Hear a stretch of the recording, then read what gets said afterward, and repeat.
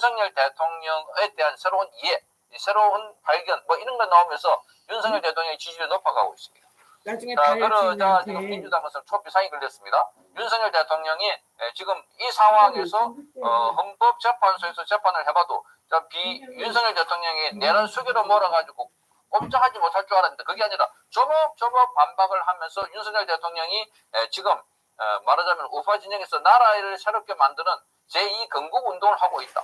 이렇게 하면서 지지율이 폭발하고 있습니다. 그리고 국민들도 결집을 하고 있습니다.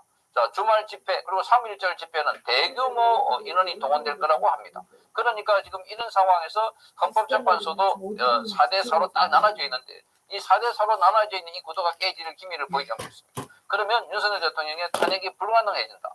그러니까 여론을 가장 민감한 게 헌법재판관들입니다. 거기는 문영배, 이미선, 정재선, 또 정정미 이 네 사람은 아예 윤석열 대통령을 묻지도 따지지 않고 탄핵하려고 하고 있지만 그러나 보수 우파 또는 보수 중도 지역에 있는 사람들 정형식, 조한창, 김형두 그리고 김복형 자, 이 사람들은 이미 두 차례에 걸쳐가지고 다 보수 쪽으로 기울어져 있는 사람들입니다. 그러다 보니까 자칫하면은 윤석열 대통령을 빨리 조기 퇴진시키고 조기 대선을 통해서 이재명이 다음에 대선에 출마해가지고 당선될 줄 알았는데 그게 아니라 윤석열 대통령이 들어오면은 이재명은 끝난다. 뿐만 아니라 이재명만 끝납니까? 경찰, 검찰, 공수처 전부 다 무리하게 불법하게 수사인 기관들이 끝난다 생각되니까 자, 또 앞다투어서 지금 서로 경쟁적으로 윤석열 대통령의 말하자면은 악의적 프레임을 붙이는데 앞장서고 있다는 겁니다. 자, 오늘 윤석열 대통령 관련해서 경찰이 지금 체포영장 집행 방해 혐의로 입건했습니다. 자, 그럼에도 불구하고 윤석열 대통령은 지금 현직 대통령이라 이 건으로 형사소추가 안 됩니다. 그럼에도 불구하고 이렇게 하는 이유가 뭔가? 전부 다 악의적 프레임을 붙여가지고 윤석열 대통령이 지금 부상하고 있는 거 보고 야, 겁난다. 윤석열 대통령이 대단하다. 윤석열 대통령이 다시 돌아오면 우린 다 죽는다. 그렇게 해서 계속해서 윤석열 대통령을 공격하는 그런 차원이 아닐까 그렇게 해석이 되고 있습니다. 자, 그래서 윤 대통령은 이미 특수 공무집행방해 혐의로 입건된 상태고 지난달 3일 조국당이 윤 대통령을 고발한 데 따른 것이라고 합니다.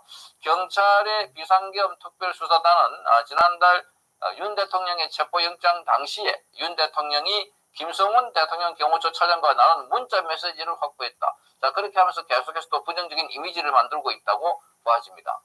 자, 경호처 내 이 강경파로 꼽히고 있는 김 차장은 직원들과 체포 저지 지시를 내렸는데 1월 15일 날 경호처 직원들이 동조하지 않으면서 윤석열 대통령은 체포됐고 다만 경찰 관계자는 메시지의 구체적인 내용은 확인해 줄 수 없다. 이것도 경호처 직원들이 동조하지 않은 게 아니라 윤석열 대통령이 여기 나쁜 보도라는 겁니다. 윤석열 대통령이 경호처도 우리 직원들이고 뿐만 아니라 경찰도 우리 젊은 국민들이다. 서로 충돌하지 않도록 하기 위해서 내가 대신에 나가겠다. 그렇게 해서 본인이 영장 집행에 응했던 것이었습니다. 자, 그래서 지금 우리나라 헌법에는 대통령은 내란 또는 외환죄를 범한 경우를 제외하고는 제적 중에 형사상의 소추를 받지 않는다고 되어 있는데 그런데도 지금 여기 보면은 영장 집행 방해했다는 혐의로 지금 입건을 했던 겁니다. 입건을 왜 합니까? 오라 가라 이렇게 계속해서 괴롭히려고 하는 것 아닐까. 그뿐만이 아닙니다. 윤석열 대통령에 대해서는 아까 제가 말씀드린 것처럼 자, 여기 또한 청문회도 나와라. 그래서 안 나가니까 동행 10장을 방부했습니다. 자, 그 청문회는 뭡니까? 또 불러가지고 창피 주고 망신 주려고 하는 것이다. 자, 윤석열 대통령 관련해서 윤석열 정부의 비상계엄 선포를 통한 내란 혐의 진상규명 특별위원회 국조특위입니다. 국정조사 특별위원회는 오늘 전차 회의에서 윤석열 대통령이 출석하지 않은 부분을 놓고 자, 출석하라고 동행 명령장의 발부를 가기로 했습니다. 자, 그래서 동행 명령장이 발부된 6사람인데 윤석열 대통령을 비롯해서 김용현 전 국방부 장관, 여인영 전 방첩사령관, 노상원 전 정보사령관, 문상호 전 정보사령관, 93회 제2기갑 비단장 정이라고 합니다. 자, 이들에게도 빨리 와라 이렇게 하면서 압박을 하고 있는. 그러니까 지금 최고의 범죄 혐의를 엮어놔 놓고 거기다가 또 지질한 거, 자잘한 거까지 딱 익혀가지고 계속해서 괴롭히겠다는 거. 자, 이게 바로 저들의 목적이 아닐까. 그러니까 지금 뭔가 계속해서 뜨고 부상하고 이러니까 초조해가지고, 야, 우리는 이렇게 서로 윤석열 대통령에게 타격을 주기 위해서, 자, 이렇게 뭐, 입건도 하고 뭐 했습니다. 뭐 이렇게 하면은, 민주당에서는, 자, 우리도 거기 동해명령장을 발부했습니다. 하고, 좀 이재명에게 서로 충성 경쟁을 하고 있는 것 아닐까. 이렇게 보입니다. 자, 이렇게 마구잡이로 하고 있는 것은 그만큼 윤석열 대통령이 지금도 살아있고 여전히 힘이 있고 돌아오겠다는 강한 의지를 비추고 있으니까. 그래서 윤석열 대통령을 지금 이렇게 겁박하고 있는 걸로 보입니다. 역시 윤석열 대통령이 가장 무섭기는 무서운가 봅니다. 성창경 TV였습니다. 저희는 부정선거 검증 요구는 자유를 떠나 국민으로서 마땅히 요구해야 할 문제임을 호소하고자 이 자리에 나왔습니다. 윤석열 대통령은 대국민 담화문에서 부정선거가 있었다고 확정적으로 밝힌 것이라기보다는 의심하는 국민이 많아 확인하려고 했지만 방법이 없었다라고 밝히셨습니다. 외부 감사와 수사로부터 성역인 선관위는 대한민국에서 무서운 불이한 카르텔이 되어왔습니다. 여러분, 2020년 대법원의 판결은 그야말로 공허하고 왜곡된 판결이었습니다. 미국학과, 영어 영문학과 이선생이라고 합니다. 와! 여러분, 저희는 부정선거 검증 요구는 자유를 떠나 국민으로서 마땅히 요구해야 할 문제임을 호소하고자 이 자리에 나왔습니다. 윤석열 대통령은 대국민 담화문에서 부정선거가 있었다고 확정적으로 밝힌 것이라기보다는 의심하는 국민이 많아 확인하려고 했지만 방법이 없었다라고 밝히셨습니다. 대통령 담화의 본질은 국민의 의혹을 해소할 방안을 모색하겠다는 것이었습니다. 여러분, 비상계엄의 표적은 명확히 국회가 아닌 선관위였습니다. 맞습니다. 비상계엄 선포 후 가장 먼저 선관위의 계엄군이 투입되었고 국회의 출전 수보다 더 많은 군이 투입되었습니다. 그리고 군은 계엄 선포 2분 만에 선관위 컴퓨터실에 들어가 사전투표 명부를 관리하는 통합 명부 시스템 서버 등을 촬영했습니다. 대통령은 선관위는 헌법기관이고 사법부 관계자들이 위원으로 있어 영장에 의한 압수수색이나 강제수사가 사실상 불가능하다라고 설명했습니다. 실제로 외부 감사와 수사로부터 성역인 선관위는 대한민국에서 무서운 불이한 카르텔이 되어왔습니다. 맞습니다. 선관위는 자신이 헌법기관임을 내세우며 각종 논란에도 감사원의 감사도 검찰의 수사도 피해왔습니다. 심지어 2023년 북한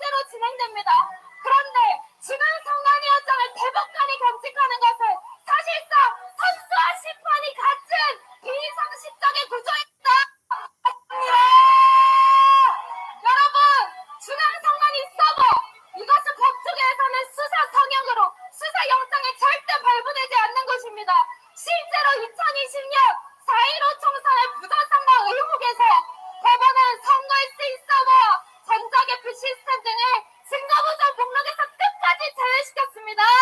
맞습니다. 여러분, 언론에서는 5년간 180차례 이상 압수수색이 있었다고 하며 여론을 호도하고 있습니다. 그러나 압수수색 181건 중 단 한 건도 선거와 직접적으로 관련이 있는 압수수색은 없습니다. 맞습니다. 여러분, 검증할 수 없는 선거의 공정성을 어떻게 담보할 수 있겠습니까? 맞습니다. 선관위가 시종일관 자신들의 부정선거에 관여하지 않았다고 주장하지만 누가 자신의 범죄를 제 입으로 진술하겠습니까? 맞습니다. 여러분, 선관위가 스스로에게 준 보안 점수는 100점 만점이었습니다. 그러나 국정원이 같은 기준으로 점검해보니 31.5점이었습니다. 맞습니다.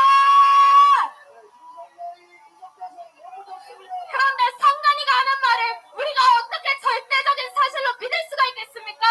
맞습니다. 여러분, 외부 감시를 받지 않는 조직은 부패하기 마련입니다. 이는 외부 감시 없이 폐지된 선관위 조직에서 끼리끼리 해먹은 자녀 특혜 채용에서도 단적으로 드러납니다. 맞습니다. 선관위의 부정 채용은 무려 1,200여 건입니다. 외부 감시를 받지 않는 선관위의 법 위반과 도덕적 해이가 크게 달했습니다. 맞습니다. 부정선거 검증하라! 검증하라! 검증하라! 검증하라! 여러분, 국정원 선거 결과 모의 해킹 때에도 투개표 조작이 가능했습니다. 사전 투표를 하지 않은 사람을 한 사람으로 바꿀 수도 있었으며 사전 투표를 한 사람을 하지 않은 사람으로 바꿀 수도 있었습니다. 또한 모의 해킹 때에도 이렇게 서버가 뻥뻥 뚫리는데 어떻게 부정선거가 절대 없었을 것이라고 단정할 수 있겠습니까? 맞습니다. 단정할 수 없습니다.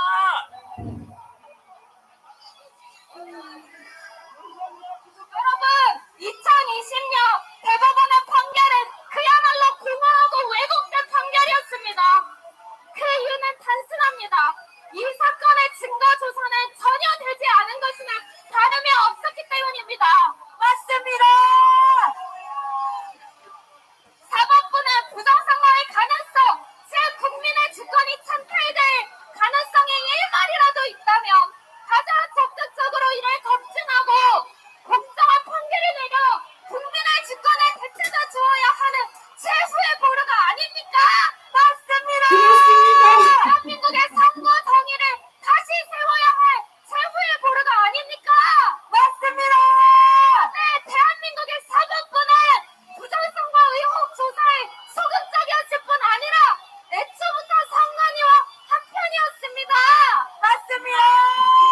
이미 답이 정해진 판결을 위해 보여주기식 절차를 거쳤을 뿐 실질적인 검증을 회피하였습니다. 맞습니다. 여러분, 국회의원 선거무효 소송은 180일 내에 판결해야 합니다. 그러나 대법원은 이러한 선거법 규정을 어기며 820여일 동안 질질 소송을 끌었습니다. 이러한 대법원의 행태는 선거의 공정성에 대한 국민의 절박한 요구를 우습게 보는 것입니다. 맞습니다. 여러분, 재검표 현장에서는 비정상적인 투표지들이 대거 발견되었습니다. 2021년 재검표에서는 일장기 투표지, 형상기억종이라고 불리는 신권다발 투표지, 본드로 떡치는 투표지, 세장이 붙어 나오는 투표지, 그리고 배층립 투표지 등 이상한 투표지가 대량 발견되었습니다. 맞습니다. 그런데도 선관위는 이것이 아무런 문제가 없는 투표지라며 개판을 그려놓았습니다. 맞습니다. 여러분, 신권 다발처럼 빳빳한 투표 가능하지 않습니다. 투표자에 의해 접히고 투표하면서 뒤섞이며 개표 과정에서 다시 뒤섞이고 분류 과정을 거친 정상적인 투표지가 어떻게 신권 다발같이 빳빳할 수가 있겠습니까? 맞습니다. 국민의 의혹이 증폭되자 선관위는 호피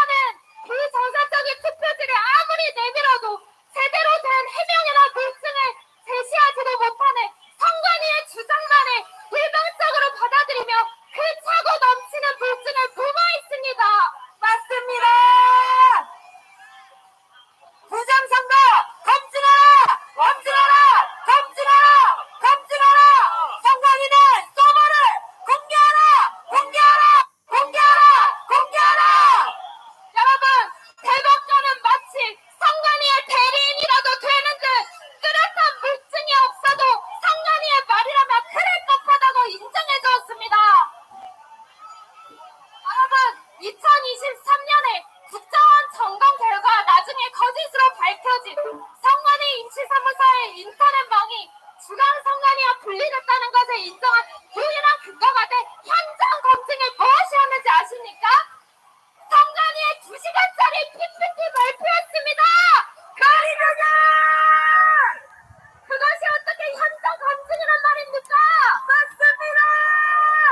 2025년 대선에서는 CCTV가 없거나 CCTV를 종이로 가린 방에 투표함들이 발견되었습니다. 이렇게 투표지가 부실하게 관리되고 있는 것이 다 드러난 것입니다. 맞습니다!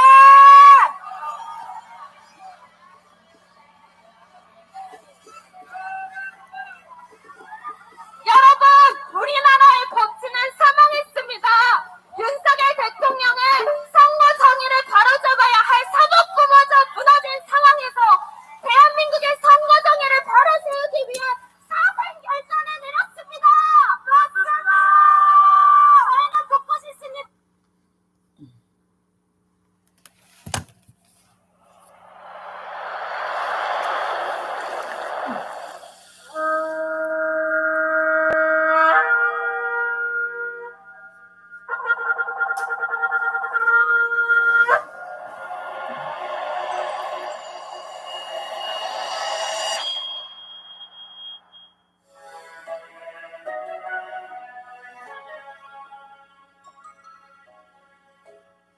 Vaikra, Leviticus chapter 1. And Yahweh called unto Moshe, and spoke unto him out of the tabernacle of the assembly, saying, Speak unto the children of Yasharel, and say unto them, If any man of you bring an offering unto Yahweh, ye shall bring your offering of the cattle, even of the herd and of the flock. If his offering be a burnt sacrifice of the herd, let him offer a male without blemish. He shall offer it of his own voluntary will, at the door of the tabernacle of the assembly before Yahweh. And he shall put his hand upon the head of the burnt offering, and it shall be accepted for him to make an atonement for him. And he shall kill the bullock before Yahweh, and the priests, Aharon's sons, shall bring the blood, and sprinkle the blood round about upon the altar that is by the door of the tabernacle of the assembly.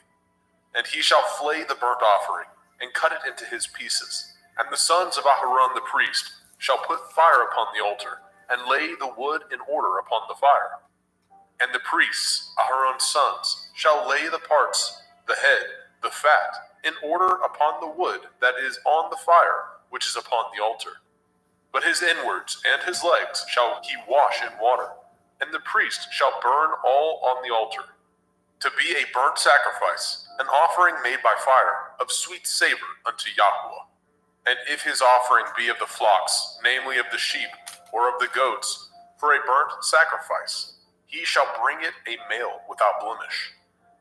And he shall kill it on the side of the altar northward, before Yahweh and the priest. Aharon's sons shall sprinkle his blood round about upon the altar. And he shall cut it into his pieces, with his head and his fat, and the priest shall lay them in order on the wood that is on the fire, which is upon the altar. But he shall wash the inwards of the legs with water, and the priest shall bring it all, and burn it upon the altar. It is a burnt sacrifice, an offering made by fire, of sweet savor unto Yahweh. And if the burnt sacrifice for his offering to Yahweh be of fowls, then he shall bring his offering of turtle doves, or of young pigeons. And the priest shall bring it unto the altar, and wring off his head, and burn it on the altar, and the blood thereof shall be wrung out at the side of the altar. And he shall pluck away his crop with his feathers, and cast it beside the altar on the east part, by the place of the ashes. And he shall cleave it with the wings thereof, but shall not divide it asunder. And the priest shall burn it upon the altar, upon the wood that is upon the fire. It is a burnt sacrifice, an offering made by fire, of sweet savor unto Yahweh. Vaikra, Leviticus chapter 2. And when any will offer a meat offering unto Yahweh, his offering shall be of fine flour, and he shall pour oil upon it, and put frankincense thereon. And he shall bring it to Aharon's sons, the priests, and he shall take thereout his handful of the flour thereof, and of the oil thereof, with all the frankincense thereof. And the priest shall burn the memorial of it upon the altar, to be an offering made by fire, of a sweet savor unto Yahweh. And the remnant of the meat offering shall be Aharon's and his sons. It is a thing most holy of the offerings of Yahweh made by fire. And if you bring an oblation of meat offering, bacon in the oven, it shall be matzah cakes of fine flour mingled with oil, or matzah wafers anointed with oil. And if your oblation be a meat offering, bacon in a pan, it shall be of fine flour, unleavened, mingled with oil. You shall part it in pieces, and pour oil thereon. It is a meat offering. And if your oblation be a meat offering, bacon in the frying pan, it shall be made of fine flour with oil. And you shall bring the meat offering that is made of these things unto Yahweh. And when it is presented unto the priest, he shall bring it unto the altar. And the priest shall take from the meat offering a memorial thereof, and shall burn it upon the altar. It is an offering made by fire, of sweet savor unto Yahweh. And that which is left of the meat offering shall be Aharon's and his sons. It is a thing most holy of the offerings of Yahweh made by fire. No meat offering which ye shall bring unto Yahweh shall be made with leaven, for ye shall burn no leaven, nor any honey, in any offering of Yahweh made by fire. As for the oblation of the firstfruits, ye shall offer them unto Yahweh, but they shall not be burnt on the altar for a sweet savor. And every oblation of your meat offering shall ye season with salt, neither shall ye suffer the salt of the covenant of your Elohim to be lacking from your meat offering. And all your offerings you shall offer salt. And if you offer a meat offering of your firstfruits unto Yahweh, you shall offer the meat offering of your firstfruits, green ears of grain dried by the fire, even grain beaten out of full ears. And you shall put oil upon it, and lay frankincense thereon. It is a meat offering. And the priest shall burn the memorial of it, part of the beaten grain thereof, and part of the oil thereof, with all the frankincense thereof. It is an offering made by fire unto Yahweh. Vayikra, Leviticus chapter 3. And if his oblation be a sacrifice of peace offering, if he offer it of the herd, whether it be a male or a female, he shall offer it without blemish before Yahweh. And he shall lay his hand upon the head of his offering, and kill it at the door of the tabernacle of the assembly. And Aharon's sons, the priests, shall sprinkle the blood upon the altar round about. And he shall offer of the sacrifice of the peace offering an offering made by fire unto Yahweh, the fat that covers the inwards, and all the fat that is upon the inwards, and the 2 kidneys, and the fat that is on them, which is by the flanks, and the caul above the liver, with the kidneys, it shall he take away. And Aharon's sons shall burn it on the altar upon the burnt sacrifice, which is upon the wood that is on the fire. It is an offering made by fire, of sweet savor unto Yahweh. And if his offering for a sacrifice of peace offering unto Yahweh be of the flock, male or female, he shall offer it without blemish. If he offer a lamb for his offering, then shall he offer before Yahweh. And he shall lay his hand upon the head of his offering, and kill it before the tabernacle of the assembly. And Aharon's sons shall sprinkle the blood thereof round about upon the altar.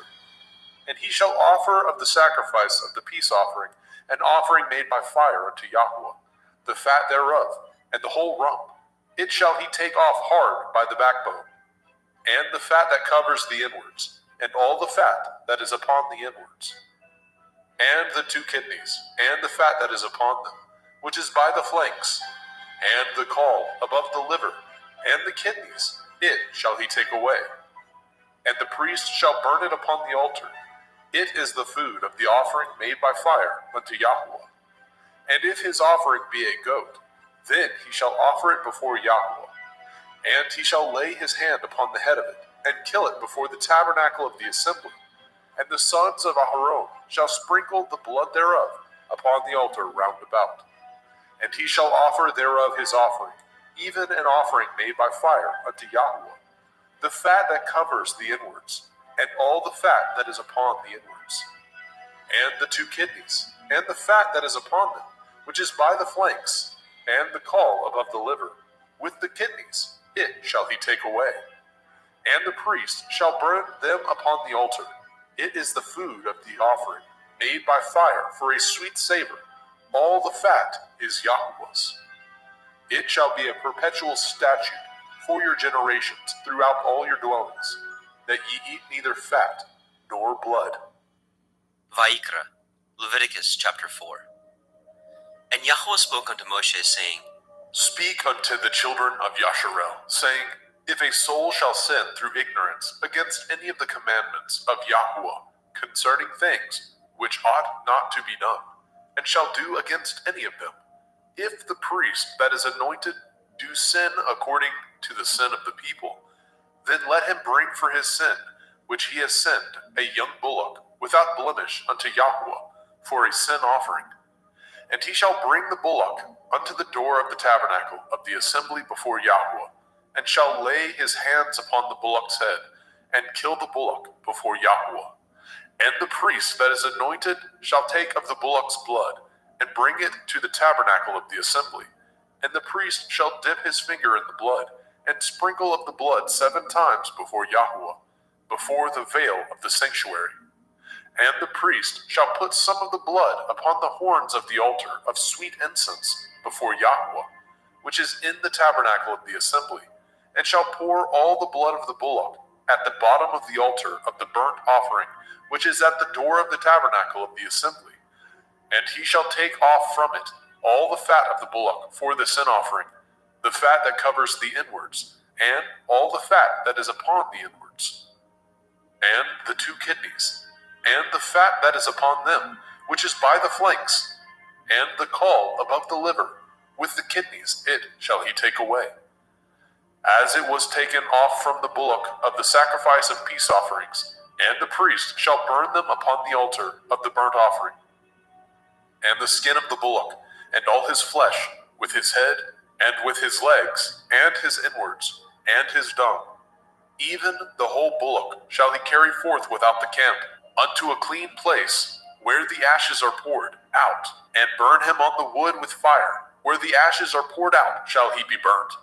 And if the whole assembly of Yasharel sin through ignorance, and the thing be hid from the eyes of the assembly, and they have done somewhat against any of the commandments of Yahweh, concerning things which should not be done, and are guilty, when the sin which they have sinned against it is known, then the assembly shall offer a young bullock for the sin, and bring him before the tabernacle of the assembly.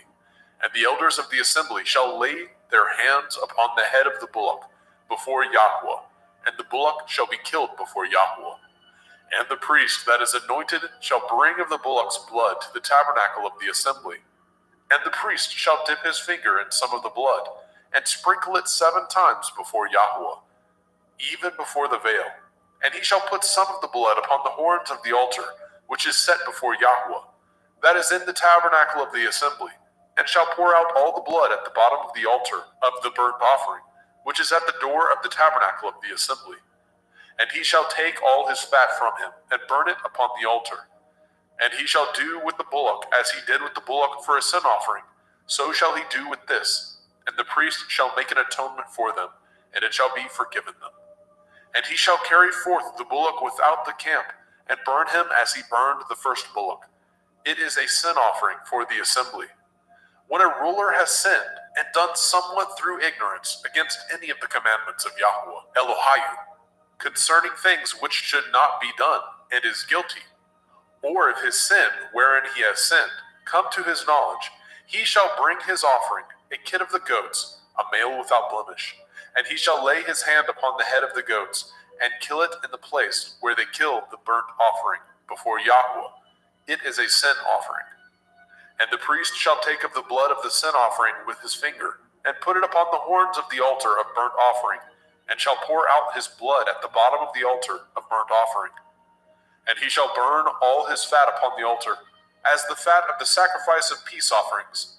And the priest shall make an atonement for him as concerning his sin, and it shall be forgiven him. And if any one of the common people sin through ignorance, which he does somewhat against any of the commandments of Yahweh, concerning things which ought not to be done, and be guilty, or if his sin which he has sinned come to his knowledge, then he shall bring his offering, a kid of the goats, a female without blemish, for his sin which he has sinned. And he shall lay his hand upon the head of the sin offering, and slay the sin offering in the place of the burnt offering. And the priest shall take of the blood thereof with his finger, and put it upon the horns of the altar of burnt offering, and shall pour out all the blood thereof at the bottom of the altar. And he shall take away all the fat thereof, as the fat is taken away from off the sacrifice of peace offerings. And the priest shall burn it upon the altar for a sweet savor unto Yahweh. And the priest shall make an atonement for him, and it shall be forgiven him. And if he bring a lamb for a sin offering, he shall bring it a female without blemish. And he shall lay his hand upon the head of the sin offering, and slay it for the sin offering in the place where they killed the burnt offering. And the priest shall take of the blood of the sin offering with his finger, and put it upon the horns of the altar of burnt offering, and shall pour out all the blood thereof at the bottom of the altar. And he shall take away all the fat thereof, as the fat of the lamb is taken away from the sacrifice of the peace offering. And the priest shall burn them upon the altar, according to the offering made by fire unto Yahweh. And the priest shall make an atonement for his sin that he has committed, and it shall be forgiven him. Vayikra, Leviticus chapter 5. And if a soul sin, and hear the voice of swearing, and is a witness, whether he has seen or known of it, if he do not utter it, then he shall bear his iniquity. Or if a soul touch any unclean thing, whether it be a carcass of an unclean beast, or a carcass of unclean cattle, or the carcass of unclean creeping things, and if it be hidden from him, he also shall be unclean and guilty. Or if he touch the uncleanness of man, whatsoever uncleanness it be, that a man shall be defiled withal, and it be hid from him, when he knows of it, then he shall be guilty.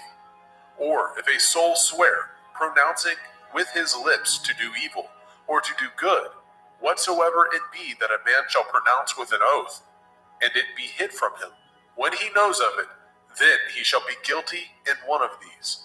And it shall be, when he shall be guilty in one of these things, that he shall confess that he has sinned in that thing. And he shall bring his trespass offering unto Yahweh, for his sin which he has sinned, a female from the flock, a lamb or a kid of the goats, for a sin offering, and the priest shall make an atonement for him concerning his sin. And if he is not able to bring a lamb, then he shall bring for his trespass which he has committed 2 turtle doves, or 2 young pigeons unto Yahweh, one for a sin offering, and the other for a burnt offering. And he shall bring them unto the priest, who shall offer that which is for the sin offering first, and wring off his head from his neck, but shall not divide it asunder. And he shall sprinkle of the blood of the sin offering upon the side of the altar, and the rest of the blood shall be wrung out at the bottom of the altar. It is a sin offering. And he shall offer the second for a burnt offering, according to the manner, and the priest shall make an atonement for him, for his sin which he has sinned, and it shall be forgiven him. But if he be not able to bring 2 turtle doves, or 2 young pigeons, then he that sinned shall bring for his offering the 10th part of an ephah of fine flour for a sin offering.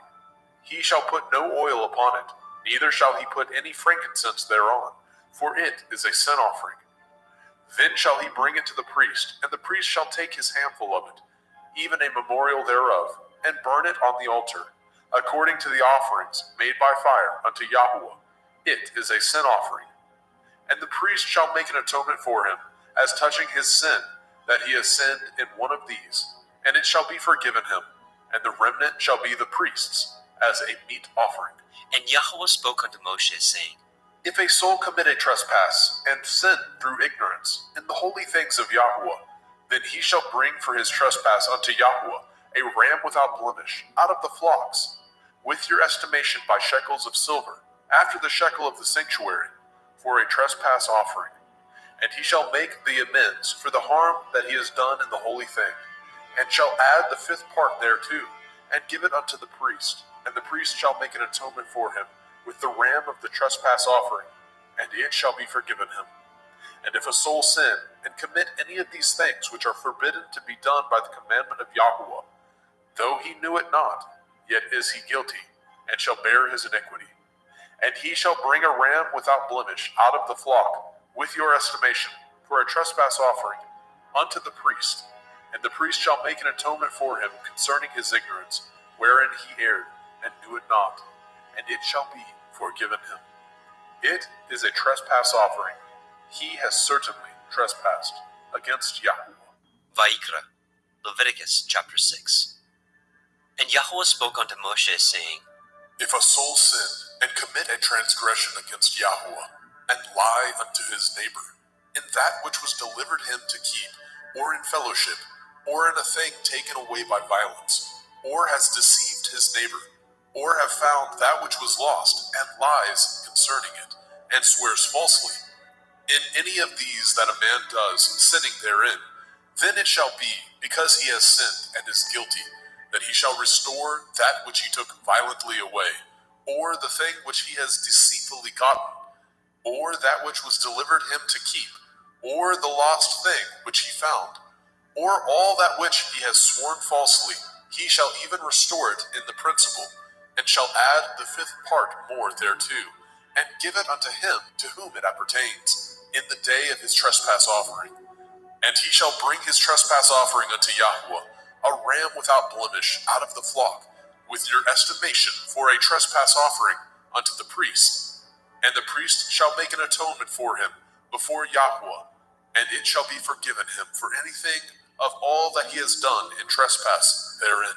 And Yahweh spoke unto Moshe, saying, Command Aharon and his sons, saying, This is the Torah of the burnt offering. It is the burnt offering because of the burning upon the altar all night unto the morning, and the fire of the altar shall be burning in it. And the priest shall put on his linen garment, and his linen breeches shall he put upon his flesh, and take up the ashes which the fire has consumed with the burnt offering on the altar, and he shall put them beside the altar. And he shall put off his garments, and put on other garments, and carry forth the ashes without the camp unto a clean place. And the fire upon the altar shall be burning in it. It shall not be put out. And the priest shall burn wood on it every morning, and lay the burnt offering in order upon it, and he shall burn thereon the fat of the peace offerings. The fire shall ever be burning upon the altar. It shall never go out. And this is the Torah of the meat offering. The sons of Aharon shall offer it before Yahweh, before the altar. And he shall take of it his handful of the flour of the meat offering, and of the oil thereof, and all the frankincense which is upon the meat offering, and shall burn it upon the altar for a sweet savor, even the memorial of it unto Yahweh. And the remainder thereof shall Aharon and his sons eat, with matzah, unleavened bread, shall it be eaten in the holy place, in the court of the tabernacle of the assembly they shall eat it. It shall not be baken with leaven. I have given it unto them for their portion of my offering made by fire. It is most holy, as is the sin offering, and as the trespass offering. All the males among the children of Aharon shall eat of it. It shall be a statute forever in your generations, concerning the offerings of Yahweh made by fire. Everyone that touches them shall be holy. And Yahweh spoke unto Moshe, saying, This is the offering of Aharon and his sons, which they shall offer unto Yahweh in the day when he is anointed. The 10th part of an ephah of fine flour for a meat offering perpetual, half of it in the morning and half thereof at night. In a pan it shall be made with oil, and when it is baken, you shall bring it in, and the baken pieces of the meat offering shall you offer for a sweet savor unto Yahweh. And the priest of his sons that is anointed in his stead shall offer it. It is a statute forever unto Yahweh. It shall be wholly burnt. For every meat offering for the priest shall be wholly burnt. It shall not be eaten. And Yahweh spoke unto Moshe, saying, Speak unto Aharon and to his sons, saying, This is the Torah of the sin offering. In the place where the burnt offering is killed, shall the sin offering be killed before Yahweh.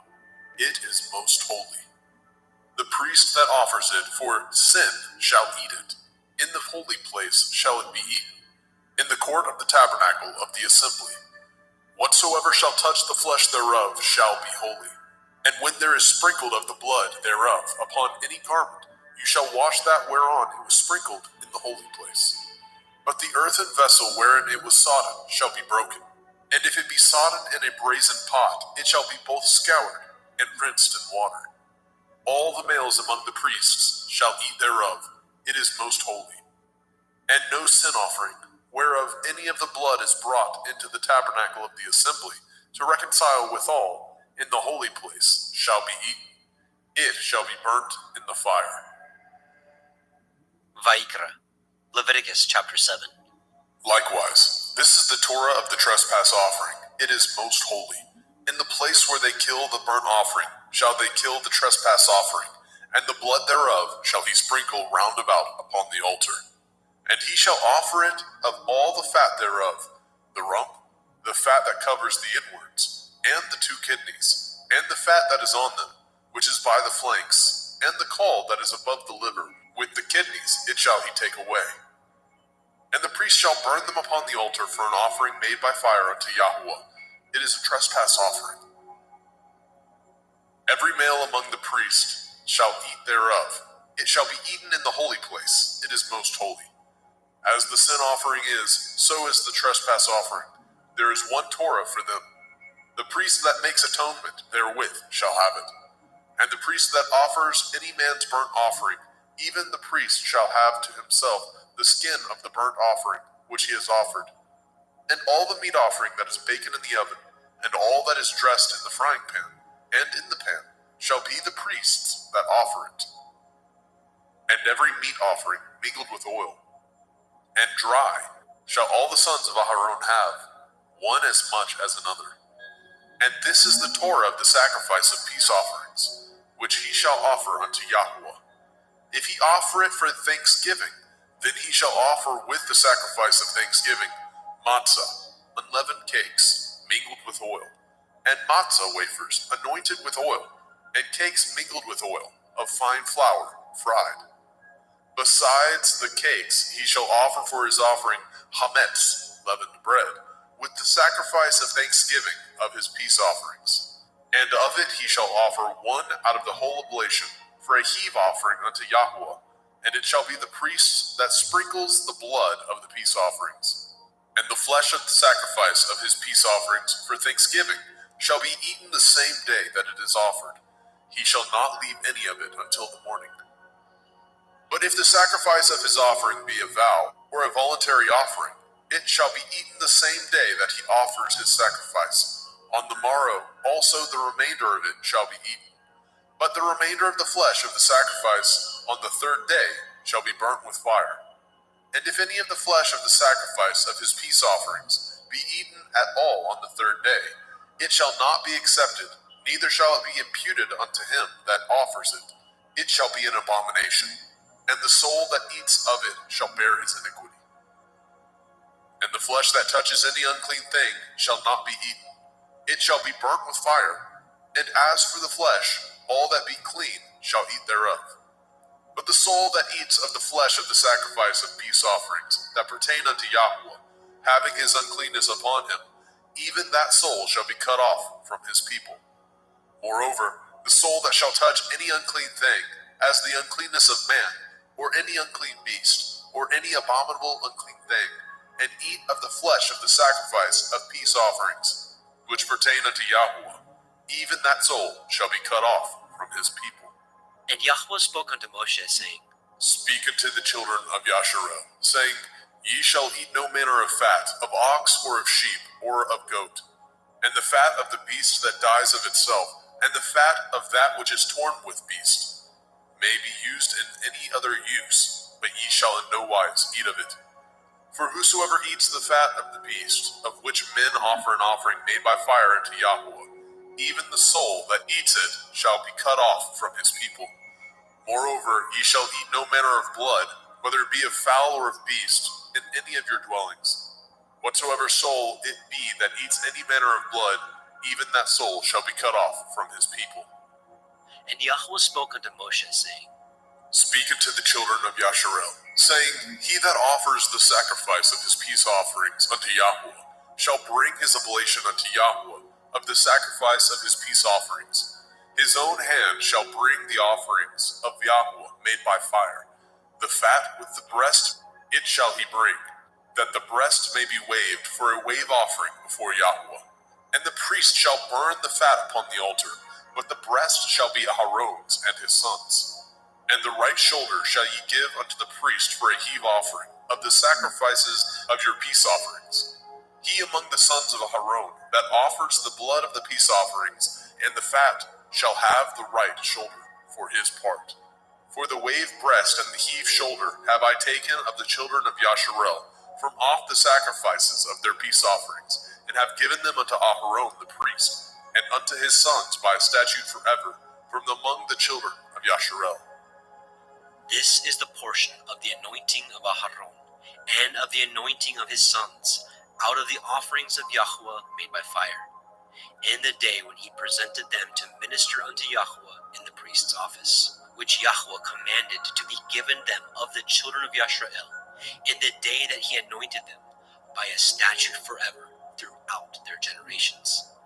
This is the Torah of the burnt offering, of the meat offering, and of the sin offering, and of the trespass offering, and of the consecrations, and of the sacrifice of the peace offerings, which Yahweh commanded Moshe in Mount Sinai, in the day that he commanded the children of Yasharel to offer their oblations unto Yahweh in the wilderness of Sinai.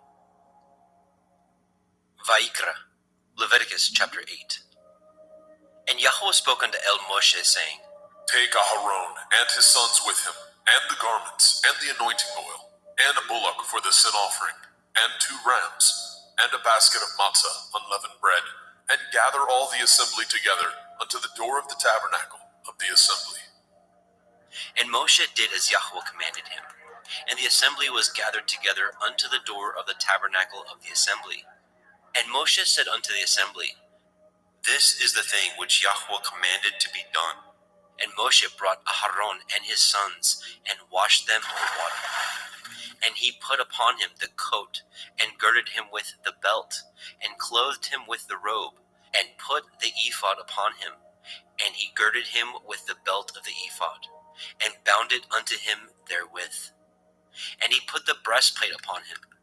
Also he put in the breastplate the Urim and the Tumim. And he put the turban upon his head. Also upon the turban, even upon his forefront, did he put the golden plate, the holy crown, as Yahweh commanded Moshe. And Moshe took the anointing oil, and anointed the tabernacle, and all that was therein, and sanctified them. And he sprinkled thereof upon the altar 7 times, and anointed the altar and all his vessels, both the laver and his foot, to sanctify them. And he poured of the anointing oil upon Aharon's head, and anointed him, to sanctify him.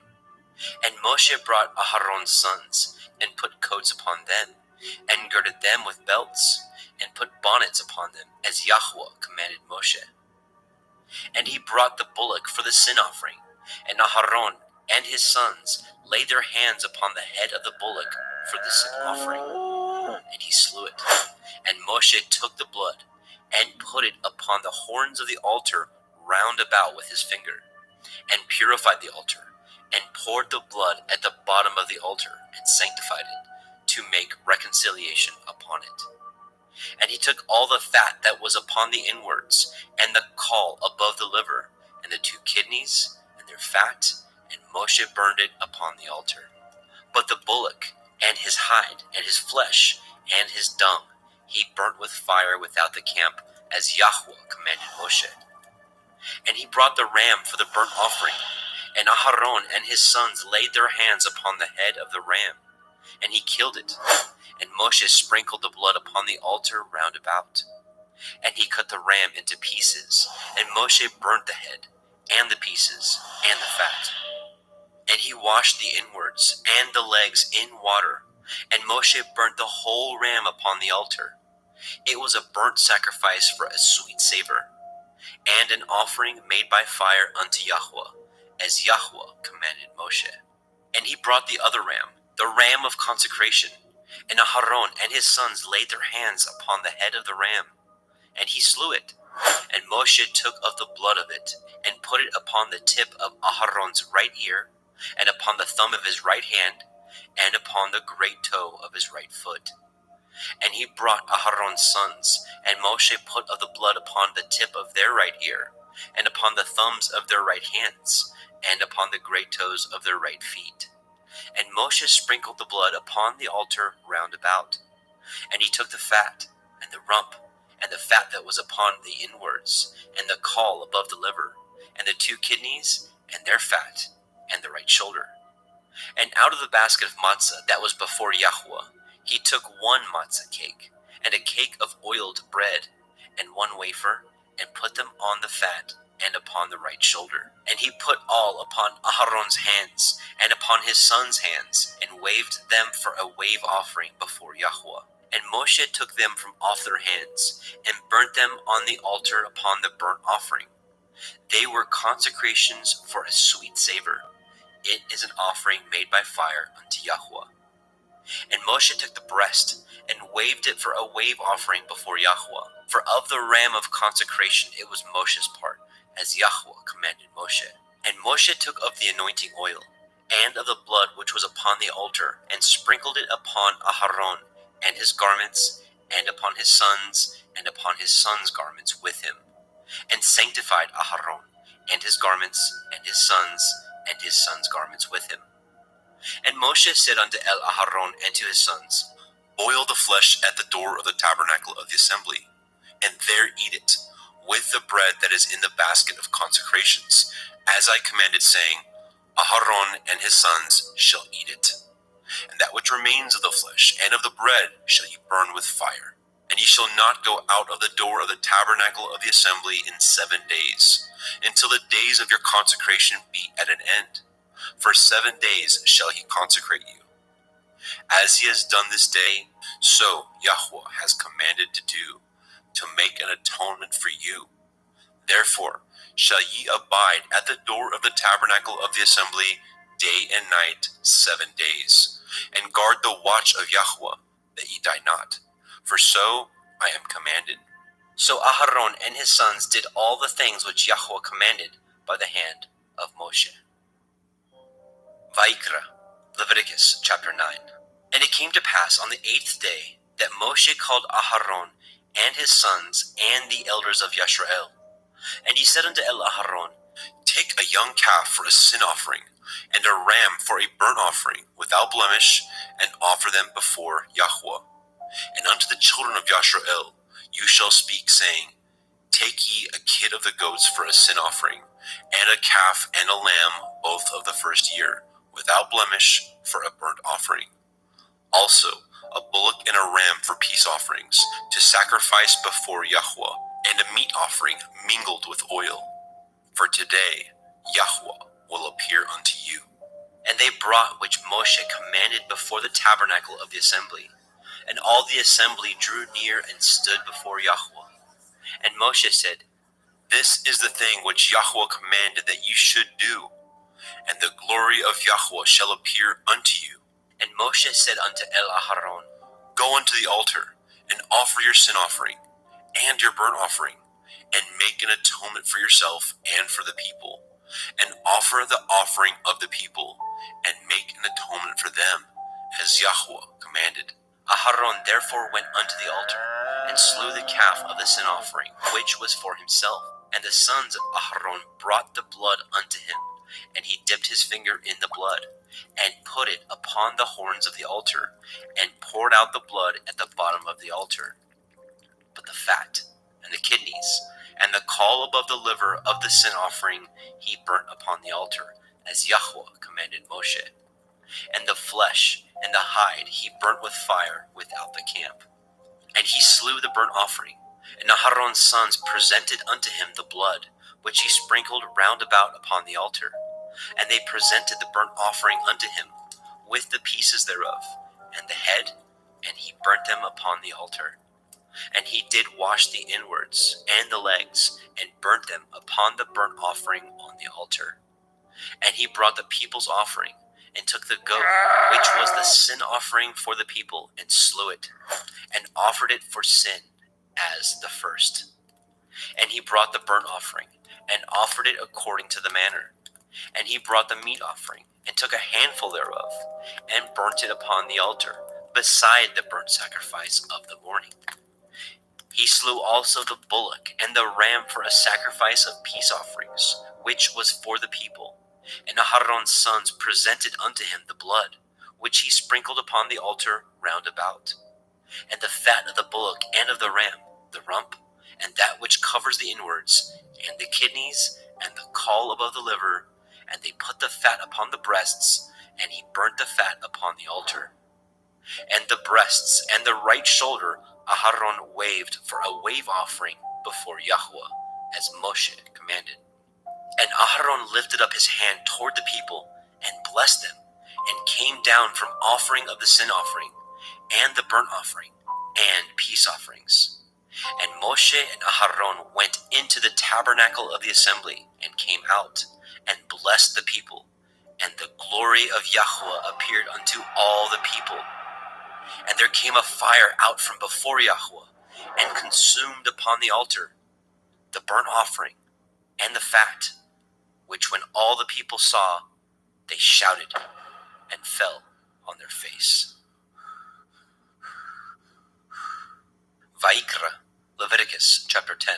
And Nadab and Abihu, the sons of Aharon, took either of them his censer, and put fire therein, and put incense thereon, and offered strange fire before Yahweh, which he commanded them not. And there went out fire from Yahweh, and devoured them, and they died before Yahweh. Then Moshe said unto Aharon, This is that Yahweh spoke, saying, I will be sanctified in them that come nigh me, and before all the people I will be glorified. And Aharon held his peace. And Moshe called Mishael and Elishaphan, the sons of Uzziel, the uncle of Aharon, and said unto them, Come near, carry your brethren from before the sanctuary out of the camp. So they went near, and carried them in their coats out of the camp, as Moshe had said. And Moshe said unto Aharon, and unto Eleazar, and unto Ithamar his sons, Uncover not your heads, neither rend your clothes, lest ye die, and lest the wrath come upon all the people. But let your brethren, the whole house of Yashrael, bewail the burning which Yahweh has kindled. And ye shall not go out from the door of the tabernacle of the assembly, lest ye die. For the anointing oil of Yahweh is upon you. And they did according to the word of Moshe. And Yahweh spoke unto Aharon, saying, Do not drink wine, nor strong drink, you nor your sons with you, when ye go into the tabernacle of the assembly, lest ye die. It shall be a statute forever throughout your generations, and that ye may put difference between holy and unholy, and between unclean and clean, and that ye may teach the children of Yasharel all the statutes which Yahweh has spoken unto them by the hand of Moshe. And Moshe spoke unto Aharon, and unto Eleazar, and unto Ithamar, his sons that were left, Take the meat offering that remains of the offerings of Yahweh made by fire, and eat it without leaven beside the altar, for it is most holy. And ye shall eat it in the holy place, because it is your due, and your sons' due, of the sacrifices of Yahweh made by fire, for so I am commanded. And the wave breast and the heave shoulder shall ye eat in a clean place, you and your sons and your daughters with you, for they be your due, and your sons' due, which are given out of the sacrifices of peace offerings of the children of Yashrael. The heave shoulder and the wave breast shall they bring with the offerings made by fire of the fat, to wave it for a wave offering before Yahweh. And it shall be yours, and your sons with you, by a statute forever, as Yahweh has commanded. And Moshe diligently sought the goat of the sin offering, and behold, it was burnt. And he was angry with Eleazar and Ithamar, the sons of Aharon, which were left alive, saying, Wherefore have ye not eaten the sin offering in the holy place, seeing it is most holy? And Elohim has given it to you to bear the iniquity of the assembly, to make an atonement for them before Yahuwah. Behold, the blood of it was not brought in within the holy place. Ye should indeed have eaten it in the holy place, as I commanded. And Aharon said unto Moshe, Behold, this day have they offered their sin offering and their burnt offering before Yahuwah, and such things have befallen me. And if I had eaten the sin offering today, should it have been accepted in the sight of Yahuwah? And when Moshe heard that, he was content. Vaikra, Leviticus chapter 11. And Yahuwah spoke unto El Moshe and to El Aharon, saying unto them, Speak unto the children of Yasharel, saying, These are the beasts which ye shall eat among all the beasts that are on the earth. Whatsoever parts the hoof, and is cloven-footed, and chews the cud, among the beasts, that shall ye eat. Nevertheless, these shall ye not eat of them that chew the cud, or of them that divide the hoof. As the camel, because he chews the cud, but divides not the hoof, he is unclean unto you. And the coney, because he chews the cud, but divides not the hoof, he is unclean unto you. And the hare, because he chews the cud, but divides not the hoof, he is unclean unto you. And the swine, though he divide the hoof, and be cloven-footed, yet he chews not the cud, he is unclean to you. Of their flesh shall ye not eat, and their carcass shall ye not touch, they are unclean to you. These shall ye eat of all that are in the waters. Whatsoever has fins and scales in the waters, in the seas, and in the rivers, them shall you eat. And all that have not fins and scales in the seas and in the rivers, of all that move in the waters, and of any living thing which is in the waters, they shall be an abomination unto you. They shall be even an abomination unto you. Ye shall not eat of their flesh, but ye shall have their carcasses in abomination. Whatsoever has no fins nor scales in the water, that shall be an abomination unto you. And these are they which ye shall have an abomination among the fowls. They shall not be eaten.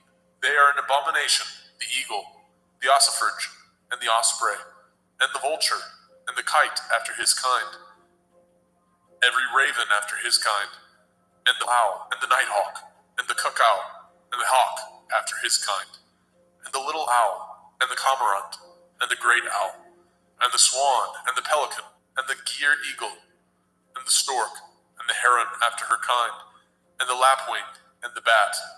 All fowls that creep going upon all four shall be an abomination unto you. Yet these may ye eat of every flying creeping thing that goes upon all four, which have legs above their feet, to leap withal upon the earth. Even these of them ye may eat, the locust after his kind, and the bald locust after his kind, and the beetle after his kind, and the grasshopper after his kind. But all other flying creeping things, which have 4 feet, shall be an abomination unto you. And for these ye shall be unclean. Whosoever touches the carcass of them shall be unclean until the evening. And whosoever bears aught of the carcass of them shall wash his clothes, and be unclean until the evening. The carcass of every beast which divides the hoof, and is not cloven-footed, nor chews the cud, are unclean unto you. Every one that touches them shall be unclean. And whatsoever goes upon his paws, among all manner of beasts that go on all fours, those are unclean unto you. Whoso touches their carcass shall be unclean until the evening. And he that bears the carcass of them shall wash his clothes, and be unclean unto the evening. They are unclean unto you. These also shall be unclean unto you. Among the creeping things that creep upon the earth, the weasel, the mouse, and the tortoise, after his kind, and the ferret, and the chameleon, and the lizard, and the snail, and the mole, these are unclean to you among all that creep. Whosoever touches them, when they be dead, shall be unclean until the evening. And upon whatsoever any of them, when they are dead, does fall, it shall be unclean, whether it be any vessel of wood, or raiment, or skin, or sack. Whatsoever vessel it be, wherein any work is done, it must be put into water, and it shall be unclean until the evening, so it shall be cleansed. And every earthen vessel, where into any of them that falls, whatsoever is in it shall be unclean, and ye shall break it. Of all meat which may be eaten, that on which such water comes shall be unclean, and all drink that may be drunk in every vessel shall be unclean. And everything whereupon any part of their carcass falls shall be unclean, whether it be oven or range for pots, they shall be broken down, for they are unclean, and shall be unclean unto you. Nevertheless, a fountain or pit, wherein there is plenty of water, shall be clean, but that which touches their carcass shall be unclean. And if any part of their carcass falls upon any sowing seed which is to be sown, it shall be clean. But if any water be put upon the seed, and any part of their carcass fall thereon, it shall be unclean unto you. And if any beast of which ye may eat die, he that touches the carcass thereof shall be unclean unto the evening. And he that eats of the carcass of it shall wash his clothes, and be unclean until the evening. He also that bears the carcass of it shall wash his clothes, and be unclean until the evening. And every creeping thing that creeps upon the earth shall be an abomination. It shall not be eaten. Whatsoever goes upon the belly, and whatsoever goes upon all fours, or whatsoever has more feet among all creeping things that creep upon the earth, them shall ye not eat, for they are an abomination. Ye shall not make yourselves abominable with any creeping thing that creeps, neither shall ye make yourselves unclean with them, that ye should be defiled thereby. For I am Yahuwah Elohim. Ye shall therefore sanctify yourselves, and ye shall be holy, for I am holy. Neither shall ye defile yourselves with any manner of creeping thing that creeps upon the earth. For I am Yahuwah, that brings you up out of the land of Mitzrayim, to be your Elohim. Ye shall therefore be holy, for I am holy. This is the Torah of the beasts, and of the fowl, and of every living creature that moves in the waters, and of every creature that creeps upon the earth, to make a difference between the unclean and the clean, and between the beast that may be eaten, and the beast that may not be eaten. Vaikra, Leviticus chapter 12. And Yahweh spoke unto Moshe, saying, Speak unto the children of Yasharel, saying, If a woman have conceived seed, and born a male child, then she shall be unclean 7 days. According to the days of the separation for her infirmity, shall she be unclean. And in the 8th day, the flesh of his foreskin shall be circumcised. And she shall then continue in the blood of her purifying 33 days. She shall touch no hallowed thing, nor come into the sanctuary, until the days of her purifying be fulfilled. But if she bear a female child, then she shall be unclean 2 weeks, as in her separation, and she shall continue in the blood of her purifying 66 days. And when the days of her purifying are fulfilled, for a son or for a daughter, she shall bring a lamb of the first year for a burnt offering, and a young pigeon, or a turtle dove, for a sin offering, unto the door of the tabernacle of the assembly, unto the priest, who shall offer it before Yahuwah, and make an atonement for her, and she shall be cleansed from the issue of her blood. This is the Torah for her that has borne a male or a female. And if she be not able to bring a lamb, then she shall bring 2 turtle doves, or 2 young pigeons, the one for the burnt offering, and the other for a sin offering. And the priest shall make an atonement for her, and she shall be clean. Vaikra, Leviticus chapter 13. And Yahweh spoke unto El Moshe and El Aharon, saying, When a man shall have in the skin of his flesh a rising, a scab, or a bright spot, and it be in the skin of his flesh, like the plague of leprosy, then he shall be brought unto El Aharon the priest, or unto one of his sons the priests. And the priest shall look on the plague in the skin of the flesh, and when the hair in the plague is turned white, and the plague in sight be deeper than the skin of his flesh, it is a plague of leprosy, and the priest shall look on him and pronounce him unclean. If the bright spot be white in the skin of his flesh, and in sight be not deeper than the skin, and the hair thereof be not turned white, then the priest shall shut up him that has the plague 7 days. And the priest shall look on him the 7th day, and behold, if the plague in his sight be at a stay, and the plague spread not in the skin, then the priest shall shut him up 7 days more. And the priest shall look on him again the 7th day, and behold, if the plague be somewhat dark, and the plague spread not in the skin, the priest shall pronounce him clean. It is but a scab, and he shall wash his clothes and be clean. But if the scab spread much abroad in the skin, after that he has been seen of the priest for his cleansing, he shall be seen of the priest again. And if the priest see that, behold, the scab spreads in the skin, then the priest shall pronounce him unclean. It is a leprosy. When the plague of leprosy is in a man, then he shall be brought unto the priest. And the priest shall see him, and behold, if the rising be white in the skin, and it have turned the hair white, and there be quick raw flesh in the rising, it is an old leprosy in the skin of his flesh, and the priest shall pronounce him unclean, and shall not shut him up, for he is unclean. And if a leprosy break out abroad in the skin, and the leprosy cover all the skin of him that has the plague from his head even to his foot, wheresoever the priest looks, then the priest shall consider, and behold, if the leprosy have covered all his flesh, he shall pronounce him clean that has the plague.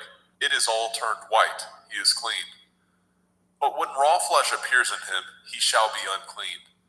And the priest shall see the raw flesh and pronounce him to be unclean, for the raw flesh is unclean. It is a leprosy. Or if the raw flesh turn again, and be changed unto white, he shall come unto the priest, and the priest shall see him, and behold, if the plague be turned unto white, then the priest shall pronounce him clean that has the plague, he is clean. The flesh also, in which even in the skin thereof was a boil, and is healed.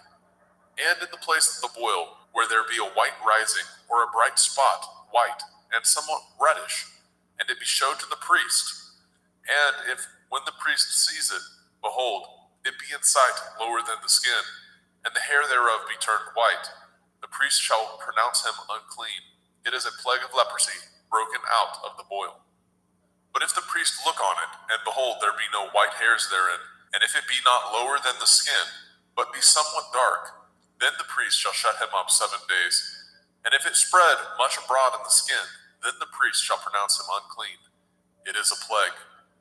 But if the bright spot stay in his place and spread not, it is a burning boil, and the priest shall pronounce him clean. Or if there be any flesh in the skin whereof there is a hot burning, and the quick flesh that burns have a white bright spot, somewhat reddish or white, then the priest shall look upon it, and behold, if the hair in the bright spot be turned white, and it be in sight deeper than the skin, it is a leprosy broken out of the burning, wherefore the priest shall pronounce him unclean. It is the plague of leprosy. But if the priest look on it, and behold, there be no white hair in the bright spot, and it be no lower than the other skin, but be somewhat dark, then the priest shall shut him up 7 days. And the priest shall look upon him the 7th day, and if it be spread much abroad in the skin, then the priest shall pronounce him unclean. It is the plague of leprosy. And if the bright spot stay in his place, and spread not in the skin, but it be somewhat dark, it is a rising of the burning, and the priest shall pronounce him clean, for it is an inflammation of the burning. If a man or woman have a plague upon the head or the beard, then the priest shall see the plague, and behold, if it be in sight deeper than the skin, and there be in it a yellow thin hair, then the priest shall pronounce him unclean. It is a dry skull, even a leprosy upon the head or beard. And if the priest shall look on the plague of the skull, and behold, it be not in sight deeper than the skin, and that there is no black hair in it, then the priest shall shut up him that has the plague of the skull 7 days. And in the 7th day the priest shall look on the plague, and behold, if the skull spread not, and there be in it no yellow hair, and the skull be not in sight deeper than the skin, he shall be shaven, and the skull shall he not shave, and the priest shall shut him up that has the skull 7 days more. And in the 7th day the priest shall look on the skull, and behold, if the skull be not spread in the skin, nor be in sight deeper than the skin, then the priest shall pronounce him clean, and he shall wash his clothes and be clean. But if the skull spread much in the skin after his cleansing, then the priest shall look on him, and behold, if the skull be spread in the skin, the priest shall not seek for yellow hair, he is unclean. But if the skull be in his sight at a stay, and that there is a black hair grown up therein, the skull is healed, he is clean, and the priest shall pronounce him clean. If a man also or a woman have in the skin of their flesh bright spots, even white bright spots, then the priest shall look, and behold, if the bright spot in the skin of their flesh be darkish white, it is a freckled spot that grows in the skin, he is clean. And the man whose hair is fallen off his head, he is bald, yet is he clean. And he that has his hair fallen off from the part of his head towards his face, he is forehead bald, yet he is clean. And if there be in the bald head or bald forehead a white reddish sore, it is a leprosy sprung up in his bald head or his bald forehead. Then the priest shall look upon it, and behold, if the rising of the sore be white reddish in the bald head or in his bald forehead, as the leprosy appears in the skin of the flesh, he is a leprous man. He is unclean.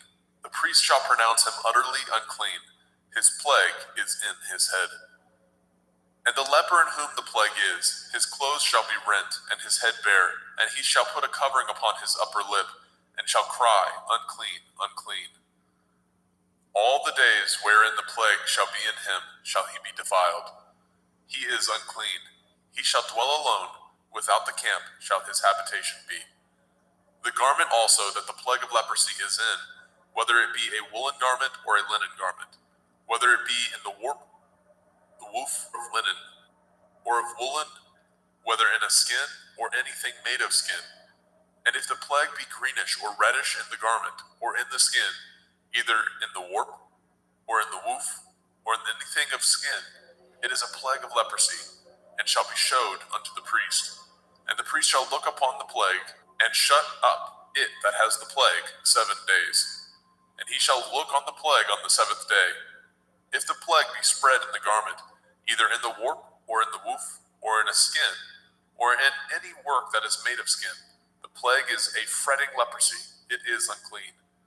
He shall therefore burn that garment, whether warp or woof, in woolen or in linen, anything of skin wherein the plague is, for it is a fretting leprosy, it shall be burnt in the fire. And if the priest shall look, and behold, the plague be not spread in the garment, either in the warp or in the woof, or in anything of skin, then the priest shall command that they wash the thing wherein the plague is, and he shall shut it up 7 days more. And the priest shall look on the plague after that it is washed, and behold, if the plague have not changed his color, and the plague be not spread, it is unclean. You shall burn it in the fire. It is a fret inward, whether it be bare within or without. And if the priest look, and behold the plague be somewhat dark after the washing of it, then he shall rend it out of the garment, or out of the skin, or out of the warp, or out of the woof. And if it appear still in the garment, either in the warp or in the woof, or in anything of skin, it is a spreading plague. You shall burn that wherein the plague is with fire. And the garment, either warp or woof, or whatsoever thing of skin it be, which you shall wash, if the plague be departed from them, then it shall be washed the 2nd time, and shall be clean. This is the Torah of the plague of leprosy, in a garment of woolen or linen, either in warp or woof, or in anything of skins, to pronounce it clean, or to pronounce it unclean. Vaikra, Leviticus chapter 14. And Yahweh spoke unto Moshe, saying, This shall be the Torah of the leper in the day of his cleansing. He shall be brought unto the priest, and the priest shall go forth out of the camp. And the priest shall look, and behold, if the plague of leprosy be healed in the leper, then shall the priest command to take for him that is to be cleansed 2 birds alive and clean, and cedar wood, and scarlet, and hyssop. And the priest shall command that one of the birds be killed in an earthen vessel over running water.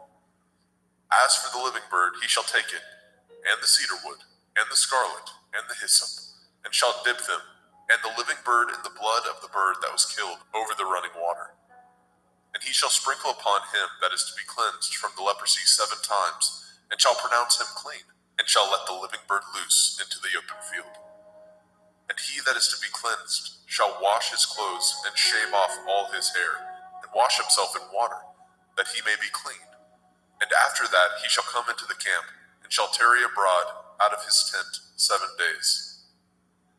But it shall be on the 7th day that he shall shave all his hair off his head, and his beard, and his eyebrows, even all his hair he shall shave off, and shall wash his clothes. Also shall he wash his flesh in water, and shall be clean.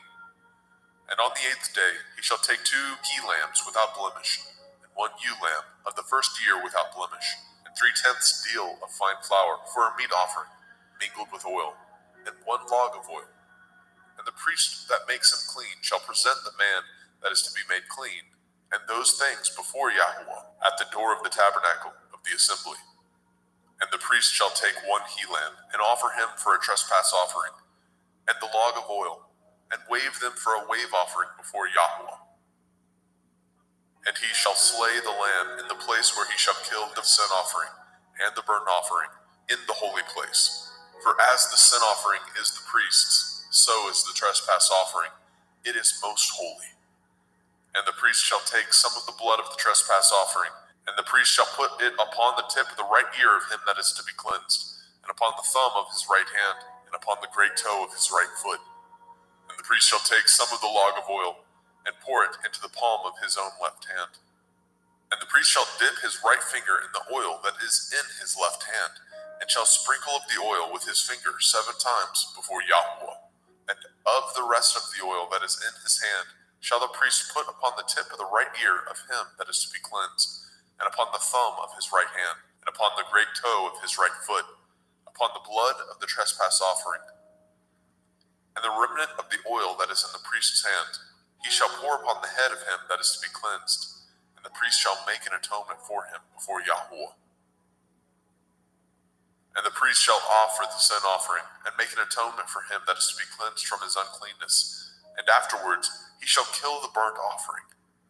And the priest shall offer the burnt offering and the meat offering upon the altar, and the priest shall make an atonement for him, and he shall be clean. And if he be poor, and cannot get so much, then he shall take 1 lamb for a trespass offering to be waved, to make an atonement for him, and 1/10 deal of fine flour mingled with oil for a meat offering, and a log of oil, and 2 turtle doves, or 2 young pigeons, such as he is able to get, and the one shall be a sin offering, and the other a burnt offering. And he shall bring them on the 8th day for his cleansing unto the priest, unto the door of the tabernacle of the assembly before Yahweh.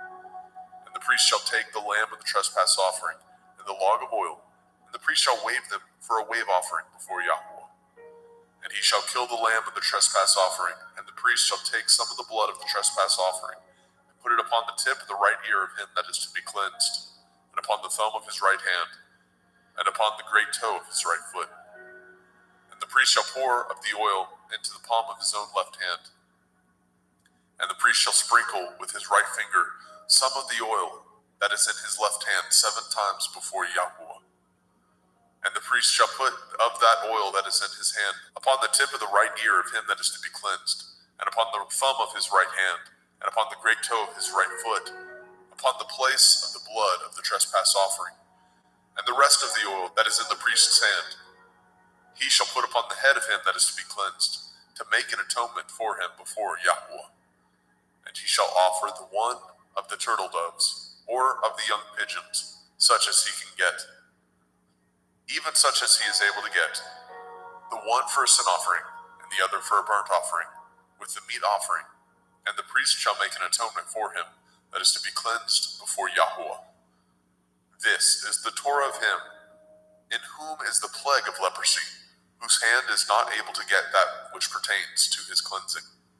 And Yahweh spoke unto El Moshe and unto El Aharon, saying, When ye are come into the land of Canaan, which I give to you for a possession, and I put the plague of leprosy in a house of the land of your possession, and he that owns the house shall come and tell the priest, saying, It seems to me there is, as it were, a plague in the house.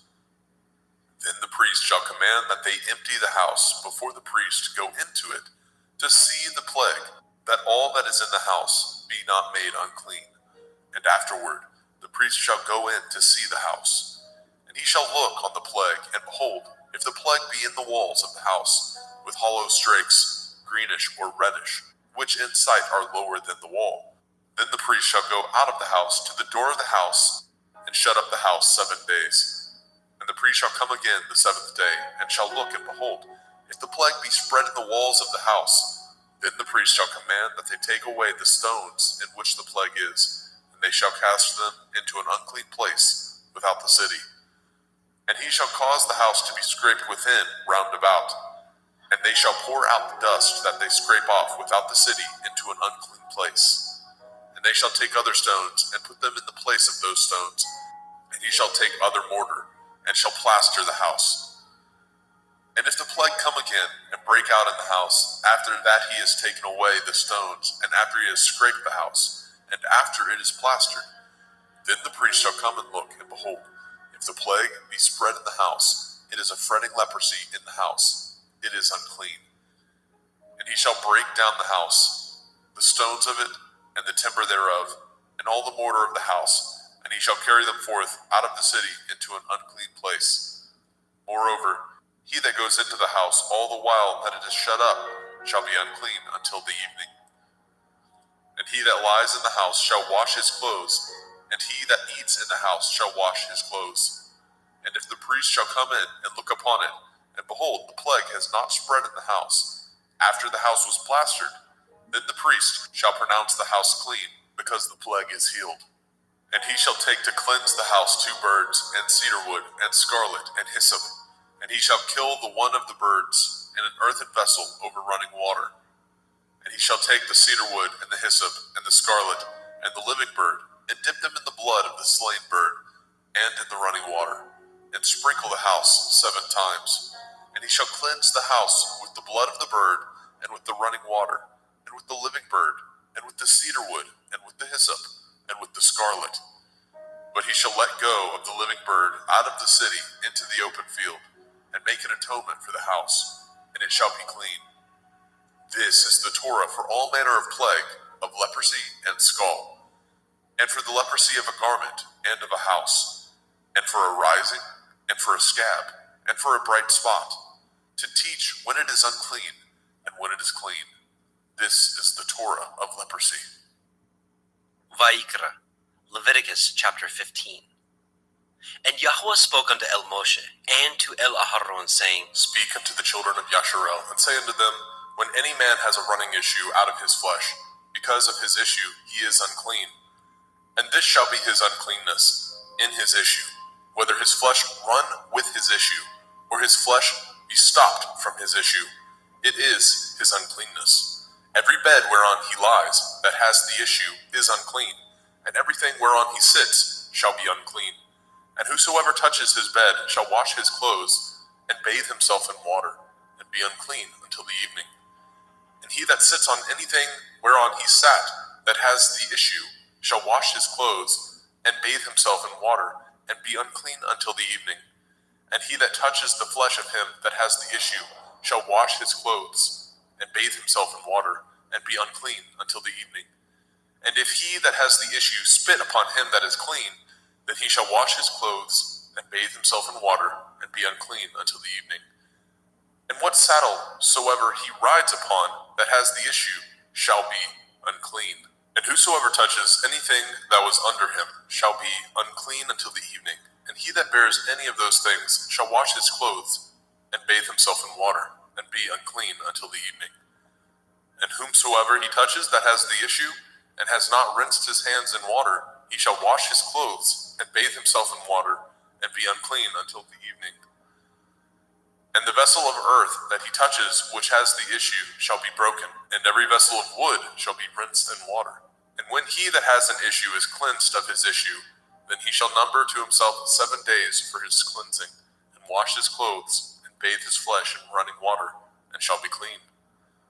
And on the 8th day he shall take to him 2 turtle doves or 2 young pigeons, and come before Yahweh unto the door of the tabernacle of the assembly, and give them unto the priest. And the priest shall offer them, the one for a sin offering, and the other for a burnt offering. And the priest shall make an atonement for him before Yahweh for his issue. And if any man's seed of copulation go out from him, then he shall wash all his flesh in water, and be unclean until the evening. And every garment and every skin whereon is the seed of copulation shall be washed with water, and be unclean until the evening. The woman also with whom the man shall lie with seed of copulation, they shall both bathe themselves in water, and be unclean until the evening. And if a woman have an issue, and her issue and her flesh be blood, she shall be put apart 7 days, and whosoever touches her shall be unclean until the evening. And everything that she lies upon in her separation shall be unclean. Everything also that she sits upon shall be unclean. And whosoever touches her bed shall wash his clothes, and bathe himself in water, and be unclean until the evening. And whosoever touches anything that she sat upon shall wash his clothes, and bathe himself in water, and be unclean until the evening. And if it be on her bed, or on anything whereon she sits, when he touches it, he shall be unclean until the evening. And if any man lie with her at all, and her flower be upon him, he shall be unclean 7 days, and all the bed whereon he lies shall be unclean. And if a woman have an issue of her blood many days out of the time of her separation, or if it run beyond the time of her separation, all the days of the issue of her uncleanness shall be as the days of her separation. She shall be unclean. Every bed whereon she lies, all the days of her issue shall be unto her as the bed of her separation, and whatsoever she sits upon shall be unclean, as the uncleanness of her separation. And whosoever touches those things shall be unclean, and shall wash his clothes, and bathe himself in water, and be unclean until the evening. But if she be cleansed of her issue, then she shall number to herself 7 days, and after that she shall be clean.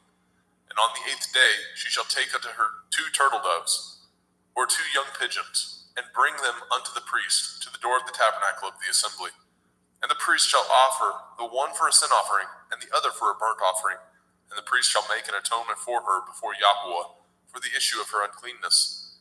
Thus shall ye separate the children of Yasharel from their uncleanness, that they die not in their uncleanness, when they defile my tabernacle that is among them. This is the Torah of him that has an issue, and of him whose seed goes from him, and is defiled therewith, and of her that is sick of her flowers, and of him that has an issue, of the man and of the woman, and of him that lies with her that is unclean. Vayikra, Leviticus chapter 16. And Yahweh spoke unto Moshe after the death of the 2 sons of Aharon, when they offered before Yahweh and died.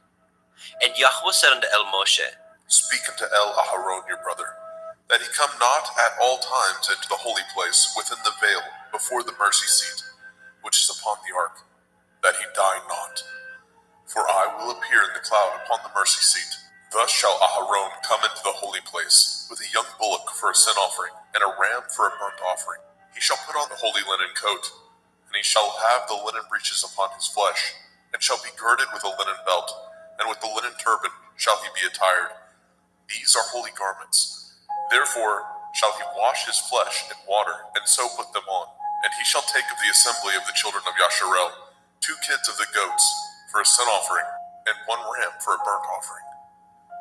And Aharon shall offer his bullock of the sin offering, which is for himself, and make an atonement for himself and for his house. And he shall take the 2 goats, and present them before Yahweh at the door of the tabernacle of the assembly. And Aharon shall cast lots upon the 2 goats, 1 lot for Yahuwah, and the other lot for Azazel. And Aharon shall bring the goat upon which Yahuwah's lot fell, and offer him for a sin offering.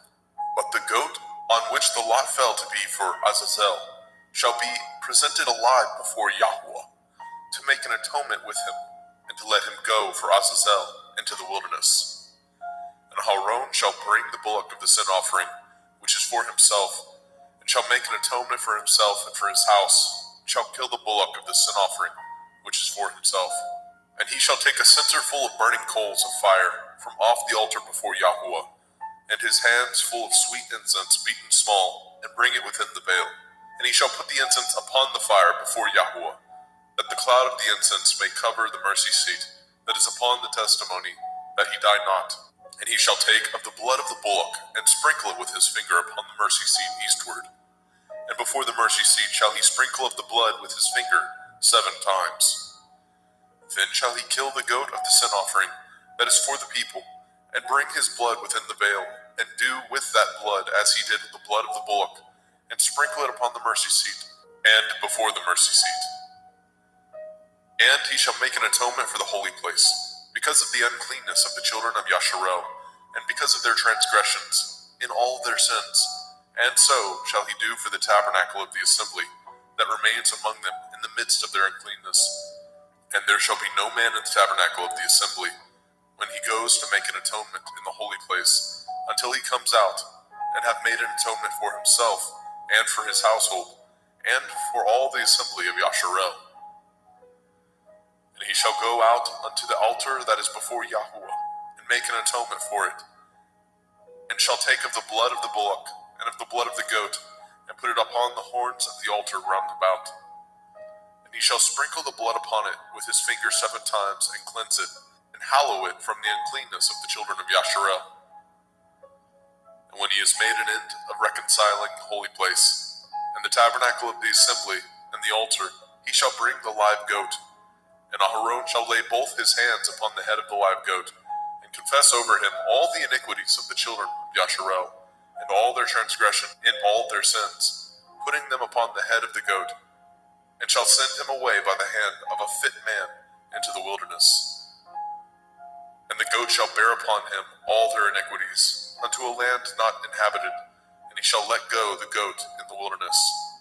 And Aharon shall come into the tabernacle of the assembly, and shall put off the linen garments which he put on when he went into the holy place, and shall leave them there. And he shall wash his flesh with water in the holy place, and put on his garments, and come forth, and offer his burnt offering, and the burnt offering of the people, and make an atonement for himself and for the people. And the fat of the sin offering shall he burn upon the altar. And he that let go the goat for Azazel shall wash his clothes, and bathe his flesh in water, and afterwards come into the camp. And the bullock for the sin offering, and the goat for the sin offering, and whose blood was brought in to make an atonement in the holy place, shall one carry forth without the camp, and they shall burn in the fire their skins, and their flesh, and their dung. And he that burns them shall wash his clothes, and bathe his flesh in water, and afterwards he shall come into the camp. And this shall be a statute forever unto you, that in the 7th month, on the 10th day of the month, ye shall afflict your souls, and do no work at all, whether it be one of your own country, or a stranger that sojourns among you. For on that day shall the priest make an atonement for you, to cleanse you, that ye may be clean from all your sins before Yahuwah. It shall be a Sabbath of rest unto you, and ye shall afflict your souls by a statute forever. And the priest, whom he shall anoint, and whom he shall consecrate to minister in the priest's office in his father's stead, shall make the atonement, and shall put on the linen clothes, even the holy garments.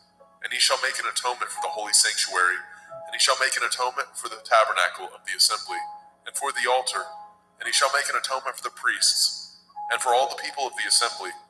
And this shall be an everlasting statute unto you, to make an atonement for the children of Yasharel for all their sins once a year. And he did as Yahweh commanded Moshe.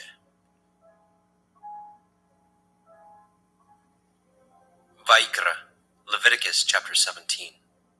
And Yahweh spoke unto Moshe, saying, Speak unto Aharon and unto his sons, and unto all the children of Yasharel, and say unto them, This is the thing which Yahuwah has commanded, saying, What man soever there be of the house of Yasharel, that kills an ox, or lamb, or goat, in the camp, or that kills it out of the camp, and brings it not unto the door of the tabernacle of the assembly, to offer an offering unto Yahuwah before the tabernacle of Yahuwah, blood shall be imputed unto that man. He has shed blood, and that man shall be cut off from among his people. To the end that the children of Yasharel may bring their sacrifices, which they offer in the open field, even that they may bring them unto Yahuwah, unto the door of the tabernacle of the assembly, unto the priest, and offer them for peace offerings unto Yahuwah.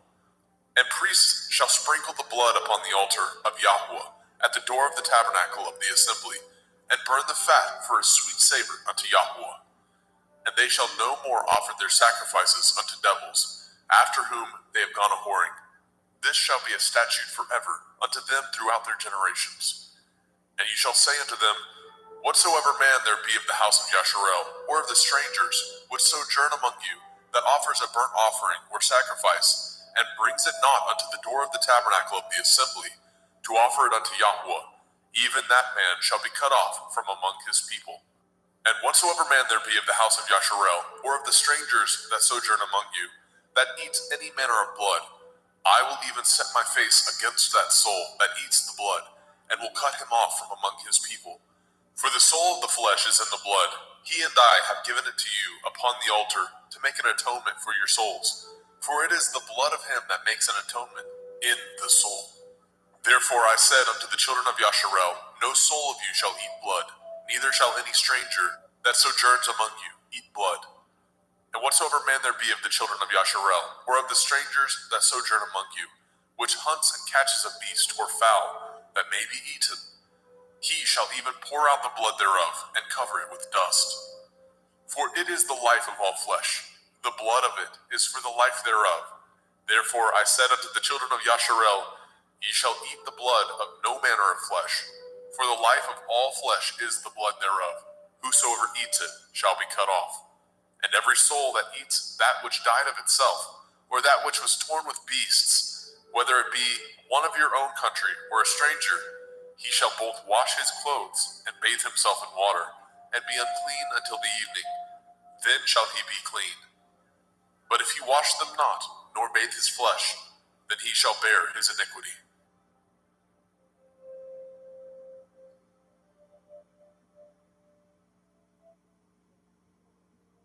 Vaikra, Leviticus chapter 18.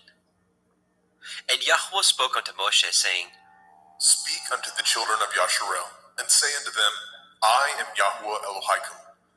After the doings of the land of Mitzrayim, where ye dwell, shall ye not do. And after the doings of the land of Canaan, whither I bring you, shall ye not do. Neither shall ye walk in their ordinances. Ye shall do my judgments, and guard my ordinances, to walk therein. I am Yahuwah Elohim. Ye shall therefore guard my statutes and my judgments, which if a man do, he shall live in them. I am Yahuwah.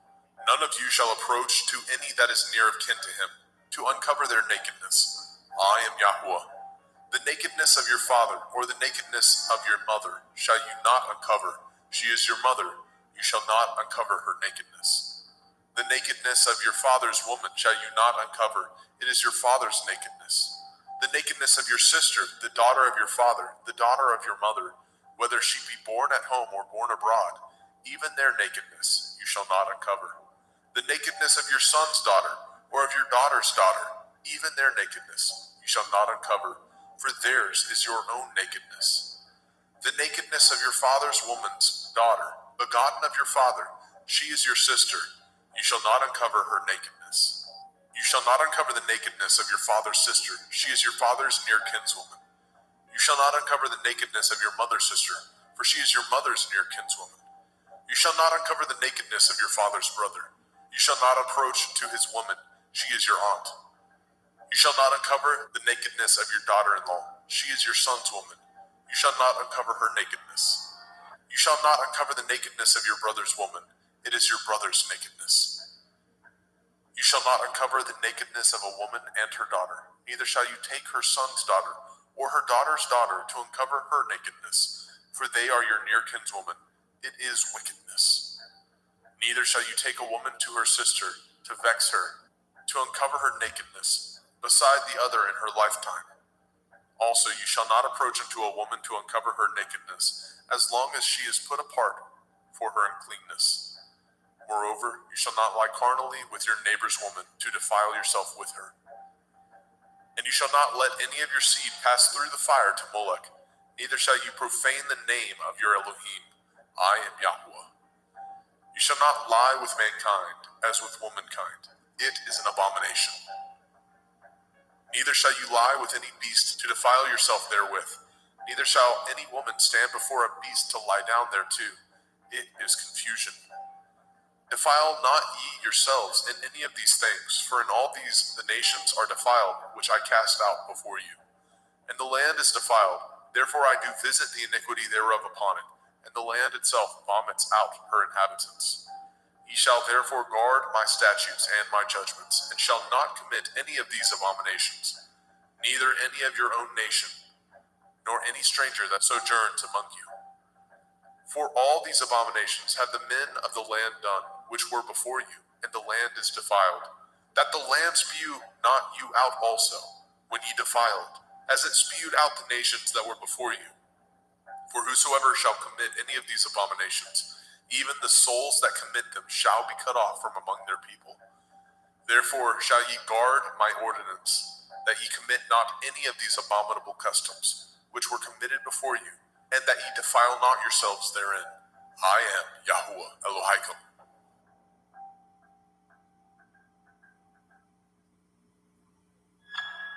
Vaikra, Leviticus chapter 19. And Yahuwah spoke unto Moshe, saying, Speak unto all the assembly of the children of Yasharel, and say unto them, Ye shall be holy, for I, Yahuwah Elohim, am holy. Ye shall fear every man his mother and his father, and guard my Shabbathot. I am Yahuwah Elohim. Turn ye not unto idols, nor make to yourselves molten Elohim. I am Yahuwah Elohim. And if ye offer a sacrifice of peace offerings unto Yahuwah, ye shall offer it at your own will. It shall be eaten the same day ye offer it, and on the morrow. And if aught remain unto the third day, it shall be burnt in the fire. And if it be eaten at all on the third day, it is abominable. It shall not be accepted. Therefore everyone that eats it shall bear his iniquity, because he has profaned the hallowed thing of Yahuwah, and that soul shall be cut off from among his people. And when ye reap the harvest of your land, ye shall not wholly reap the corners of your field, neither shall you gather the gleanings of your harvest. And you shall not glean your vineyard, neither shall you gather every grape of your vineyard. You shall leave them for the poor and stranger. I am Yahuwah Elohim. Ye shall not steal, neither deal falsely, neither lie one to another. And ye shall not swear by my name falsely, neither shall you profane the name of your Elohim. I am Yahuwah. You shall not defraud your neighbor, neither rob him. The wages of him that is hired shall not abide with you all night until the morning. You shall not curse the deaf, nor put a stumbling block before the blind, but shall fear your Elohim. I am Yahuwah. Ye shall do no unrighteousness in judgment. You shall not respect the person of the poor, nor honor the person of the mighty, but in righteousness shall you judge your neighbor. You shall not go up and down as a talebearer among your people, neither shall you stand against the blood of your neighbor. I am Yahuwah. You shall not hate your brother in your heart. You shall in any wise rebuke your neighbor, and not suffer sin upon him. You shall not avenge, nor bear any grudge against the children of your people, but you shall love your neighbor as yourself. I am Yahuwah. Ye shall guard my statutes. You shall not let your cattle gender with a diverse kind. You shall not sow your field with mingled seed, neither shall a garment mingled of linen and woolen come upon you. And whosoever lies carnally with a woman that is a bondmaid, betrothed to a man, and not at all redeemed, nor freedom given her, she shall be scourged. They shall not be put to death, because she was not free. And he shall bring his trespass offering unto Yahuwah, unto the door of the tabernacle of the assembly, even a ram for a trespass offering. And the priest shall make an atonement for him with the ram of the trespass offering before Yahuwah, for his sin which he has done, and the sin which he has done shall be forgiven him. And when ye come into the land, and shall have planted all manner of trees for food, then ye shall count the fruit thereof as uncircumcised. 3 years shall it be as uncircumcised unto you. It shall not be eaten of. But in the 4th year all the fruit thereof shall be holy to praise Yahuwah withal. And in the 5th year shall ye eat of the fruit thereof, that it may yield unto you the increase thereof. I am Yahuwah Elohim. Ye shall not eat anything with the blood, neither shall ye use enchantment, nor practice sorcery. You shall not round the corners of your heads, neither shall you mar the corners of your beard. You shall not make any cuttings in your flesh for the dead, nor print any marks upon you. I am Yahuwah. Do not prostitute your daughter, to cause her to be a whore, lest the land fall to whoredom, and the land become full of wickedness. Ye shall guard my Shabbathot, and reverence my sanctuary. I am Yahuwah. Regard not them that have familiar spirits, neither seek after wizards to be defiled by them. I am Yahuwah Elohim. You shall rise up before the gray head, and honor the face of the old man, and fear your Elohim. I am Yahuwah. And if a stranger sojourn with you in your land, ye shall not vex him. But the stranger that dwells with you shall be unto you as one born among you, and you shall love him as yourself. For ye were strangers in the land of Mitzrayim. I am Yahuwah Elohim. Ye shall do no unrighteousness in judgment, in meat yard, in weight, or in measure. just balances, just weights, a just ephah, and a just hin shall ye have. I am Yahuwah Elohaikum, which brought you out of the land of Mitzrayim. Therefore shall ye guard all my statutes and all my judgments, and do them. I am Yahuwah.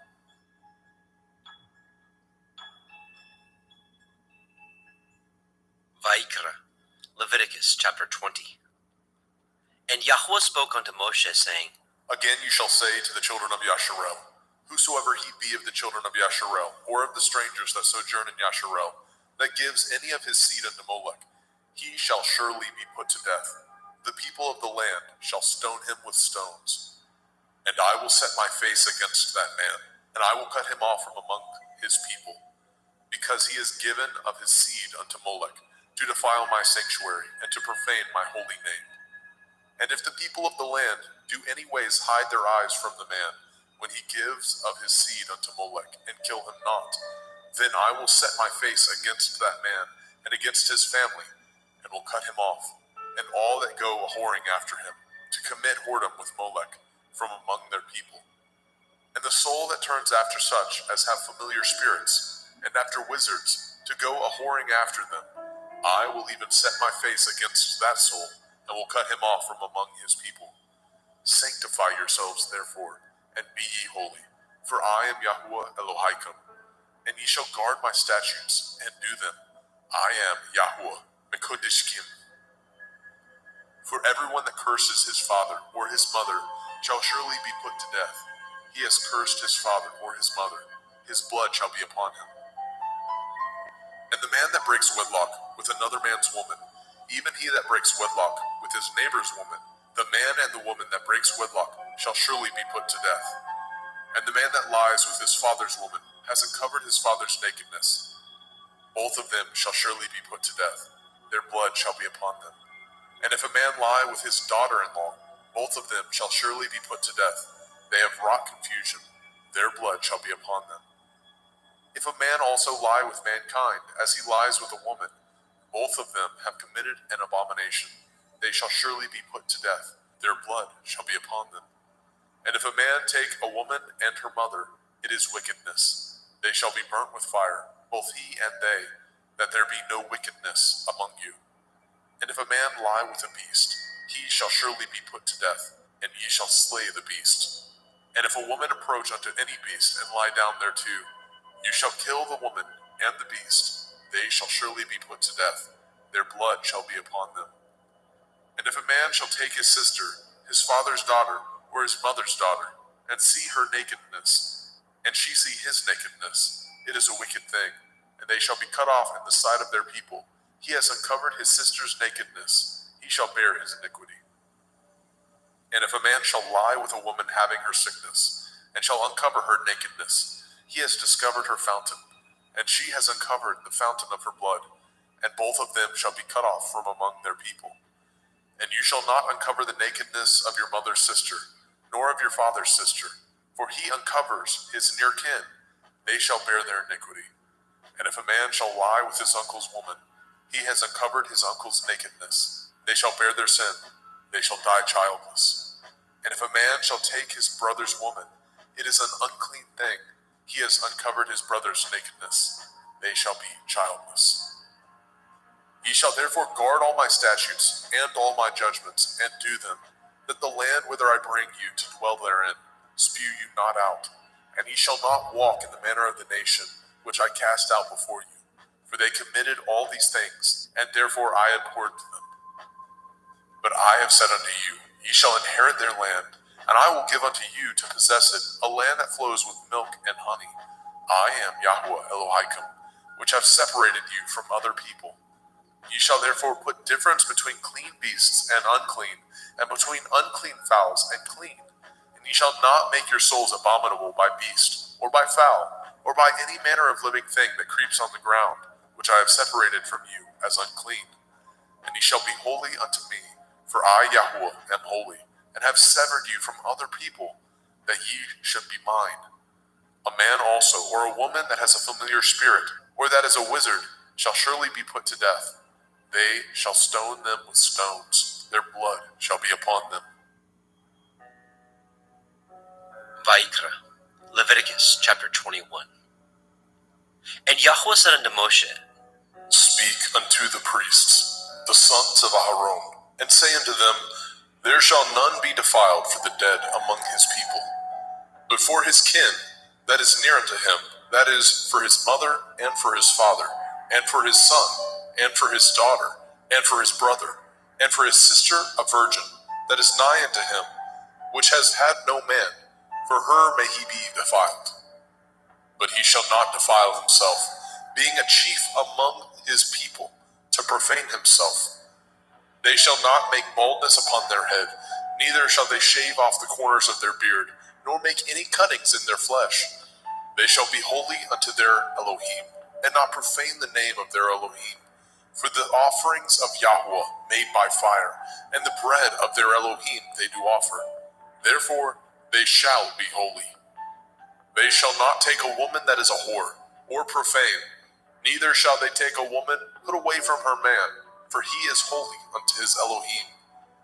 You shall sanctify him therefore, for he offers the bread of your Elohim. He shall be holy unto you, for I, Yahweh, which sanctify you, am holy.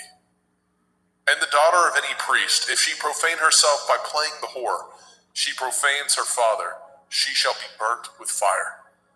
And he that is high priest among his brethren, upon whose head the anointing oil was poured, and that is consecrated to put on the garments, shall not uncover his head, nor rend his clothes. Neither shall he go in to any dead body, nor defile himself for his father, or for his mother. Neither shall he go out of the sanctuary, nor profane the sanctuary of his Elohim. For the crown of the anointing oil of his Elohim is upon him. I am Yahweh. And he shall take a woman in her virginity, a widow or a divorced woman, or profane, or a harlot. These shall he not take, but he shall take a virgin of his own people to be his woman. Neither shall he profane his seed among his people, for I, Yahweh, do sanctify him. And Yahweh spoke unto Moshe, saying, Speak unto Aharon, saying, Whosoever he be of your seed in their generations, that has any blemish, let him not approach to offer the bread of his Elohim. For whosoever man he be that has a blemish, he shall not approach, a blind man or a lame, or he that has a flat nose, or anything superfluous, or a man that is broken-footed, or broken-handed, or crook-backed, or a dwarf, or that has a blemish in his eye, or be scurvy, or scabbed, or has his stones broken. No man that has a blemish of the seed of Aharon the priest shall come nigh to offer the offerings of Yahweh, made by fire. He has a blemish. He shall not come nigh to offer the bread of his Elohim. He shall not eat the bread of his Elohim, both of the most holy and of the holy. Only he shall not go in unto the veil, nor come nigh unto the altar, because he has a blemish, that he profane not my sanctuaries, for I, Yahweh, do sanctify them. And Moshe told it unto Aharon, and to his sons, and to all the children of Yashrael. Vaikra, Leviticus chapter 22. And Yahweh spoke unto Moshe, saying, Speak unto Aharon and to his sons, that they separate themselves from the holy things of the children of Yashrael, and that they profane not my holy name in those things, which they hallow unto me. I am Yahweh. Say unto them, Whosoever he be of all your seed among your generations, that goes unto the holy things, which the children of Yasharel hallow unto Yahweh, having his uncleanness upon him, that soul shall be cut off from my presence. I am Yahweh. What man soever of the seed of Aharon is a leper, or has a running issue, he shall not eat of the holy things until he be clean. And whoso touches anything that is unclean by the dead, or a man whose seed goes from him, or whosoever touches any creeping thing whereby he may be made unclean, or a man of whom he may take uncleanness, whatsoever uncleanness he has, the soul which has touched any such thing shall be unclean until evening, and shall not eat of the holy things, unless he wash his flesh with water. And when the sun is down, he shall be clean, and shall afterward eat of the holy things, because it is his food. That which dies of itself, or is torn with beasts, he shall not eat, to defile himself therewith. I am Yahweh. They shall therefore guard my ordinance, lest they bear sin for it, and die therefore. If they profane it, I, Yahweh, do sanctify them. There shall no stranger eat of the holy thing. A sojourner of the priest, or a hired servant, shall not eat of the holy thing. But if the priest buy any soul with his money, he shall eat of it. And he that is born in his house, they shall eat of his meat. If the priest's daughter also be married unto a stranger, she may not eat of an offering of the holy things. But if the priest's daughter be a widow or divorced, and have no child, and is returned unto her father's house, as in her youth, she shall eat of her father's meat, but there shall no stranger eat thereof. And if a man eat of the holy thing unwittingly, then he shall put the fifth part thereof unto it, and shall give it unto the priest with the holy thing. And they shall not profane the holy things of the children of Yasharel, which they offer unto Yahweh, or suffer them to bear the iniquity of trespass when they eat their holy things. For I, Yahweh, do sanctify them. And Yahweh spoke unto El Moshe, saying, Speak unto El Aharon, and to his sons, and unto all the children of Yasharel, and say unto them, Whatsoever he be of the house of Yasharel, or of the strangers in Yasharel, that will offer his oblation for all his vows, and for all his freewill offerings, which they will offer unto Yahweh for a burnt offering. Ye shall offer at your own will a male without blemish, of the cattle, of the sheep, or of the goats. But whatsoever has a blemish, that shall ye not offer, for it shall not be acceptable for you. And whosoever offers a sacrifice of peace offerings unto Yahweh, to accomplish his vow, or a freewill offering in cattle or sheep, it shall be perfect to be accepted. There shall be no blemish therein. Blind or broken, or maimed, or having a running sore, or scurvy, or scabbed, ye shall not offer these unto Yahweh, nor make an offering by fire of them upon the altar unto Yahweh. Either a bullock or a lamb that has anything superfluous or lacking in his parts, that may you offer for a freewill offering, but for a vow it shall not be accepted. Ye shall not offer unto Yahweh that which is bruised, or crushed, or broken, or cut. Neither shall ye make any offerings thereof in your land. Neither from a stranger's hand shall ye offer the bread of your Elohim, of any of these, because their corruption is in them, and blemishes be in them. They shall not be accepted for you. And Yahweh spoke unto Moshe, saying, When a bullock or a sheep or a goat is brought forth, then it shall be 7 days under the dam, and from the 8th day and thenceforth it shall be accepted for an offering made by fire unto Yahweh. And whether it be cow or ewe, ye shall not kill it, and her young, both in 1 day. And when ye offer a sacrifice of thanksgiving unto Yahweh, offer it at your own will. On the same day it shall be eaten up. Ye shall leave none of it until the morrow. I am Yahweh. Therefore shall ye guard my commandments, and do them. I am Yahweh. Neither shall ye profane my holy name, but I will be hallowed among the children of Yasharel. I am Yahweh, which hallow you, that brought you out of the land of Mizraim, to be your Elohim. I am Yahweh.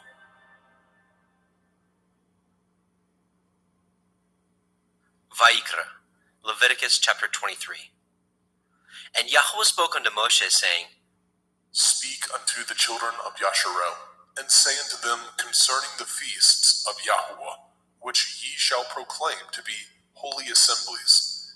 Even these are my feasts. 6 days shall work be done, but the 7th day is the Sabbath of rest, a holy assembly. Ye shall do no work therein. It is the Sabbath of Yahweh in all your dwellings. These are the feasts of Yahweh, even holy assemblies, which ye shall proclaim in their appointed times. In the 14th day of the 1st month at evening is Yahweh's Pesach. And on the 15th day of the same month is the feast of Matzah unto Yahweh. 7 days ye must eat matzah, unleavened bread. In the first day ye shall have a holy assembly, ye shall do no servile work therein, but ye shall offer an offering made by fire unto Yahweh 7 days. In the seventh day is a holy assembly, ye shall do no servile work therein. And Yahweh spoke unto Moshe, saying, Speak unto the children of Yasharel, and say unto them, When ye are come into the land which I give unto you, and shall reap the harvest thereof, then ye shall bring a sheaf of the first fruits of your harvest unto the priest. And he shall wave the sheaf before Yahweh, to be accepted for you. On the morrow after the Sabbath, the priest shall wave it. And ye shall offer that day when ye wave the sheaf, a he-lamb without blemish, of the first year, for a burnt offering unto Yahweh. And the meat offering thereof shall be 2/10 deals of fine flour mingled with oil, an offering made by fire unto Yahweh for a sweet savor. And the drink offering thereof shall be of wine, the 4th part of a hin. And ye shall eat neither bread nor parched grain, nor green ears, until the selfsame day that ye have brought an offering unto your Elohim. It shall be a statute forever throughout your generations, in all your dwellings. And ye shall count unto you from the morrow after the Sabbath, from the day that ye brought the sheaf of the wave offering, 7 Shavuot. Sabbaths shall be complete. Even unto the morrow after the 7th Sabbath shall ye number 50 days, and ye shall offer a new meat offering unto Yahweh. Ye shall bring out of your habitations 2 wave loaves of 2/10 deals. They shall be of fine flour. They shall be baken with leaven. They are the first fruits unto Yahweh. And ye shall offer with the bread 7 lambs, without blemish of the first year, and 1 bullock, and 2 rams. They shall be for a burnt offering unto Yahweh, with their meat offering and their drink offerings, even an offering made by fire of sweet savor unto Yahweh. Then ye shall sacrifice 1 kid of the goats for a sin offering, and 2 lambs of the first year for a sacrifice of peace offerings. And the priest shall wave them with the bread of the first fruits for a wave offering before Yahweh. With the 2 lambs, they shall be holy to Yahweh for the priest. And ye shall proclaim on the selfsame day that it may be a holy assembly unto you. Ye shall do no servile work therein. It shall be a statute forever in your dwellings throughout your generations. And when ye reap the harvest of your land, you shall not make clean riddance of the corners of your field when you reap. Neither shall you gather any gleanings of your harvest. You shall leave them unto the poor and to the stranger. I am Yahweh Elohim. And Yahweh spoke unto Moshe, saying, Speak unto the children of Yasharel, saying, In the 7th month, on the first day of the month, shall ye have a Sabbath, a memorial of blowing of shofarot, Yom Teruah, the feast of trumpets, the day of the awakening blast, a holy assembly. Ye shall do no servile work therein, but ye shall offer an offering made by fire unto Yahweh. And Yahweh spoke unto Moshe, saying, Also on the 10th day of this 7th month is Yom Kippurim, the day of atonement. It shall be a holy assembly unto you, and ye shall afflict your souls, and offer an offering made by fire unto Yahweh. And ye shall do no work in that same day, for it is Yom Kippurim, to make an atonement for you before Yahweh Elohim. For whatsoever soul it be that shall not be afflicted in that same day, he shall be cut off from among his people. And whatsoever soul it be that does any work in that same day, the same soul will I destroy from among his people. Ye shall do no manner of work. It shall be a statute forever throughout your generations, in all your dwellings. It shall be unto you a Sabbath of rest, and ye shall afflict your souls in the 9th day of the month at evening. From evening unto evening shall ye celebrate your Sabbath. And Yahweh spoke unto Moshe, saying, Speak unto the children of Yasharel, saying, The 15th day of this 7th month shall be the feast of Sukkot, tabernacles, for 7 days unto Yahweh. On the first day shall be a holy assembly. Ye shall do no servile work therein. 7 days ye shall offer an offering made by fire unto Yahweh. On the 8th day shall be a holy assembly unto you, and ye shall offer an offering made by fire unto Yahweh. It is a solemn assembly, and ye shall do no servile work therein. These are the feasts of Yahweh, which ye shall proclaim to be holy assemblies, to offer an offering made by fire unto Yahweh, a burnt offering and a meat offering, a sacrifice and drink offerings, everything upon his day. Besides the Shavuot, Sabbaths of Yahweh, and beside your gifts, and beside all your vows, and beside all your freewill offerings, which ye give unto Yahweh. Also in the 15th day of the 7th month, when ye have gathered in the fruit of the land, ye shall keep a feast unto Yahweh 7 days. On the first day shall be a Sabbath, and on the 8th day shall be a Sabbath. And ye shall take you on the first day the boughs of goodly trees, branches of palm trees, and the boughs of thick trees, and willows of the brook, and ye shall rejoice before Yahweh Elohim 7 days. And ye shall keep it a feast unto Yahweh 7 days in the year. It shall be a statute forever in your generations. Ye shall celebrate it in the 7th month. Ye shall dwell in sukkahs, booths, 7 days. All that are Yasharel born shall dwell in sukkahs. That your generations may know that I made the children of Yasharel to dwell in sukkahs, when I brought them out of the land of Mitzrayim. I am Yahweh Elohim. And Moshe declared unto the children of Yasharel the feasts of Yahweh.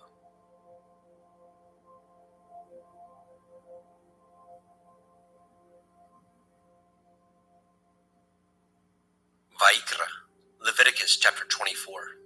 And Yahweh spoke unto Moshe, saying, Command the children of Yasharel that they bring unto you pure olive oil, beaten for the light, to cause the lamps to burn continually, without the veil of the testimony. In the tabernacle of the assembly shall Aharon order it from the evening unto the morning before Yahweh continually. It shall be a statute forever in your generations. He shall order the lamps upon the pure menorah, 7-branched candlestick, before Yahweh continually. And you shall take fine flour, and bake 12 cakes thereof. 2/10 deals shall be in 1 cake. And you shall set them in 2 rows, 6 on a row, upon the pure table before Yahweh. And you shall put pure frankincense upon each row, that it may be on the bread for a memorial, even a memorial made by fire unto Yahweh. Every Sabbath he shall set it in order before Yahweh continually, being taken from the children of Yasharel by an everlasting covenant. And it shall be Aharon and his sons, and they shall eat it in the holy place, for it is most holy unto him of the offerings of Yahweh made by fire, by a perpetual statute.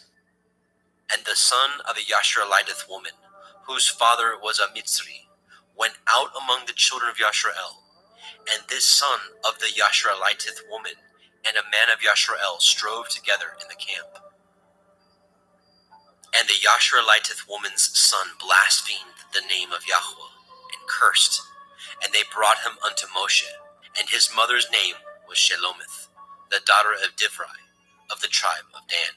And they put him in ward, that the mind of Yahweh might be showed them. And Yahweh spoke unto Moshe, saying, Bring forth him that has cursed without the camp, and let all that heard him lay their hands upon his head, and let all the assembly stone him. And you shall speak unto the children of Yasharel, saying, Whosoever curses his Elohim shall bear his sin. And he that blasphemes the name of Yahweh, he shall surely be put to death. And all the assembly shall certainly stone him, as well the stranger, as he that is born in the land, when he blasphemes the name of Yahweh, shall be put to death. And he that kills any man shall surely be put to death. And he that kills a beast shall make it good, beast for beast. And if a man cause a blemish in his neighbor, as he has done, so shall it be done to him. Breach for breach, eye for eye, tooth for tooth. As he has caused a blemish in a man, so shall it be done to him again. And he that kills a beast, he shall restore it. And he that kills a man, he shall be put to death. Ye shall have one manner of law, as well for the stranger as for one of your own country. For I am Yahuwah Elohaikum. And Moshe spoke to the children of Yashrael, that they should bring forth him that had cursed out of the camp, and stone him with stones. And the children of Yashrael did as Yahuwah commanded Moshe.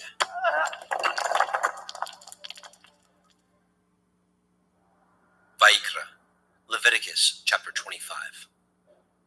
And Yahuwah spoke unto Moshe in Mount Sinai, saying, Speak unto the children of Yasharel, and say unto them, When ye come into the land which I give you, then shall the land keep a Sabbath unto Yahuwah. 6 years you shall sow your field, and 6 years you shall prune your vineyard, and gather in the fruit thereof. But in the 7th year shall be a Sabbath of rest unto the land, a Sabbath for Yahuwah. You shall neither sow your field, nor prune your vineyard. That which grows of its own accord of your harvest you shall not reap, neither gather the grapes of your vine undressed, for it is a year of rest unto the land. And the Sabbath of the land shall be food for you and for your servant, and for your maid, and for your hired servant, and for your stranger that sojourns with you, and for your cattle, and for the beasts that are in your land, shall all the increase thereof be meat. And you shall number 7 Shabbathot, Sabbaths of years unto you, 7 times 7 years, and the space of the 7 Shabbathot of years shall be unto you 49 years. Then shall you cause the shofar of the Jubilee to sound on the 10th day of the 7th month, in Yom Kippurim, the Day of Atonement, shall ye make the shofar sound throughout all your land. And ye shall hallow the 50th year, and proclaim liberty throughout all the land unto all the inhabitants thereof. It shall be a jubilee unto you, and ye shall return every man unto his possession, and ye shall return every man unto his family. A jubilee shall that 50th year be unto you. Ye shall not sow, neither reap that which grows of itself in it, nor gather the grapes in it of your vine undressed. For it is the Jubilee, it shall be holy unto you. Ye shall eat the increase thereof out of the field. In the year of this Jubilee, ye shall return every man unto his possession. And if ye sell aught unto your neighbor, or buy aught of your neighbor's hand, ye shall not oppress one another. According to the number of years after the Jubilee, you shall buy of your neighbor, and according unto the number of years of the fruits, he shall sell unto you. According to the multitude of years, you shall increase the price thereof, and according to the fewness of years, you shall diminish the price of it. For according to the number of the years of the fruits, he sells unto you. Ye shall not therefore oppress one another, but you shall fear your Elohim, for I am Yahuwah Elohaikum. Wherefore ye shall do my statutes, and guard my judgments, and do them, and ye shall dwell in the land in safety. And the land shall yield her fruit, and ye shall eat your fill, and dwell therein in safety. And if ye say, What shall we eat the 7th year? Behold, we shall not sow, nor gather in our increase. Then I will command my blessing upon you in the 6th year, and it shall bring forth fruit for 3 years. And ye shall sow the 8th year, and eat yet of old fruit until the 9th year. Until her fruits come in, ye shall eat of the old store. The land shall not be sold forever, for the land is mine, and ye are strangers and sojourners with me. And in all the land of your possession ye shall grant a redemption for the land. If your brother be waxen poor, and has sold away some of his possession, and if any of his kin come to redeem it, then shall he redeem that which his brother sold. And if the man have not to redeem it, and himself be able to redeem it, then let him count the years of the sale thereof, and restore the overplus unto the man whom he sold it, that he may return unto his possession. But if he be not able to restore it to him, then that which is sold shall remain in the hand of him that has bought it until the year of Jubilee. And in the Jubilee it shall go out, and he shall return unto his possession. And if a man sell a dwelling house in a walled city, then he may redeem it within a whole year after it is sold. Within a full year may he redeem it. And if it be not redeemed within the space of a full year, then the house that is in the walled city shall be established forever to him, that brought it throughout his generations. It shall not go out in the Jubilee. But the houses of the villages which have no wall round about them shall be counted as the fields of the country. They may be redeemed, and they shall go out in the Jubilee. Notwithstanding, the cities of the Leviim, of the houses of the cities of their possession, may the Leviim redeem at any time. And if a man purchases of the Leviim, then the house that was sold and the city of his possession shall go out in the year of Jubilee. For the houses of the cities of the Leviim are their possession among the children of Yasharel. But the field of the suburbs of their cities may not be sold, for it is their perpetual possession. And if your brother be waxen poor and fallen in decay with you, then you shall relieve him, yea, though he be a stranger or a sojourner, that he may live with you. Take no usury of him, or increase, but fear your Elohim, that your brother may live with you. You shall not give him your money upon usury, nor lend him your victuals for increase. I am Yahuwah Elohaikum, which brought you forth out of the land of Mitzrayim, to give you the land of Canaan, and to be your Elohim. And if your brother that dwells by you be waxen poor, and be sold unto you, you shall not compel him to serve as a bondservant, but as a hired servant, and as a sojourner.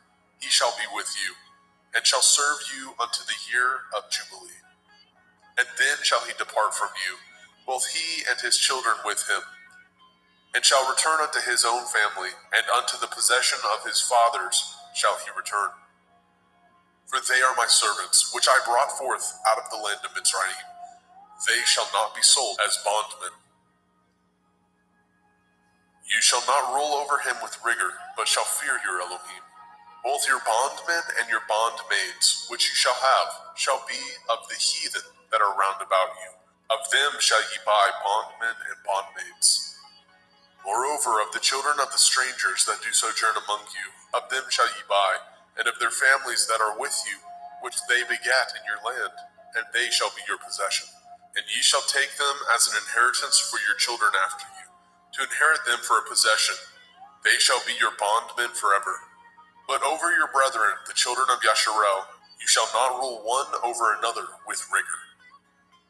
And if a sojourner or a stranger wax rich by you, and your brother that dwells by him wax poor, and sell himself unto the stranger or sojourner by you, or to the stock of the stranger's family, after that he is sold, he may be redeemed again. One of his brethren may redeem him. Either his uncle or his uncle's son may redeem him, or any that is nigh of kin unto him of his family may redeem him, or if he be able, he may redeem himself. And he shall reckon with him that bought him from the year that he was sold unto him, unto the year of Jubilee. And the price of his sale shall be according to the number of years, according to the time of a hired servant shall it be with him. If there be yet many years behind, according unto them he shall give again the price of his redemption, out of the money that he was bought for. And if there remain but few years unto the year of Jubilee, then he shall count with him, and according unto his years shall he give him again the price of his redemption. And as a yearly hired servant shall be with him, and the other shall not rule with rigor over him in your sight. And if he be not redeemed in these years, then he shall go out in the year of Jubilee, both he and his children with him. For unto me the children of Yasharel are servants. They are my servants, whom I brought forth out of the land of Mitzrayim. I am Yahuwah Elohaikum. Vaikra, Leviticus chapter 26. Ye shall make you no idols, nor graven image, neither rear you up a standing image, neither shall ye set up any image of stone in your land, to bow down unto it. For I am Yahuwah Elohaikum. Ye shall guard my Sabbaths, and reverence my sanctuary. I am Yahuwah. If ye walk in my statutes, and guard my commandments, and do them, then I will give you rain in due season, And the land shall yield her increase, and the trees of the field shall yield their fruit. And your threshing shall reach unto the vintage, and the vintage shall reach unto the sowing time. And ye shall eat your bread to the full, and dwell in your land safely. And I will give peace in the land, lying down with nothing to fear, and the Sabbath of life. Though evil be part of the land, there is no sword to bring in the land. And ye shall chase your enemies, and they shall fall before you by the sword. And 5 of you shall chase 100, and 100 of you shall put 10,000 to flight. And your enemies shall fall before you by the sword. For I will have respect unto you, and make you fruitful, and multiply you, and establish my covenant with you.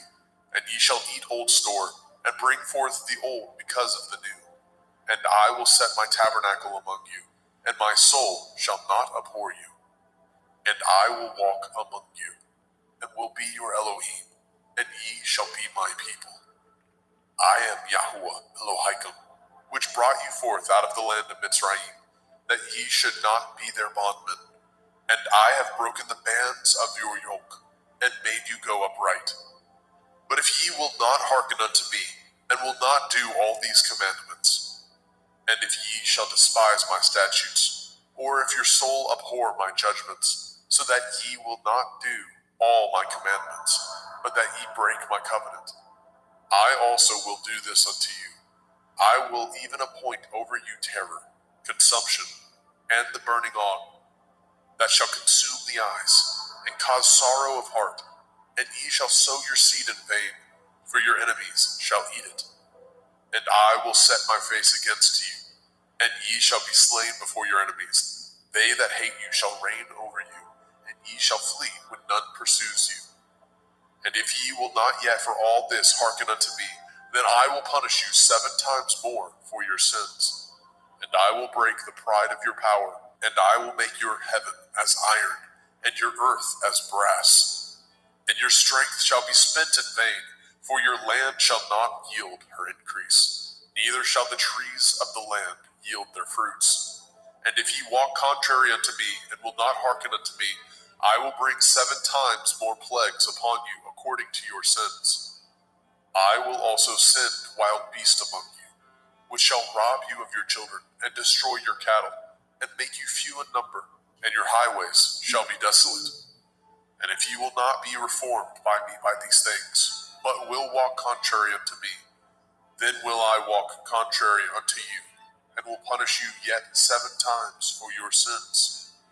And I will bring a sword upon you, that shall avenge the quarrel of my covenant. And when ye are gathered together within your cities, I will send the pestilence among you, and ye shall be delivered into the hand of the enemy. And when I have broken the staff of your bread, 10 women shall bake your bread in one oven, and they shall deliver you your bread again by weight, and ye shall eat and not be satisfied. And if ye will not for all this hearken unto me, but walk contrary unto me, then I will walk contrary unto you also in fury, and I, even I, will chastise you 7 times for your sins. And ye shall eat the flesh of your sons, and the flesh of your daughters shall ye eat. And I will destroy your high places, and cut down your images, and cast your carcasses upon the carcasses of your idols, and my soul shall abhor you. And I will make your cities waste, and bring your sanctuaries unto desolation. And I will not smell the savor of your sweet odors. And I will bring the land unto desolation, and your enemies which dwell therein shall be astonished at it. And I will scatter you among the heathen, and will draw out my sword after you. And your land shall be desolate, and your cities waste. Then shall the land enjoy her Shabbathot, as long as it lies desolate, and ye be in your enemy's land. Even then shall the land rest, and enjoy her Shabbathot. As long as it lies desolate, it shall rest, because it did not rest in your Shabbathot, when ye dwelt upon it. And upon them that are left alive of you, I will send a faintness into their hearts, in the land of their enemies, and the sound of a shaken leaf shall chase them, and they shall flee as fleeing from a sword, and they shall fall when none pursues. And they shall fall one upon another, as it were before a sword, when none pursues, and ye have no power to stand before your enemies. And ye shall perish among the heathen, and the land of your enemies shall eat you up. And they that are left of you shall pine away in their iniquity, in your enemies' lands, and also in the iniquities of their fathers shall they pine away with them. If they shall confess their iniquity, and the iniquity of their fathers, with their transgressions which they transgressed against me, and that also they have walked contrary unto me, and that I also have walked contrary unto them, and have brought them into the land of their enemies, if then their uncircumcised heart be humbled, and they then accept of the punishment of their iniquity, then I will remember my covenant with Yaakov, and also my covenant with Yitzhak, and also my covenant with Abraham will I remember, and I will remember the land. The land also shall be left of them, and shall enjoy her Sabbathot, while she lies desolate without them. And they shall accept of the punishment of their iniquity, because they despised my judgments, and because their soul abhorred my statutes. And yet, for all that, when they be in the land of their enemies, I will not cast them away, neither will I abhor them, to destroy them utterly, and to break my covenant with them.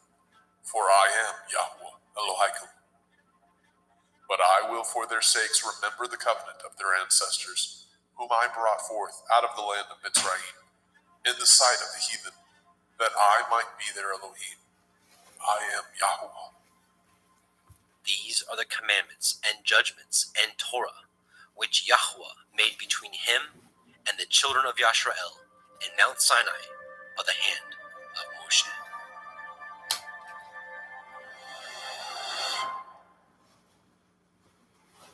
Vayikra, Leviticus chapter 27.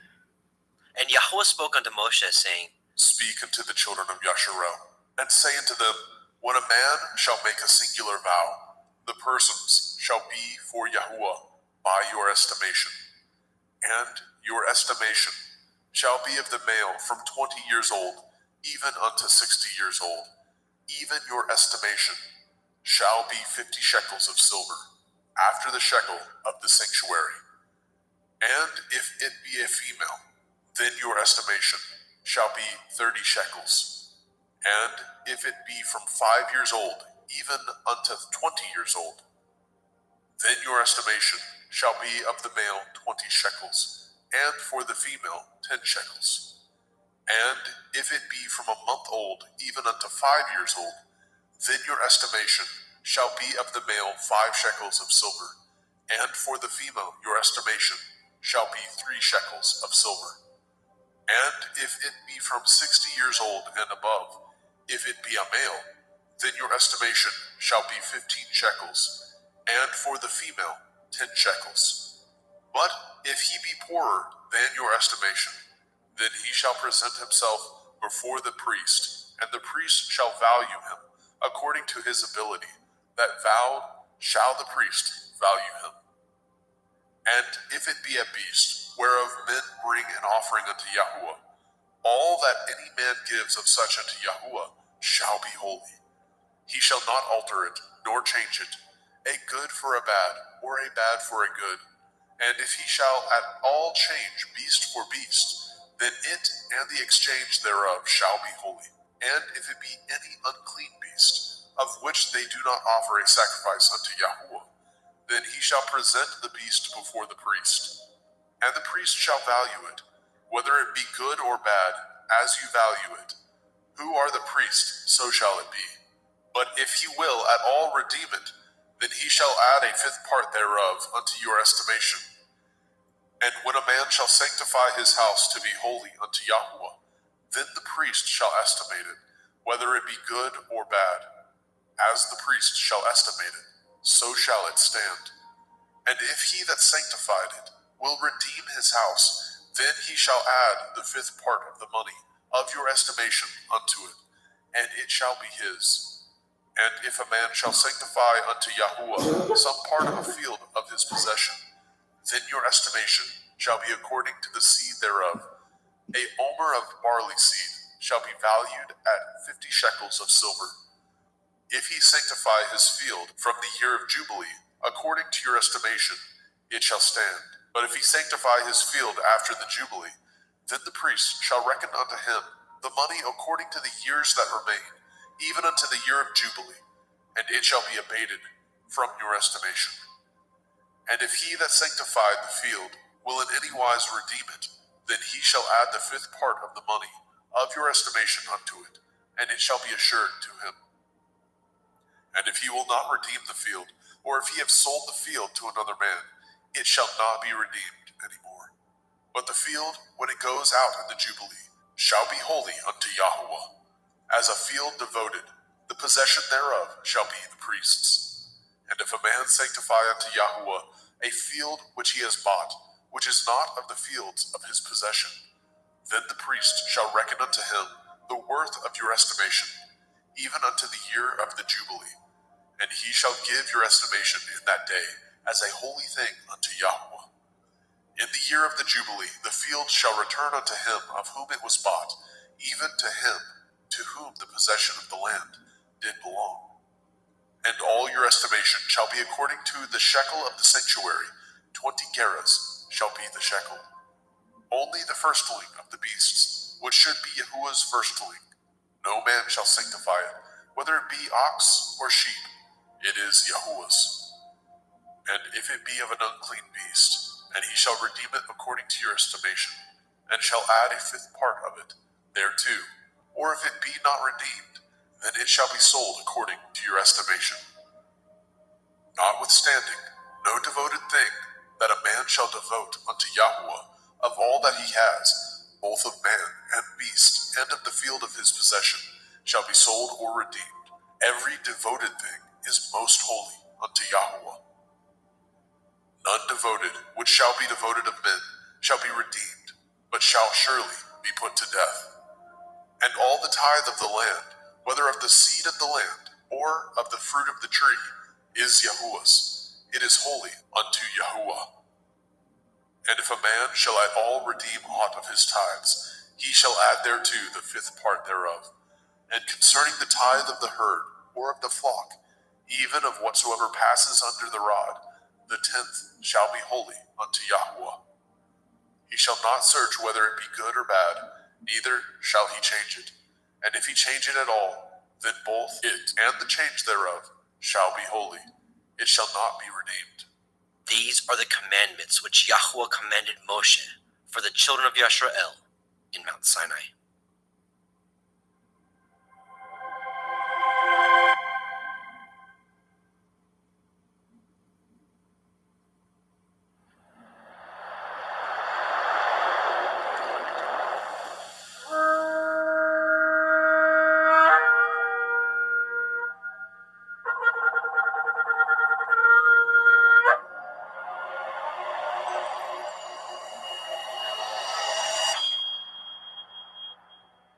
The Book of Shemot, Exodus, chapter 1. Now these are the names of the children of Yisrael, which came into Mitzrayim. Every man and his household came with Jacob: Reuben, Shimon, Levi, Yehudah, Issachar, Zebulun, and Benjamin, Dan, Naphtali, Gad, and Asher. And all the souls that came out of the loins of Jacob were 70 souls, for Joseph was in Mitzrayim already.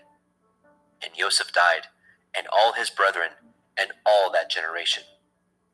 And the children of Yisrael were fruitful, and increased abundantly, and multiplied, and waxed exceeding mighty, and the land was filled with them. Now there arose up a new king over Mitzrayim, which knew not Joseph. And he said unto his people, Behold, the people of the children of Yasharel are more and mightier than we. Come on, let us deal wisely with them, lest they multiply. And it come to pass, that when there falls out any war, they join also unto our enemies, and fight against us, and so get them up out of the land. Therefore they did set over them taskmasters, to afflict them with their burdens. And they built for Pharaoh treasure cities, Pithom and Ramesses. But the more they afflicted them, the more they multiplied and grew, and they were grieved because of the children of Yisrael. And the Mitzrayim made the children of Yisrael to serve with rigor, and they made their lives bitter with hard bondage, in mortar, and in brick, and in all manner of service in the field. All their service, wherein they made them to serve, was with rigor.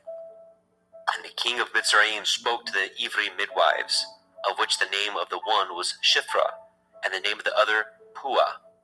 And he said, When ye do the office of a midwife to the Evrith woman, and see them upon the stools, if it be a son, then ye shall kill him. But if it be a daughter, then she shall live.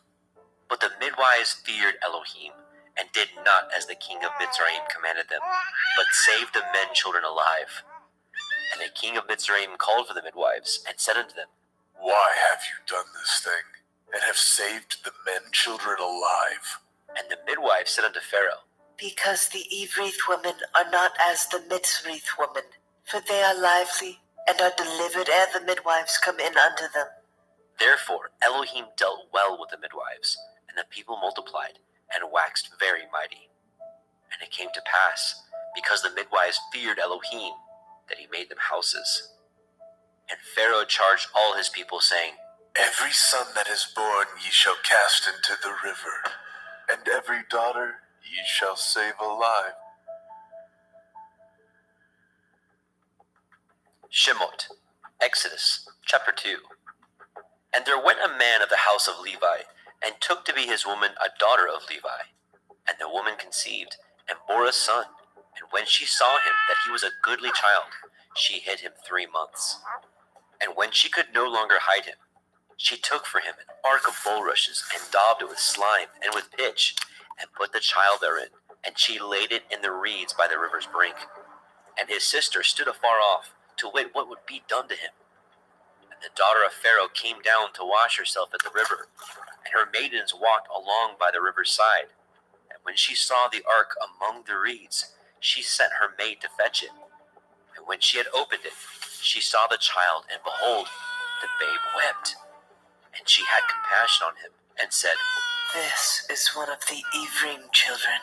Then said his sister to Pharaoh's daughter, Shall I go and call to you a nurse of the Evrith woman, that she may nurse the child for you? And Pharaoh's daughter said to her, Go. And the maid went, and called the child's mother.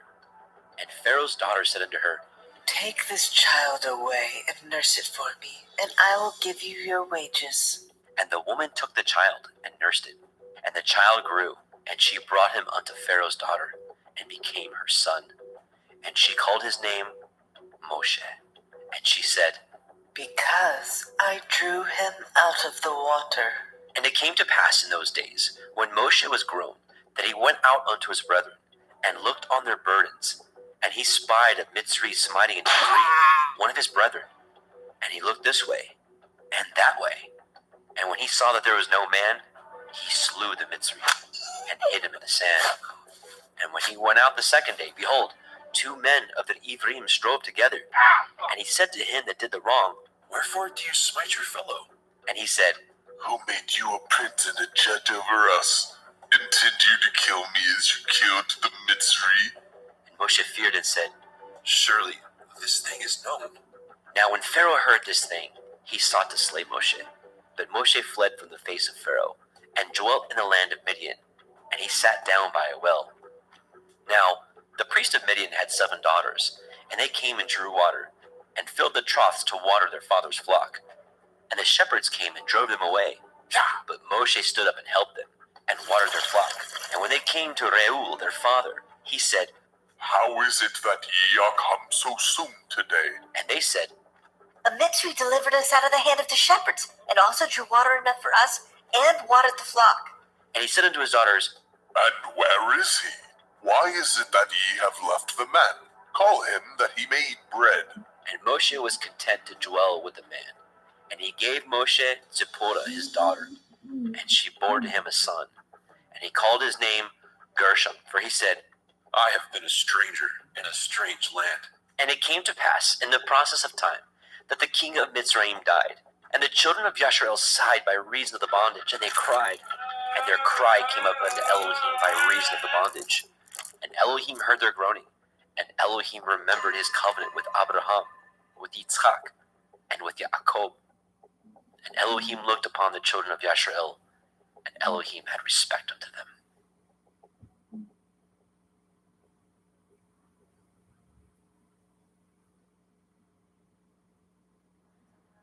Shemot, Exodus, chapter 3. Now Moshe kept the flock of Yitro his father-in-law, the priest of Midian, and he led the flock to the backside of the desert, and came to the mountain of Elohim, even to Horeb. And the angel of Yahweh appeared unto him in a flame of fire, out of the midst of a thorn bush.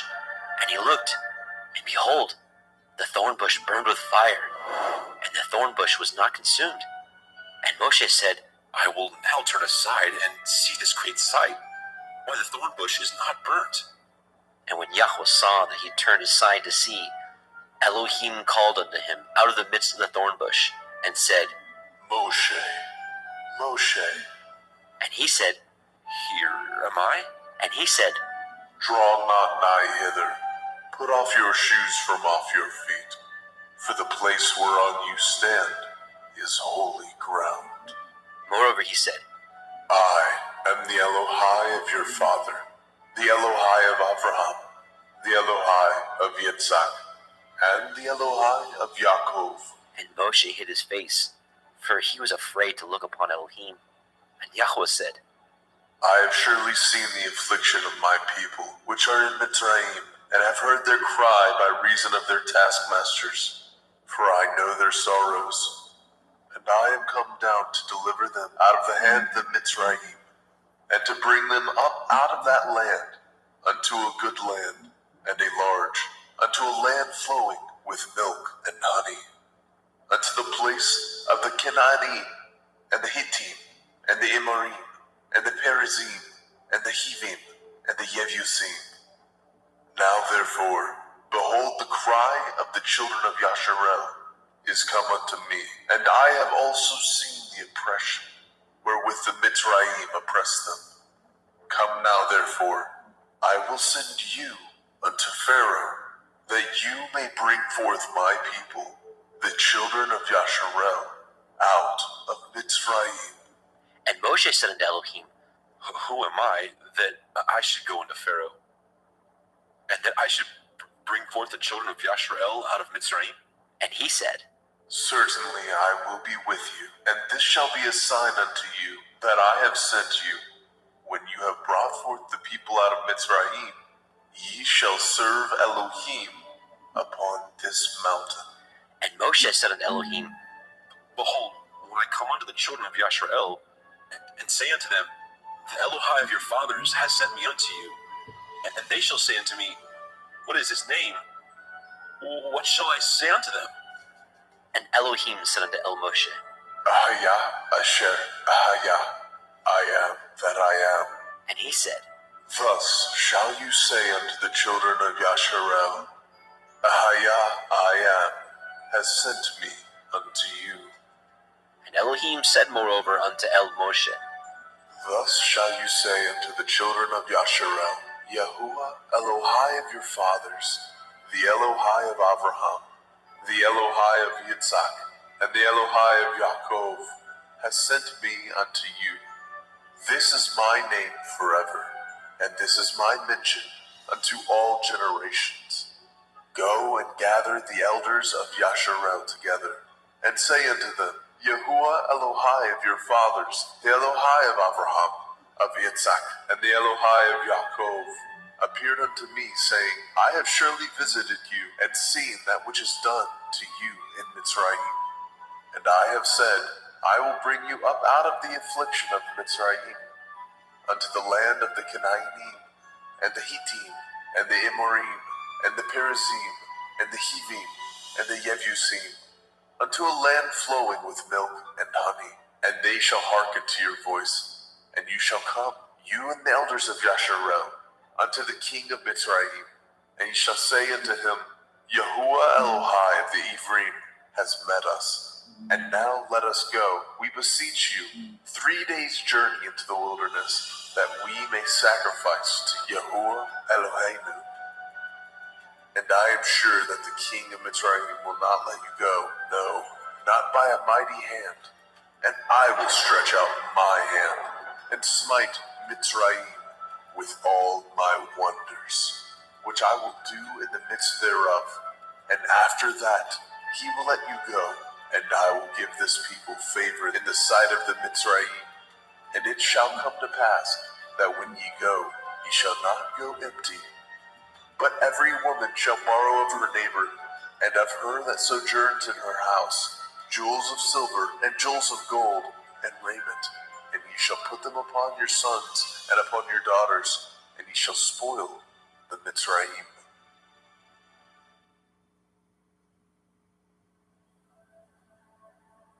Shemot, Exodus, chapter 4. And Moshe answered and said, But, behold, they will not believe me, nor hearken unto my voice, for they will say, Yahweh has not appeared unto you.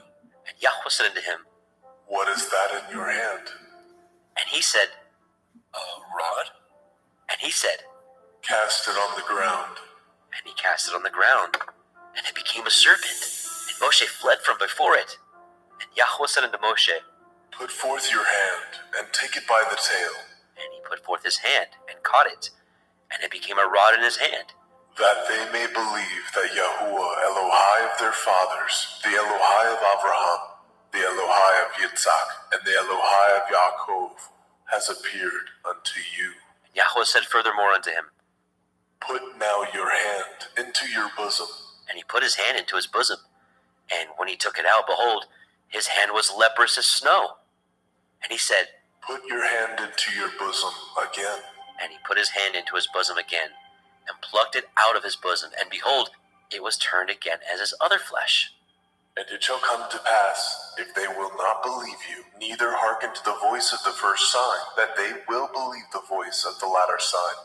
And it shall come to pass, if they will not believe also these two signs, neither hearken unto your voice, that you shall take of the water of the river, and pour it upon the dry land, and the water which you take out of the river shall become blood upon the dry land.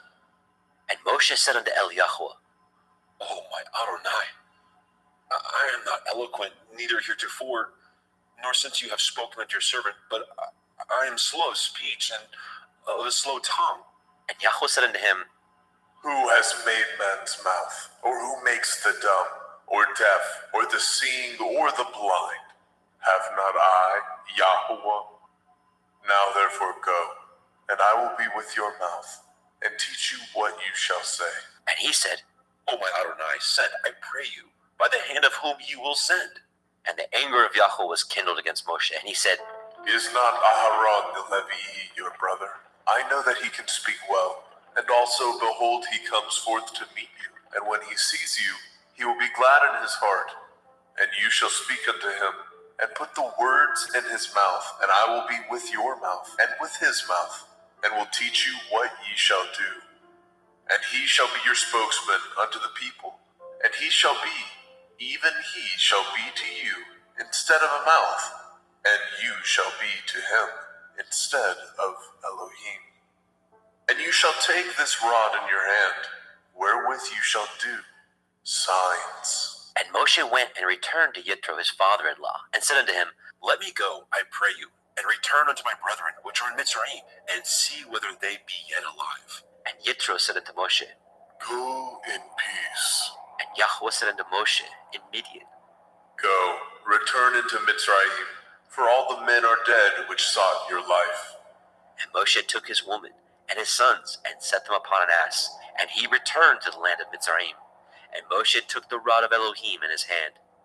And Yahweh said unto Moshe, When you go to return into Mitzrayim, see that you do all those wonders before Pharaoh, which I have put into your hand. But I will harden his heart, that he shall not let the people go.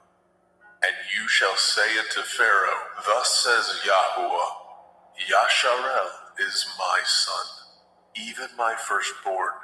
And I say unto you, Let my son go, that he may serve me. And if you refuse to let him go, behold, I will slay your son, even your firstborn. And it came to pass by the way in the inn that Yahweh met him, and sought to kill him. Then Zipporah took a sharp stone, and cut off the foreskin of her son, and cast it at his feet, and said, Surely a bloody man are you to me. So he let him go. Then she said, A bloody man you are because of the circumcision. and Yahweh said to Aaron, Go into the wilderness to meet Moshe. and he went, and met him in the mount of Elohim, and kissed him. And Moshe told Aaron all the words of Yahweh who had sent him, and the signs which he had commanded him. And Moshe and Aaron went and gathered together all the elders of the children of Yasharel. And Aaron spoke all the words which Yahweh had spoken unto Moshe, and did the signs in the sight of the people. And the people believed. And when they heard that Yahweh had visited the children of Yasharel, and that he had looked upon their affliction, then they bowed their heads and worshipped.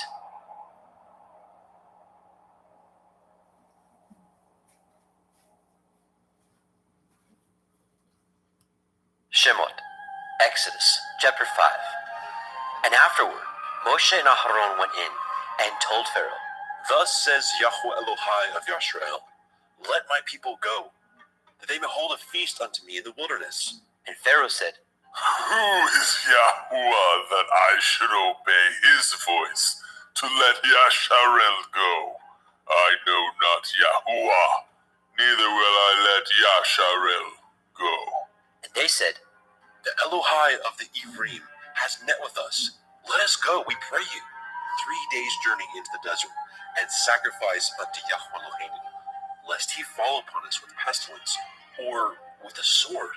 And the king of Mitzrayim said unto them, Wherefore do ye, Moshe and Aaron, let the people from their works get you unto your burdens. And Pharaoh said, Behold, the people of the land now are many, and ye make them rest from their burdens. And Pharaoh commanded the same day the taskmasters of the people and their officers, saying, Ye shall no more give the people straw to make brick, as heretofore. Let them go and gather straw for themselves. And the tell of the bricks which they did make heretofore, ye shall lay upon them. Ye shall not diminish aught thereof, for they be idle. Therefore they cry, saying, Let us go and sacrifice to our Elohim. Let their more work be laid upon the men, that they may labor therein, and let them not regard vain words. And the taskmasters of the people went out, and their officers, and they spoke to the people, saying, Thus says Pharaoh, I will not give you straw. Go ye, get you straw where you can find it.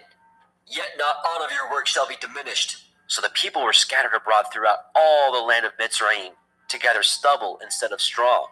And the taskmasters hasted them, saying, Fulfill your works, your daily tasks, as when there was straw. And the officers of the children of Yasharel, which Pharaoh's taskmasters had set over them, were beaten, and demanded, Wherefore have ye not fulfilled your task in making brick both yesterday and today, as heretofore? Then the officers of the children of Yasharel came and cried unto Pharaoh, saying, Wherefore do you thus with your servants? There is no straw given unto your servants. And they say to us, Make brick, and behold, your servants are beaten. But the fault is in your own people. But he said, Ye are idle, ye are idle. Therefore ye say, Let us go and do sacrifice to Yahuwah. Go therefore now and work, for there shall no straw be given you. Yet shall ye deliver the tale of bricks. And the officers of the children of Yasharel did see that they were in an evil case. After it was said, Ye shall not diminish aught of your bricks from your daily task. And they met Moshe and Aaron, who stood in the way, as they came forth from Pharaoh. And they said unto them, Yahuwah, look upon you and judge, because ye have made our Saviour to be abhorred in the eyes of Pharaoh, and in the eyes of his servants, to put a sword in their hand to slay us. And Moshe returned unto Eliyahu and said, Adonai, wherefore have you so evil entreated this people? Why is it that you have sent me? For since I came to Pharaoh to speak in your name, he has done evil to the people. Neither have you delivered your people at all. Shemot, Exodus, chapter 6. Then Yahweh said unto Moshe, Now shall you see what I will do to Pharaoh, for with a strong hand shall he let them go, and with a strong hand shall he drive them out of his land. And Elohim spoke unto Moshe, and said unto him, I am Yahuwah, and I appeared unto El Abraham, unto El Yitzhak, and unto El Yaakov, by El Shaddai. But by my name Yahuwah was I not known to them. And I have also established my covenant with them, to give them the land of Canaan, the land of their pilgrimage, wherein they were strangers. And I have also heard the groanings of the children of Yasharel, whom the Mitzrayim keep in bondage, and I have remembered my covenant.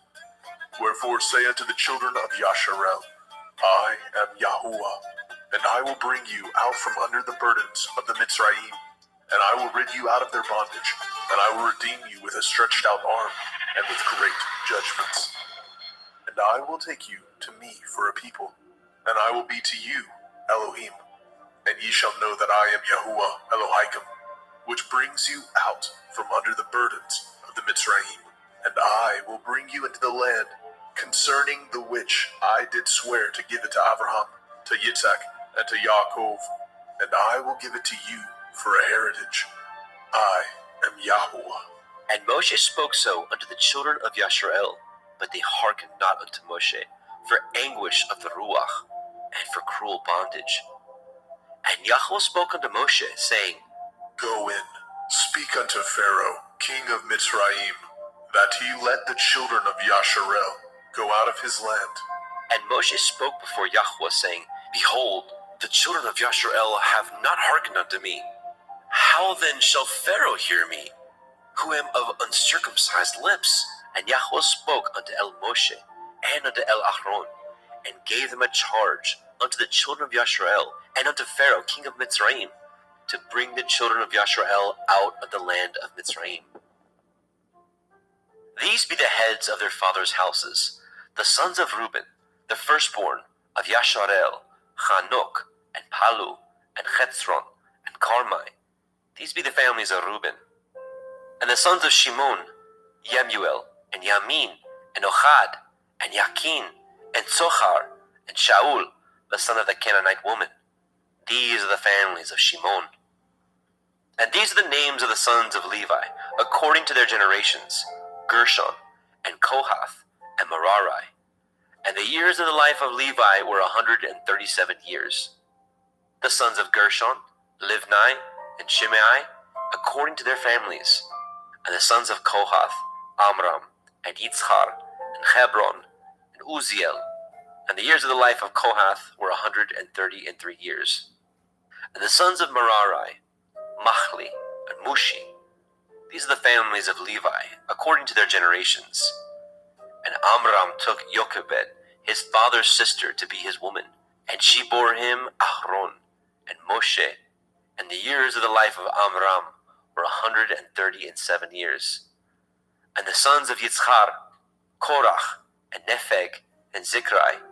And the sons of Uziel, Mishael, and Elishaphan, and Chitrai.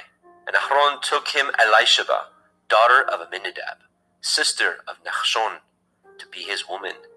And she bore him Nadab, and Abihu, and Eleazar, and Ithamar. And the sons of Korach, Asir, Elkanah, Avisaph. These are the families of the Korchai. And Eleazar, Ahron's son, took him one of the daughters of Putiel to be his woman, and she bore him Phinehas. These are the heads of the fathers of the Leviim, according to their families. These are that Ahron and Moshe, to whom Yahweh said, Bring out the children of Yasharel from the land of Mitzrayim, according to their families. These are they which spoke to Pharaoh, king of Mitzrayim, to bring out the children of Yasharel from Mitzrayim. These are that Moshe and Ahron. And it came to pass on the day when Yahweh spoke unto Moshe in the land of Mitzrayim, that Yahweh spoke unto Moshe, saying, I am Yahuwah. Speak you unto Pharaoh, king of Mitzrayim, all that I say unto you. And Moshe said before Yahweh, Behold, I am of uncircumcised lips. How shall Pharaoh hearken unto me? Shemot, Exodus, chapter 7.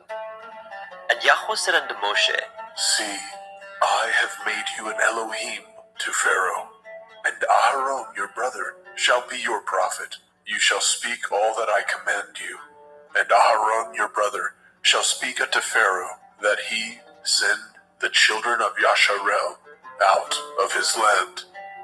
And I will harden Pharaoh's heart, and multiply my signs and my wonders in the land of Mitzrayim. But Pharaoh shall not hearken unto you, that I may lay my hand upon Mitzrayim, and bring forth my armies and my people, the children of Yasharel, out of the land of Mitzrayim, by great judgments.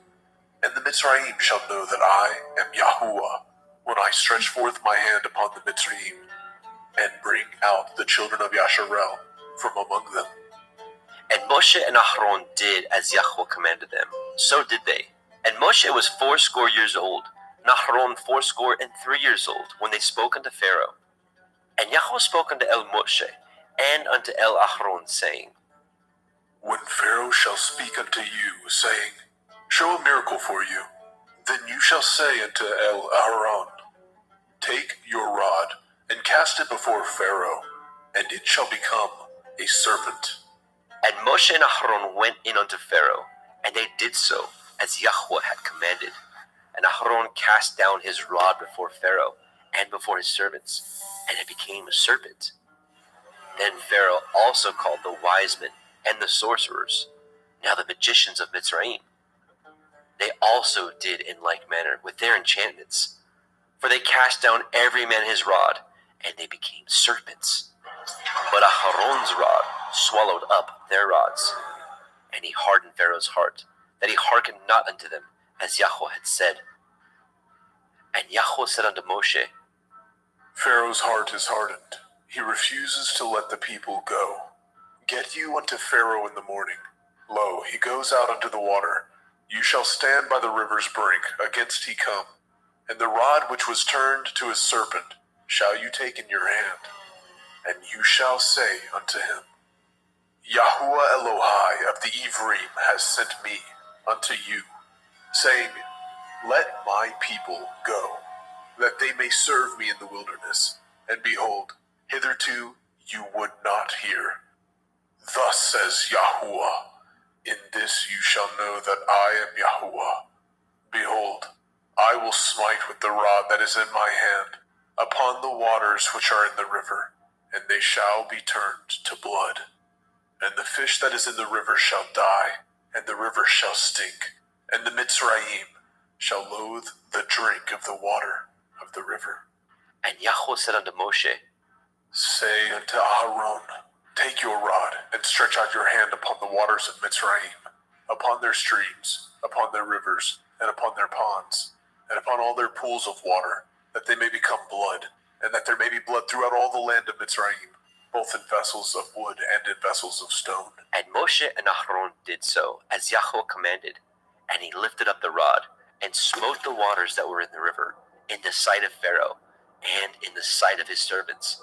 And all the waters that were in the river were turned to blood. And the fish that was in the river died. And the river stank.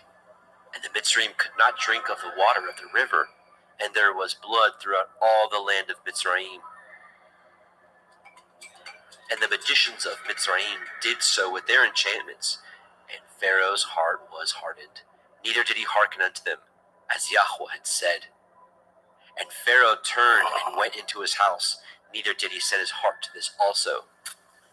And all the Mitzrayim dug round about the river for water to drink, for they could not drink of the water of the river. And 7 days were fulfilled after that Yahweh had smitten the river.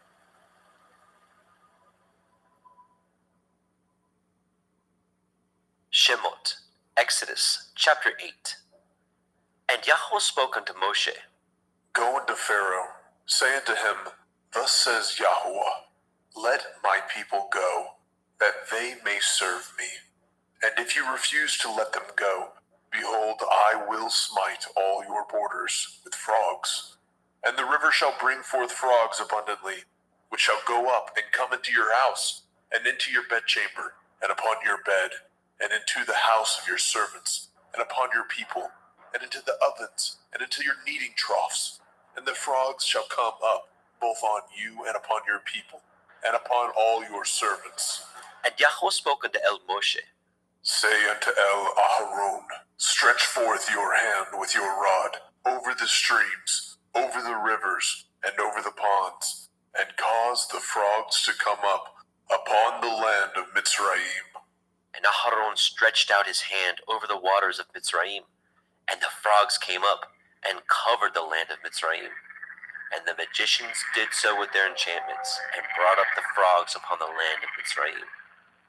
Then Pharaoh called for Moshe and Aharon and said, Entreat El Yahuwah that he may take away the frogs from me and from my people, and I will let the people go, that they may do sacrifice unto Yahuwah. And Moshe said unto Pharaoh, Glory over me. When shall I entreat for you, and for your servants, and for your people, to destroy the frogs from you and from your houses, that they may remain in the river only? And he said, Tomorrow. And he said, Be it according to your word, that you may know that there is none like unto Yahweh Eloheinu.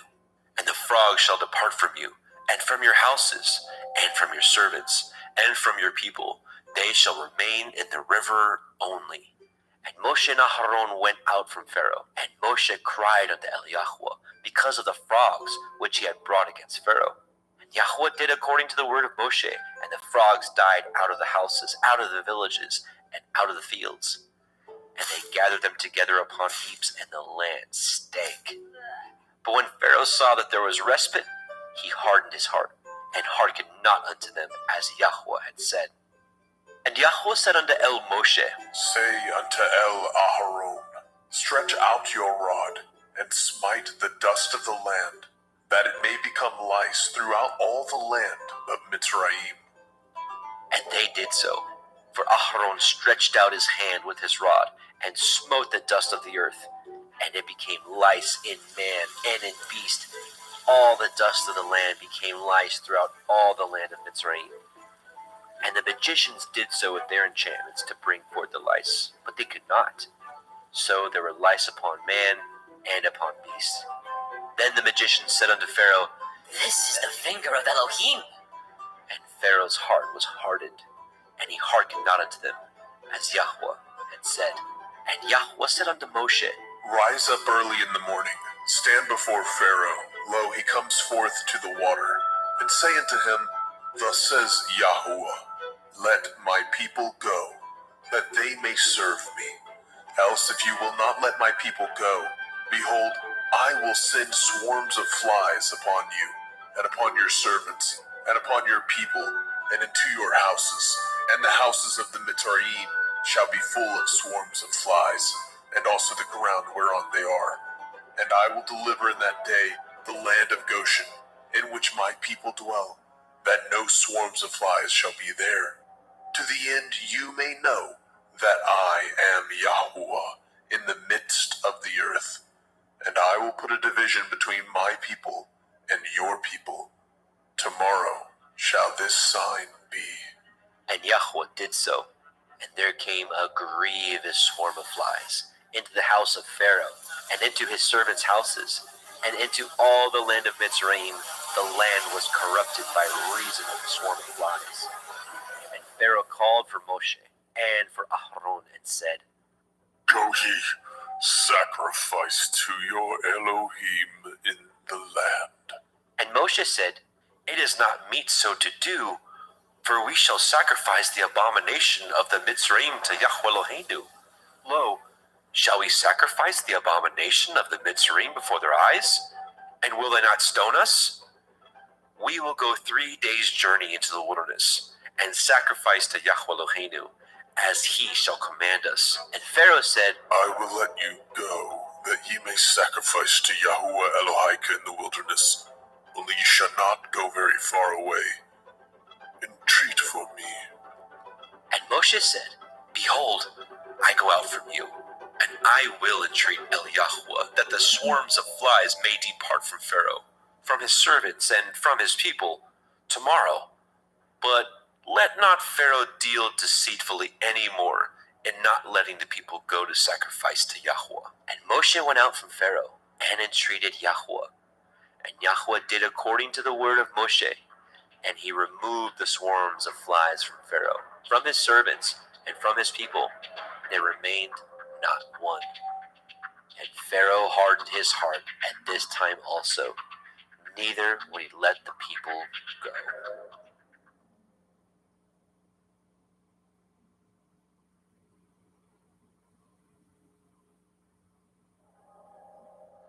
Shemot, Exodus chapter 9.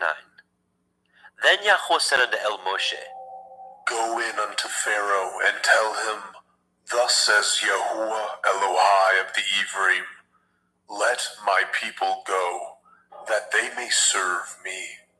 For if you refuse to let them go, and will hold them still, behold, the hand of Yahuwah is upon your cattle, which is in the field, upon the horses, upon the asses, upon the camels, upon the oxen, upon the sheep. There shall be a very grievous pestilence, and Yahuwah shall sever between the cattle of Yasharel and the cattle of Mitzrayim, and there shall nothing die of all that is the children's of Yasharel. And Yahweh appointed a set time, saying, Tomorrow Yahuwah shall do this thing in the land. And Yahweh did that thing on the morrow, and all the cattle of Mitzrayim died, but of the cattle of the children of Yasharel died not one. And Pharaoh sent, and behold, there was not one of the cattle of Yasharel dead. And the heart of Pharaoh was hardened, and he did not let the people go. And Yahweh said unto El Moshe and unto El Aharon, Take to you handfuls of ashes of the furnace, and let Moshe sprinkle it towards the heavens in the sight of Pharaoh. And it shall become small dust in all the land of Mitzrayim, and shall be a boil breaking forth with blains upon man and upon beast throughout all the land of Mitzrayim. And they took the ashes of the furnace, and stood before Pharaoh. And Moshe sprinkled it up toward the heavens, and it became a boil, breaking forth with blains upon man and upon beast. And the magicians could not stand before Moshe because of the boils, for the boil was upon the magicians and upon all the Mitzrayim. And Yahweh hardened the heart of Pharaoh, and he hearkened not unto them, as Yahweh had spoken unto El Moshe. And Yahweh said unto El Moshe, Rise up early in the morning, and stand before Pharaoh, and say unto him, Thus says Yahuwah Elohai of the Ephraim, Let my people go, that they may serve me. For I will at this time send all my plagues upon your heart, and upon your servants, and upon your people, that you may know that there is none like me in all the earth. For now I will stretch out my hand, that I may smite you and your people with pestilence, and you shall be cut off from the earth. And in very deed for this cause have I raised you up, for to show in you my power, that my name may be declared throughout all the earth. As yet exalt you yourself against my people, that you will not let them go? Behold, tomorrow about this time I will cause it to rain a very grievous hail, such as has not been in Mitzrayim since the foundation thereof even until now. Send therefore now and gather your cattle, and all that you have in the field, for upon every man and beast which shall be found in the field, and shall not be brought home, the hail shall come down upon them, and they shall die. He that feared the word of Yahweh among the servants of Pharaoh made his servants and his cattle flee into the houses. And he that regarded not the word of Yahweh left his servants and his cattle in the field. And Yahweh said unto El Moshe, Stretch forth your hand towards the heavens, that there may be hail in all the land of Mitzrayim, upon man and upon beast, and upon every herb of the field, throughout the land of Mitzrayim.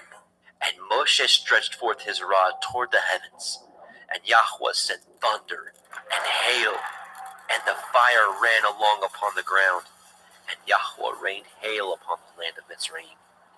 So there was hail, and fire mingled with the hail, very grievous, such as there was none like it in all the land of Mitzrayim since it became a nation. And the hail smote throughout all the land of Mitzrayim, all that was in the field, both man and beast, and the hail smote every herb of the field, and broke every tree of the field. Only in the land of Goshen, where the children of Yasharel were, was there no hail. And Pharaoh sent and called for Moshe and Aharon, and said unto them, I have sinned this time. Yahuwah is righteous, and I and my people are wicked. Entreat Yahuwah, for it is enough that there be no more mighty thunderings and hail, for I will let you go. Ye shall stay no longer. And Moshe said unto him, As soon as I am gone out of the city, I will spread abroad my hands unto El Yahweh, and the thunder shall cease, neither shall there be any more hail, that you may know how that the earth is Yahweh's. But as for you and your servants, I know that you will not fear Yahweh Elohim. And the flax and the barley was smitten, for the barley was in the ear, and the flax was bold. But the wheat and the rye were not smitten, for they were not grown up. And Moshe went out of the city from Pharaoh, and spread abroad his hands unto El Yahweh, and the thunders and the hail ceased, and the rain was not poured upon the earth. And when Pharaoh saw that the rain and the hail and the thunders were ceased, he sinned yet more, and hardened his heart, he and his servants. And the heart of Pharaoh was hardened, neither would he let the children of Yasharel go, as Yahweh had spoken by Moshe. Shemot, Exodus, chapter 10. And Yahweh said unto El Moshe, Go in unto Pharaoh, for I have hardened his heart, and the heart of his servants, that I might show these my signs before him, and that you may tell in the ears of your son, and of your son's son, what things I have wrought in Mitzrayim, and my signs which I have done among them, that ye may know how that I am Yahuwah. And Moshe and Aharon came in unto Pharaoh, and said unto him, Thus says Yahweh Elohai of the Ephraim, How long will you refuse to humble yourselves before me? Let my people go, that they may serve me. Else, if you refuse to let my people go, behold, tomorrow I will bring the locusts into your coast, and they shall cover the face of the earth, that one cannot be able to see the earth, and they shall eat the remnant of that which is escaped, which remains unto you from the hail, and shall eat every tree which grows for you out of the field. And they shall fill your houses, and the houses of all your servants, and the houses of all the Mitzrayim, which neither your fathers nor your fathers' fathers have seen, since the day that they were upon the earth unto this day. And he turned himself and went out from Pharaoh. And Pharaoh's servants said unto him, How long shall this man be a snare unto us? Let the men go, that they may serve Yahweh Elohim. Know you not that Mitzrayim is destroyed? And Moshe and Aharon were brought again unto Pharaoh. And he said unto them, Go, serve Yahuwah Elohim. But who are they that shall go? And Moshe said, We will go with our young and with our old, with our sons and with our daughters, with our flocks and with our herds. We will go, for we must hold a feast unto Yahuwah. And he said unto them, Let Yahuwah be so with you, as I will let you go, and your little ones. Look to it, for evil is before you. Not so. Go now, ye that are men, and serve Yahuwah, for that ye did desire. And they were driven out from Pharaoh's presence.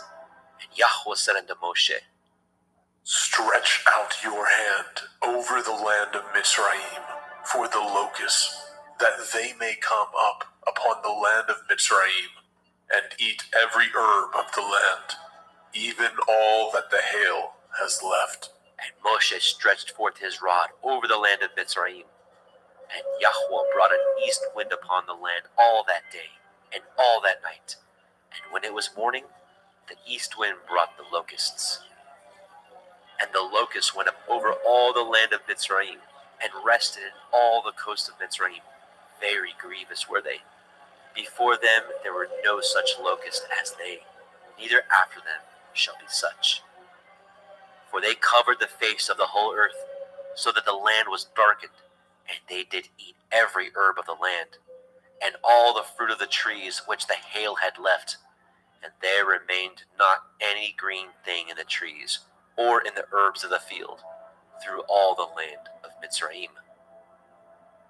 Then Pharaoh called for Moshe and Aaron in haste, and he said, I have sinned against Yahuwah Elohim and against you. Now therefore forgive, I pray you, my sin only this once, and entreat Yahuwah Elohim that he may take away from me this death only.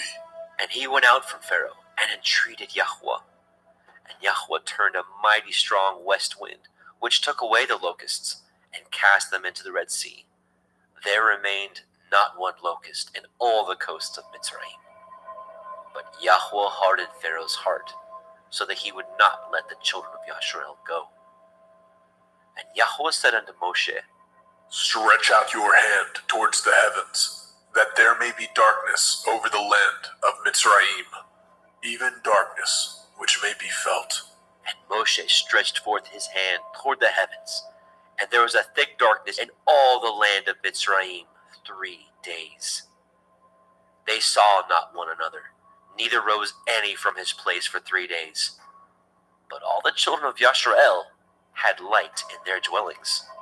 And Pharaoh called unto Moshe and said, Go ye, serve Yahuwah.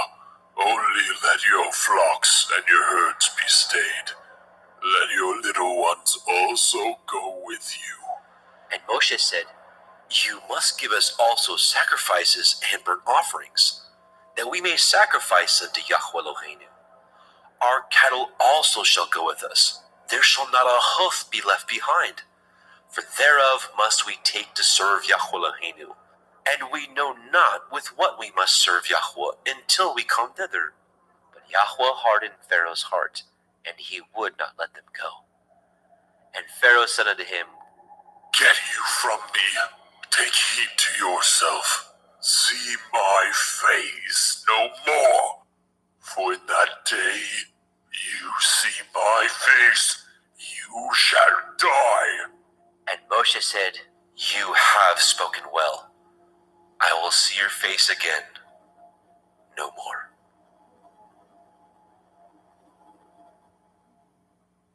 Shemot, Exodus chapter 11. And Yahweh said unto Moshe, Yet will I bring one plague more upon Pharaoh, and upon Mitzrayim. Afterwards he will let you go hence. When he shall let you go, he shall surely thrust you out hence altogether. Speak now in the ears of the people, and let every man borrow of his neighbor, and every woman of her neighbor, jewels of silver and jewels of gold. And Yahweh gave the people favor in the sight of the Mitzrayim. Moreover, the man Moshe was very great in the land of Mitzrayim, in the sight of Pharaoh's servants, and in the sight of the people. And Moshe said, Thus says Yahweh, About midnight will I go out into the midst of Mitzrayim, and all the firstborn in the land of Mitzrayim shall die, from the firstborn of Pharaoh that sits upon his throne, even unto the firstborn of the maidservant that is behind the mill, and all the firstborn of beasts. And there shall be a great cry throughout all the land of Mitzrayim, such as there was none like it, nor shall be like it any more. But against any of the children of Yasharel shall not a dog move his tongue, against man or beast, that you may know how that Yahweh puts a difference between the Mitzrayim and Yasharel, And all these your servants shall come down unto me, and bow down themselves unto me, saying, Get you out, and all the people that follow you. And after that, I will go out. And he went out from Pharaoh in great anger. And Yahweh said unto Moshe, Pharaoh shall not hearken unto you, that my wonders may be multiplied in the land of Mitzrayim. And Moshe and Aharon did all these wonders before Pharaoh. And Yahweh hardened Pharaoh's heart, so that he would not let the children of Yasharel go out of his land. Shemot, Exodus, chapter 12. And Yahweh spoke unto El Moshe and El Aharon in the land of Mitzrayim, saying, This month shall be unto you the beginning of months. It shall be the first month of the year to you. Speak ye unto all the assembly of Yasharel, saying, In the 10th day of this month they shall take to them every man a lamb, according to the house of their fathers, a lamb for a house. And if the household be too little for the lamb, let him and his neighbor next unto his house take it according to the number of the souls. Every man according to his eating shall make your count for the lamb. Your lamb shall be without blemish, a male of the first year. Ye shall take it out from the sheep, or from the goats, and ye shall keep it up until the 14th day of the same month, and the whole multitude of the assembly of Yasharel shall kill it in the evening. And they shall take of the blood, and strike it on the two sides of the posts, and on the upper doorposts of the houses, wherein they shall eat it. And they shall eat the flesh in that night, roast with fire, and matzah, unleavened bread, and with bitter herbs they shall eat it. Eat not of it raw, nor sodden at all with water, but roast with fire, his head with his legs, and with the purtenance thereof. And ye shall let nothing of it remain until the morning, and that which remains of it until the morning ye shall burn with fire. And thus shall ye eat it, with your loins girded, your shoes on your feet, and your staff in your hand. And ye shall eat it in haste. It is Yahuwah's Pesach. For I will pass through the land of Mitzrayim this night, and will smite all the firstborn in the land of Mitzrayim, both man and beast. And against all the Elohai of Mitzrayim I will execute judgment. I am Yahuwah. And the blood shall be to you for a mark upon the houses where ye are. And when I see the blood, I will pass over you. And the plague shall not be upon you to destroy you when I smite the land of Mitzrayim. And this day shall be unto you for a memorial, and ye shall keep it a feast to Yahuwah throughout your generations. Ye shall keep it a feast by an ordinance forever. 7 days shall ye eat matzah. Even the first day ye shall put away leaven out of your houses. For whoever eats hametz, leavened bread, from the first day unto the 7th day, that soul shall be cut off from Yasharel. And in the first day there shall be a holy assembly, and in the 7th day there shall be a holy assembly to you. No manner of work shall be done in them, save that which every man must eat, that only may be done of you. And ye shall guard the feast of matzah, unleavened bread. For in this selfsame day have I brought your armies out of the land of Mitzrayim. Therefore shall ye guard this day in your generations by an ordinance forever. In the first day, on the 14th day of the month at evening, ye shall eat matzah, until the 21st day of the month at evening. 7 days shall there be no hametz found in your houses, for whosoever eats that which is with hametz, leaven, even that soul shall be cut off from the assembly of Yasharel, whether he be a stranger or born in the land. Ye shall eat nothing with hametz. In all your habitations shall ye eat matzah. Then Moshe called for all the elders of Yasharel, and said unto them, Draw out, and take you a lamb according to your families, and kill the Pesach. And ye shall take a bunch of hyssop, and dip it in the blood that is in the basin, and strike the lintel and the 2 side posts with the blood that is in the basin. And none of you shall go out at the door of his house until the morning. For Yahweh will pass through to smite the Mitzrayim. And when he sees the blood upon the lintel and on the 2 side posts, Yahweh will pass over the door, and will not suffer the destroyer to come in unto your houses to smite you. And ye shall guard this thing for an ordinance to you and to your sons forever. And it shall come to pass, when ye are come to the land which Yahweh will give you, according as he has promised, that ye shall guard this service. And it shall come to pass, when your children shall say unto you, What mean ye by this service? That ye shall say, It is the sacrifice of Yahweh's Pesach, who passed over the houses of the children of Yashrael in Mitzrayim, when he smote the Mitzrayim and delivered our houses. And the people bowed the head and worshipped. And the children of Yashrael went away, and did as Yahweh had commanded Moshe and Aharon. So did they. And it came to pass that at midnight Yahweh smote all the firstborn in the land of Mitzrayim, from the firstborn of Pharaoh that sat on his throne unto the firstborn of the captive that was in the dungeon, and all the firstborn of cattle. And Pharaoh rose up in the night, he and all his servants, and all the Mitzrayim, and there was a great cry in Mitzrayim, for there was not a house where there was not one dead. And he called for Moshe and Aharon by night, and said, Rise up, then get ye forth from among my people, both ye and the children of Yasharel, and go, serve Yahweh, as ye have said, and take your flocks and your herds, as ye have said, and be gone, and bless me also. And the Mitzrayim were urgent upon the people, that they might send them out of the land in haste. For they said, We be all dead men.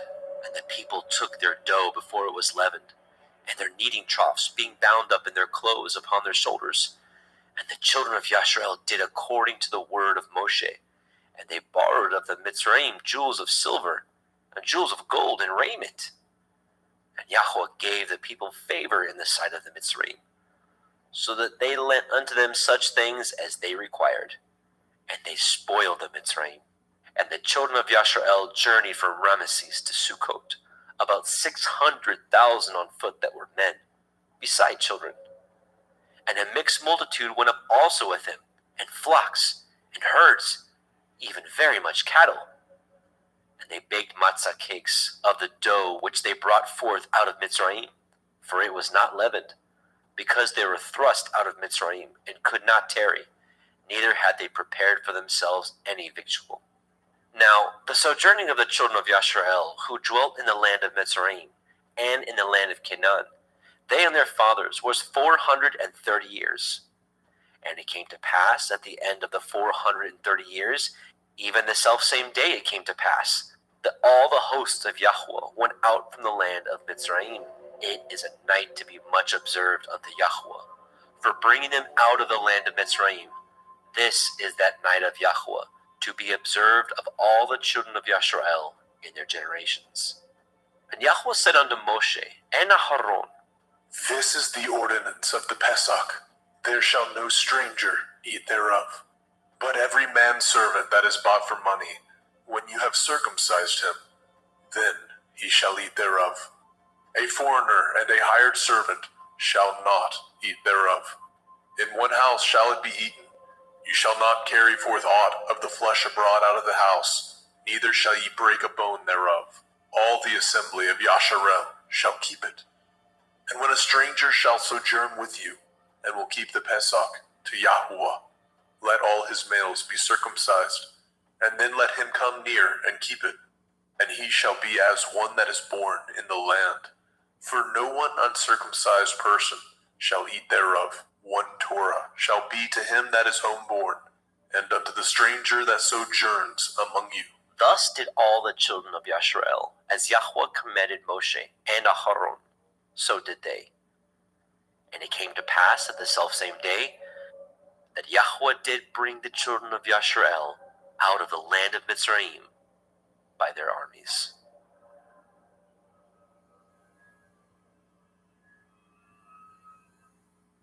Shemot, Exodus chapter 13. And Yahweh spoke unto Moshe, saying, Sanctify unto me all the firstborn, whatsoever opens the womb among the children of Yasharel, both of man and of beast, it is mine. And Moshe said unto the people, Remember this day, in which you came out from Mitzrayim, out of the house of bondage. For by strength of hand Yahweh brought you out from this place.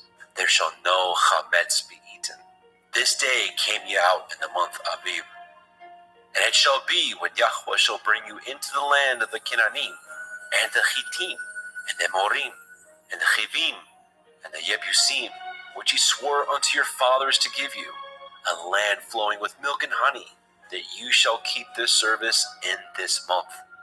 7 days you shall eat matzah, and in the 7th day shall be a feast unto Yahweh. Matzah shall be eaten 7 days, and there shall no chametz be seen with you, neither shall there be leaven seen with you in all your quarters. And you shall show your son in that day, saying, This is done because of that which Yahweh did unto me, when I came forth out of Mitzrayim. And it shall be for a sign unto you upon your hand, and for a memorial between your eyes, that Yahweh's Torah may be in your mouth. For with a strong hand has Yahweh brought you out of Mitzrayim. You shall therefore guard this ordinance in his appointed time from year to year.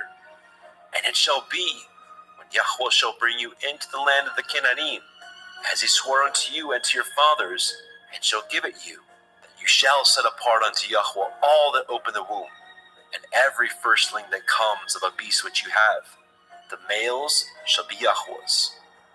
And every firstling of an ass you shall redeem with a lamb, and if you will not redeem it, then you shall break his neck. And all the firstborn of man among your children shall you redeem. And it shall be when your son asks you in time to come, saying, What is this? That you shall say unto him, By strength of hand Yahweh brought us out from Mitzrayim, from the house of bondage. And it came to pass when Pharaoh would hardly let us go, that Yahweh slew all the firstborn in the land of Mitzrayim, both of the firstborn of man and the firstborn of beast. Therefore I sacrifice to Yahweh all that opens the womb, being males, but all the firstborn of my children I redeem. And it shall be for a mark upon your hand, and for frontlets between your eyes. For by strength of hand Yahweh brought us forth out of Mitzrayim. As when Pharaoh had let the people go, the Elohim led them not through the way of the land of the Palestine, though that was near. For Elohim said, Lest perchance the people repent when they see war, and they return to Mitzrayim. But Elohim led the people about through the way of the wilderness of the Red Sea. And the children of Yasharel went up harnessed out of the land of Mitzrayim. And Moshe took the bones of Yosef with him, for he had straitly sworn the children of Yasharel, saying, Elohim will surely visit you, and you will carry up my bones away hence with you. They took their journey from Sukkot and encamped in Etham, in the edge of the wilderness. And Yahweh went before them by day in a pillar of cloud, to lead them in the way, and by night in a pillar of fire, to give them light, to go by day and night. He took not away the pillar of the cloud by day, nor the pillar of fire by night from before the people.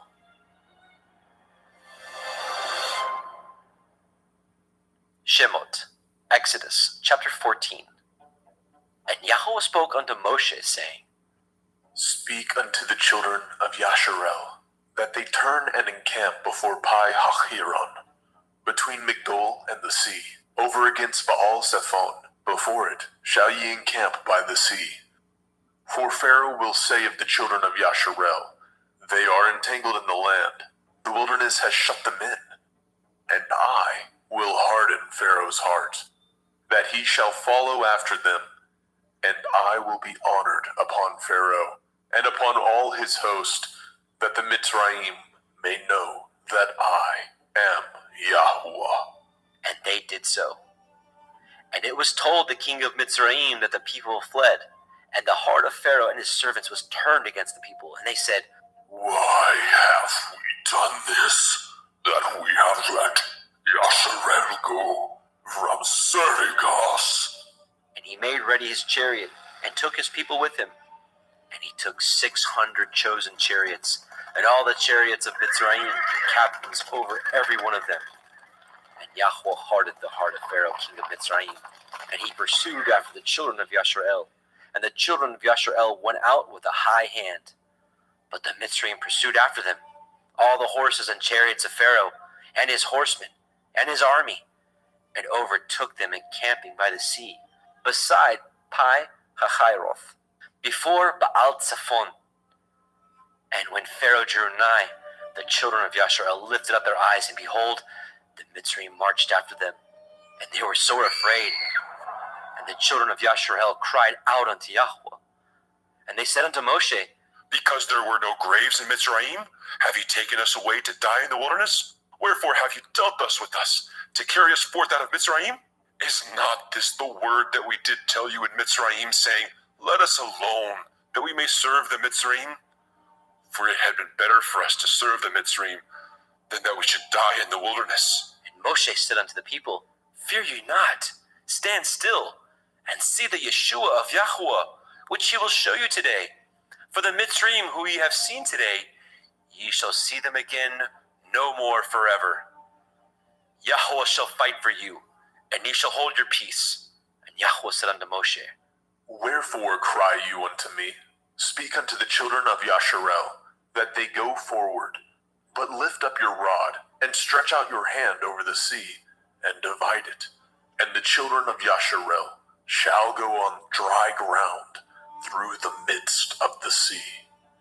And behold, I will harden the hearts of the Mitzrayim, and they shall follow them, and I will get me honor upon Pharaoh, and upon all his host, upon his chariots, and upon his horsemen. And the Mitzrayim shall know that I am Yahweh, when I have gotten me honor upon Pharaoh, upon his chariots, and upon his horsemen. And the angel of Elohim, which went before the camp of Yasharel, removed and went behind them. And the pillar of the cloud went from before their face and stood behind them. And it came between the camp of the Mitzrayim and the camp of Yasharel, and it was a cloud and darkness to them, but it gave light by night to these, so that the one came not near the other all night. And Moshe stretched out his hand over the sea, and Yahweh caused the sea to go back by a strong east wind all that night, and made the sea dry land, and the waters were divided. And the children of Yasharel went into the midst of the sea upon the dry ground, and the waters were a wall unto them on their right hand and on their left. And the Mitzrayim pursued, and went in after them into the midst of the sea, even all Pharaoh's horses, his chariots, and his horsemen. And it came to pass that in the morning watch, Yahweh looked unto the host of the Mitzrayim through the pillar of fire and of the cloud, and troubled the host of the Mitzrayim, and took off their chariot wheels, that they drove them heavily, so that the Mitzrayim said, Let us flee from the face of Yasharel, for Yahweh fights for them against the Mitzrayim. And Yahweh said unto Moshe, Stretch out your hand over the sea, that the waters may come again upon the Mitzrayim, upon their chariots, and upon their horsemen. And Moshe stretched forth his hand over the sea, and the sea returned to his strength when the morning appeared, and the Mitzrayim fled against it. Yahweh overthrew the Mitzrayim in the midst of the sea, and the waters returned, and covered the chariots, and the horsemen, and all the host of Pharaoh that came into the sea after them. There remained not so much as one of them. But the children of Yasharel walked upon dry land in the midst of the sea, and the waters were a wall unto them on their right hand and on their left. Thus Yahweh saved Yasharel that day out of the hand of the Mitzrayim. And Yasharel saw the Mitzrayim dead upon the seashore. And Yasharel saw that great work which Yahweh did upon the Mitzrayim. And the people feared Yahweh, and believed Yahweh, and his servant Moshe.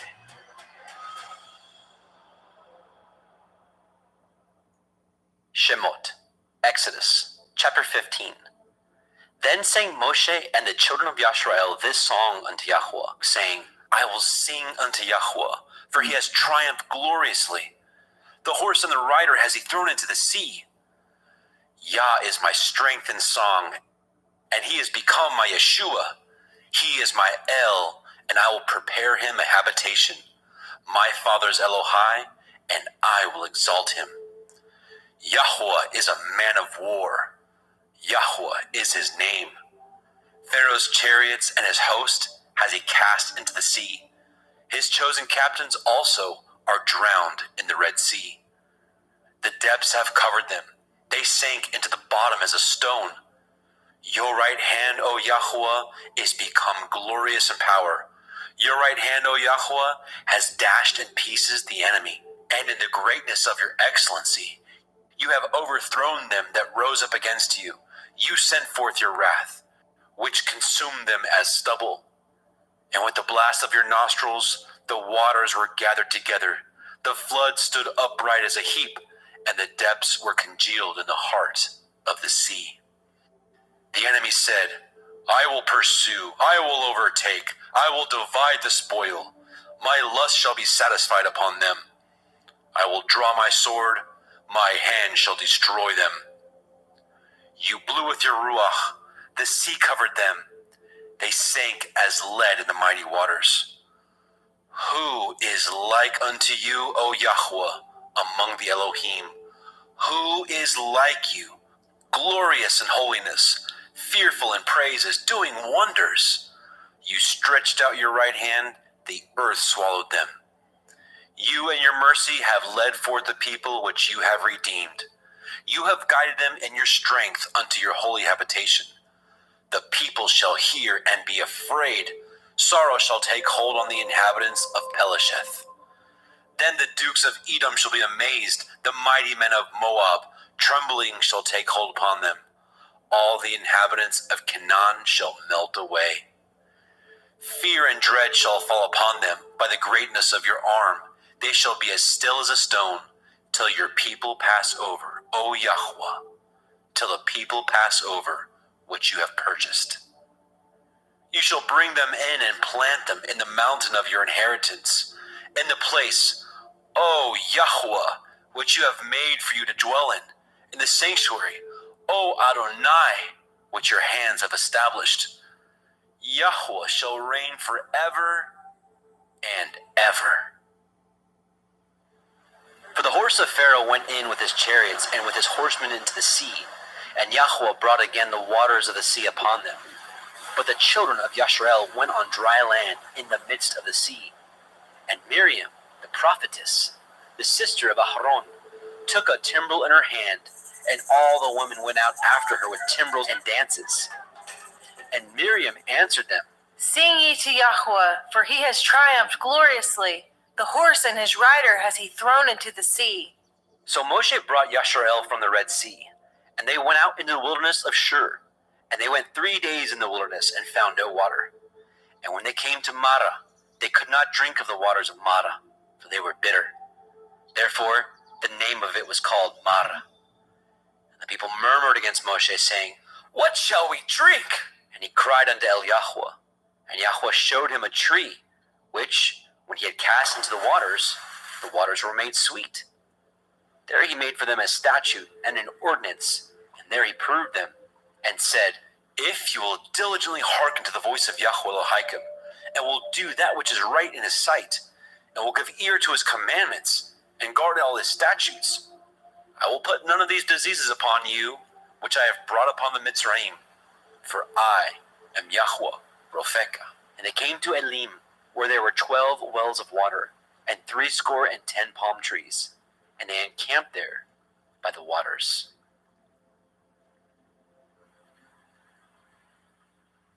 Shemot, Exodus, chapter 16. And they took their journey from Elim, and all the assembly of the children of Yashrael came unto the wilderness of Sin, which is between Elim and Sinai, on the 15th day of the 2nd month after their departing out of the land of Mitzrayim. And the whole assembly of the children of Yashrael murmured against Moshe and Aharon in the wilderness. And the children of Yashrael said unto them, Would to Elohim we had died by the hand of Yahweh in the land of Mitzrayim. When we sat by the flesh pots, and when we did eat bread to the full. For ye have brought us forth into this wilderness to kill this whole assembly with hunger. Then said Yahweh unto Moshe, Behold, I will rain bread from heavens for you, and the people shall go out and gather a certain rate every day, that I may prove them, whether they will walk in my Torah or no. And it shall come to pass that on the 6th day they shall prepare that which they bring in, and it shall be twice as much as they gather daily. And Moshe and Aharon said unto all the children of Yisrael, At evening, then ye shall know what Yahuwah has brought out of the land of Mitzrayim. and in the morning, then ye shall see the glory of Yahweh, for that he hears your murmurings against Yahweh. And what are we, that ye murmur against us? And Moshe said, This shall be, when Yahweh shall give you in the evening flesh to eat, and in the morning bread to the full, for that Yahweh hears your murmurings which you murmur against him. And what are we? Your murmurings are not against us, but against Yahweh.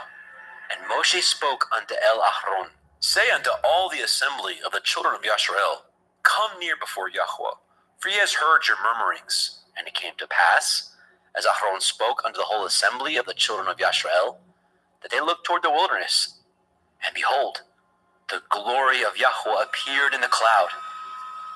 And Yahweh spoke unto Moshe, saying, I have heard the murmurings of the children of Yasharel. Speak unto them, saying, At evening ye shall eat flesh, and in the morning ye shall be filled with bread, and ye shall know that I am Yahuwah Elohim. And it came to pass that at evening the quails came up and covered the camp, and in the morning the dew lay round about the host. And when the dew that lay was gone up, behold, upon the face of the wilderness there lay a small round thing, as small as the hoarfrost on the ground. And when the children of Yisrael saw it, they said one to another, It is manna, for they knew not what it was. And Moshe said unto them, This is the bread which Yahweh has given you to eat. This is the thing which Yahweh has commanded. Gather of it every man according to his eating, an omer for every man, according to the number of your persons. Take you every man for them which are in his tents. And the children of Yisrael did so, and gathered some more, some less. And when they did meet it with an omer, he that gathered much had nothing over, and he that gathered little had no lack. They gathered every man according to his eating. And Moshe said, Let no man leave of it till the morning. Notwithstanding they hearkened not unto Moshe. But some of them left of it until the morning, and it bred worms, and stank. And Moshe was wroth with them. And they gathered it every morning, every man according to his eating. And when the sun waxed hot, it melted. And it came to pass that on the 6th day they gathered twice as much bread, 2 omers for one man. And all the rulers of the assembly came and told Moshe. And he said unto them, This is that which Yahweh has said. Tomorrow is the rest of the holy Shabbat unto Yahweh. Bake that which you will bake today, and seethe that you will seethe, and that which remains over lay up for you to be kept until the morning. And they laid it up until the morning, as Moshe bade, and it did not stink, neither was there any worm therein. And Moshe said, Eat that today, for today is a Shabbat unto Yahweh. Today you shall not find it in the field. 6 days shall ye gather it, but on the 7th day, which is the Shabbat, in it there shall be none. And it came to pass that there went out some of the people on the 7th day for to gather, and they found none. And Yahweh said unto Moshe, How long refuse ye to guard my commandments and my Torah? See for that Yahuwah has given you the Sabbath. Therefore, he gives you on the 6th day the bread of 2 days. Abide ye every man in his place. Let no man go out of his place on the 7th day. So the people rested on the 7th day. And the house of Yisrael called the name thereof manna. And it was like coriander seed, white, and the taste of it was like wafers made with honey. And Moshe said, This is the thing which Yahweh commands. Fill an omer of it to be kept for your generations, that they may see the bread wherewith I have fed you in the wilderness, when I brought you forth from the land of Mitzrayim. And Moshe said unto Aharon, Take a pot, and put an omer full of manna therein, and lay it up before Yahweh, to be kept for your generations. As Yahweh commanded Moshe, so Aharon laid it up before the testimony to be kept. And the children of Yisrael did eat manna 40 years, until they came to a land inhabited. They did eat manna until they came unto the borders of the land of Canaan. is a 10th part of an ephah. Shemot, Exodus, chapter 17. And all the assembly of the children of Yashrael journeyed from the wilderness of Sin after their journeys, according to the commandment of Yahweh, and pitched in Rephidim, and there was no water for the people to drink. Wherefore the people did chide with Moshe, and said, Give us water, that we may drink. And Moshe said unto them, Why chide ye with me? Wherefore do you tempt Yahweh? The people thirsted there for water. And the people murmured against Moshe, and said, Wherefore is it that you brought us up out of Mitzrayim to kill us and our children and our cattle with thirst? And Moshe cried unto El Yahweh, saying, What shall I do unto this people? They be almost ready to stone me. And Yahweh said unto Moshe, Go on before the people, and take with you the elders of Yasharel, and your rod, wherewith you smote the river. Take in your hand, and go. Behold, I will stand before you there upon the rock in Horeb, and you shall smite the rock, and there shall come water out of it, that people may drink. And Moshe did so in the sight of the elders of Yashrael. And he called the name of the place Massa and Meribah, because of the chiding of the children of Yashrael, and because they tempted Yahweh, saying, Is Yahweh among us or not? Then came Amalek, and fought with Yashrael and Rephidim. And Moshe said unto El Yahusha, Choose us out men, and go out, fight with Amalek. Tomorrow I will stand on the top of the hill with the rod of Elohim in my hand. So Yahusha did as Moshe had said to him, and fought with Amalek. And Moshe, and Aharon, and Hur went up to the top of the hill. And it came to pass, when Moshe held up his hand, that Yashrael prevailed. And when he let down his hand, Amalek prevailed. But Moshe's hands were heavy, and he took a stone, and put it under him, and he sat thereon. And Aharon and Hur stayed up his hands, the one on the one side, and the other on the other side. And his hands were steady until the going down of the sun. And Yahusha discomfited Amalek and his people with the edge of the sword. And Yahweh said unto Moshe, Write this for a memorial in a sefer, and rehearse it in the ears of Yahusha, for I will utterly put out the remembrance of Amalek from under the heavens. And Moshe built an altar, and called the name of it Yahweh Nisai. For he said, Because Yah has sworn that Yahweh will have war with Amalek from generation to generation. Shemot, Exodus, chapter 18. When Yitro, the priest of Midian, El Moshe's father-in-law, heard all that Elohim had done for Moshe, and for Yasharel his people, and that Yahweh had brought Yasharel out of Mitzrayim, then Yitro, Moshe's father-in-law, took Zipporah, Moshe's woman, after he had sent her back, and her 2 sons, of which the name of the one was Gershom, for he said, I have been an alien in a strange land. And the name of the other was Eleazar, for the Elohai of my father, said he, was my help, and delivered me from the sword of Pharaoh. And Yitro, Moshe's father-in-law, came with his sons and woman unto Moshe in the wilderness, where he encamped at the mount of Elohim. And he said unto Moshe, I, your father-in-law Yithro, am come unto you, and your woman, and her 2 sons with her. And Moshe went out to meet his father-in-law, and did obeisance, and kissed him, and they asked each other of their welfare, and they came into the tent. And Moshe told his father-in-law all that Yahweh had done unto Pharaoh, and unto the Mitzrayim for Yasharel's sake, and all the travail that had come upon them by the way, and how Yahweh delivered them. And Yitro rejoiced for all the goodness which Yahweh had done unto Yasharel, whom he had delivered out of the hand of the Mitzrayim. And Yitro said, Blessed be Yahweh, who has delivered you out of the hand of the Mitzrayim, and out of the hand of Pharaoh, who has delivered the people from under the hand of the Mitzrayim. Now I know that Yahweh is greater than all Elohim, for in the thing wherein they dealt proudly, he was above them. And Yitro, Moshe's father-in-law, took a burnt offering and sacrifices for Elohim. And Aharon came, and all the elders of Yasharel, to eat bread with Moshe's father-in-law before Elohim. And it came to pass on the morrow Then Moshe sat to judge the people, and the people stood by Moshe from the morning unto the evening. And when Moshe's father-in-law saw all that he did to the people, he said, What is this that you do to the people? Why sit you yourself alone, and all the people stand by you from morning unto evening?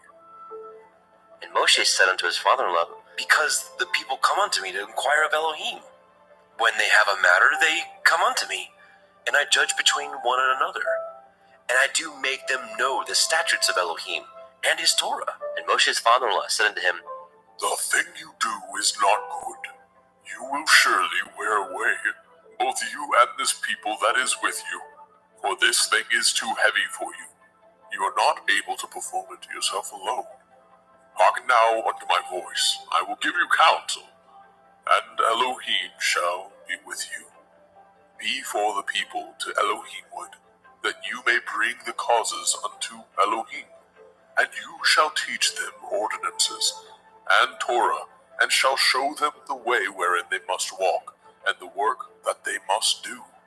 Moreover, you shall provide out of all the people able men, such as fear Elohim, men of truth, hating covetousness, and place such over them to be rulers of thousands, and rulers of hundreds, rulers of fifties, and rulers of tens.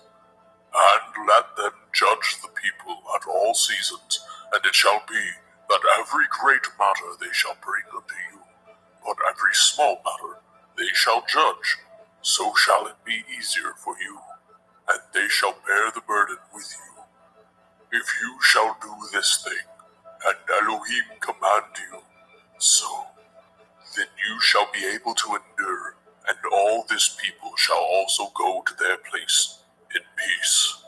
So Moshe hearkened to the voice of his father-in-law, and did all that he had said. And Moshe chose able men out of all Yasharel, and made them heads over the people, rulers of thousands, rulers of hundreds, rulers of fifties, and rulers of tens. And they judged the people at all seasons. The hard causes they brought unto Moshe, but every small matter they judged themselves. And Moshe let his father-in-law depart, and he went his way into his own land. Shemot, Exodus, chapter 19. In the 3rd month, when the children of Yasharel were gone forth out of the land of Mitzrayim, the same day came they into the wilderness of Sinai.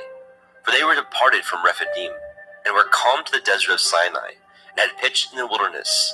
And there Yasharel camped before the mount. And Moshe went up unto Elohim, and Yahweh called unto him out of the mountain, saying, Thus shall you say to the house of Yaakov, and tell the children of Yasharel, Ye have seen what I did unto the Mitzrayim, and how I bore you on eagle's wings, and brought you unto myself. Now therefore, if ye will obey my voice indeed, and guard my covenant, then ye shall be a peculiar treasure unto me above all people. For all the earth is mine, and ye shall be unto me a kingdom of priests, and a holy nation. These are the words which you shall speak unto the children of Yasharel. And Moshe came and called for the elders of the people, and laid before their faces all these words which Yahweh commanded him. And all the people answered together and said, All that Yahweh has spoken, we will do. And Moshe returned the words of the people unto Yahweh. And Yahweh said unto Moshe, Lo, I come unto you in a thick cloud, that the people may hear when I speak with you, and believe you forever. And Moshe told the words of the people unto Yahweh. And Yahweh said unto Moshe, Go unto the people, and sanctify them today and tomorrow, and let them wash their clothes, and be ready against the 3rd day. For the 3rd day Yahweh will come down in the sight of all the people upon Mount Sinai. And you shall set bounds unto the people round about, saying, Take heed to yourselves, that ye go not up unto the mount, or touch the border of it. Whosoever touches the mount shall be surely put to death. There shall not a hand touch it, but he shall surely be stoned or shot through. Whether it be beast or man, it shall not live. When the shofar sounds long, they shall come up to the mount. And Moshe went down from the mount unto the people, and sanctified the people, and they washed their clothes. And he said unto the people, Be ready against the third day, come not at your women. And it came to pass on the third day in the morning, that there were thunders and lightnings, and a thick cloud upon the mount, and the voice of the shofar exceeding loud, so that all the people that was in the camp trembled. And Moshe brought forth the people out of the camp to meet with Elohim, and they stood at the nether part of the mount. And Mount Sinai was altogether on a smoke, because Yahweh descended upon it in fire, and the smoke thereof ascended as the smoke of a furnace, and the whole mount quaked greatly. And when the voice of the shofar sounded long, and waxed louder and louder, Moshe spoke, and Elohim answered him by a voice. And Yahweh came down upon Mount Sinai, on the top of the mount. And Yahweh called Moshe up to the top of the mount, and Moshe went up. And Yahweh said unto Moshe, Go down, charge the people, lest they break through unto El Yahweh to gaze, and many of them perish. And let the priests also, which come near to El Yahweh, sanctify themselves, lest Yahweh break forth upon them. And Moshe said unto El Yahweh, The people cannot come up unto Mount Sinai, for you charged us, saying, Set bounds about the mount, and sanctify it. And Yahweh said unto him, Away, get you down, and you shall come up you and Aaron with you. But let not the priests and the people break through to come up unto El Yahweh, lest he break forth upon them. So Moshe went down unto the people, and spoke unto them. Shemot, Exodus, chapter 20. And Elohim spoke all these words, saying, I am Yahuwah Elohika, which have brought you out of the land of Mitzrayim, out of the house of bondage. You shall have no other Elohim before me. You shall not make any graven image or any likeness of anything that is in the heavens above, or that is in the earth beneath, or that is in the water under the earth. You shall not bow yourself to them, nor serve them, for I, Yahuwah Elohika, am a jealous El, visiting the iniquity of the fathers upon the children unto the third and fourth generation of them that hate me, and showing mercy unto thousands of them that love me and guard my commandments. You shall not take the name of Yahuwah Elohika in vain, for Yahuwah will not hold him guiltless that takes his name in vain. Remember the day of the Sabbath, to keep it holy.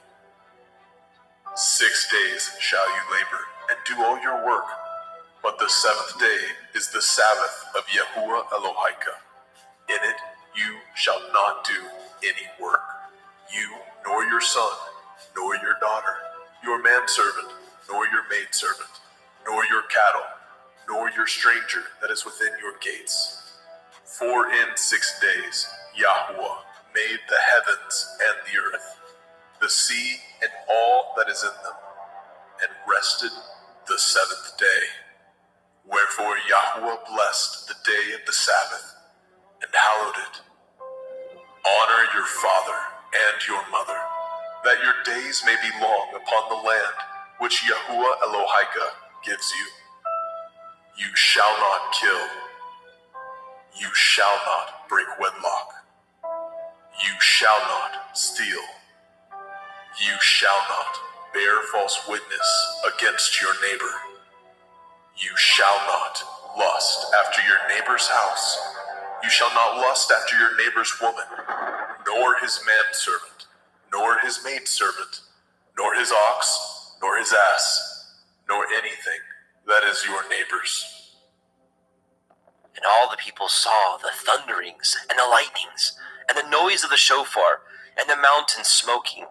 And when the people saw it, they removed and stood afar off. And they said unto Moshe, Speak with us, and we will hear, but let not Elohim speak with us, lest we die. And Moshe said unto the people, Fear not, for Elohim is come to prove you, and that his fear may be before your faces, that you sin not. And the people stood afar off. And Moshe drew near unto the thick darkness where Elohim was. And Yahweh said unto Moshe, Thus you shall say unto the children of Yasharel, Ye have seen that I have talked with you from heaven. Ye shall not make with me Elohai of silver, neither shall ye make unto you Elohai of gold. An altar of earth you shall make unto me, and shall sacrifice thereon your burnt offerings, and your peace offerings, your sheep and your oxen. In all places where I record my name, I will come unto you, and I will bless you. And if you will make me an altar of stone, you shall not build it of hewn stone. For if you lift up your tool upon it, you have polluted it. Neither shall you go up by steps unto my altar, that your nakedness be not discovered thereon. Shemot. Exodus chapter 21. Now these are the judgments which you shall set before them. If you obtain an Ivri servant, 6 years he shall serve, and in the 7th he shall go out free for nothing. If he came in by himself, he shall go out by himself. If you are married, then his woman shall go out with him. If his master have given him a woman, and she have borne him sons or daughters, the woman and her children shall be her master's, and he shall go out by himself.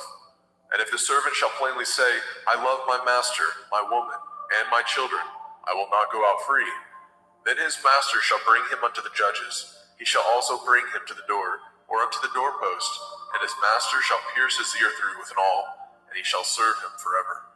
And if a man surrenders his daughter to be a maidservant, she shall not go out as the men servants do. If she please not her master, who has betrothed her to himself, then shall he let her be redeemed. To surrender her unto a strange nation, he shall have no power, seeing he has dealt deceitfully with her. If he have betrothed her unto his son, he shall deal with her after the manner of daughters.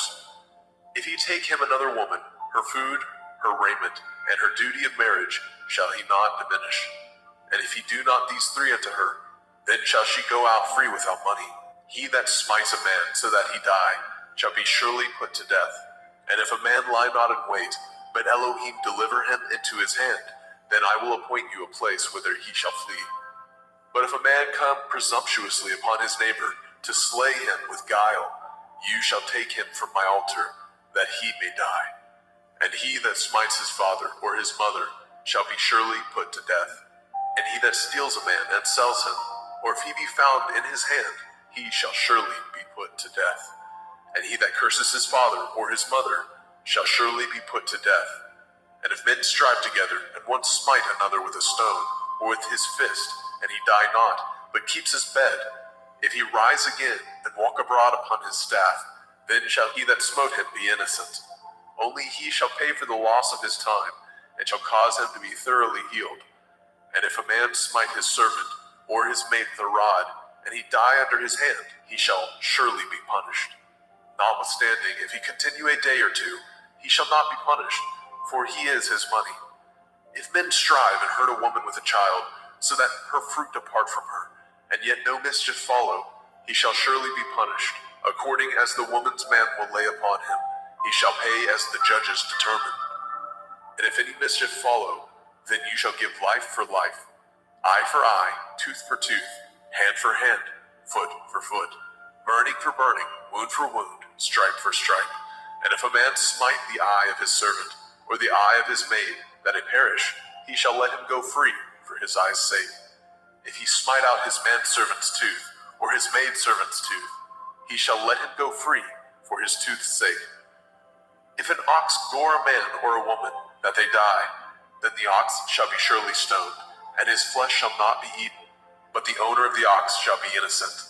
But if the ox were wont to push with his horn in the time past, and it has been testified to his owner, and he has not kept him in, but that he has killed a man or a woman, the ox shall be stoned, and his owner also shall be put to death. If there be laid on him a sum of money, then he shall give for the ransom of his life whatsoever is laid upon him. Whether he have gored a son or have gored a daughter, according to this judgment shall it be done unto him. If the ox shall push a manservant or a maidservant, he shall give unto their master 30 shekels of silver, and the ox shall be stoned. And if a man shall open a pit, or if a man shall dig a pit, and not cover it, and an ox or an ass fall therein, the owner of the pit shall make it good, and give up money unto the owner of them, and the dead beast shall be his. And if the ox of one man hurts the ox of another, that he die, then they shall sell the live ox and divide the money of it, and the dead ox also they shall divide. Or if it be known that the ox has used to push in time past, and his owner has not kept him in, he shall surely pay ox for ox, and the dead shall be his own. Shemot, Exodus, chapter 22.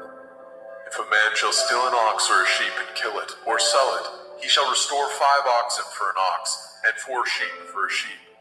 If a thief be found breaking up, and be smitten that he die, there shall no blood be shed for him.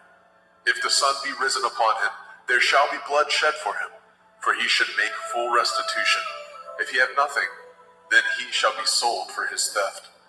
If the theft be certainly found in his hand alive, whether it be ox or ass or sheep, he shall restore double. If a man shall cause a field or vineyard to be eaten, and shall put in his beast, and shall feed in another man's field, of the best of his own field, and of the best of his own vineyard, shall he make restitution. If fire break out and catch in thorns, so that the stacks of grain, or the standing grain, or the field be consumed therewith, he that kindled the fire shall surely make restitution. If a man shall deliver unto his neighbor money or stuff to guard, and to be stolen out of the man's house, if the thief be found, let him pay double. If the thief be not found, then the master of the house shall be brought unto the judges, to see whether he have put his hand unto his neighbor's goods. For all manner of transgression, whether it be for ox, for ass, for sheep, for raiment, or for any manner of lost thing, which another challenged to be his, the cause of both parties shall come before the judges, and whom the judges shall condemn, he shall pay double unto his neighbor. If a man deliver unto his neighbor an ass, or an ox, or a sheep, or any beast to guard, and it die, or be hurt, or driven away, no man seeing it, then shall an oath of Yahuwah be between them both, that he has not put his hand unto his neighbor's goods, and the owner of it shall accept thereof, and he shall not make it good. And if it be stolen from him, he shall make restitution unto the owner thereof. And if it be torn in pieces, then let him bring it for witness, and he shall not make good that which was torn. And if a man borrow aught of his neighbor, and it be hurt or die, the owner thereof being not with it, he shall surely make it good. But if the owner thereof be with it, he shall not make it good. If it be a hired thing, it came for his hire. And if a man entice a maid that is not betrothed, and lie with her, he shall surely endow her to be his woman. And if a father utterly refuse to give her unto him, he shall pay money according to the dowry of virgins. You shall not suffer a witch to live. Whosoever lies with a beast shall surely be put to death. He that sacrifices unto the Elohim, save unto Yahweh only, he shall be utterly destroyed. You shall neither vex a stranger nor oppress him, for ye were strangers in the land of Mizraim. Ye shall not afflict any widow or fatherless child. If you afflict them in any wise, and they cry at all unto me, I will surely hear their cry. And my wrath shall wax hot, and I will kill you with the sword, and your women shall be widows, and your children fatherless. If you lend money to any of my people that is poor by you, you shall not be to him as a usurer, neither shall you lay upon him usury. If you at all take your neighbor's raiment to pledge, you shall deliver it unto him by the time that the sun goes down. For that is his covering only, it is his raiment for his skin, wherein shall he sleep. And it shall come to pass, when he cries unto me, that I will hear, for I am gracious. You shall not revile the Elohim, nor curse the ruler of your people. You shall not delay to offer the first of your ripe fruit, and of your liquors, the firstborn of your sons shall you give unto me. Likewise shall you do with your oxen and with your sheep. 7 days it shall be with this dam. On the 8th day you shall give it to me. And ye shall be holy men unto me. Neither shall ye eat any flesh that is torn of beast in the field. Ye shall cast it to the dogs. Shemot, Exodus, chapter 23. You shall not raise a false report, Put not your hand with the wicked to be an unrighteous witness. You shall not follow a multitude to do evil, neither shall you speak in a cause to decline after many to pervert judgment. Neither shall you countenance a poor man in his cause. If you meet your enemy's ox or his ass going astray, you shall surely bring it back to him again. If you see the ass of him that hates you lying under his burden, and would forbear to help him, you shall surely help with him. You shall not pervert the judgment of your poor in his cause. Keep far from a false matter, and the innocent and righteous slay you not, for I will not justify the wicked. And you shall take no gift, for the gift blinds the wise, and perverts the words of the righteous. Also, you shall not oppress a stranger, for ye know the heart of a stranger, seeing ye were strangers in the land of Mizraim. In 6 years you shall sow your land, and shall gather in the fruits thereof. But the 7th year you shall let it rest and lie still, that the poor of your people may eat what they leave the beasts of the field shall eat. In like manner you shall deal with your vineyard and with your olive yard. 6 days you shall do your work, and on the 7th day you shall rest, that your ox and your ass may rest, and the sons of your handmaid and the stranger may be refreshed.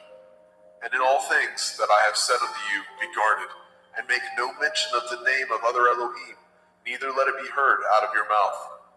3 times you shall keep a feast unto me in the year. You shall guard the feast of matzah, unleavened bread. You shall eat matzah 7 days as I command you, in the time appointed of the month of Eve. For in it you came out from Mizraim, and none shall appear before me empty. And the feast of Katsir, harvest, the first fruits of your labors, which you have sown in the field, and the feast of Asif, in gathering, which is in the end of the year, when you have gathered your labors out of the field. 3 times in the year all your males shall appear before Adonai Yahuwah. You shall not offer the blood of my sacrifice with hametz, leavened bread, neither shall the fat of my sacrifice remain until the morning. The first of the first fruits of your land you shall bring into the house of Yahuwah Elohika. You shall not seethe a kid in his mother's milk. Behold, I send an angel before you, to guard you in the way, and to bring you into the place which I have prepared. Beware of him, and obey his voice. Provoke him not, for he will not pardon your transgressions, for my name is in him. And if you shall indeed obey his voice, and do all that I speak, then I will be an enemy unto your enemies, and an adversary unto your adversaries.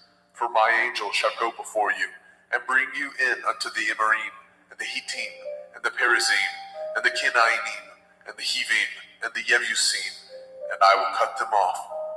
You shall not bow down to their Elohim, nor serve them, nor do after their works, but you shall utterly overthrow them, and quite break down their images. And ye shall serve Yahuwah Elohim, and he shall bless your bread and your water, and I will take sickness away from the midst of you. There shall nothing cast their young, nor be barren in your land, and the number of your days I will fulfill. I will send my fear before you, and will destroy all the people to whom you shall come, and I will make all your enemies turn their backs unto you. And I will send hornets before you, which shall drive out the Hivi, and the Kenaini, and the Hittite from before you. And I will not drive them out from before you in 1 year, lest the land become desolate, and the beasts of the field multiply against you. By little and little I will drive them out before you, until you be increased, and inherit the land. And I will set your bonds from the Red Sea, even unto the sea of the Pelishtim, and from the desert unto the river. For I will deliver the inhabitants of the land unto your hand, and you shall drive them out before you. You shall cut no covenant with them, nor with their Elohim. They shall not dwell in your land, lest they make you sin against me. For if you serve their Elohim, it will surely be a snare unto you. Shemot, Exodus, chapter 24. And he said unto Moshe, Come up unto Eliyahu, you and Aaron, Nadav and Abihu, and 70 of the elders of Yasharel, and worship ye afar off. And Moshe alone shall come near Eliyahu, but they shall not come nigh, neither shall the people go up with him. And Moshe came and told the people all the words of Yahweh and all the judgments. And all the people answered with one voice and said, all the words which Yahweh said, we will do. And Moshe wrote all the words of Yahweh, and rose up early in the morning, and built an altar unto the hill, and 12 pillars, according to the 12 tribes of Yashrael. And he sent young men of the children of Yashrael, which offered burnt offerings, and sacrificed peace offerings of oxen unto Yahweh. And Moshe took half of the blood, and put it in the basins, and half of the blood he sprinkled on the altar. And he took the sefer of the covenant, and read it in the audience of the people. And they said, all that Yahweh has said, we will do, and be obedient. And Moshe took the blood, and sprinkled it on the people, and said, behold, the blood of the covenant, which Yahweh has cut with you, concerning all these words. Then went up Moshe, and Aharon, Nadab, and Abihu, and 70 of the elders of Yashrael. And they saw the Elohai of Yashrael, and there was under his feet, as it were, a paved work of sapphire stone, and as it were the body of heaven in its clearness. And upon the nobles of the children of Yashrael he laid not his hand. Also they saw Elohim, and did eat and drink. And Yahweh said unto Moshe, Come up to me into the mount, and be there, and I will give you sapphire stones, and a Torah, and commandments which I have written, that you may teach them. And Moshe rose up, and his minister Yahusha. And Moshe went up into the mount of Elohim. And he said unto the elders, tarry ye here for us, until we come again unto you. And behold, Aharon and Horai are with you. If any man have any matters to do, let him come unto them. And Moshe went up into the mount, and a cloud covered the mount. And the glory of Yahweh abode upon Mount Sinai. And the cloud covered it 6 days. And the 7th day he called unto Moshe out of the midst of the cloud. And the sight of the glory of Yahweh was like devouring fire on the top of the mount in the eyes of the children of Yashrael. And Moshe went into the midst of the cloud, and got him up into the mount. And Moshe was in the mount 40 days and 40 nights. Shemot, Exodus chapter 25. And Yahweh spoke unto Moshe, saying, Speak unto the children of Yasharel, that they bring me an offering. Of every man that gives it willingly with his heart, ye shall take my offering. And this is the offering which ye shall take of them, gold, and silver, and brass, and blue, and purple, and scarlet, and fine linen, and goat's hair, and ram skin dyed red, and badger skin, and shittim wood, oil for the light, spices for anointing oil, and for sweet incense, onyx stones, and stones to be set in the ephod, in the breastplate. And let them make me a sanctuary, that I may dwell among them. According to all that I show you, after the pattern of the tabernacle, and the pattern of all the instruments thereof, even so shall ye make it. And they shall make an ark of shittim wood, 2 cubits and a half shall be the length thereof, and a cubit and a half the breadth thereof, and a cubit and a half the height thereof. And you shall overlay it with pure gold, within and without shall you overlay it, and shall make upon it a crown of gold round about. And you shall cast 4 rings of gold for it, and put them in the corners thereof. And 2 rings shall be in the one side of it, and 2 rings on the other side of it. And you shall make staves of shittim wood, and overlay them with gold. And you shall put the staves into the rings by the sides of the ark, that the ark may be borne with them. The staves shall be in the rings of the ark, they shall not be taken from it. And you shall put into the ark the testimony which I give you. And you shall make a mercy seat of pure gold. 2 cubits and a half shall be the length thereof, and a cubit and a half the breadth thereof. And you shall make 2 cherubim of gold, of beaten work shall you make them, in the 2 ends of the mercy seat. And make 1 cherub on one end, and the other cherub on the other end. Even of the mercy seat shall ye make the cherubim on the 2 ends thereof. And the cherubim shall stretch forth their wings on high, covering the mercy seat with their wings, and their faces shall look one to another. Towards the mercy seat shall the faces of the cherubim be. And you shall put the mercy seat above upon the ark, and in the ark you shall put the testimony that I shall give you. And there I will meet with you, and I will commune with you from above the mercy seat, from between the two cherubim, which are upon the ark of the testimony, of all things which I give you in commandment unto the children of Yasharel. You shall also make a table of shittim wood. 2 cubits shall be the length thereof, and a cubit the breadth thereof, and a cubit and a half the height thereof. And you shall overlay it with pure gold, and make thereto a crown of gold round about. And you shall make unto it a border of a handbreadth round about, and you shall make a golden crown to the border thereof round about. And you shall make it 4 rings of gold, and put the rings in the 4 corners that are on the 4 feet thereof. Over against the border shall the rings be for places of the staves to bear the table. And you shall make the staves of shittim wood, and overlay them with gold, that the table may be borne with them. And you shall make dishes thereof, and spoons thereof, and covers thereof, and bowls thereof. To cover withal of pure gold shall you make them. And you shall set upon the table showbread before me always. And you shall make a menorah, 7-branched candlestick of pure gold. Of beaten work shall the menorah be made. His shaft and his branches, his bowls, his knobs, and his flowers shall be of the same. And 6 branches shall come out of the sides of it, 3 branches of the menorah out of the one side, and 3 branches of the menorah out of the other side. 3 bowls made like unto almonds, with a knop and a flower in one branch, and 3 bowls made like almonds in the other branch, with a knop and a flower. So with the 6 branches that come out of the menorah. And in the menorah shall be 4 bowls made like unto almonds, with their knops and their flowers.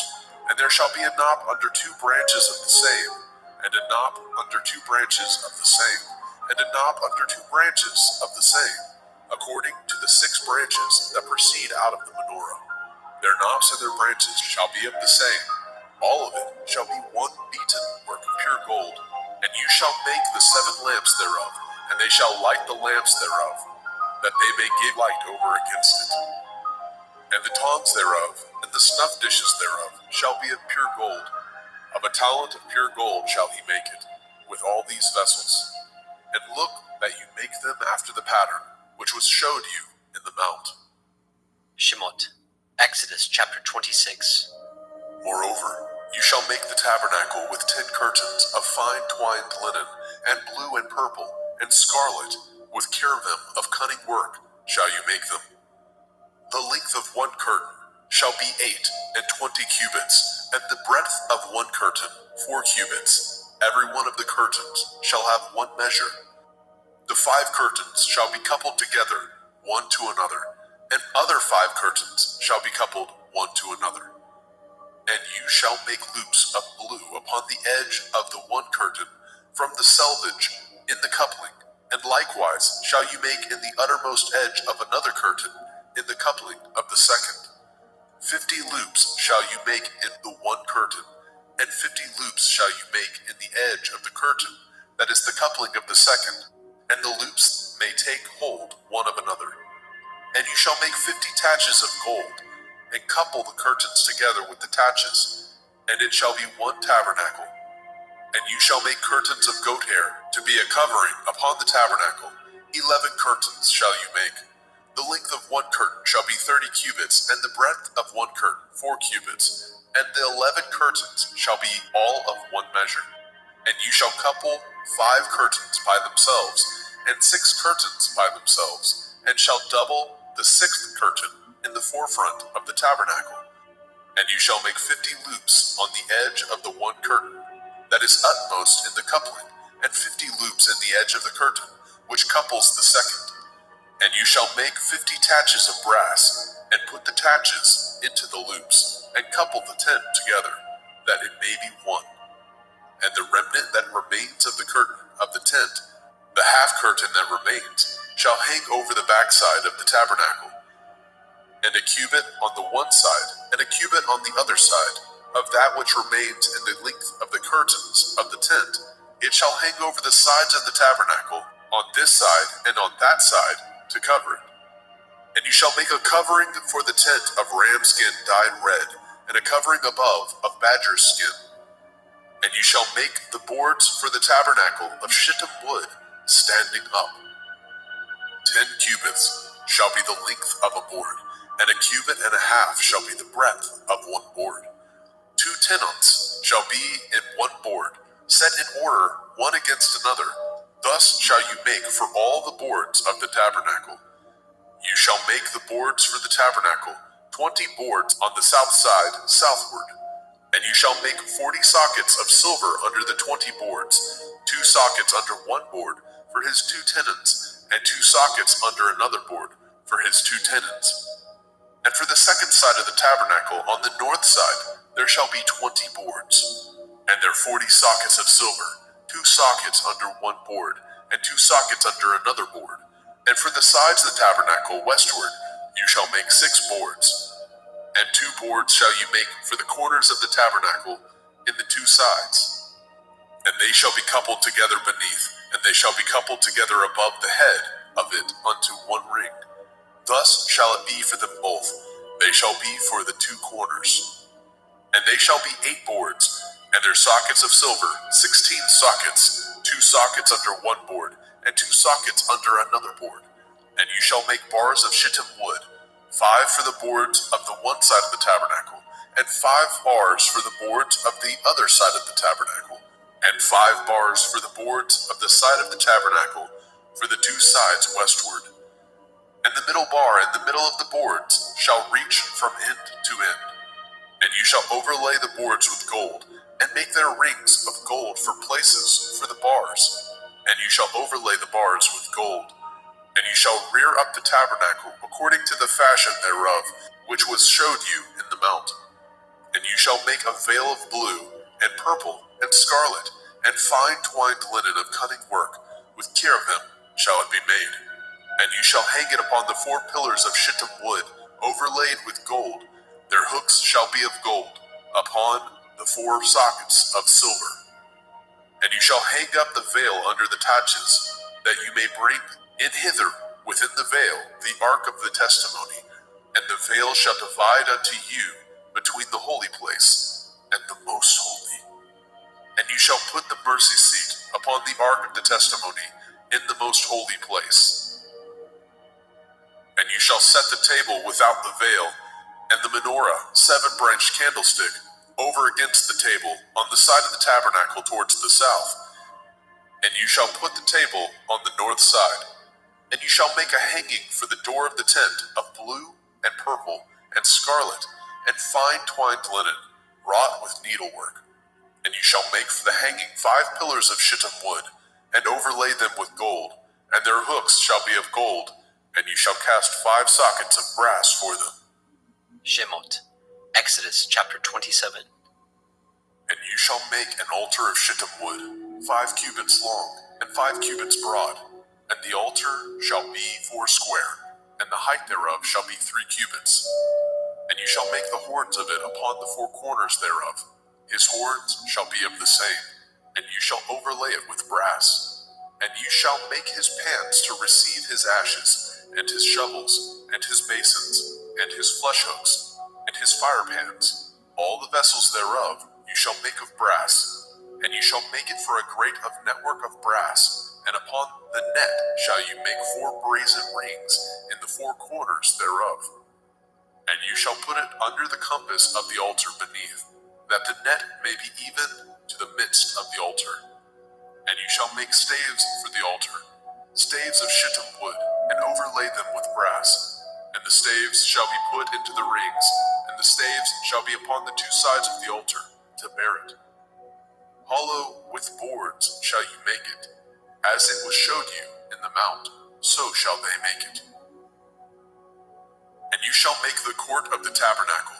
For the south side southward there shall be hangings for the court of fine twined linen, of 100 cubits long for one side. And the 20 pillars thereof and their 20 sockets shall be of brass. The hooks of the pillars and their fillets shall be of silver. And likewise for the north side in length there shall be hangings of 100 cubits long, and his 20 pillars, and their 20 sockets of brass, the hooks of the pillars, and their fillets of silver. And for the breadth of the court on the west side shall be hangings of 50 cubits, their pillars 10, and their sockets 10. And the breadth of the court on the east side eastward shall be 50 cubits. The hangings of one side of the gate shall be 15 cubits, their pillars 3, and their sockets 3. And on the other side shall be hangings 15 cubits, their pillars 3, and their sockets 3. And for the gate of the court shall be hangings of 20 cubits, of blue and purple and scarlet and fine twined linen, wrought with needlework. And their pillars shall be 4, and their sockets 4. All the pillars round about the court shall be filleted with silver. Their hooks shall be of silver, and their sockets of brass. The length of the court shall be 100 cubits, and the breadth 50 everywhere, and the height of 5 cubits of fine twined linen, and their sockets of brass. All the vessels of the tabernacle in the service thereof, and all the pins thereof, and all the pins of the court shall be of brass. And you shall command the children of Yasharel that they bring you pure olive oil, beaten for the light, to cause the lamp to burn always. In the tabernacle of the assembly, without the veil, which is before the testimony, Aaron and his sons shall order it from evening to morning before Yahuwah. It shall be a statute forever unto their generations on the behalf of the children of Yasharel. Shemot, Exodus chapter 28. And take unto you Aaron your brother, and his sons with him, from among the children of Yasharel, that he may minister unto me in the priest's office, even Aaron, Nadab, and Abihu, Eleazar, and Itamar, Aaron's sons. And you shall make holy garments for Aaron your brother, for glory and for beauty. And you shall speak unto all that are wise-hearted, whom I have filled with the Ruach Hakmah, spirit of wisdom, that they may make Aaron's garments to consecrate him, that he may minister unto me in the priest's office. And these are the garments which they shall make: a breastplate, an ephod, and a robe, and a broidered coat, a turban, and a belt. And they shall make holy garments for Aaron your brother and his sons, that he may minister unto me in the priest's office. And they shall take gold, and blue, and purple, and scarlet, and fine linen, and they shall make an ephod of gold, of blue, of purple, of scarlet, and fine twined linen, with cunning work.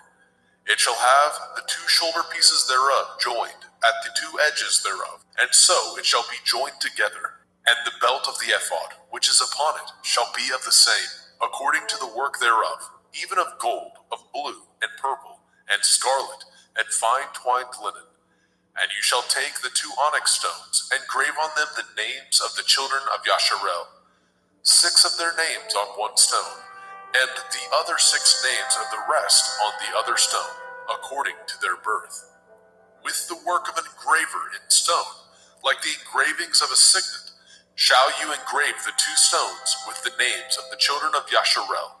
You shall make them to be set in ouches of gold. And you shall put the 2 stones upon the shoulders of the ephod for stones of memorial unto the children of Yasharel.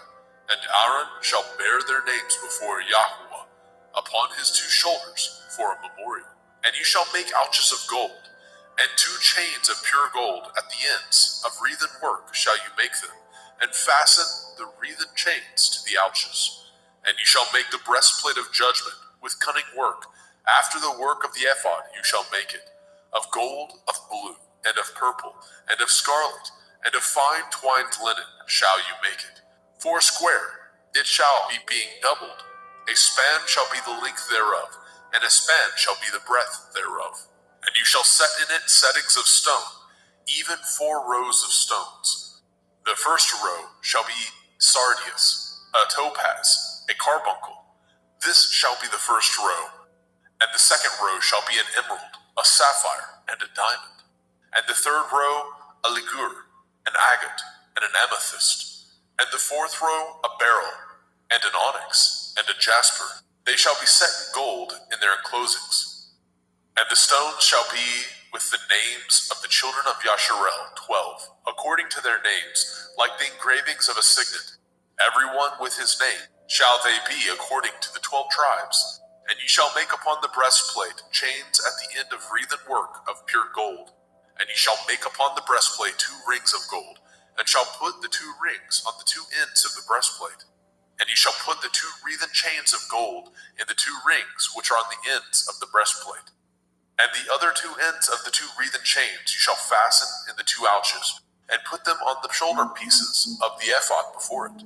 And ye shall make 2 rings of gold, and ye shall put them upon the 2 ends of the breastplate in the order thereof, which is in the side of the ephod inward.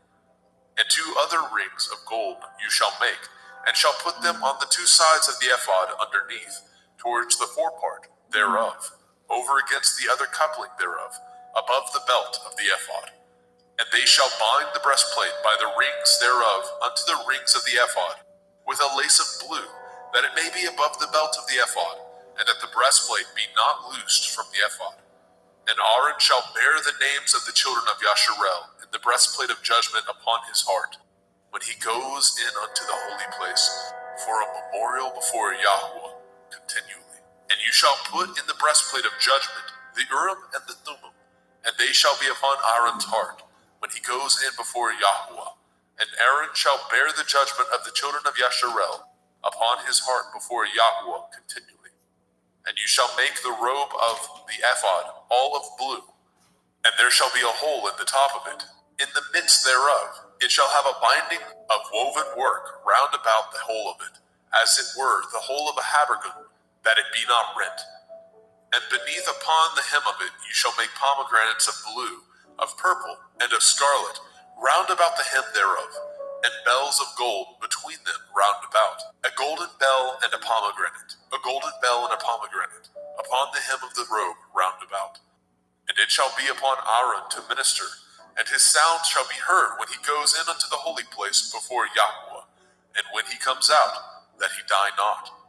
And you shall make a plate of pure gold, grave upon it, like the engravings of a signet, Kodesh el Yahweh, holiness unto Yahweh. And you shall put it on a blue lace, that it may be upon the turban. Upon the forefront of the turban it shall be, and it shall be upon Aaron's forehead, that Aaron may bear the iniquity of the holy things, which the children of Yasharel shall hallow in all their holy gifts, and it shall be upon his forehead, that they may be accepted before Yahweh. And you shall embroider the coat of fine linen, and you shall make the turban of fine linen, and you shall make the belt of needlework. And for Aaron's sons you shall make coats, and you shall make for them belts, and bonnets shall you make for them, for glory and for beauty. And you shall put them upon Aaron your brother, and his sons with him, and shall anoint them, and consecrate them, and sanctify them, that they may minister unto me in the priest's office. And you shall make them linen breeches to cover their nakedness, from the loins even unto the thighs they shall reach. And they shall be upon Aaron and upon his sons, when they come in unto the tabernacle of the assembly, or when they come near unto the altar to minister in the holy place, that they bear not iniquity and die. It shall be a statute forever unto him and his seed after him. Shemot, Exodus chapter 29. And this is the thing that you shall do unto them, to hallow them, to minister unto me in the priest's office. Take 1 young bullock, and 2 rams without blemish, and matzah cakes tempered with oil, and matzah wafers anointed with oil. Of wheaten flour shall you make them. And you shall put them into 1 basket, and bring them in the basket, with the bullock and the 2 rams. And Aaron and his sons you shall bring unto the door of the tabernacle of the assembly, and shall wash them with water. And you shall take the garments and put upon Aaron the coat, and the robe of the ephod, and the breastplate, and gird him with the belt of the ephod. And you shall put the turban upon his head, and put the holy crown upon the turban. Then shall you take the anointing oil, and pour it upon his head, and anoint him. And he shall bring his sons, and put coats upon them. And you shall gird them with belts, Aaron and his sons, and put the bonnets on them. And the priest's office shall be theirs for a perpetual statute. And you shall consecrate Aaron and his sons. And you shall cause a bullock to be brought before the tabernacle of the assembly, and Aaron and his sons shall put their hands upon the head of the bullock. And you shall kill the bullock before Yahweh, by the door of the tabernacle of the assembly. And you shall take the blood of the bullock, and put it upon the horns of the altar with your finger, and pour all the blood beside the bottom of the altar. And you shall take all the fat that covers the inwards, and the caul that is above the liver, and the two kidneys, and the fat that is upon them, and burn them upon the altar. But the flesh of the bullock, and his skin, and his dung, shall you burn with fire without the camp. It is a sin offering. You shall also take one ram, and Aaron and his sons shall put their hands upon the head of the ram. And you shall slay the ram, and you shall take his blood, and sprinkle it round about upon the altar. And you shall cut the ram in pieces, and wash the inwards of him, and his legs, and put them unto his pieces, and unto his head. And ye shall burn the whole ram upon the altar. It is a burnt offering unto Yahweh. It is a sweet savor, an offering made by fire unto Yahweh. And you shall take the other ram, and Aaron and his sons shall put their hands upon the head of the ram. And you shall kill the ram, and take his blood, and put it upon the tip of the right ear of Aaron, and upon the tip of the right ear of his sons, and upon the thumb of their right hand, and upon the great toe of their right foot, and sprinkle the blood upon the altar round about. And ye shall take the blood that is upon the altar, and of the anointing oil, and sprinkle it upon Aaron, and upon his garments, and upon his sons, and upon the garments of his sons with him, and he shall be hallowed, and his garments, and his sons' garments with him. Also you shall take of the ram the fat and the rump, and the fat that covers the inwards, and the caul above the liver, and the two kidneys, and the fat that is upon them, and the right shoulder, for it is a ram of consecration. And one loaf of bread, and one cake of oiled bread, and one wafer out of the basket of the matzah that is before Yahweh. And you shall put it all in the hands of Aaron, and in the hands of his sons, and shall wave them for a wave offering before Yahweh. And you shall receive them of their hands, and burn them upon the altar for a burnt offering, for a sweet savor before Yahweh. It is an offering made by fire unto Yahweh. And you shall take the breast of the ram of Aaron's consecration, and wave it for a wave offering before Yahweh, and it shall be your part. And you shall sanctify the breast of the wave offering, and the shoulder of the heave offering, which is waved, and which is heaved up, of the ram of the consecration, even of that which is for Aaron, and of that which is for his sons. And it shall be Aaron and his sons by a statute forever from the children of Yasharel, for it is a heave offering, and it shall be a heave offering from the children of Yasharel, of the sacrifice of their peace offerings, even their heave offering unto Yahweh. And the holy garments of Aaron shall be his sons after him, to be anointed therein, and to be consecrated in them. And that son that is priest in his stead shall put them on 7 days, when he comes into the tabernacle of the assembly to minister in the holy place. And you shall take the ram of the consecration, and seethe his flesh in the holy place. And Aaron and his sons shall eat the flesh of the ram, and the bread that is in the basket by the door of the tabernacle of the assembly. And they shall eat those things wherewith the atonement was made, to consecrate and to sanctify them. But a stranger shall not eat thereof, because they are holy.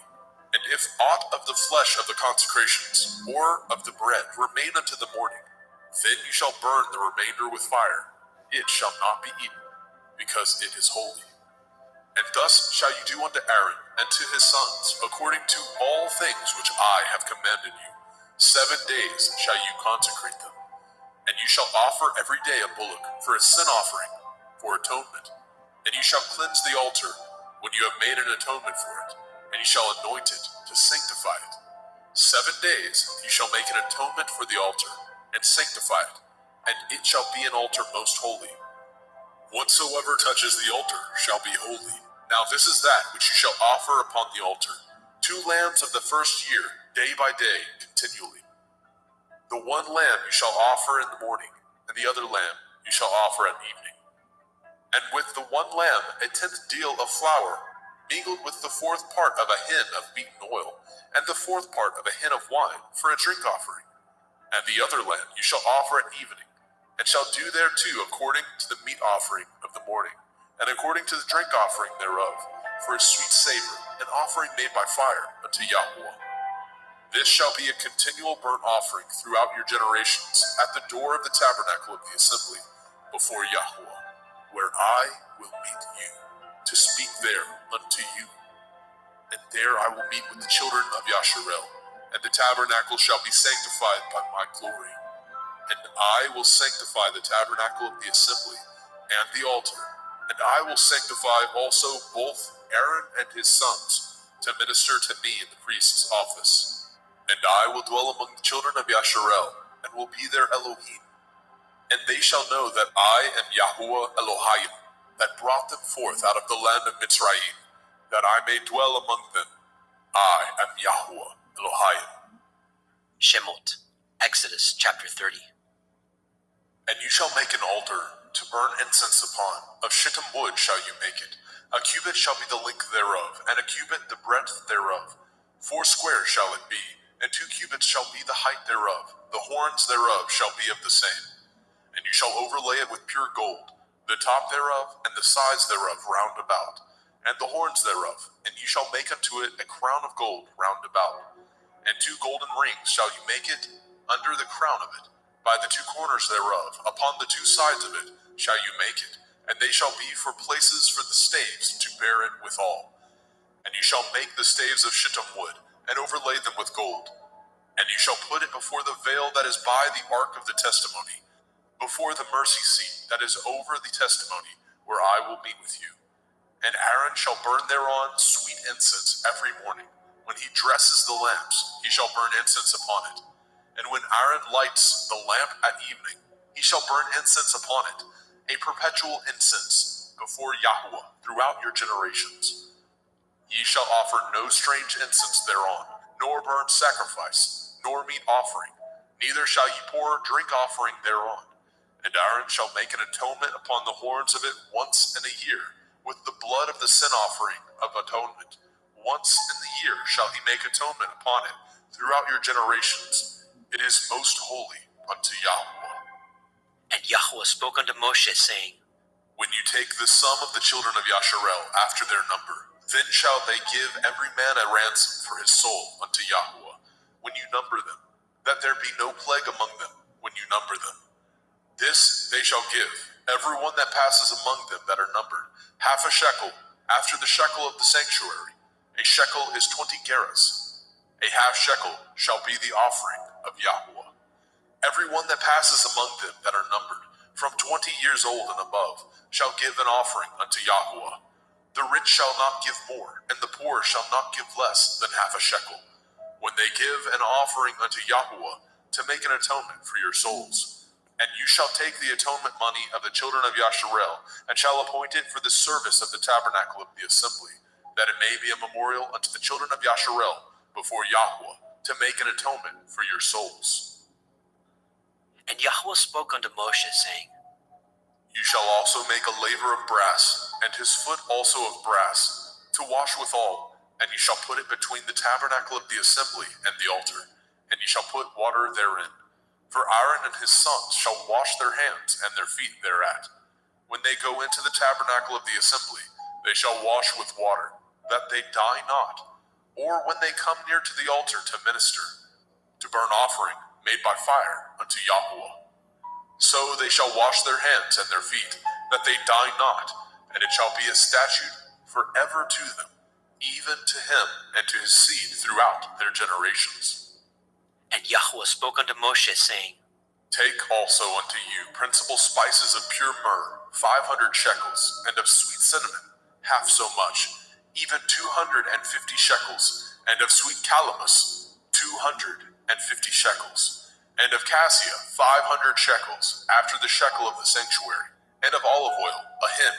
And you shall make it an oil of holy ointment, an ointment compound after the art of the apothecary. It shall be holy anointing oil. And you shall anoint the tabernacle of the assembly therewith, and the ark of the testimony, and the table and all his vessels, and the menorah and his vessels, and the altar of incense, and the altar of burnt offering with all his vessels, and the laver and his foot. And ye shall sanctify them, that they may be most holy. Whatsoever touches them shall be holy. And you shall anoint Aaron and his sons, and consecrate them, that they may minister unto me in the priest's office. And you shall speak unto the children of Yasharel, saying, This shall be a holy anointing oil unto me throughout your generations. Upon man's flesh shall it not be poured, neither shall ye make any other like it. After the composition of it, it is holy, and it shall be holy unto you. Whosoever compounds any like it, or whosoever puts any of it upon a stranger, shall even be cut off from his people. And Yahweh spoke unto Moshe, saying, Take unto you sweet spices, stacte, and onycha, and galbanum. These sweet spices and pure frankincense of each shall be a like weight. And you shall make it a perfume, a confection after the art of the apothecary, tempered together, pure and holy. And you shall beat some of it very small, and put of it before the testimony in the tabernacle of the assembly, where I will meet with you. It shall be unto you most holy. And as for the perfume which you shall make, ye shall not make to yourselves according to the composition thereof. It shall be unto you holy for Yahweh. Whosoever shall make like unto that, to smell thereto, shall even be cut off from his people.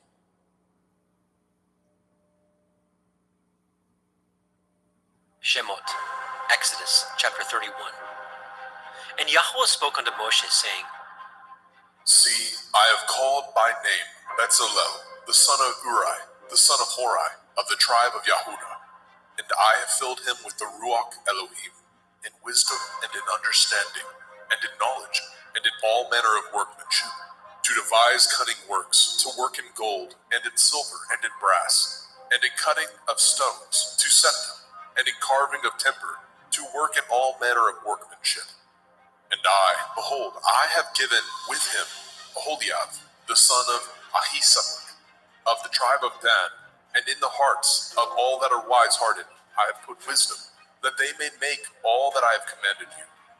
The tabernacle of the assembly, the ark of the testimony, the mercy seat that is thereupon, and all the furniture of the tabernacle, and the table and his furniture, and the pure menorah with all his furniture, and the altar of incense, and the altar of burnt offering with all his furniture, and the laver and his foot, and the cloth of service for Aaron the priest, and the garments of his sons to minister in the priest's office, and the anointing oil, and the sweet incense for the holy place. According to all that I have commanded you, shall they do.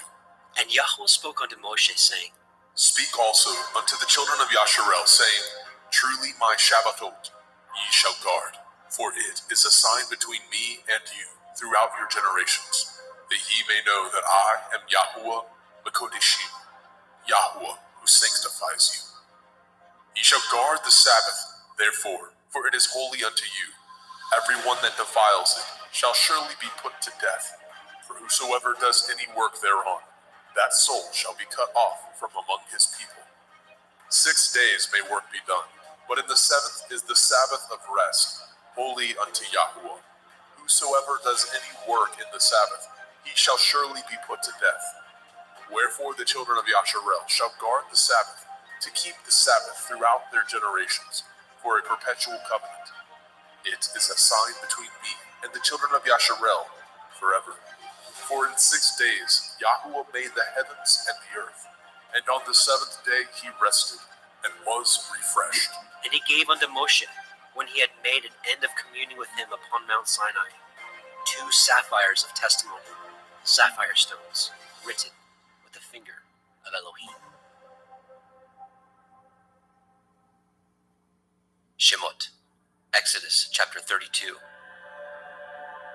And when the people saw that Moshe delayed to come down out of the mount, the people gathered themselves together unto Aaron, and said unto him, Up, make us Elohim, which shall go before us. As for this Moshe, the man that brought us up out of the land of Mitzrayim, we know not what is become of him. And Aaron said unto them, Break off the golden earrings, which are in the ears of your women, of your sons and of your daughters, and bring them unto me. And the people broke off the golden earrings which were in the ears, and brought them unto Aaron. And he received them at their hand and fashioned it with a graving tool, after he had made it a molten calf. And they said, These be your Elohim, O Yasharel, which brought you up out of the land of Mitzrayim. And when Aharon saw it, he built an altar before it. And Aharon made proclamation and said, Tomorrow is a feast to Yahuwah.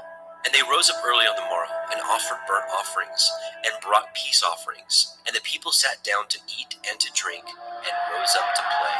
And Yahuwah said unto Moshe, Go, get you down, for your people, which you brought out of the land of Mitzrayim, have corrupted themselves. They have turned aside quickly out of the way which I commanded them. They have made them a molten calf, and have worshipped it, and have sacrificed thereunto, and said, These be your Elohim, O Yasharel, which have brought you up out of the land of Mitzrayim. And Yahuwah said unto Moshe, I have seen this people, and behold, it is a stiff-necked people.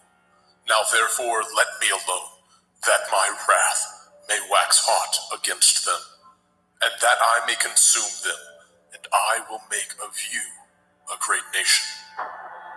And Moshe besought Yahuwah Eloheinu and said, Yahuwah, why does your wrath wax hot against your people, which you have brought forth out of the land of Mitzrayim with great power and with a mighty hand? Wherefore should the Mitzrayim speak and say, For mischief did he bring them out, to slay them in the mountains, and to consume them from the face of the earth?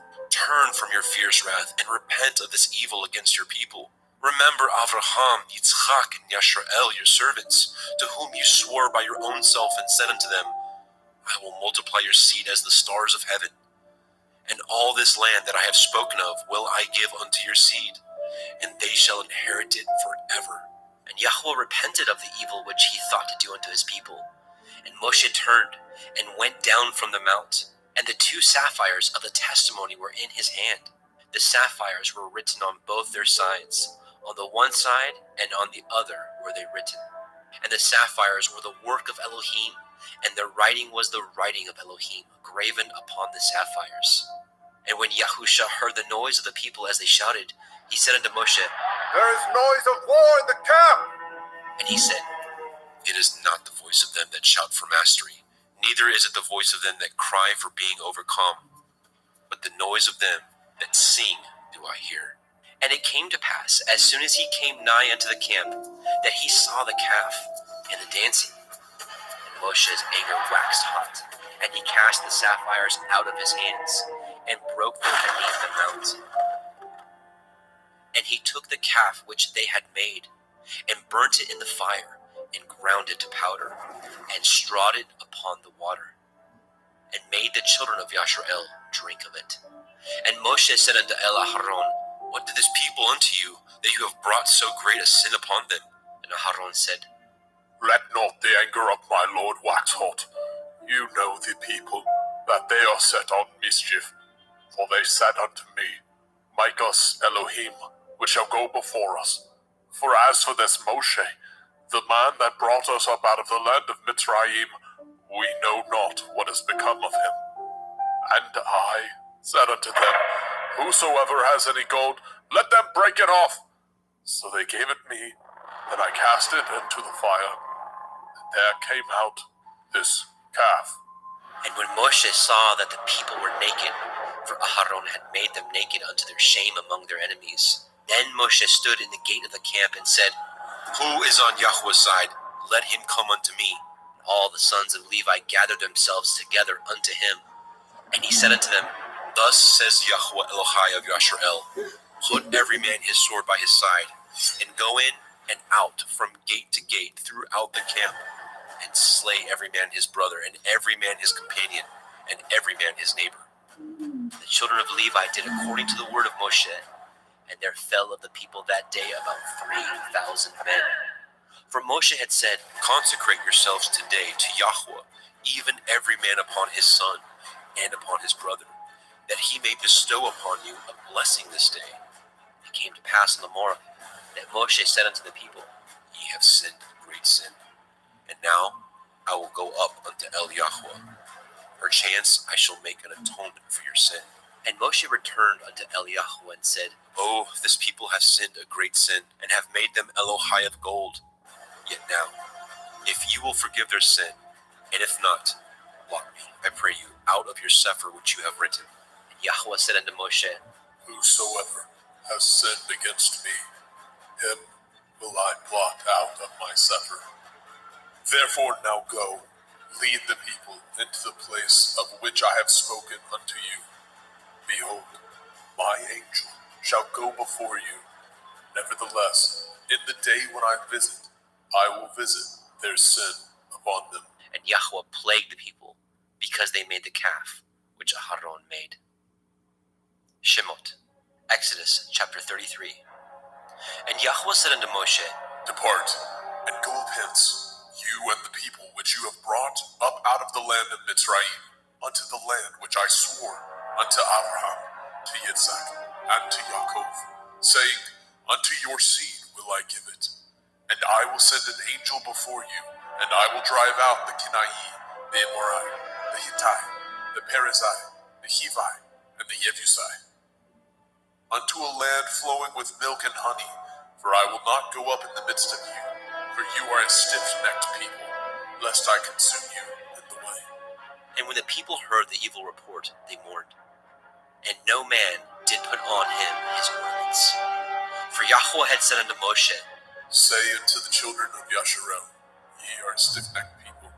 I will come up into the midst of you in a moment, and consume you. Therefore now put off your ornaments from you, that I may know what to do unto you. And the children of Yasharel stripped themselves of their ornaments by the Mount Horeb.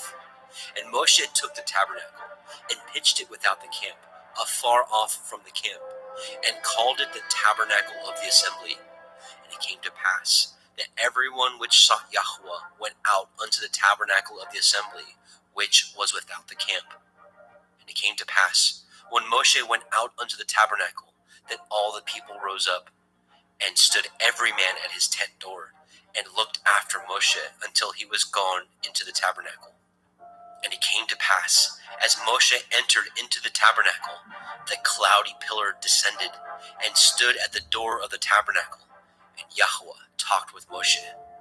And all the people saw the cloudy pillar stand at the tabernacle door, and all the people rose up and worshipped, every man in his tent door. And Yahweh spoke unto Moshe face to face, as a man speaks unto his friend.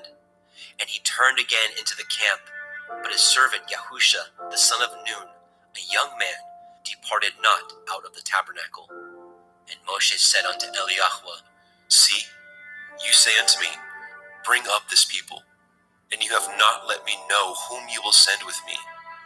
Yet you have said, I know you by name, and you have also found grace in my sight.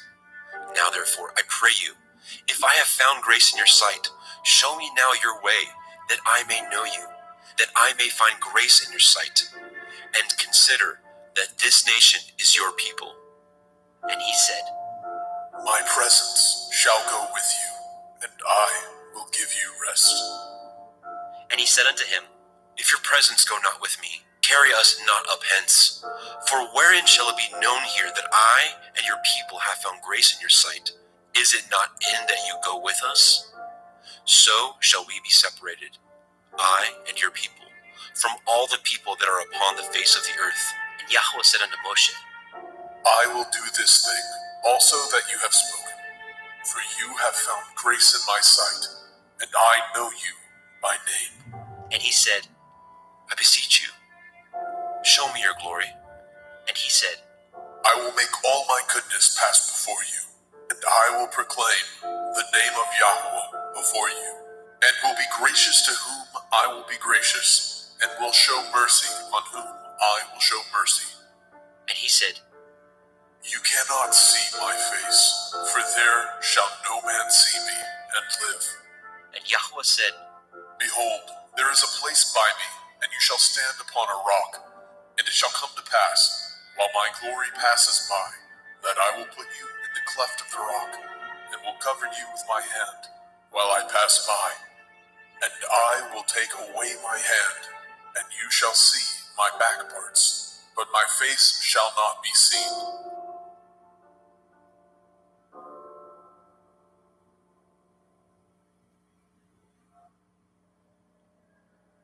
Shemot, Exodus chapter 34. And Yahweh said unto Moshe, Hew you 2 sapphire stones like unto the first, and I will write upon these sapphires the words that were in the first sapphires, which you broke. And be ready in the morning, and come up in the morning unto Mount Sinai, and present yourself there to me in the top of the mount.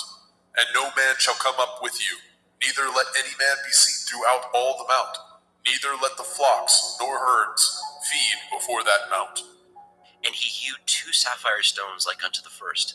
And Moshe rose up early in the morning, and went up unto Mount Sinai as Yahweh had commanded him, and took in his hand the 2 sapphire stones.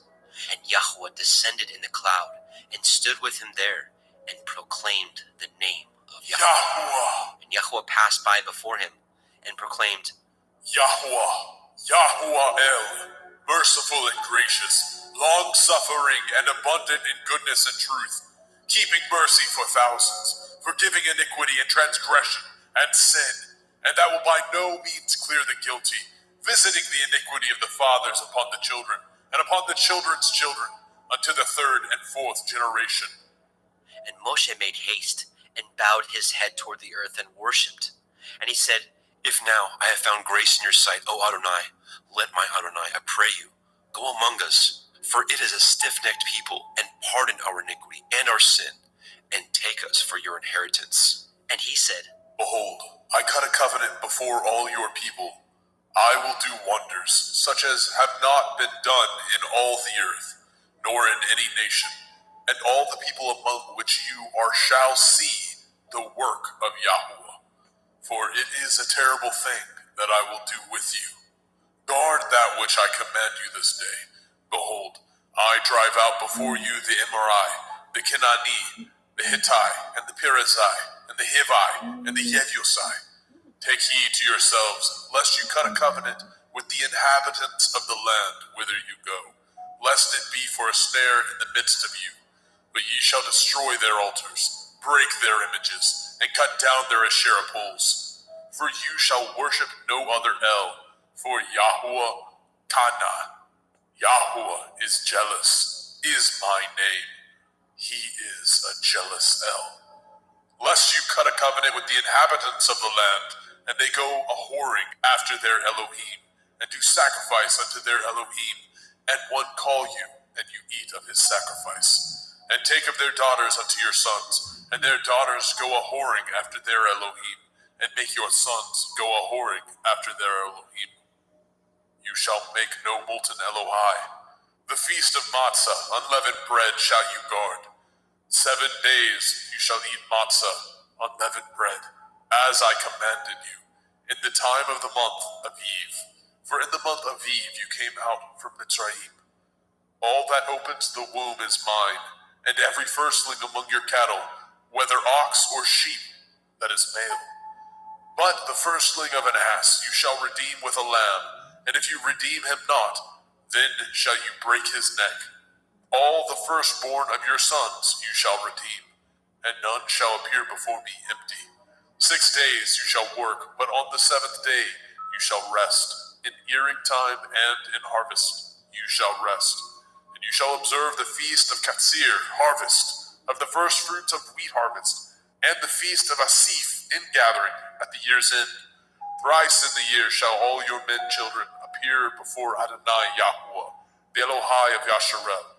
For I will cast out the nations before you, and enlarge your borders. Neither shall any man desire your land, when you shall go up to appear before Yahweh Elohika thrice in the year.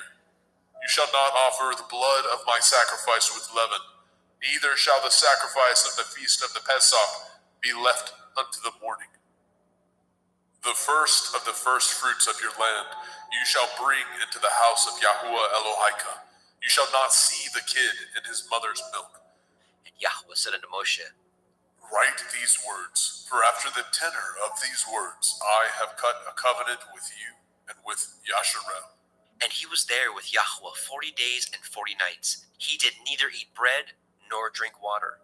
And he wrote upon the sapphires the words of the covenant, the 10 Devarim. And it came to pass, When Moshe came down from Mount Sinai with the 2 sapphires of testimony in Moshe's hand, when he came down from the mount, that Moshe knew not that the skin of his face shone while he talked with him. And when Aharon and all the children of Yasharel saw Moshe, behold, the skin of his face shone, and they were afraid to come nigh him. And Moshe called unto them, and Aharon and all the rulers of the assembly returned unto him, and Moshe talked with them.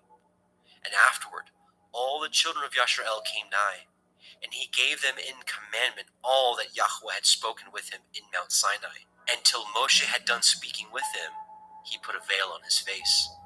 But when Moshe went in before Yahweh to speak with him, he took the veil off until he came out. And he came out and spoke unto the children of Yasharel, which he was commanded.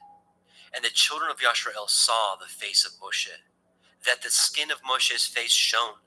And Moshe put the veil upon his face again until he went in to speak with him. Shemot, Exodus chapter 35. And Moshe gathered all the assembly of the children of Yasharel together, and said unto them, These are the words which Yahweh has commanded, that ye should do them. 6 days shall work be done, but on the 7th day there shall be to you a holy day, a Shabbat of rest to Yahweh. Whosoever does work thereon shall be put to death. Ye shall kindle no fire throughout your habitations upon the Sabbath. And Moshe spoke unto all the assembly of the children of Yasharel, saying, This is the thing which Yahweh commanded, saying, Take ye from among you an offering unto Yahweh. Whosoever is of a willing heart, let him bring it, an offering of Yahweh, gold, and silver, and brass, and blue, and purple, and scarlet, and fine linen, and goat's hair, and ram skins dyed red, and badger skins, and shittim wood, and oil for the light, and spices for anointing oil, and for the sweet incense, and onyx stones, and stones to be set for the ephod, and for the breastplate. And every wise-hearted among you shall come, and make all that Yahweh has commanded. The tabernacle, his tent, and his covering, his taches, and his boards, his bars, his pillars, and his sockets, the ark, and the staves thereof, with the mercy seat, and the veil of covering, the table, and his staves, and all his vessels, and the showbread, the menorah, also for the light, and his furniture, and his lamps, with the oil for the light, and the incense altar, and his staves, and the anointing oil, and the sweet incense, and the hanging for the door at the entering in of the tabernacle, the altar of burnt offering, with his brazen grate, his staves, and all his vessels, the laver and his foot, the hangings of the court, his pillars, and their sockets, and the hanging for the door of the court, the pins of the tabernacle, and the pins of the court, and their cords, the cloths of service, to do service in the holy place, the holy garments for Aharon the priest, and the garments of his sons, to minister in the priest's office. And all the assembly of the children of Yasharel departed from the presence of Moshe. And they came, everyone whose heart stirred him up, and everyone whom his ruach made willing, and they brought Yahweh's offering to the work of the tabernacle of the assembly, and for all his service, and for the holy garments. And they came, both men and women, as many as were willing-hearted, and brought bracelets, and earrings, and rings, and tablets, all jewels of gold. And every man that offered an offering of gold unto Yahweh. And every man with whom was found blue, and purple, and scarlet, and fine linen, and goat's hair, and red skins of rams, and badger skins, brought them. Everyone that did offer an offering of silver and brass brought Yahweh's offering. And every man with whom was found shittim wood for any work of the service brought it. And all the women that were wise-hearted did spin with their hands, and brought that which they had spun, both of blue, and of purple, and of scarlet, and of fine linen. And all the women whose heart stirred them up in wisdom spun goat's hair. And the rulers brought onyx stones, and stones to be set for the ephod and for the breastplate, and spice, and oil for the light, and for the anointing oil, and for the sweet incense. The children of Yasharel brought a willing offering unto Yahweh, every man and woman, whose heart made them willing to bring for all the manner of work, which Yahweh had commanded to be made by the hand of Moshe. And Moshe said unto the children of Yasharel, See, Yahweh has called by name Bezalel, the son of Uri, the son of Horai, of the tribe of Yehudah, and he has filled him with the Ruach Elohim, in wisdom, in understanding, and in knowledge, and in all manner of workmanship, and to devise curious works, to work in gold, and in silver, and in brass, and in the cutting of stones, to set them, and in carving of wood, to make any manner of cunning work. And he has put in his heart that he may teach both he and Aholiab, the son of Achisamach, of the tribe of Dan. Them has he filled with wisdom of heart, to work all manner of work, of the engraver, and of the cunning workman, and of the embroiderer, in blue, and in purple, in scarlet, and in fine linen, and of the weaver, even of them that do any work, and of those that devise cunning work. Shemot, Exodus chapter 36. Then wrought Bezalel and Aholiab, and every wise-hearted man, in whom Yahweh put wisdom and understanding, to know how to work all manner of work for the service of the sanctuary, according to all that Yahweh had commanded. And Moshe called Bezalel and Aholiab, and every wise-hearted man, in whose heart Yahweh had put wisdom, even everyone whose heart stirred him up to come unto the work to do it. And they received of Moshe all the offering, which the children of Yasharel had wrought for the work of the service of the sanctuary, to make it withal. And they brought yet unto him free offerings every morning.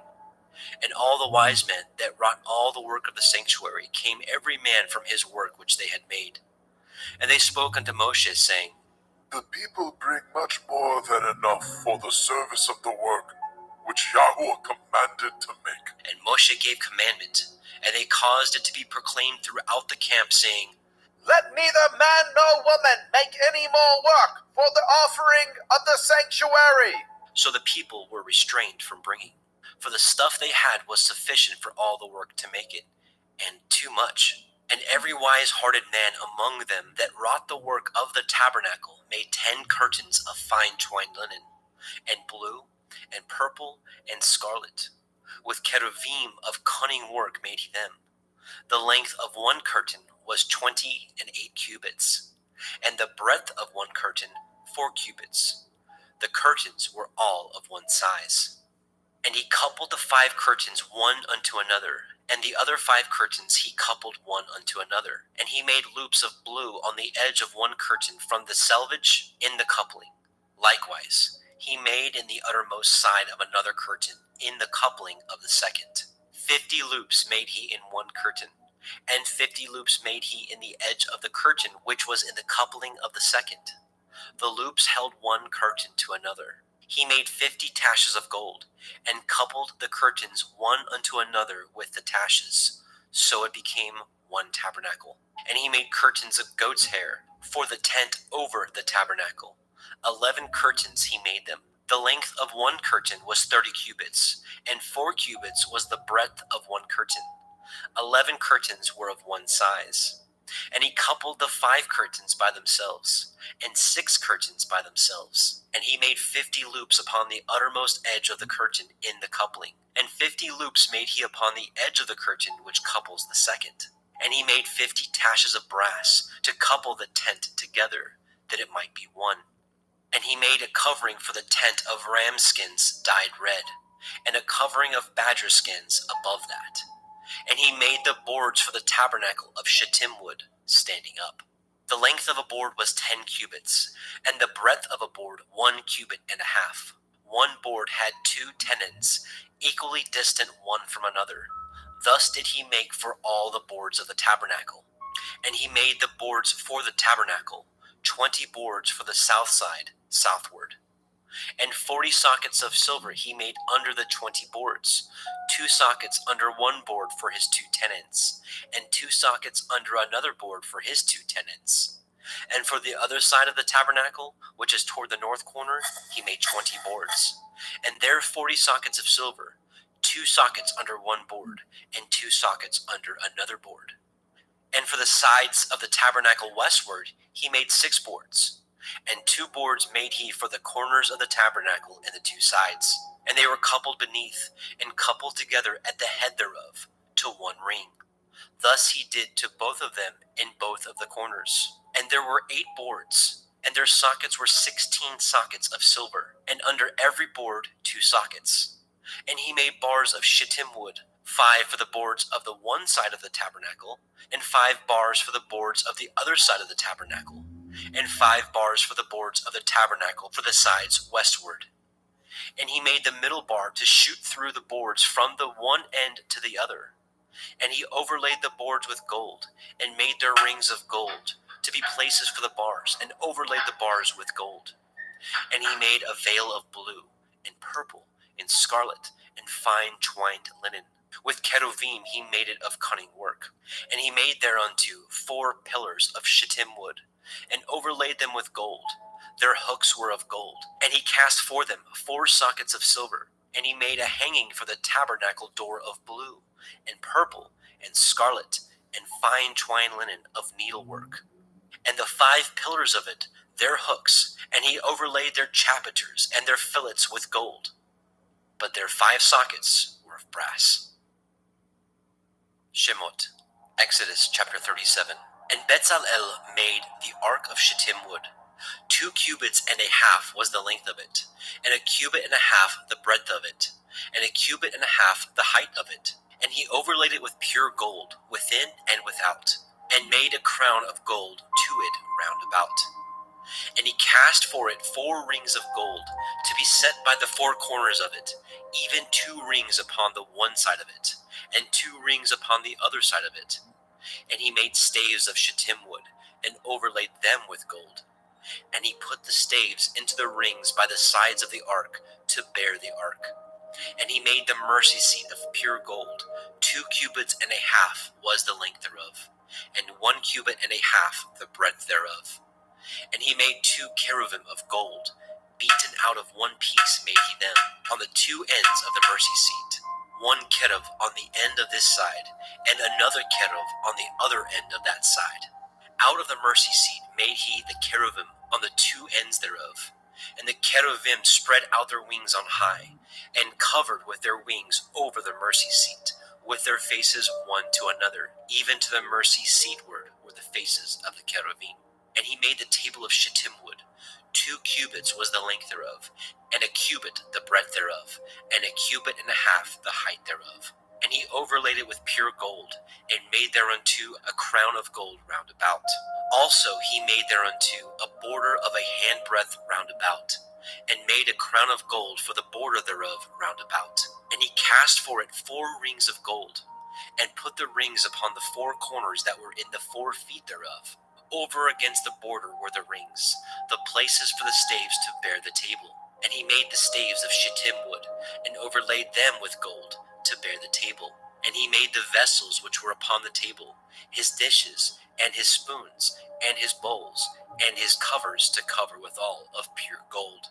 And he made the menorah of pure gold, of beaten work he made the menorah, his shaft, and his branch, his bowls, his knops, and his flowers were of the same. And 6 branches going out of the sides thereof, 3 branches of the menorah out of the one side thereof, and 3 branches of the menorah out of the other side thereof.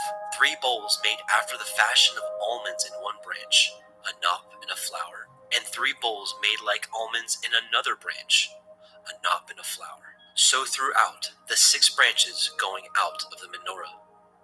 And in the menorah were 4 bowls made like almonds, his knops and his flowers, and a knop under 2 branches of the same, and a knop under 2 branches of the same, and a knop under 2 branches of the same, according to the 6 branches going out of it.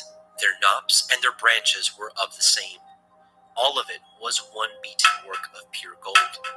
And he made his 7 lamps, and his snuffers, and his snuff dishes of pure gold. Of a talent of pure gold made he it, and all the vessels thereof. And he made the incense altar of shittim wood. The length of it was a cubit, and the breadth of it a cubit. It was 4 square. 2 cubits was the height of it. The horns thereof were of the same. And he overlaid it with pure gold, both the top of it and the sides thereof round about. And the horns of it also he made unto it a crown of gold round about.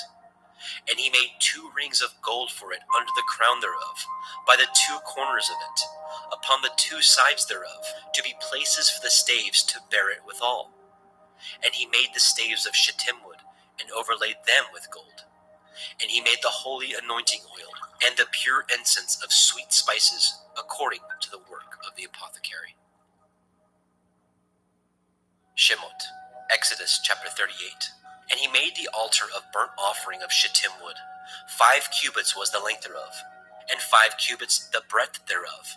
It was 4 square, and 3 cubits the height thereof. And he made the horns thereof on the 4 corners of it. The horns thereof were of the same, and he overlaid it with brass.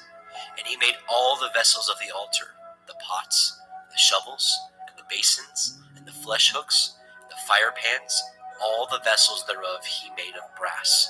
And he made for the altar a brazen grate of network under the compass thereof, beneath unto the midst of it.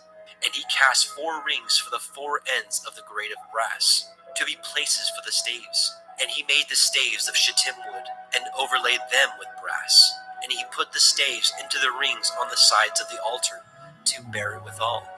He made the altar hollow with boards. And he made the laver of brass, and the foot of it brass, of the looking glasses of the women assembling, which assembled at the door of the tabernacle of the assembly. And he made the court on the south side southward. The hangings of the court were of fine twined linen, 100 cubits. Their pillars were 20, and their brazen sockets 20. The hooks of the pillars and their fillets were of silver. And for the north side the hangings were 100 cubits. Their pillars were 20, and their sockets of brass 20. The hooks of the pillars and their fillets of silver. And for the west side were hangings of 50 cubits. Their pillars 10, and their sockets 10. The hooks of the pillars and their fillets of silver. And for the east side, eastward, 50 cubits. The hangings of the one side of the gate were 15 cubits, their pillars 3, and their sockets 3. And for the other side of the court gate, on this hand and on that hand, were hangings of 15 cubits, their pillars 3, and their sockets 3. All the hangings of the court round about were of fine twined linen. And the sockets for the pillars were of brass, the hooks of the pillars and their fillets of silver, and the overlaying of their chapiters of silver. And all the pillars of the court were filleted with silver. And the hanging for the gate of the court was needlework of blue and purple and scarlet and fine twined linen. And 20 cubits was the length. And the height and the breadth was 5 cubits, answerable to the hangings of the court. And their pillars were 4, and their sockets of brass 4, their hooks of silver, and the overlaying of their chapiters and their fillets of silver. And all the pins of the tabernacle and of the court round about were of brass. This is the sum of the tabernacle, even of the tabernacle of the assembly, as it was counted according to the commandment of Moshe, for the service of the Leviim, by the hand of Ithamar, son to Aaron the priest. And Bezalel, the son of Uri, the son of Horai, of the tribe of Yehudah, made all that Yahweh commanded Moshe. And with him was Aholibav, son of Achisamach, of the tribe of Dan, an engraver, and a cunning workman, and an embroiderer in blue, and in purple, and in scarlet, and fine linen. All the gold that was occupied for the work in all the work of the holy place, even the gold of the offering, was 29 talents, and 730 shekels, after the shekel of the sanctuary.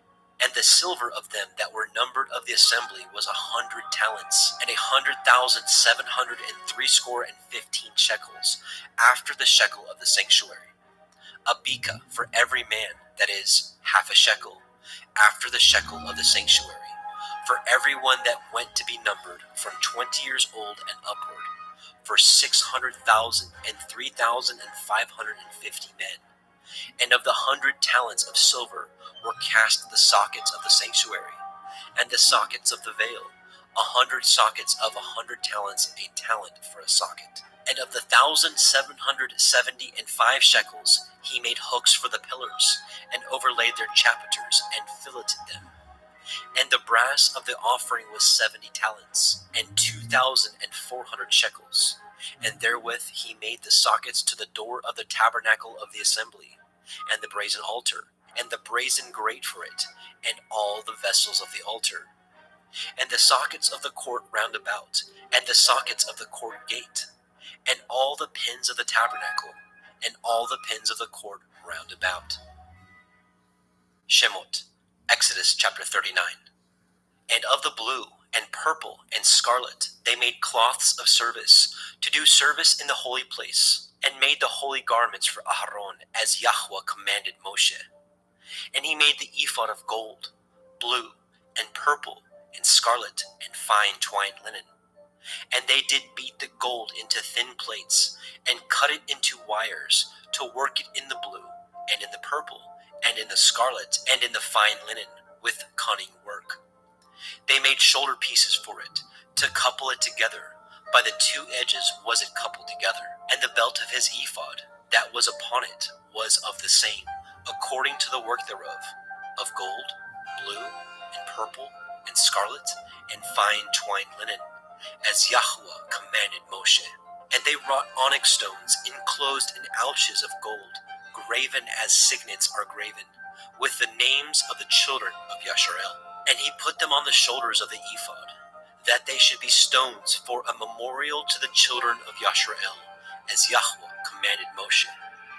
And he made the breastplate of cunning work, like the work of the ephod, of gold, blue, and purple, and scarlet, and fine twined linen. It was foursquare. They made the breastplate double. A span was the length thereof, and a span the breadth thereof, being doubled. And they set in it 4 rows of stones. The first row was a sardius, a topaz, and a carbuncle. This was the first row. And the second row, an emerald, a sapphire, and a diamond. And the third row, a ligure, an agate, and an amethyst. And the fourth row, a beryl, an onyx, and a jasper. They were enclosed in ouches of gold in their enclosings. And the stones were according to the names of the children of Yasharel, 12 according to their names, like the engravings of a signet, every one with his name according to the 12 tribes. And they made upon the breastplate chains at the end of wreathen work of pure gold. And they made 2 ouches of gold and 2 gold rings, and put the 2 rings in the 2 ends of the breastplate. And they put the 2 wreathen chains of gold in the 2 rings on the ends of the breastplate. And the 2 ends of the 2 wreathen chains they fastened in the 2 ouches, and put them on the shoulder pieces of the ephod before it. And they made 2 rings of gold, and put them on the 2 ends of the breastplate, upon the border of it, which was on the side of the ephod inward. And they made 2 other golden rings, and put them on the 2 sides of the ephod underneath, toward the forepart of it, over against the other coupling thereof, above the belt of the ephod. And they did bind the breastplate by his rings unto the rings of the ephod with a lace of blue, that it might be above the belt of the ephod, and that the breastplate might not be loosed from the ephod, as Yahweh commanded Moshe. And he made the robe of the ephod of woven work, all of blue. And there was a hole in the midst of the robe, as the hole of a habergeon, with a band round about the hole, that it should not rend. And they made upon the hems of the robe pomegranates of blue, and purple, and scarlet, and twined linen. And they made bells of pure gold, and the bells between the pomegranates unto the hem of the robe, round about between the pomegranates. A bell and a pomegranate, a bell and a pomegranate, round about the hem of the robe to minister in, as Yahweh commanded Moshe. And they made coats of fine linen of woven work for Aharon, and for his sons, and a turban of fine linen, and goodly bonnets of fine linen, and linen breeches of fine twined linen, and a belt of fine twined linen, and blue, and purple, and scarlet of needlework, as Yahweh commanded Moshe. And they made the plate of the holy crown of pure gold, and wrote it upon a writing, like the engravings of a signet, Kodesh El Yahweh. And they tied it unto a lace of blue, to fasten it on high upon the turban, as Yahweh commanded Moshe. Thus was all the work of the tabernacle of the tent of the assembly finished. And the children of Yasharel did according to all that Yahweh commanded Moshe. So did they. And they brought the tabernacle unto El Moshe, the tent, and all his furniture, his taches, his boards, his bars, and his pillars, and his sockets, and the covering of ram skins dyed red, and the covering of badger skins, and the veil of the covering, the ark of the testimony, and the staves thereof, and the mercy seat, the table, and all the vessels thereof, and the showbread, the pure menorah, with the lamps thereof, even with the lamps to be set in order, and all the vessels thereof, and the oil for light, and the golden altar, the anointing oil, and the sweet incense, and the hanging for the tabernacle door, the brazen altar, his grate of brass, his staves, and all his vessels, the laver, and his foot, the hangings of the court, his pillars, his sockets, and the hanging for the court gate, his cords, and his pins, and all the vessels of the service of the tabernacle, for the tent of the assembly, the cloths of service to do service in the holy place, and the holy garments for Aharon the priest, and for his son's garments to minister in the priest's office, according to all that Yahweh commanded Moshe. So the children of Yasharel made all the work. And Moshe did look upon all the work, and behold, they had done it as Yahweh had commanded. Even so had they done it, and Moshe blessed them. Shemot, Exodus chapter 40. And Yahweh spoke unto Moshe, saying, On the first day of the first month shall you set up the tabernacle of the tent of the assembly, and you shall put therein the ark of the testimony, and cover the ark with the veil. And you shall bring the table, and set in order the things that are to be set in order upon it. You shall bring the menorah, and light the lamps thereof. And you shall set the altar of gold for the incense before the ark of the testimony, and put the hangings of the door to the tabernacle. And you shall set the altar of burnt offering before the door of the tabernacle of the tent of the assembly. And you shall set the laver between the tent of the assembly and the altar, and shall put water therein. And you shall set the court round about, and hang up the hanging at the court gate. And you shall take the anointing oil, and anoint the tabernacle, and all that is therein, and shall hallow it, and all the vessels thereof, and it shall be holy. And you shall anoint the altar of the burnt offering, and all his vessels, and sanctify the altar, and it shall be an altar most holy. And you shall anoint the laver and his foot, and sanctify it. And you shall bring Aharon and his sons unto the door of the tabernacle of the assembly, and wash them with water. And you shall put upon Aharon the holy garments, and anoint him, and sanctify him, that he may minister unto me in the priest's office. And you shall bring his sons, and clothe them with coats.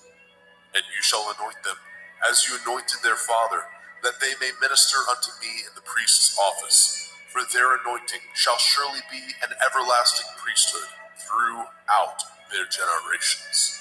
Thus did Moshe, according to all that Yahweh commanded him, so did he. And it came to pass in the first month in the second year, on the first day of the month, that the tabernacle was reared up. And Moshe reared up the tabernacle, and fastened his sockets, and set up the boards thereof, and put in the bars thereof, and reared up his pillars. And he spread abroad the tent over the tabernacle, and put the covering of the tent above upon it, as Yahweh commanded Moshe. And he took and put the testimony into the ark, and set the staves on the ark, and put the mercy seat above upon the ark. And he brought the ark into the tabernacle, and set up the veil of the covering, and covered the ark of the testimony, as Yahweh commanded Moshe. And he put the table in the tent of the assembly, upon the side of the tabernacle northward, without the veil. And he set the bread in order upon it before Yahweh, as Yahweh commanded Moshe. And he put the menorah in the tent of the assembly, over against the table, on the side of the tabernacle southward. And he lighted the lamps before Yahweh, as Yahweh commanded Moshe. And he put the golden altar in the tent of the assembly before the veil. And he burnt sweet incense thereon, as Yahweh commanded Moshe. And he set up the hanging at the door of the tabernacle. And he put the altar of burnt offering by the door of the tabernacle of the tent of the assembly, and offered upon it the burnt offering and the meat offering, as Yahweh commanded Moshe. And he set the laver between the tent of the assembly and the altar, and put water therein to wash withal. And Moshe and Aharon and his sons washed their hands and their feet thereat, when they went into the tent of the assembly, and when they came near unto the altar, they washed, as Yahweh commanded Moshe. And he reared up the court round about the tabernacle and the altar, and set up the hanging of the court gate. So Moshe finished the work. Then a cloud covered the tent of the assembly, and the glory of Yahweh filled the tabernacle. And Moshe was not able to enter into the tent of the assembly, because the cloud abode thereon, and the glory of Yahweh filled the tabernacle. And when the cloud was taken up over the tabernacle, the children of Yasharel went onward in all their journeys. But if the cloud were not taken up, then they journeyed not till the day that it was taken up. For the cloud of Yahweh was upon the tabernacle day by day, and fire on it by night, in the sight of all the house of Yasharel, throughout all their journeys.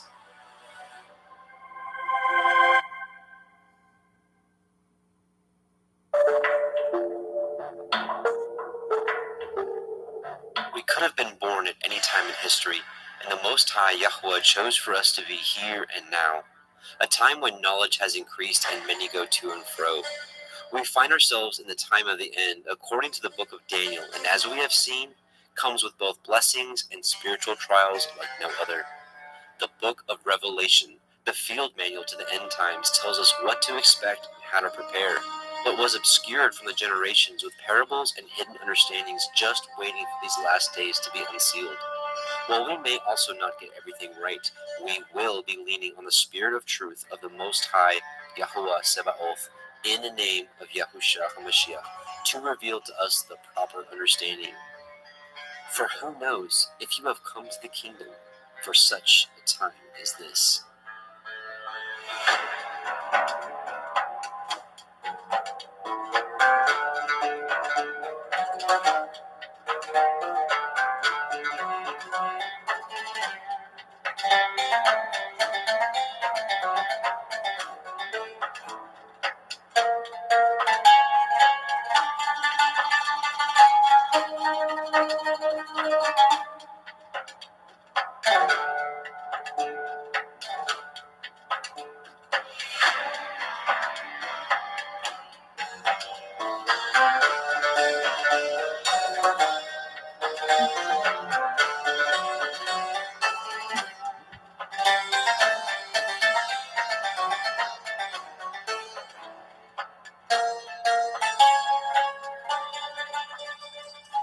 And sisters, welcome to the Parable of the Vineyard YouTube live stream.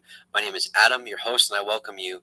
Brothers and sisters, welcome to what may be one of the most important line-by-line studies we have done on Parable of the Vineyard.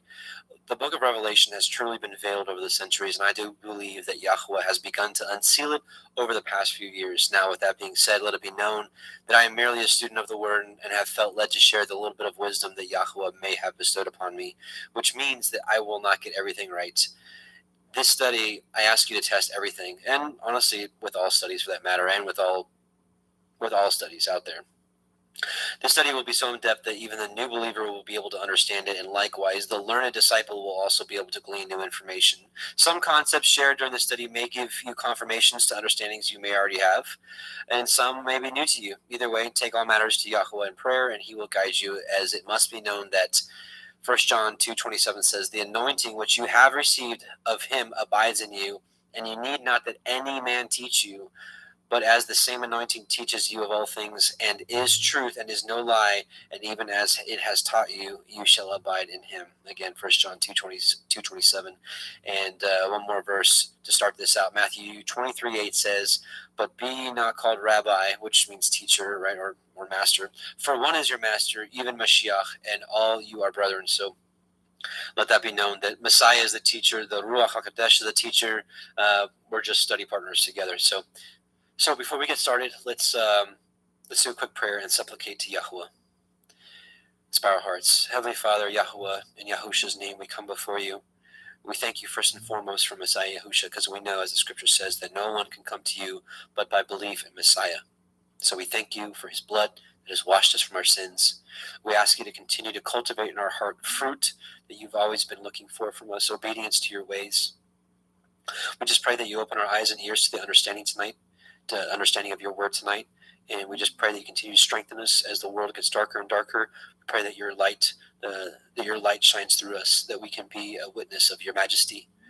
We bless you in Yahusha's name. Amen.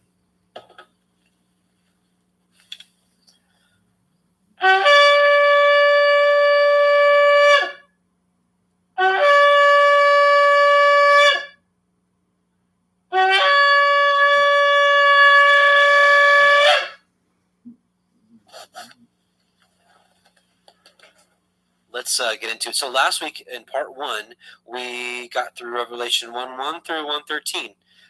Hopefully it was beneficial to you. If you're just watching this and you haven't seen part 1, I would recommend watching part 1 first, but definitely not needed because you can pick back up at any time. So I want to address a few things. Many of you actually had questions regarding the two witnesses, and please keep the questions and rebuttals coming, because when we get to Revelation chapter 11, we're going to do an even deeper study on the two witnesses, and I'm going to do my best to answer every question, as I know that this is a sensitive topic to many, just like the 144,000. These are studies that people really dig their heels in once they kind of make their mind up. So, which I don't blame you. I don't. We all kind of tend to do that. But I definitely want to keep this study as open and transparent and as close to scriptures as possible, without reaching, without making assumptions, those type of things. But I do want to answer a few quick questions that came up. Now, a lot of you are really sticking to it's two physical men coming here, breathing fire on everybody like a dragon, and that kind of stuff. And that may be the case. I will address the Enoch Elijah or Moses Elijah theory real quick. Think about this. What if it's like kind of a dual understanding? And by the way, I am addressing what we talked about last week. For those of you that may just be stumbling upon this live or as a recording, we talked a lot about the two witnesses. But what if it's not just two physical men? What if it's the spirit of Elijah and the spirit of Enoch, or the spirit of Moses and the spirit of Elijah, whatever you kind of hold to? Because it's kind of reminds me a little bit of what we saw with John the Baptist. And let me pull up a little scripture if you don't mind. Let's get this study started. So in Malachi 4:4-6, it says, "Remember ye the Torah of Moshe, my servant, which I command." The Hebrew word here for law is Torah. "Remember ye the Torah of Moshe, my servant, which I commanded unto him in Horeb," which is Mount Sinai, "for all Israel with the statutes and judgments. Behold, I will send you Elijah the prophet before the coming of the great and dreadful day of Yahuwah, and he shall turn the heart of the fathers to the children, and the heart of the children to their fathers, lest I come and smite the earth with a curse." All right, so this is what was kind of left out there, hanging out there before Messiah Yahusha came. So let's see what Messiah said about this. Matthew 17:10-13 says, "And his disciples asked him, saying, Why then say the scribes that Elias," which is Elijah, "must first come? And Yahusha answered and said unto him, Elias truly shall first come and restore all things. But I say unto you that Elias is come already. And they knew him not, but have done unto him whatsoever they listed. Likewise shall also the Son of Man suffer of them. Then the disciples understood that he spake unto them of John the Baptist," Yehochanan the Baptist, the immerser. So what we're seeing here is it wasn't physically Elijah coming back, the first fulfillment of it. It was his spirit. The spirit of Elijah was in John the Baptist. And so I say to you, we know that history repeats itself. And honestly, we're starting to see a lot of things that happened 2,000 years ago is happening now. We have... you had Messiah come on the scene 2,000 years ago, rebuking at that time modern day traditions of men that made of no effect the commandments of Yahuwah, and he came to teach. I think he's sending that spirit again, and we're learning. We're coming back to Torah. We're coming back to his covenant, and people are rejecting it. People are still clinging to their doctrines of men and whatnot. And I think that a lot of us, which my conclusion last week was that Israel, his two houses, the house of Ephraim and the house of Judah, are his two witnesses. It's the two candlesticks, as we saw in Zechariah 4. We had the two olive branches pouring out oil into the candlestick, which it's interesting that that came up in last week's Torah portion and this week. Specifically this week, it talks about in Exodus 28, talks about how the children of Israel are to bring oil for the lamp, for the light to burn continually. And we know through Solomon, in the Wisdom of Solomon in Proverbs, it's Proverbs 6:23. It says that the Torah is light, right? The commandment is a lamp, and the Torah is light. And we know that the commandment was for the light to burn continually. So my point being is, I really do believe that he's raising up his remnant. He's raising up his witnesses, and we're starting to share what he's given to us, and so I think he may be endowing us with the spirit of Enoch, the spirit of Elijah. Let's talk about the spirit of Elijah really quickly and kind of what that may look like. We saw with John the Baptist, right? I mean, he was reproving the people. He's like, turn them back, repent, bring forth fruits worthy of repentance. What's the fruit has always been? The fruit has always been, if you don't mind here, those of you that are familiar with this or are regulars here, you're very familiar with Psalm 1:1-3. Blessed is the man that walketh not in the counsel of the ungodly, nor standeth in the way of sinners, nor sitteth in the seat of the scornful, but his delight is in the Torah of Yahweh, and in his Torah doth he meditate day and night. And he, so the person that delights in the Torah and meditates on it, he shall be like a tree planted by the rivers of water that bringeth forth his fruit in his season. His leaf also shall not wither, and whatsoever he doeth shall prosper. That's the fruit that Yahweh's always been seeking from us. We're his planting, we're his creation. Just like when he creates a tomato plant, he expects that tomato plant to bring forth a tomato. He plants the olive tree, he expects the olive tree to bring forth its olives. What is man supposed to bring forth? This, obedience to his ways. That's what it's always been about. So let's talk about the spirit of Elijah really quickly. We're going to turn to Jubilees chapter 23, Yovelim chapter 23. For those of you that may be unfamiliar with this was found in the Dead Sea Scroll finding. They found 15 copies of this book in Hebrew intact that was preserved. All right, so I want to read verses 16, 19, and 26, and I think this explains the spirit of Elijah. And in that generation, this is the end time generation, which I believe we are in, and in that generation, the sons shall convict their fathers and their elders of sin and unrighteousness, and of the words of their mouth, and the great wickedness which they perpetrate, and concerning their forsaking the covenant which Yahweh made between them and him, that they should observe and do all his commandments and his ordinances and his laws without departing either to the right hand or to the left. Okay, this is part one. Part two, and they shall strive one with another. Now, I will say that Paul has given us a better way of doing this, to be patient, to be meek, to be kind, to be humble, to be long-suffering, to be apt to teach. That's 2 Timothy 2, I think 19-24 or something like that. And they shall strive one with another, the young with the old, and the old with the young, the poor with the rich, the low with the great, the beggar with the prince, on account of the Torah and the covenant, for they have forgotten commandment and covenant and feasts and months and Sabbaths and jubilees and all judgments, right? And this is what's happening in this generation. It's coming back. And I believe the spirit of Elijah is doing the very same thing that we saw in Malachi, right? Let me bring that up again real quick. And I'll send you Elijah, right? And he shall turn the heart of the fathers to the children, and the heart of the children to their fathers, lest I come and smite the earth with a curse. And again, what does that come back to right here? Remembering the Torah of Moshe. That's what it's been all about. But last but not least, verse 26 of Jubilees 23, it says, and in those days the children shall begin to study the laws, the Torah, and to seek the commandments, and to return to the path of righteousness, this is the straight and narrow path that Messiah Yahushua talked about, not deviating to the left or to the right of. So, in short, my conclusion is, and again, and here in a few weeks, it might even be a month at the rate we're going here, it might even be a few months. When we get to Revelation 11, we're going to do probably an entire night on just the two witnesses. So keep the questions coming, keep the rebukes coming. I'm looking for sharpening here.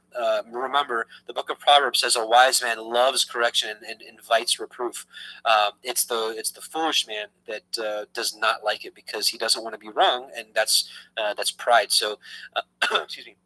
So I'm waiting, or I'm not waiting. I'm inviting I'm inviting your comments, concerns, questions, that kind of stuff. So, but yeah, and again, in short, what I'm saying here is I believe that we are the two witnesses, the house of Israel, the house of Judah, and that we may be operating in the spirit of Elijah and Enoch, or Elijah and Moses, whatever you hold to. So, the spirit of Enoch, which the whole book of Enoch, it's instructing in righteousness, just like Elijah. And it is also interesting that this generation has been the generation that has been bringing forth Enoch back to the center stage here. And I know most of mainstream Christianity rejects it and whatnot, but for this called out assembly, this set apart people that he is raising up, for many of us, the book of Enoch has become really a big part of our understanding. So that's my belief on that. So maybe that may answer some questions already, but again, don't worry, we're going to be going over the two witnesses in great deal and the 144,000 in great deal when we get to Revelation 7 and 14 as well. So let's get to the study at hand tonight. And so where we're at now is we are at Revelation 1:14. And, for Revelation 1:14 and 1:15, these two verses bring about some pretty radical teachings out there. And, I ended up preparing a huge study for this, but I really felt that going through this actually just praying over the last day or two, I really felt that Yahweh was like, this is a teaching I want you to do, but it's not going to be part of this Revelation study, because I want the Revelation study to stay on track, and I don't want to get too far off on rabbit trails. But I will be making a video of this. But I do want to read a few excerpts here from this write-up I did over the last few days in preparation for this study. It's called All Nations, All Tribes, the True Seed of Abraham. So let me read this portion for you. In preparation for this portion of our Revelation study, I honestly wanted to skip over Revelation 1:14 through 15 due to the arguments over the flesh it seems to bring about, to which I have zero desire to get into. We have much more important things to discuss. Although after prayer and what seems to be nudges from Yahweh, as the days leading up to this, I have been targeted once again by those who glory in the flesh and claim superiority due to what they perceive as themselves being the true Israelites. They call themselves the Black Hebrew Israelites. And that all others must recognize this, so we all must recognize that they are the true seed to be part of the kingdom. I get this all the time. They're like, Adam, you're preaching a lot of truth, bro. You're preaching a lot of truth, but you ain't preaching the truth, which to them is that, that they are the true seed of Israel, and everybody needs to recognize that, or they're not going to be part of the kingdom. And even if we get into the kingdom, we're going to be like servants to them. And it's just crazy stuff. Anyways, back on track. So we must recognize this to be part of the kingdom, and lesser beings at that. For the 3.5 years this ministry has been on YouTube, I have constantly been called a white Edomite devil who has no right to read or discern the scriptures, as they are not for me, but for them alone. Or alongside this, being accused of not preaching the full truth, as they say, for not teaching who the true seed of Yahweh are. After so many of these types of comments, I decided to research the matter for myself, for after all, I'm in pursuit of all truth, regardless of what that looks like. Embracing Sirach 4:28, which says, strive for the truth unto death, and Yahweh will fight for you. So I'm going to stop there for a second. So this is a really long study, and basically it's debunking their movement. But so what I am going to do is I am going to do a separate study on this, separate video on this, but I am going to leave a link for this for anybody that wants to study this out, because once again, I'll be looking for reproof, I'll be looking for rebukes, I'll be looking for confirmations, whatever it may be, because when I put this video out, I want to address all angles, and I wanted to, answer every single question out there regarding this doctrine that they have out there. And, I would have never touched this, but it seems to touch every corner. I mean, I see it all over Facebook. I mean, this gets brought up all the time, and it's all over YouTube and comment. You guys have seen it, and it's just such a fruitless movement. It's pure racism, and I get it. The black people have been horribly treated. They absolutely have. The Atlantic slave trade was horrible. Even in this country, just up until the 50s, 60s, they didn't have the same rights as white people. Like, that's crazy to me. That's horrible. That is not Christ-like. That is not Messiah-like. And so I get it. I get that they have been, trampled on by society. But just that fact doesn't prove that that the true Israelites. But we're not gonna get into that right now. But so I get why they're upset.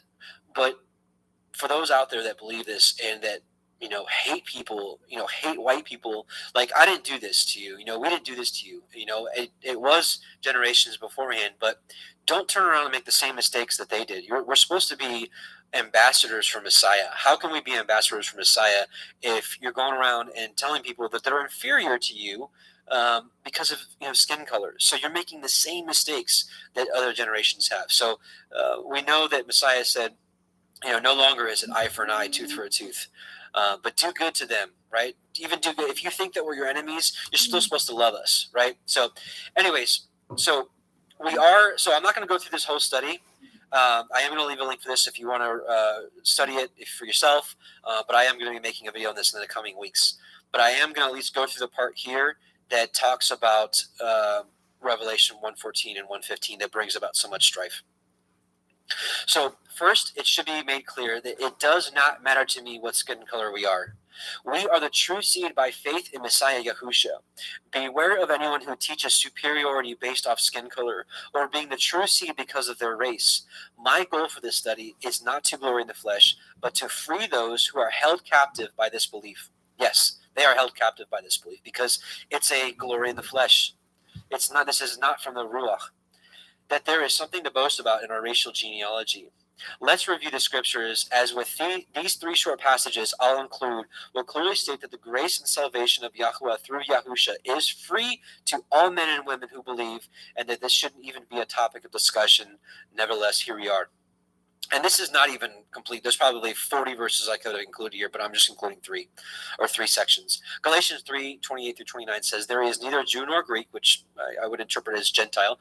There is neither bond nor free. There is neither male nor female, for you are all one in Messiah Yahusha. And if you be messiahs, then are ye Abraham's seed and heirs according to the promise. This right here is the true seed of Israel. Don't let anybody fool you. This is Revelation 7:9. This is a picture of the multitudes saved out of tribulation. After this I beheld, and lo, a great multitude, which no man could number, of all nations and kindreds and peoples and tongues, stood before the throne and before the Lamb, clothed with white robes and palms in their hands. Here it is right here, right? All nations, kindreds, peoples, tongues. This is all races, all of them. White, black, red, yellow, whatever. Acts 10:34-36. Then Peter opened his mouth and said, of a truth I perceive that Elohim is no respecter of persons, but in every nation he that feareth him and worketh righteousness is accepted with him. The word which Elohim sent unto the children of Israel, preaching peace by Yahushua HaMashiach, for he is Adonai of all. Amen and hallelujah for the real truth of the real seed, which are those by faith in Messiah and keep his commandments. That's it. That's it. So I'm going to skip all this here. We're going to do another study on that at another time. But I do want to address the conclusion again. So my conclusion remains: skin color should be of no importance to us, nor cause quarrels within the body of Messiah. Recognizing the true seed are those who believe in Yahusha, the word and begotten of Yahuwah, and keep his commandments, not a particular skin color or race. When you read opposing comments to this discussion, discern the spirit they carry and the fruits they bear, as this will be the most telling sign as to who is holding the truth. Blessings in Yahusha's name. And I look forward to seeing you all in the great gathering and marriage supper of the Lamb. And actually, excuse me, I forgot to actually go over what is written in Revelation 1:14-15. So what do the scriptures say regarding skin color? Before we go here, I need to reiterate that I despise having to do this. But again, there is a large group of people claiming the heritage of the biblical Israelites based off their skin color. So as with all false doctrine, we must expose it by sharing the truth. And in his infinite wisdom, Yahuwah thought it meet to express the color of his people and his son, Yahushua HaMashiach, through the scripture. So, Yahusha, Revelation 1:14 says, his head and his hairs were white like wool, as white as snow, and his eyes were as a flame of fire. Now, interestingly enough, this movement that I'm talking about actually uses this verse to say that they're the true race.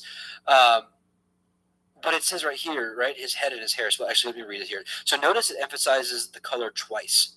It does not say his hair was the texture of wool, but the color. then continues to reinforce his complexion being white as snow. Backing up to the beginning of that verse, it says his head was also white alongside his hair. What do we do with that? Other than take it at face value, have we not learned our lesson with biblical earth, i.e. pillars, immovable or unmovable, the compass upon the face of the deep, etc., etc.? Then Revelation 1:15, it says, and his feet like unto fine brass, as if they burned in a furnace. So let's look at the Greek word used for fine brass. It's chalk. Kalkolebanon. All right. So it's a root word, or the root word here, in the implied mean of whiteness or brilliancy. The KJV translated it as fine brass twice, and it says some metal like of gold, if not more precious. So let's just read this here. Neuter of a compound of G, such and such and such and such, and the implied mean of whiteness or brilliancy, burnished copper, an alloy of copper or gold, and silver having a brilliant luster, fine brass. Okay? So that's the best description of what he was actually looking at. So again, this is here. This is what we just read. So skipping here, let's look at what fine brass looks like. Oops. Let's go to here.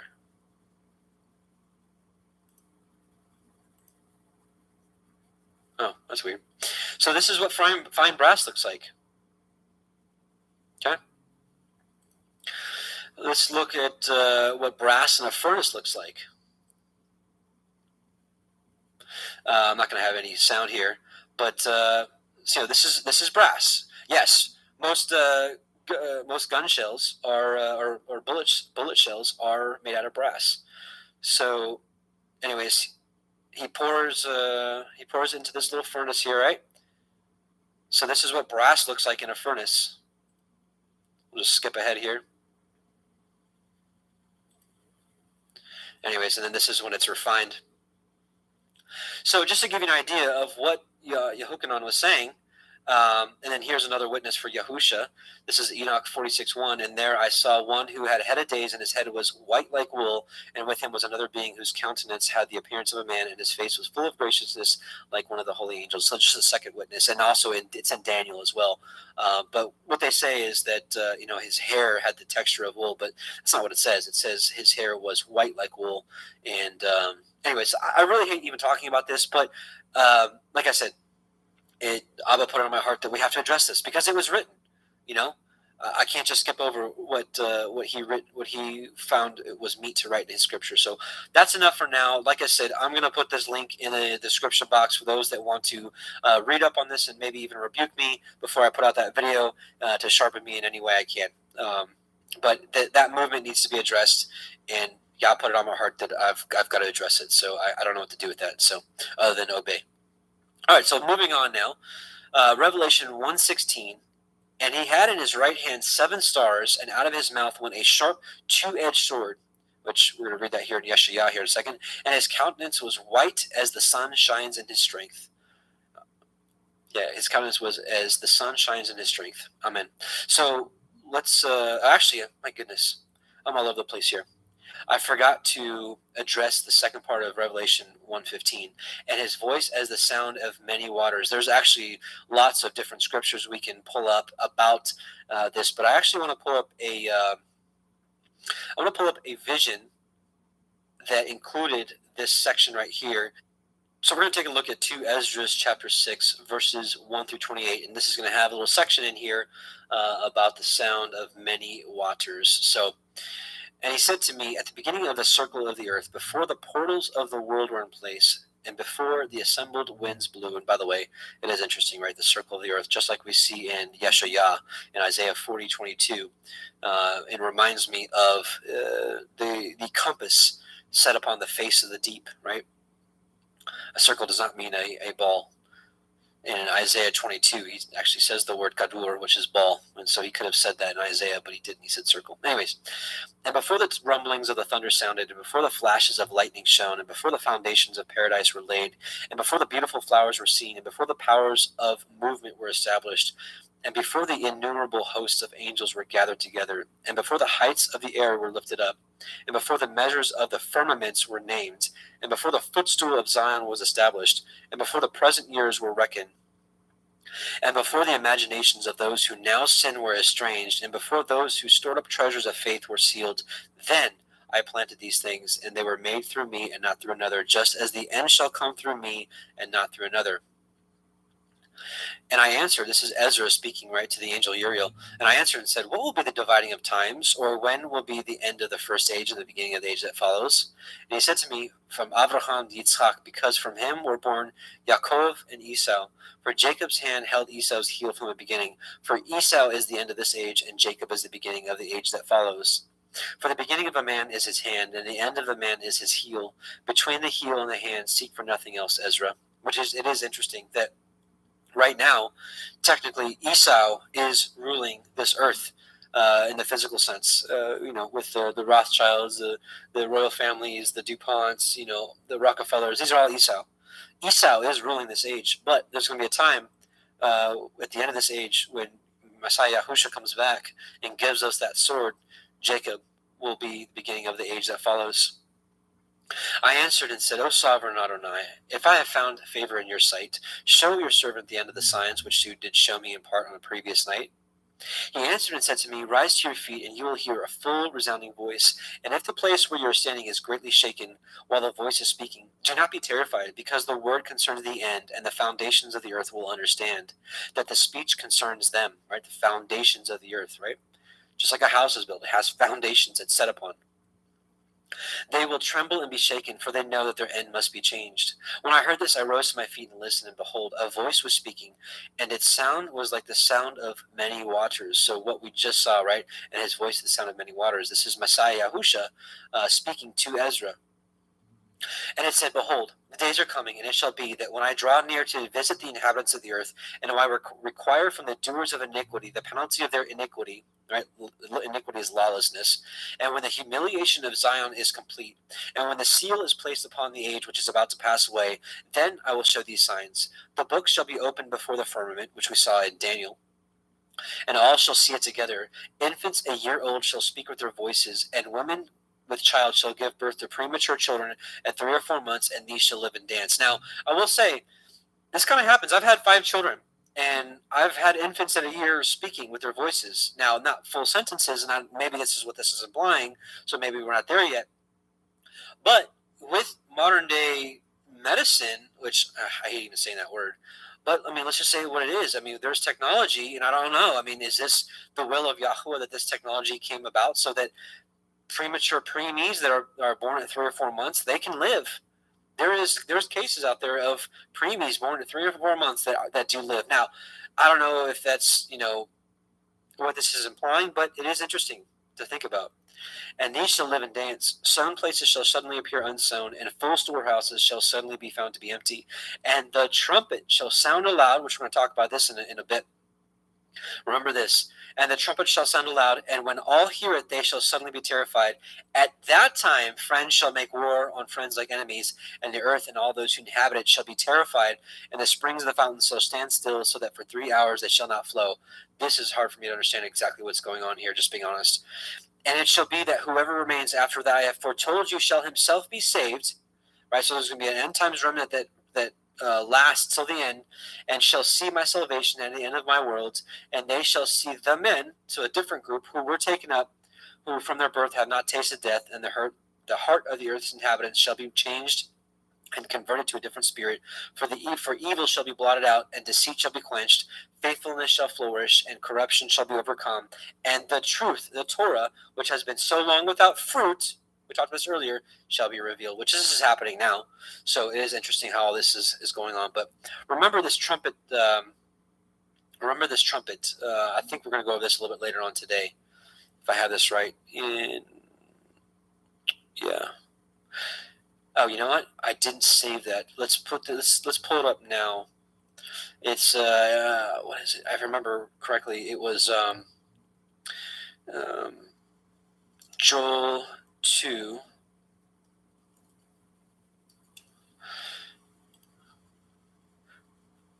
we'll read, let's read just Joel 2, 1 through 2, and then we'll read 15 on.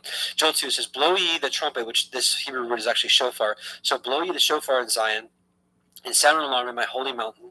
Let all the inhabitants of the land tremble, for the day of Yahweh cometh, for it is nigh at hand.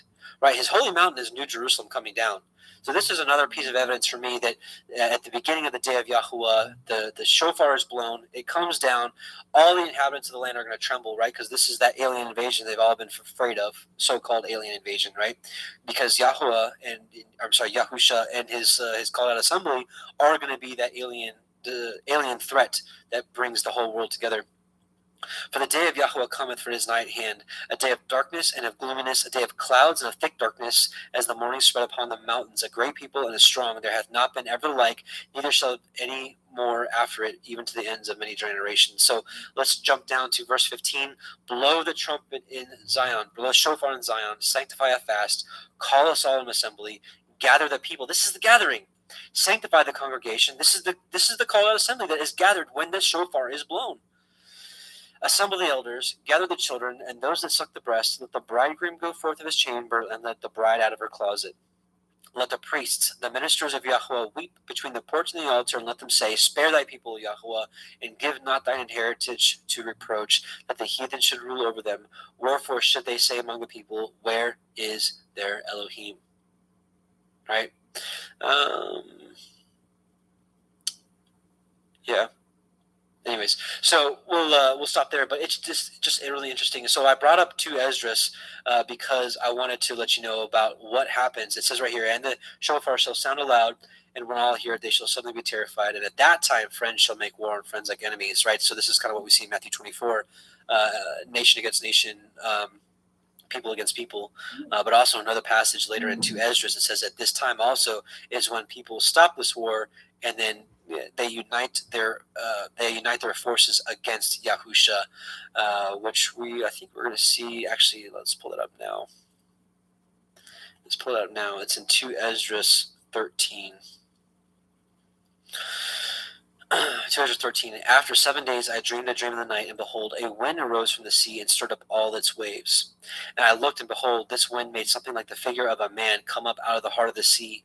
And I looked, and behold, that man flew with the clouds of heaven. For those of you that did watch part 1, we did a huge rabbit trail on who the clouds of heaven are.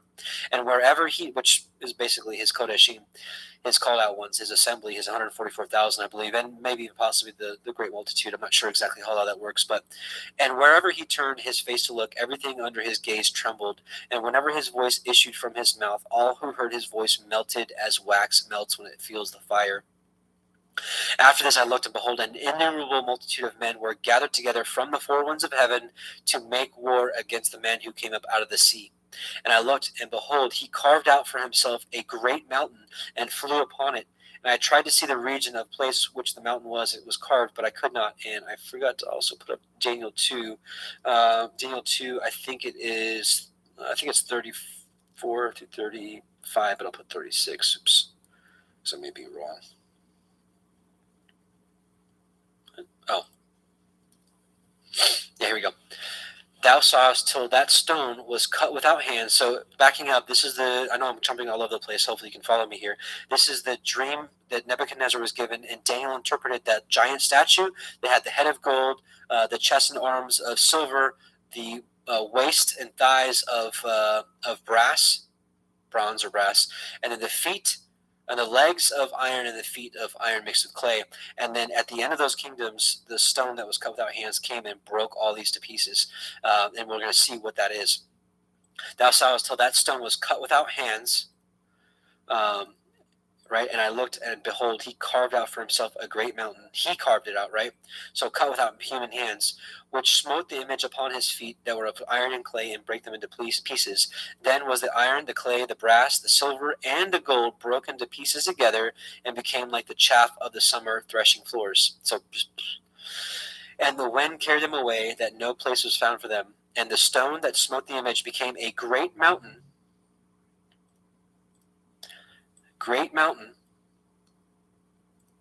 Became a great mountain and filled the whole earth. Okay, so this is New Jerusalem, as we're going to find out here in 2 Esdras 13. So again, and I beheld, he carved out for himself a great mountain and flew upon it. And I tried to see the region or place from which that mountain was carved, but I could not, right? Because it was cut without hands. After this, I looked, and behold, all who had gathered together against him to wage war were much afraid, yet dared to fight. And behold, when he saw the onrush of the approaching multitude, he neither lifted up his hand, nor held a spear or any weapon of war, but I saw only how he sent forth from his mouth as it were a stream of fire, and from his lips a flaming breath, and from his tongue he shot forth a storm of sparks. All these were mingled together, the stream of fire, and the flaming breath, and the great storm, and fell on the onrushing multitude, which was prepared to fight, and burned them all up, so that suddenly nothing was seen of the innumerable multitude, but only the dust of ashes and the smell of smoke. When I saw it, I was amazed. After this, I saw the same man come down from the mountain and call to himself another multitude which was peaceable. Then many people came to him, some of whom were joyful and some sorrowful. This is, I believe, the wise and the foolish. I believe the wise will be joyful and the foolish will be sorrowful. Some of them were bound, and some were bringing others as offerings. This is the interpretation of the vision. So some of that might have sounded really confusing to you. The great news is the angel Uriel gives us the interpretation. Sorry. Then in great fear I awoke and besought the Most High, and said, From the beginning thou hast shown thy servant these wonders, and hast deemed me worthy to have my prayer heard by thee. Now show me also the interpretation of this dream, for as I consider it in my mind, alas, for those who will be left in those days, and still more, alas, for those who are not left. For those who are not left will be sad, because they understand what is reserved for the last days, but cannot attain it. But alas for those who also are left, and for that very reason, for they shall see great dangers and much distress, as these dreams show. Yet it is better to come into these things through incurring peril than to pass from the world like a cloud and not see what shall happen in the last days. He answered me and said, I will tell the interpretation of the vision, and I will also explain to you the things which you have mentioned. As for what you have said about those who are left, this is the interpretation. He who brings the peril at that time will himself protect those who fall into peril, who have works and have faith in the Almighty, right? Faith without works is dead. Understand, therefore, that those who are left are more blessed than those who have died. This is the interpretation of the vision. As for you seeing a man come up from the heart of the sea, this is he whom the Most High has been keeping for many ages, who himself will deliver his creation, and he will direct those who are left. And as for your seeing wind and fire and a storm coming out of his mouth, and as for his not holding a spear or weapon of war, yet destroying the onrushing multitude which came to conquer him, this is right, the great battle where multitudes are destroyed. This is the interpretation. Behold, the days are coming when the Most High will deliver those who are on the earth, and bewilderment of mind shall come over those who dwell on the earth. And they shall plan to make war against one another, city against city, place against place, people against people, kingdom against kingdom. This is exactly what we saw in I know a lot of you are familiar with Matthew 24, which says this verbatim.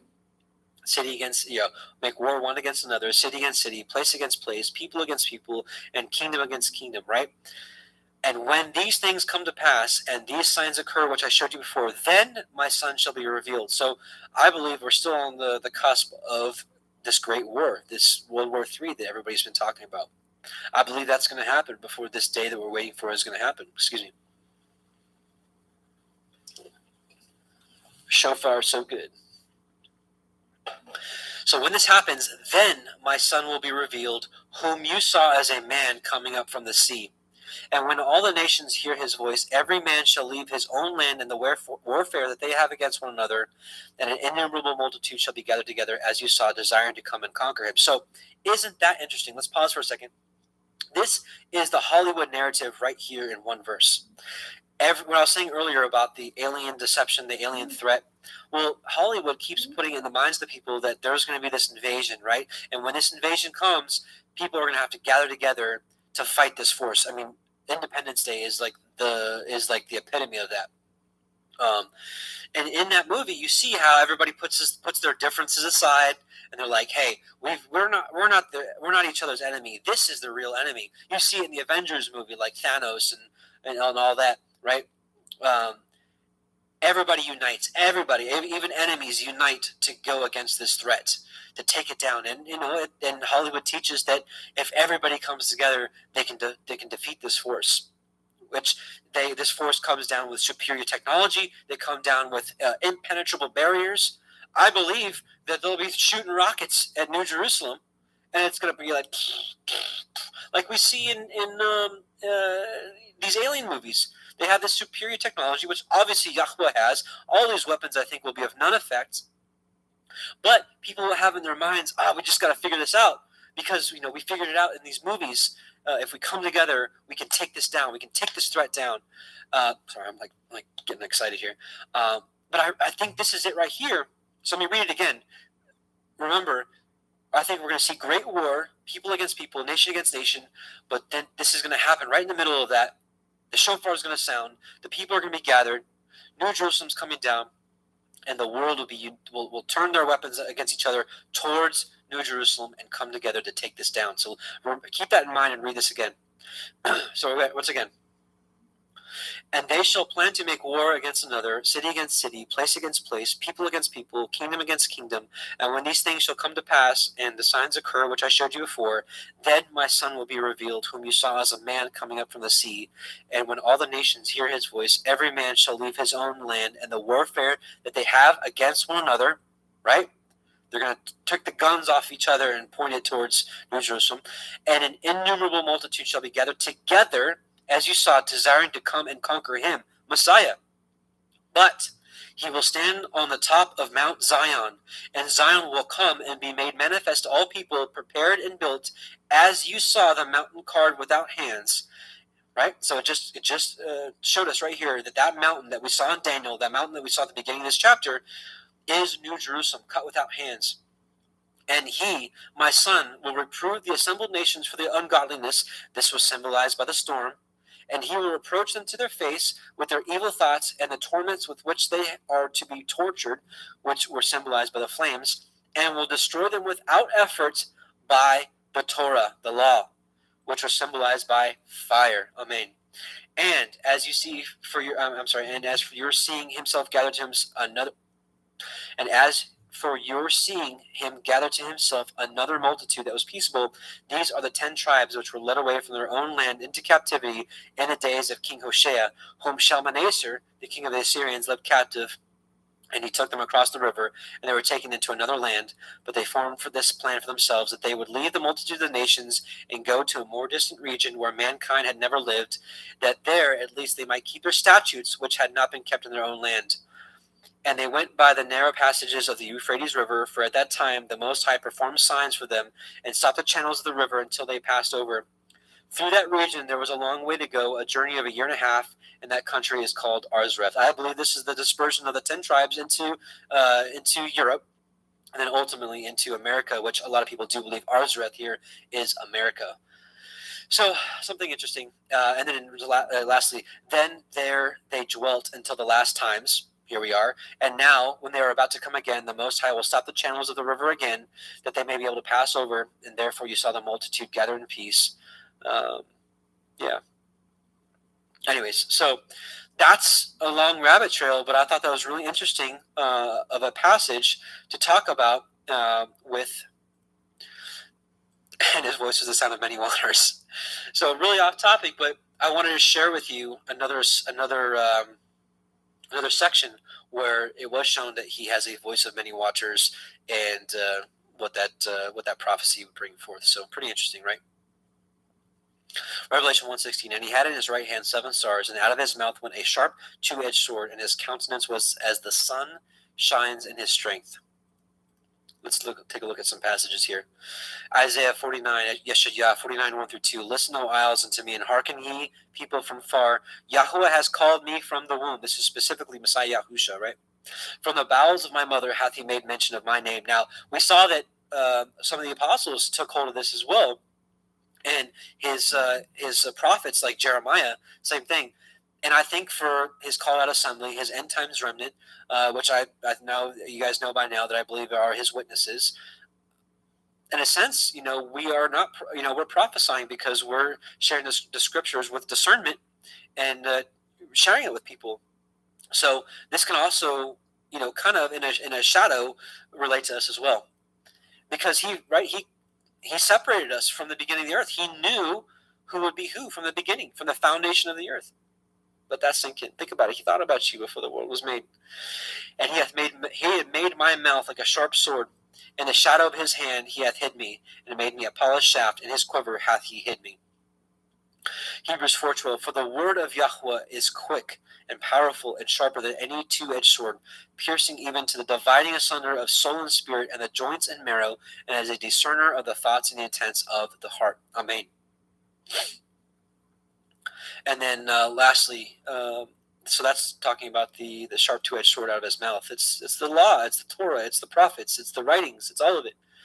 And his countenance was as the sun shines in his strength. And we saw that in the transfiguration, Matthew 17:1-2. After 6 days, Yahusha taketh Peter, James, and John his brother, and bring them up to a high mountain apart, and was transfigured before them, and his face did shine as the sun, and his raiment was as white as the light. So amen to that. Awesome. So, okay, so next verse, Revelation 1:17. And when I saw him, I fell at his feet as dead, and he laid his right hand upon me, saying unto me, Fear not, I am the first and last. And we went over this in pretty good detail in part 1. So if you didn't watch part 1 and you want some more discernment on this, check out part 1. No need for us to go over it again. Revelation 1:18, I am he that lives and was dead, and behold, I am alive forevermore. Amen. And have the keys of Sheol and of death. And we talked about this last week as well. So this is kind of repetitive of what we talked about last week. So Revelation 1:19, write the things which you have seen, and the things which are, and the things which shall be hereafter, the mystery of the 7 stars which you saw in my right hand, and the 7 golden menorah. This is the candlestick, the 7-branch candlestick. The 7 stars are the angels of the 7 called out assemblies, and the 7 menorah, the 7 candlesticks which you saw, are the 7 called out assemblies. So very simply, this has always symbolized the church, the ecclesia, if you will, is a little better description. This has always symbolized the called out assembly, the kodeshim of Yahuwah. And as we saw earlier, we know that it's the branches that put forth the oil in it, and the light. This light was to continually be burning. The light symbolizes the law. So the law should always be in our heart, soul, and mind. It should be on our lips. It should be on our thoughts, as Deuteronomy 6 says, that we should wake up thinking about it. We should go to bed thinking about it. We should walk by the way. We should teach it to our children. It should continually be on our hearts. So the law should be burning within us at all times. Now, interesting, it says here also, the 7 stars are the angels of the 7 called out assemblies. Now, the only place I could really find this is really interesting. Let's take a look at this.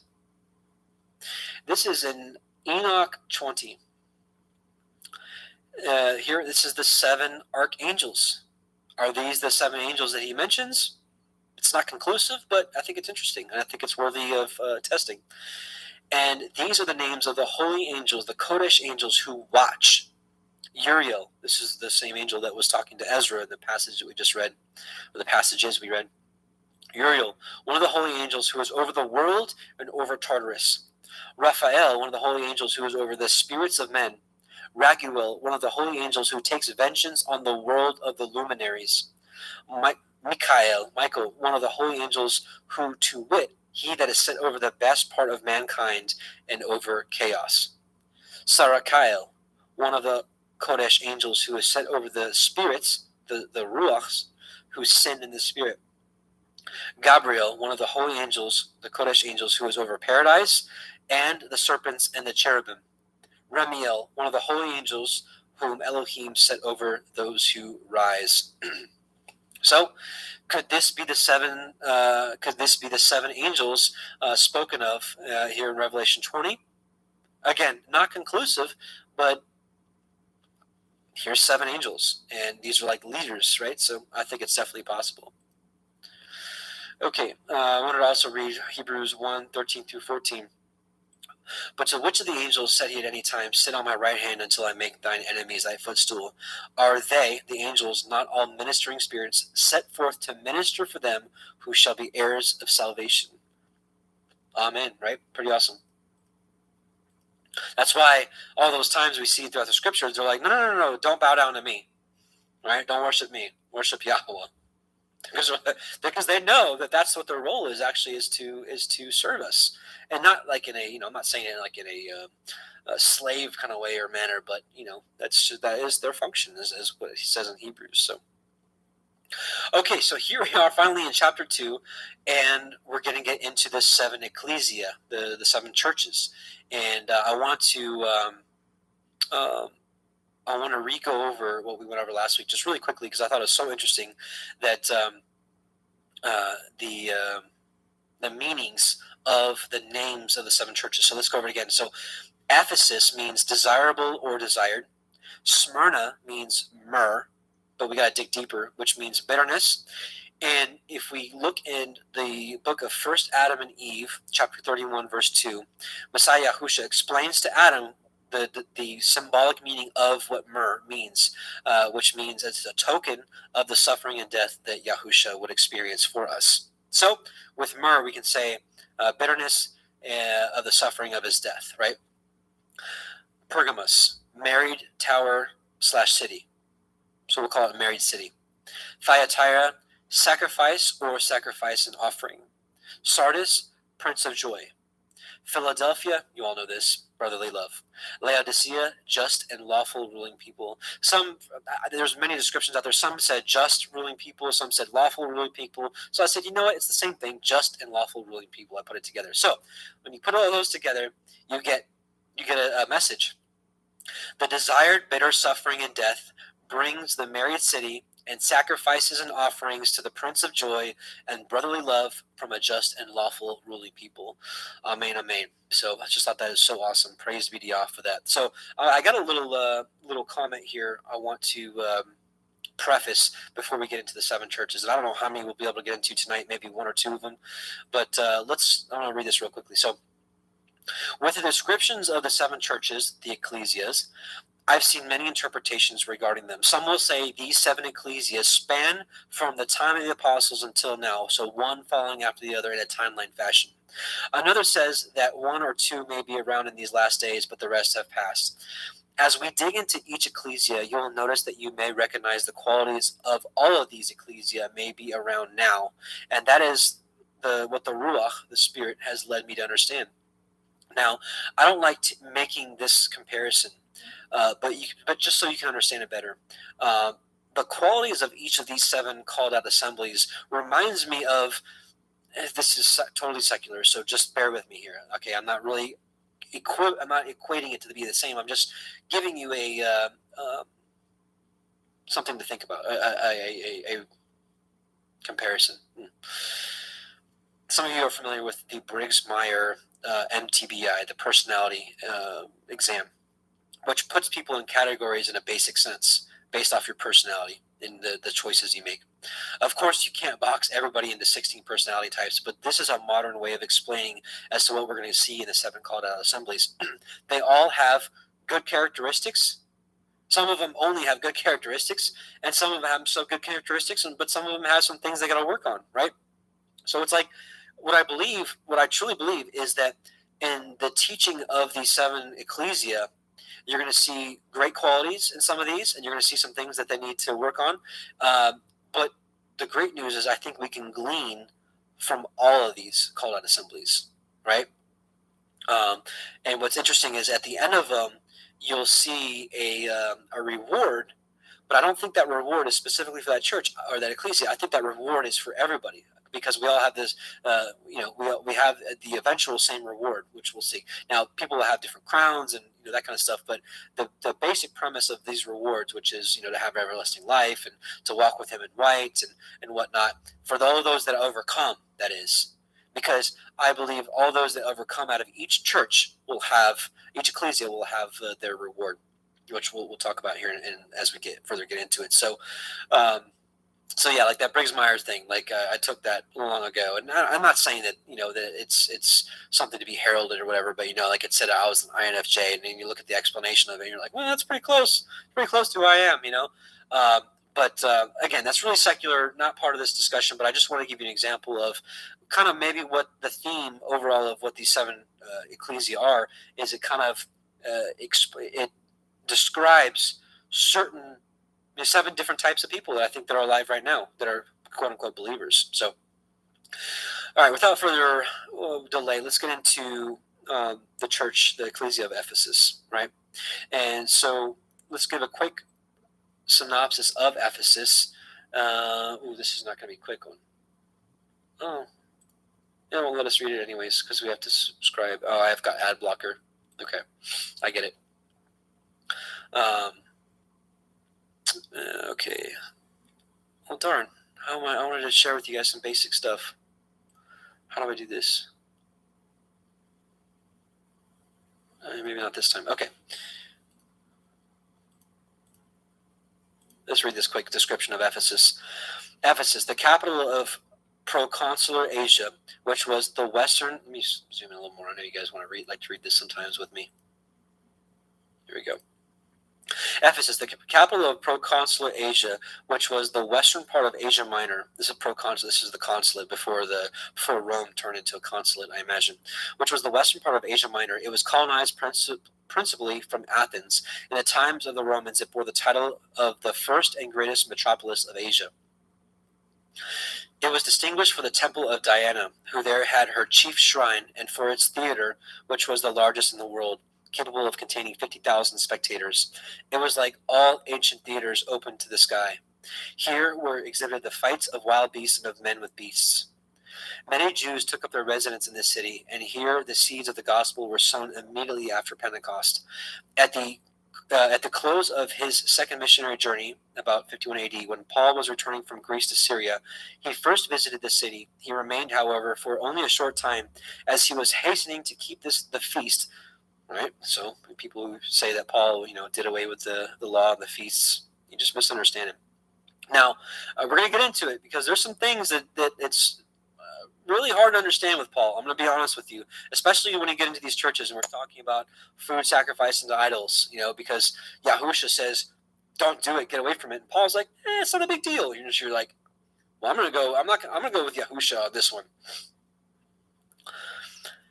So, as he was hastening to keep the feast, probably of Pentecost at Jerusalem, but he left Aquila and Priscilla behind him to carry on the work of spreading the gospel. During his third missionary journey, Paul reached Ephesus from the upper coasts, i.e. from the inland parts of Asia Minor, and tarried here for about 3 years. And so successful and abundant were his labors that all they which dwelt in Asia heard the word of the Adonai Yahusha, both Jews and Greeks. Probably during this period, the 7 churches of the Apocalypse were founded, not by Paul's personal labors, but by missionaries whom he may have sent out from Ephesus, and by the influence of converts returning to their homes. On his return from his journey, Paul touched at Miletus, some 30 miles south of Ephesus, and sending for the presbyters of Ephesus to meet him there, he delivered to them that touching farewell charge which is recorded in Acts 20, 18-35. Ephesus is not again mentioned until the close of Paul's life, when he writes to Timothy, exhorting him to abide still at Ephesus. 2 of Paul's companions, Trophimus and Tychicus, were probably natives of Ephesus. In his second epistle to Timothy, Paul speaks of Onesiphorus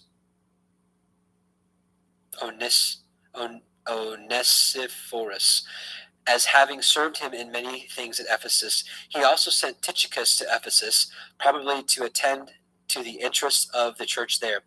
Ephesus is twice mentioned in the Apocalypse. The Apostle John, according to tradition, spent many years in Ephesus, where he died and was buried. A part of the site of this once famous city is now occupied by a small Turkish village, Ayasaluk, which is regarded as a corruption of the 2 Greek words, Hygos Theologos, the holy divine. So there's a little bit about Ephesus. So let's move on. Revelation 2:1. Unto the angel of the called out assembly of Ephesus write, these things says he that holds the 7 stars in his right hand, who walks in the midst of the 7 golden candlesticks, menorah. I know your works and your labor and your patience. Right? He's like, you've got some good qualities.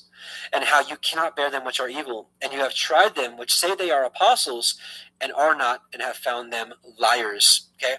So, as I was just saying before, there's some interesting things that Paul says that I'm just going to straight up say I don't agree with, because, and one of them is when we're going to talk about this food sacrificed to idols. We're going to see it very starkly. Yahusha is like, I have something against you. You're mixing with food sacrificed to idols and such and such.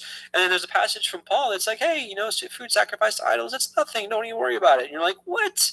What's going on here? So, I'm not on the Paul as a false apostle bandwagon. Not by any means. I'm not. But there's just some passages in there that boggles my mind. Like the food sacrifice to idol thing. Like, what's going on here? And when he talks ill about circumcision, I get it. He basically, when it comes to circumcision, he's like, if you get circumcised and you deny Messiah, what does that mean? It means nothing. I get it. But I do believe circumcision is part of, is still relevant for us. Circumcision of the heart is what really matters. But it's like, is that a commandment that we can keep to circumcise ourselves and our sons? Yeah, I do. A lot of people, I'm sure, will argue with me about this, because this, circumcision has been taught against for many centuries due to Paul's writings. But anyways, in general, Paul brought a lot of wisdom to the table that no other prophet did. So we'll talk about it in a second. So actually, let's slow down here. So we saw works, labor, and patience. They have amazing qualities. They're probably amazing human beings. They are probably loving, patient. They're probably kind. They're doing good deeds. Like maybe they're feeding the homeless. Maybe they're even doing missionary work. It looks like maybe even a servant type of personality. And it says they cannot bear them which are evil. In our modern time, could these people be possibly truth seekers, hating the evil and corruption of this world, maybe exposing the Illuminati and just wickedness of this world? Maybe these are truth seekers. Maybe these are truthers. And we'll go on a little further. And then the apostles thing, right? And you have tried them which say they are apostles and are not, and have found them liars. People will put this on Paul. Let's read a couple passages.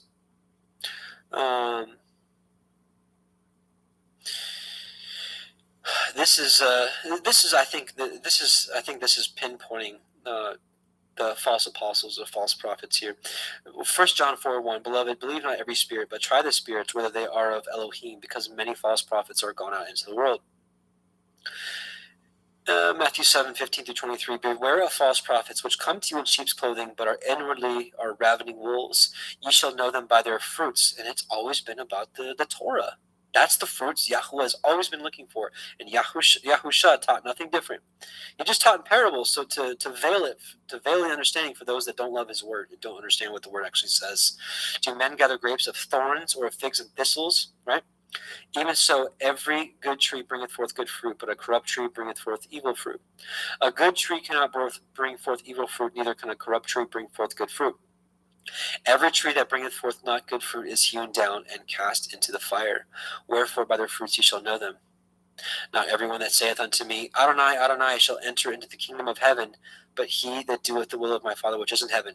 Now, let's back up. Let's talk about Ephesus for a second here. These people in Ephesus, he's like, I know your works and your labor and your patience, right? And how you bear them which are evil. These are all good qualities you have, right? What kind of works do they have? Maybe it's right here. Many will say to me that day, Adonai, Adonai, have we not prophesied in their name? That's a good work. And in your name have cast out devils. That's a great work. And in your name have done many wonderful works. I've done missionary work. I've fed the poor, the homeless. I've given them a place to stay. I've done all these great things.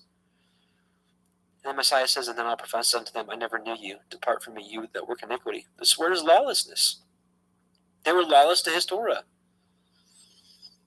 And we're going to see that they were rebuked here in Ephesus, right? So let's just keep reading. And have borne and have had patience for my name's sake, and have labored and have not fainted. All great stuff from this church. Nevertheless, he's like, nevertheless, I have somewhat against you, because you have left your first love. So we're going to talk about your first love in a second, but I'm getting ahead of myself. I want to go back to this Paul thing, right? This Paul is a false apostle thing. It's not Paul, in my opinion. Let's read a couple passages. Acts 20, 17 to 31.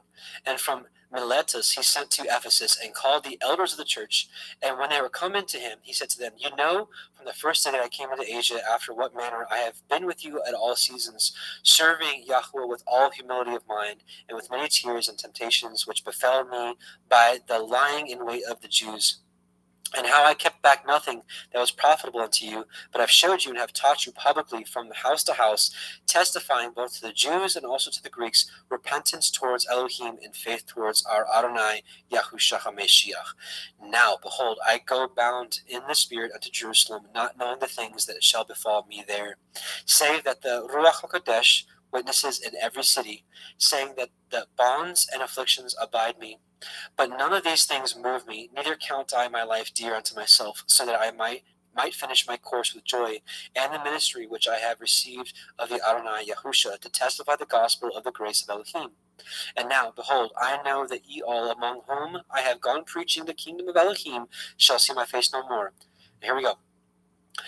He's got some warnings here. Wherefore I take to you this record this day, that I am pure from the blood of all men, for I have not shunned to declare unto you all the counsel of Elohim. Take heed therefore unto yourselves and to all the flock over which the Ruach HaKodesh hath made you overseers, to feed the ecclesia of Elohim, which he hath purchased with his own blood. Now here it is. This is the false apostles that I think he's talking about. For I know this, that after my departing shall grievous wolves enter in among you, not sparing the flock. Also of your own selves shall men arise, speaking perverse things, to draw away disciples after them. Therefore watch and remember that by the space of 3 years I cease not to warn everyone night and day with tears. 2 Corinthians 11, 12 through 15. But what I do, that I will do, that I may cut off occasion from them which desire occasion, that wherein they glory they may be found even as we are. For such are false apostles, deceitful workers, transforming themselves into the apostles of Mashiach. And no marvel, for Satan himself is transformed into an angel of light. Therefore it is no great thing if his ministers also shall be transformed as the ministers of righteousness, whose end shall be according to their works. And how do we judge them? According to their fruits, right? You have men that will be drawing people unto themselves, gathering followers for themselves, and they will not be bringing forth fruits of the Torah.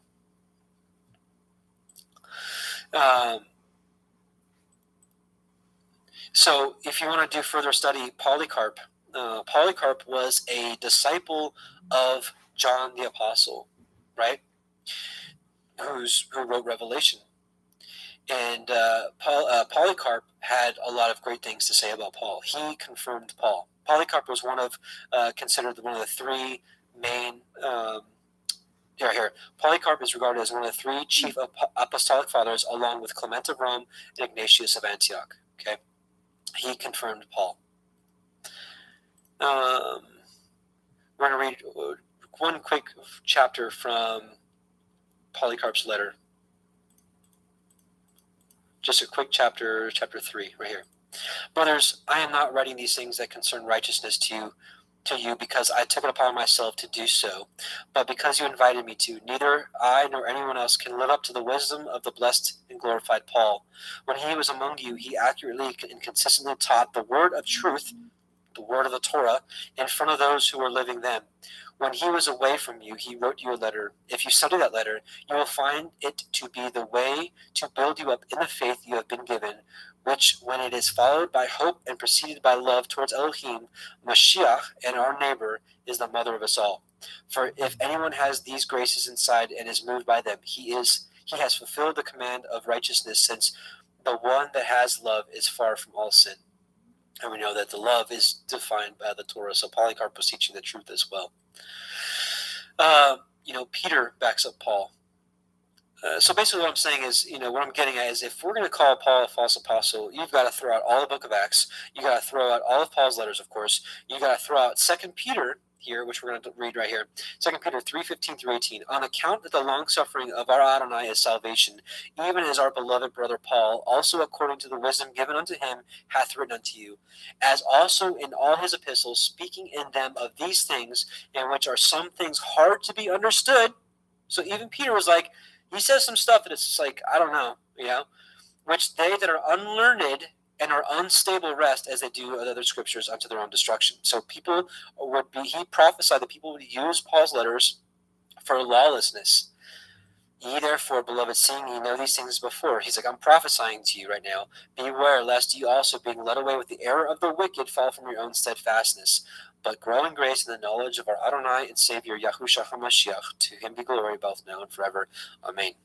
So again, you got to throw out 2 Peter to perpetrate that Paul is a false apostle. Oops. We already read Psalm 1. We'll move forward. This is a test for even for nowadays. We've got to test people by the fruit, adherence to the commands of the Torah, aka the truth. And Paul spoke boldly for the truth. He spoke in parables, just like Yahusha taught. So let's establish. Psalm 142 says, "Thy righteousness is everlasting righteousness, and thy law, which the Hebrew word is Torah, is the truth." The truth. The truth. Period. And Paul knew this. Paul was a Pharisee. He memorized the scriptures. Romans 1:18, "For the wrath of Elohim is revealed from heaven against all ungodliness and unrighteousness," the opposite of righteousness, right? Unrighteousness of men who hold the truth, the Torah, in unrighteousness. He just spoke in code. Romans 2:8, "But unto them that are contentious and do not obey the truth, but obey unrighteousness." See, can you not see that Paul knew what Psalm 119, 142 says? Righteousness is equated to the law, the Torah, the truth. And so again, "But unto them that are contentious and do not obey the truth, but obey unrighteousness," which is the opposite of righteousness, indignation and wrath. Romans 15:8, "Now I say that Yahushua HaMashiach was a minister of the circumcision for the truth of Elohim, to confirm the promises made unto the fathers." This is not making sense. 1 Corinthians 13:6, "Rejoiceth not in iniquity," which is lawlessness, "but rejoiceth in the truth." Do you not see this stark contrast here? Lawlessness, lawfulness. Galatians 3:1, "O foolish Galatians, who hath bewitched you, that you should not obey the truth?" Paul knew Psalm 119, 142 like the back of his hand. And it's funny, that's not funny, it's horrible that the modern day church will actually use this against people like us, right? "Who hath bewitched you that you should not obey the truth," right? That you go right back to the law. Like, oh my goodness, obeying the truth is the law. "Before whose eyes Yahushua HaMashiach hath been evidently set forth, crucified among you." Galatians 5:7, "Ye did run well. Who did hinder you that you should not obey the truth?" And yes, some of you are probably saying, well, Messiah, Yahusha, is the way, the truth, and life. Yes, he proclaimed himself to be the Torah, because the Torah is also life, is the way. Torah is known as the way. I don't know if I included that here, did I? Maybe we'll just sidetrack real quick. All right, so Psalm, "Blessed and undefiled in the way who walk in the Torah of Yahuwah." Well, I'm not going to get into it now, but also Torah says that by keeping it, it is your life. And we also just saw it's the truth. Ephesians 4:15, "But in speaking the truth in love may grow up into all things, which is the head, even Mashiach." Ephesians 4:21, "If so be that ye have heard him and have been taught by him, as the truth is in Yahusha." 2 Thessalonians 2:7-13, "For the mystery of iniquity, lawlessness, doth already work. Only he who now letteth will let until he be taken out of the way.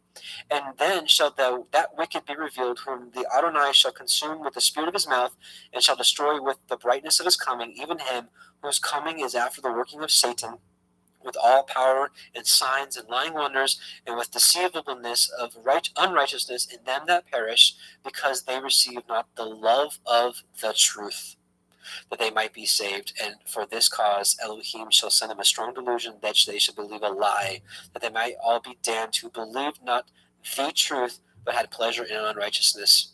But we are bound to give thanks always to Elohim for you, brethren, beloved of Yahuwah, because Elohim hath from the beginning chosen you to salvation through sanctification of the Spirit and belief of the truth. Just a few more. 1 Timothy 2:4, "Who will have all men to be saved and," right? So salvation is first, and come to the knowledge of the truth, the Torah. Paul taught it very, very, very well. He just spoke in parables. Acts 24:14, "But this I confess unto thee, that after the way the Torah, which they call heresy, so I worship I, the Elohim of my fathers, believing all things which are written in the law, the Torah, and the prophets. That is not your false apostle, brothers and sisters. Okay, so going back here again, so the Church of Ephesus, they did call out the false apostles, right? It wasn't Paul. And have borne and have patience, and for my name's sakes have labored and not fainted. These are people that have great works, right? But nevertheless, I have something against you because you have left your first love. What is the first love? Okay, actually, back up for a second. Let's talk about works. It says they have works, right? All right, do the first works. I'm sorry. It talks about left your first love. Remember, wherefore you have fallen, repent, and do the first works. What is this word here? Do the first works. Let's look at it. The word is ergon. Let's look at a couple uses here, right? Now, when John heard the prison, the works of Christ, right? But all their works. This is what the people do. Mark 13, and then every man his work, and commanded to porter to watch. And Yahushua said, "Let her alone, why trouble her? She hath wrought a good work unto me."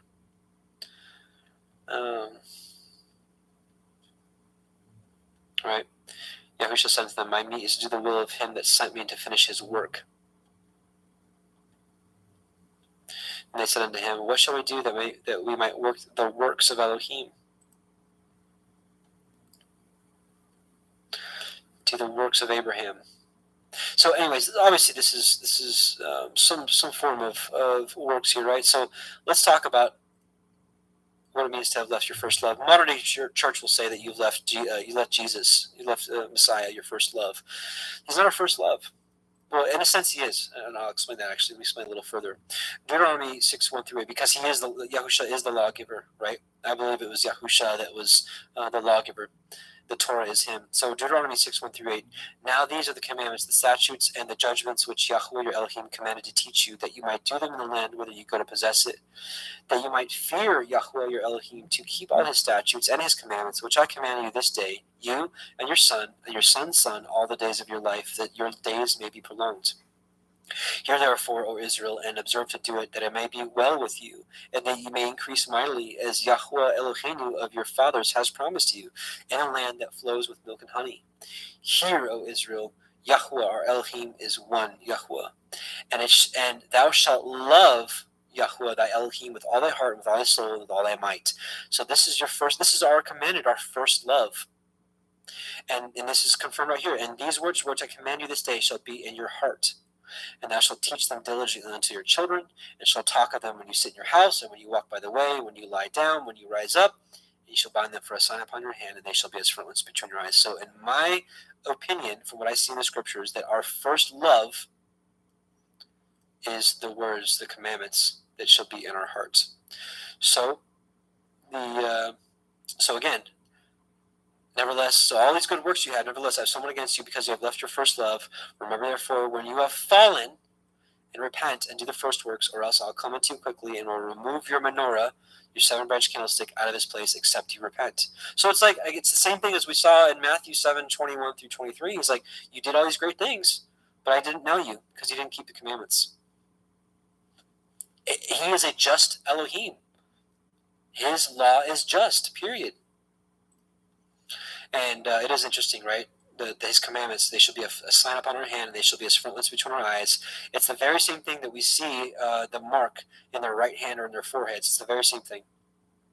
I'm not saying very same thing, it's the opposite. So I believe, truly, you're either going to have the mark of Yahweh or you're going to have the mark of the beast. And I think the mark of the beast purely is having the lack of the mark of Yahweh by keeping his commandments. Simple as that. Makes it very simple to understand. And then he goes on here to say, Revelation 2:6, but this you have, that you hate the deeds of the Nicolaitans, which I also hate. He that has an ear, let him hear what the Ruach says unto the called out assemblies. Now here's promise number 1. To him that overcomes will I give to eat of the tree of life, which is in the midst of the paradise of Yahuwah. Right? So let's back up right here. They hate the deeds of the Nicolaitans. I want to read this commentary. I usually don't like doing this, but because this Nicolaitans thing isn't anywhere other than this passage, I don't have anything else to go off of scripturally.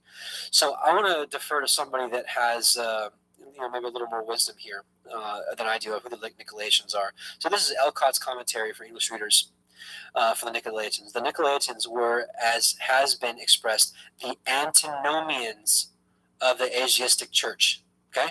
Let's look up the word antinomian, what it means. Antinomian, let me zoom in here a little bit so you can see it for yourself. One antinomian, one who holds that under the gospel dispensation of grace, the moral law is of no use or obligation because faith alone is necessary to salvation. That's your lawless people there. So again, the Nicolaitans were, as has been expressed, the antinomians of the Asiatic church. The life and conduct were little thought of, and the faith professed was everything. Is that not where we are today? Some have thought that they were a sect who derived their name under some colorable pretext from Nicholas the proselyte. Others hold that the name is purely symbolical, signifying destroyer of the people, and that it is no more than the Greek form of Balaam. See notes below. The existence of a sect called the Nicolaitans in the 2nd century is attested by Irenaeus, Tertullian, and Clement of Alexandria, which we spoke about earlier. So, long story short, Nicolaitans taught faith alone, and that obedience to the Torah was worthless, was meaningless, don't need it, it's done away with. Where are we today? The same place. So, it is interesting, right? He that has an ear, we already read that. So that's the Nicolaitans. So further study on the Nicolaitans right here. And I'll make sure to put this link in the description box as well, or the comment section. I'll try to get all the links together here.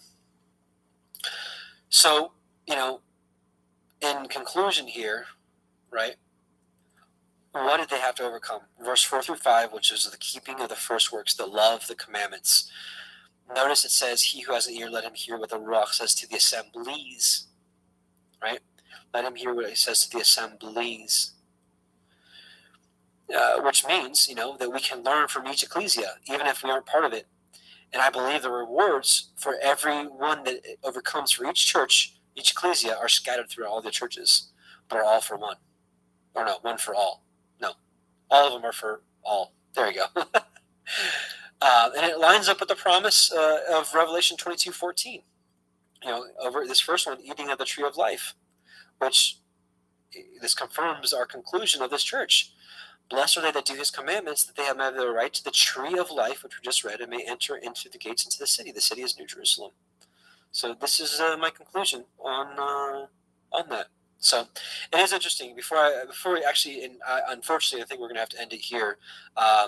This is a short one, and as you guys probably already realized, this is a recording because my wife and I were just taking a quick little trip up to St. Louis this weekend. But before I came back to the Torah, the commandments, I actually would put myself in this category. And as we continue to go along through these ecclesia, I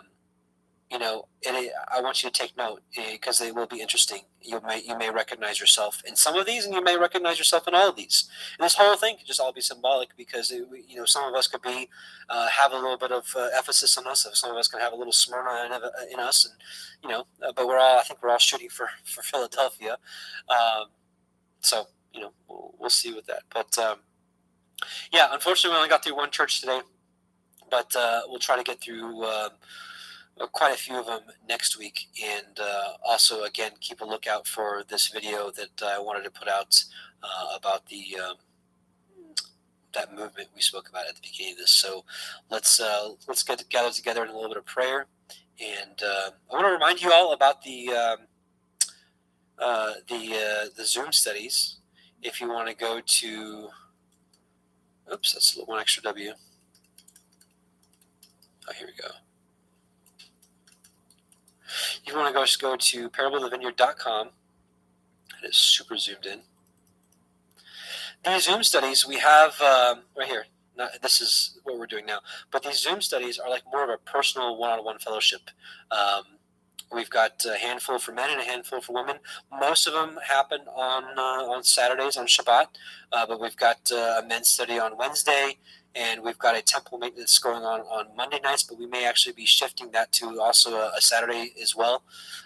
So just if you want to keep in touch and if you want some extra fellowship, this is a place where you can talk one-on-one to people, or it's actually a group setting, but you can be heard and you can be and have some great fellowship. So sign up if you like at www.parableofthevineyard.com.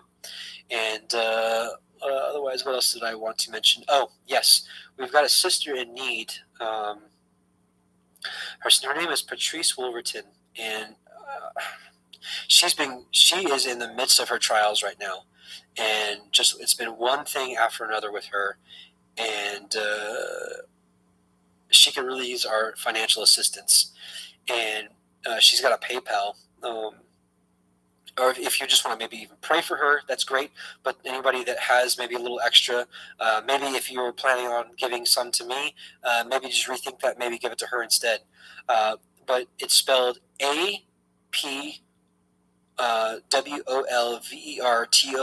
1969 at gmail.com. So that's phonetically, it's Alpha, Papa, Whiskey, Oscar, Lima, Victor, Echo, Romeo, Tango, Oscar, Nancy 1969 at gmail.com.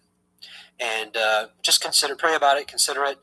She is a sister in need, and we know that we're supposed to help the poor, the afflicted, the widows, the orphans. So just keep that in mind and keep her in mind. And if you can't help, maybe just keep her in prayer. That may be all she may need. Maybe Abba's got a way of delivering her. I don't know. But her name is Patrice Wolverton. Some of you may be friends with her on Facebook. And if you're on Facebook, friend her. If you're not on Facebook, I get it. I'm still actually highly considering deleting my personal Facebook page and just keeping up the ministry one. Don't need to get into that rabbit trail, but it is what it is. But also, probably about a 10-minute break, and you should see the pre-recorded Torah portion, week 20, coming up as well, which is interesting timing because it talks about Israel bringing forth and putting the oil bringing forth the oil for the lamps to keep the Torah burning continually. So awesome symbology and awesome timing, right?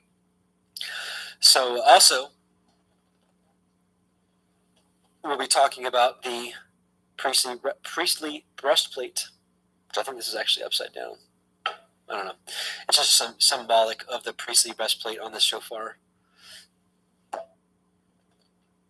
Let's do one more blast. Since I'm recording this during the day and the kids aren't here, excuse me, children, they're not baby goats.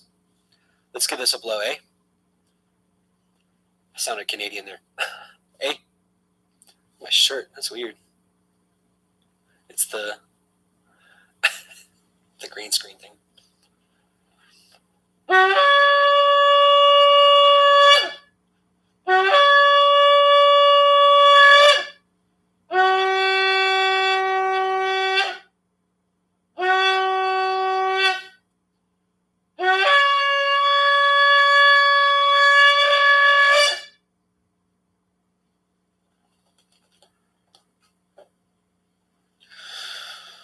All right, praise be to Yahuwah, and let's just think of that as a reminder of the day we actually hear the shofar blast that we are waiting for, because that's going to be a day of rejoicing for us and a day of mourning for the world. So let's bow our hearts and thank Abba for allowing us to study the scriptures like this, and I pray that this was a blessing to you, and looking really forward to next week, because these church studies ecclesia studies are really, really intense and in depth here. So let's bow our hearts and petition Abba.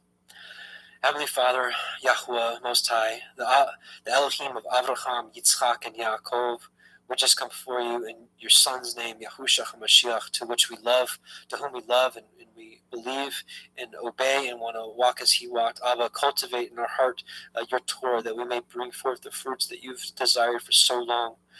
We thank you for even giving us the understanding of your Son, of the truth of him, and of the truth, your Torah, and we just want to be obedient. Abba, help us. We know that it's a struggle for many of us.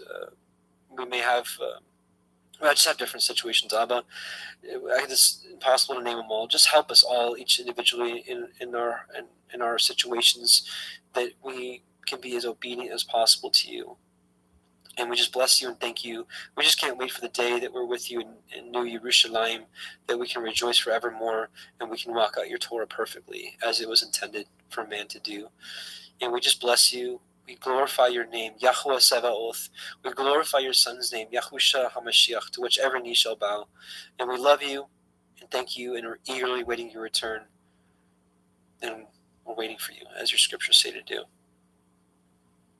Blessings to you in Yahusha's name. Amen. Brothers and sisters, we're going to end with the Song of Moshe, our song for our time, and the song of what I believe is the Exodus 15 is what's going to be sung in Revelation 15, the Song of Victory. Because I know that the Deuteronomy 32 is also called the Song of Moshe.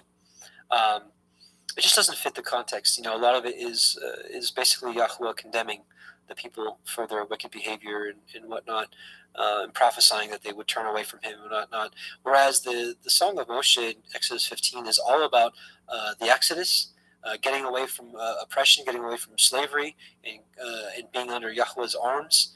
And it's a song of victory, which that's kind of what happens. And, it's after the second Exodus we're waiting for. So those of you that are like, Adam, it's not Exodus 15, it's Deuteronomy 32. I hear you. And I can see where you're coming from. I really can. But just where I'm at now, I really believe it is Exodus 15, the Song of Moshe. So with that, I want to leave you with, excuse me. I'm going to leave the sister unnamed because I want her reward to come from Yahuwah. But look what she sent for me. It's the Aaronic blessing in both English and Hebrew and in phonetic Hebrew. So I'm going to read it for you in English and I'm going to read it for you in Hebrew. Yahuwah bless you and keep you. Yahuwah make his face shine upon you and be gracious unto you. Yahuwah lift up his countenance upon you and give you peace. Numbers 6:24-26. Now in Hebrew. Yevarecha Yahuwah ve'yishme recha. Ya'er Yahuwah panav elecha vechnu neka. Yisa Yahuwah panav elecha ve'yashem. Lecha shalom. Be blessed, brothers and sisters, and Shabbat Shalom.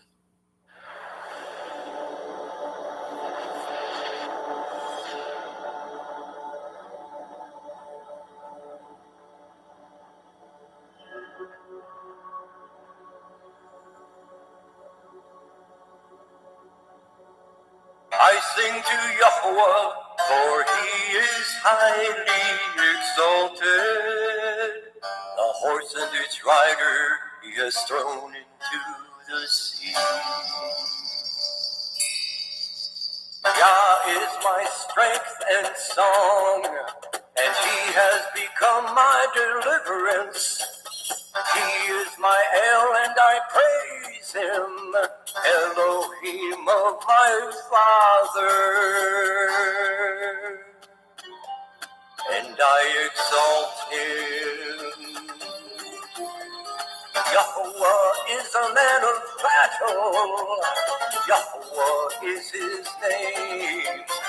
He has cast Pharaoh's chariots and his army into the sea. And his chosen officers are drowned in the sea of reeds. The depths covered them. They went down to the bottom like a stone.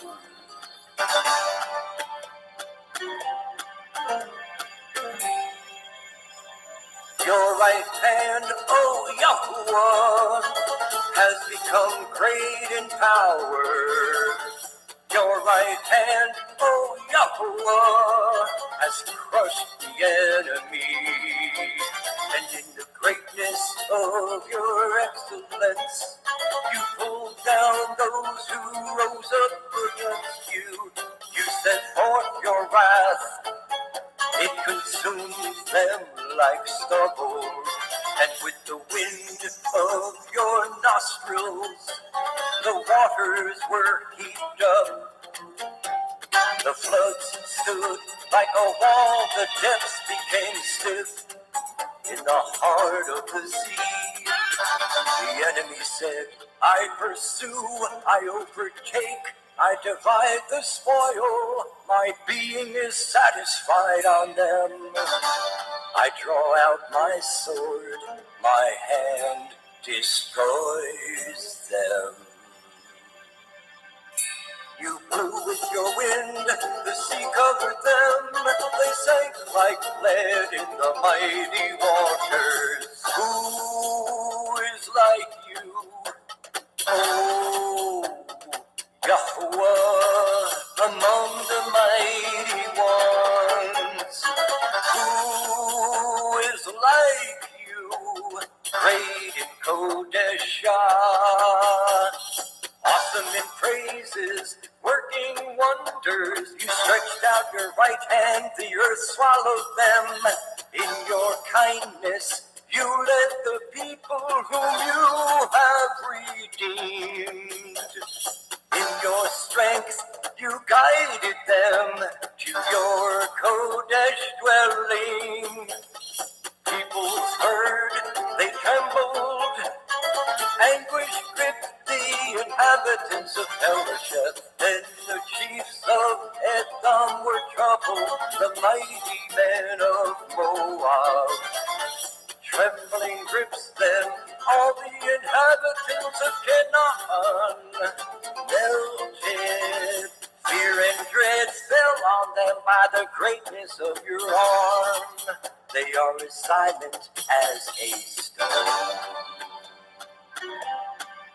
Until your people pass over, oh Yahweh. Until the people whom you have bought pass over.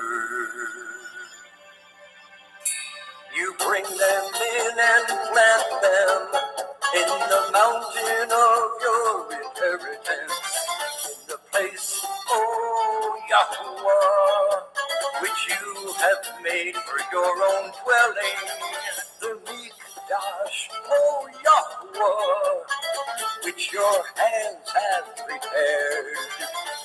Yahweh reigns forever and ever.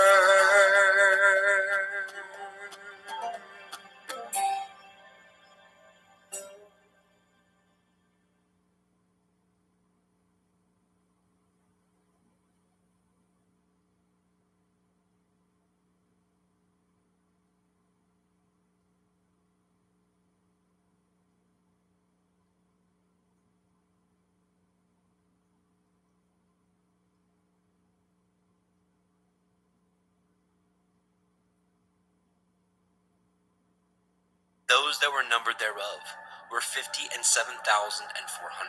All that were numbered in the camp of Yehudah were 100,000 and fourscore thousand and 6,400 throughout their armies.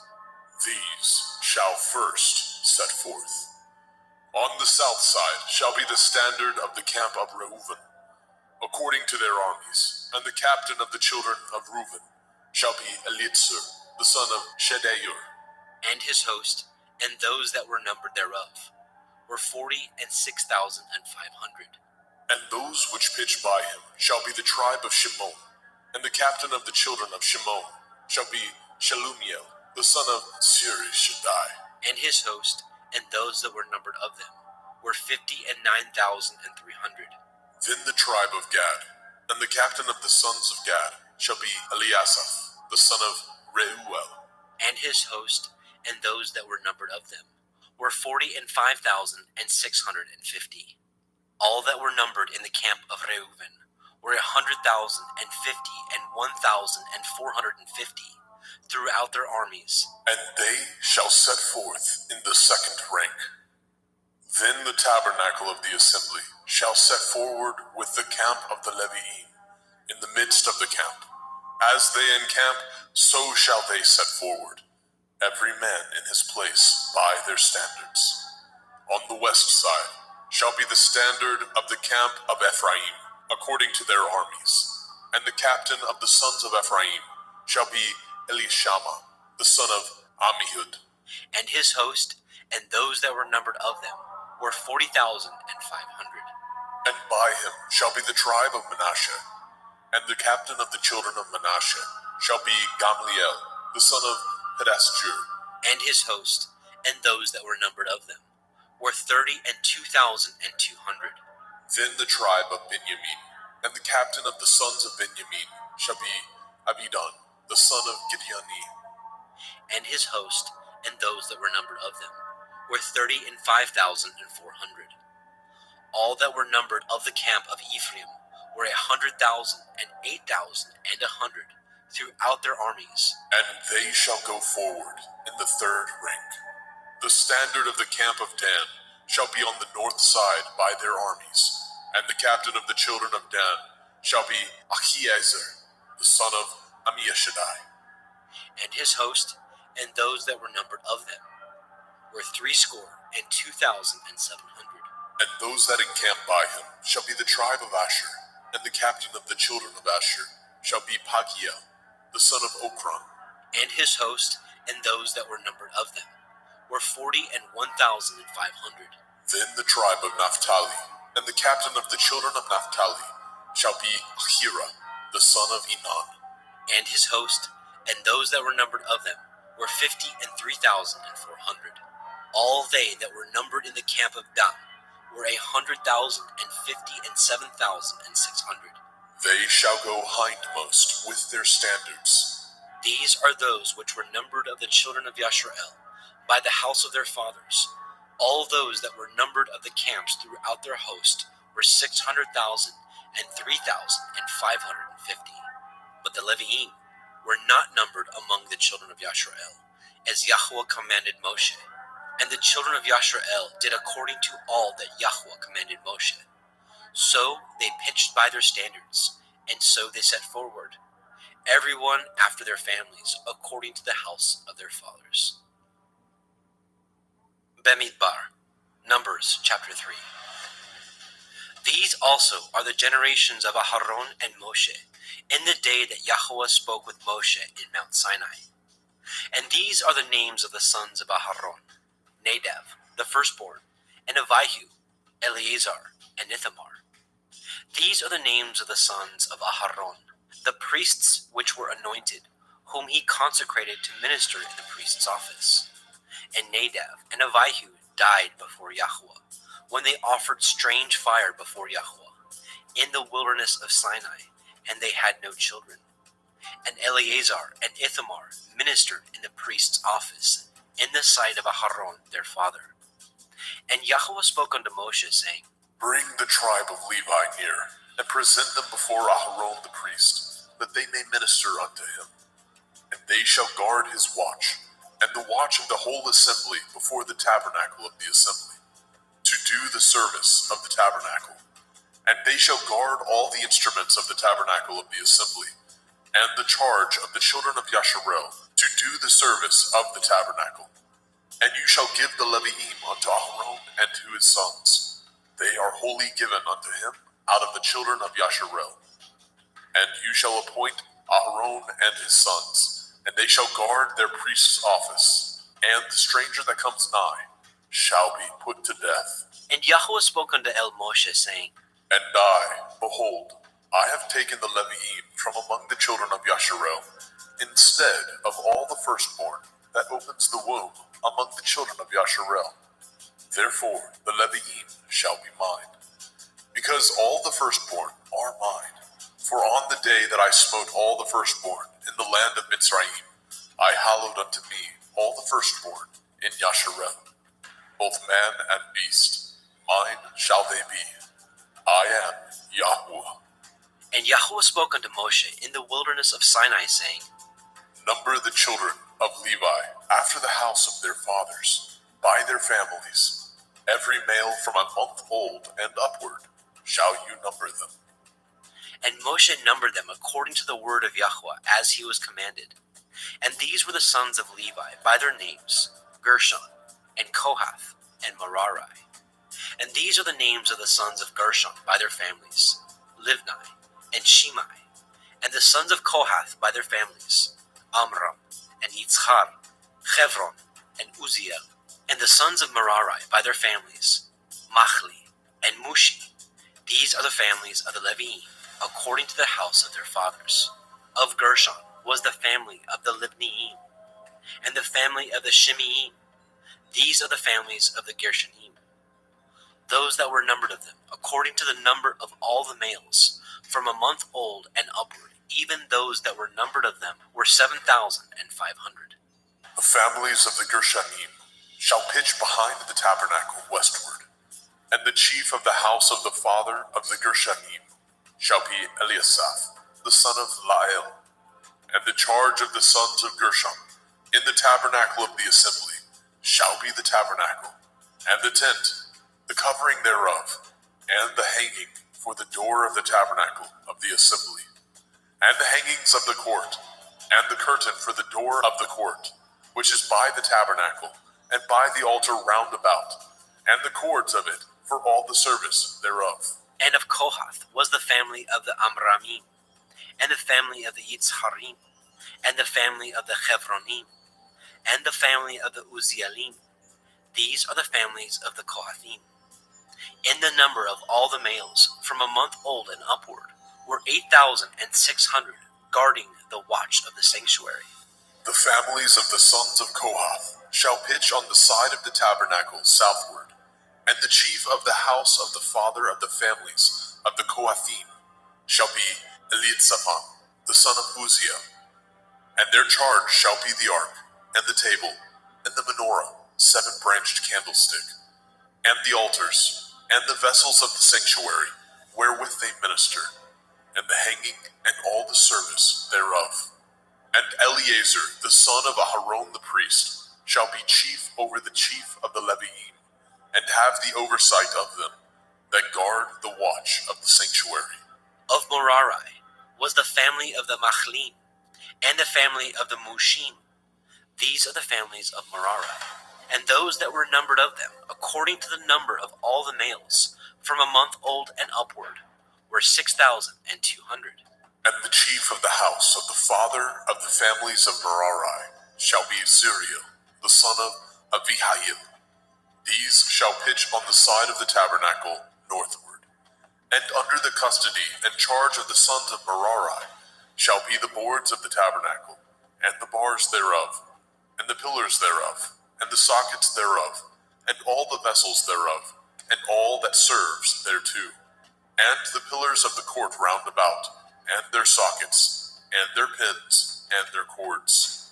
But those that encamp before the tabernacle towards the east, even before the tabernacle of the assembly, eastward, shall be Moshe, and Aharon, and his sons, guarding the watch of the sanctuary, for the watch of the children of Yasharel, and the stranger that comes nigh shall be put to death. And all that were numbered of the Leviim, which Moshe and Aharon numbered at the commandment of Yahweh, throughout their families, all the males from a month old and upward, were 22,000.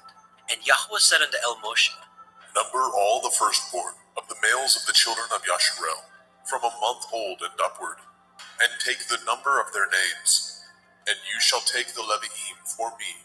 I am Yahweh, instead of all the firstborn among the children of Yasharel, and the cattle of the Leviim, instead of all the firstlings among the cattle of the children of Yasharel. And Moshe numbered, as Yahweh commanded him, all the firstborn among the children of Yasharel, and all the firstborn males by the number of names, from a month old and upward, of those that were numbered of them, were 22,213. And Yahweh spoke unto El Moshe, saying, Take the Leviim, instead of all the firstborn among the children of Yasharel, and the cattle of the Leviim, instead of their cattle, and the Leviim shall be mine. I am Yahweh. And for those that are to be redeemed of the 213 of the firstborn of the children of Yasharel, which are more than the Leviim, you shall even take 5 shekels apiece by the pole.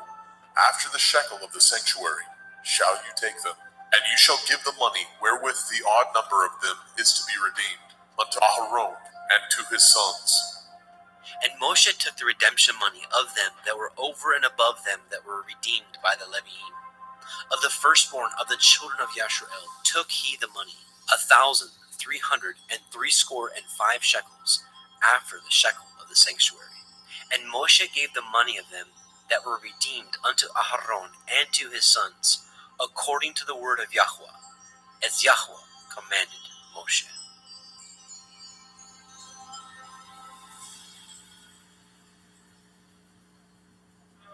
Bemidbar, Numbers chapter 4.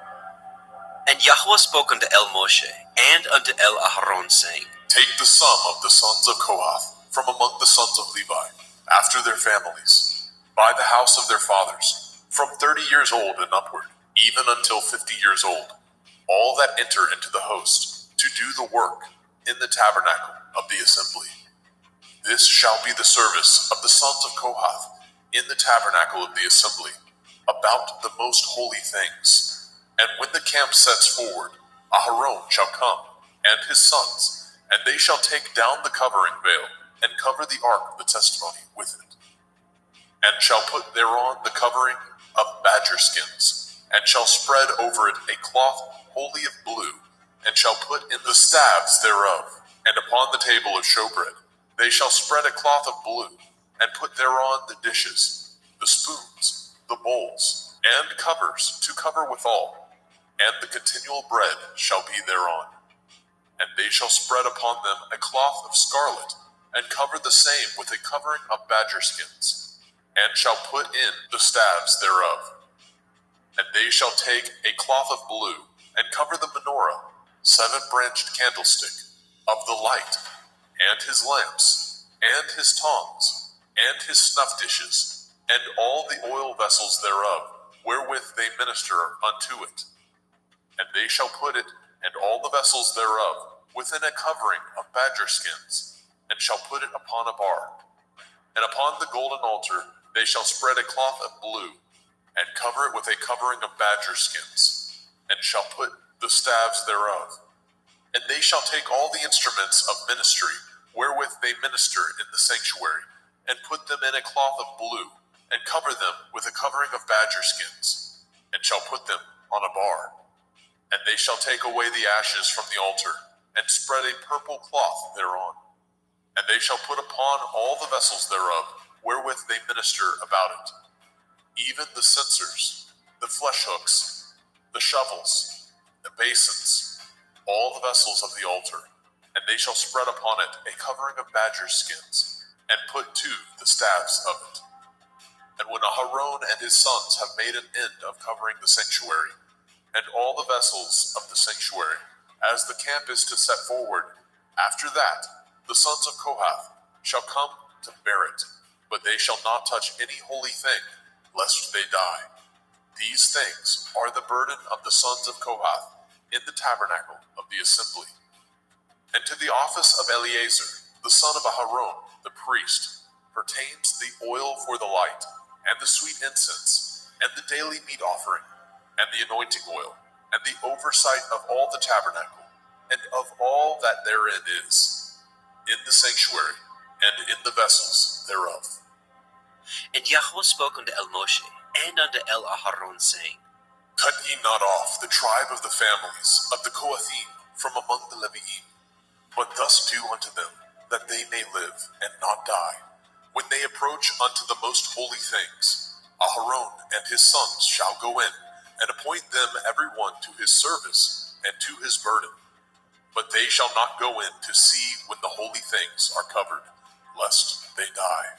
And Yahweh spoke unto El Moshe, saying, Take also the sum of the sons of Gershon, throughout the houses of their fathers, by their families, from 30 years old and upward, until 50 years old, shall you number them.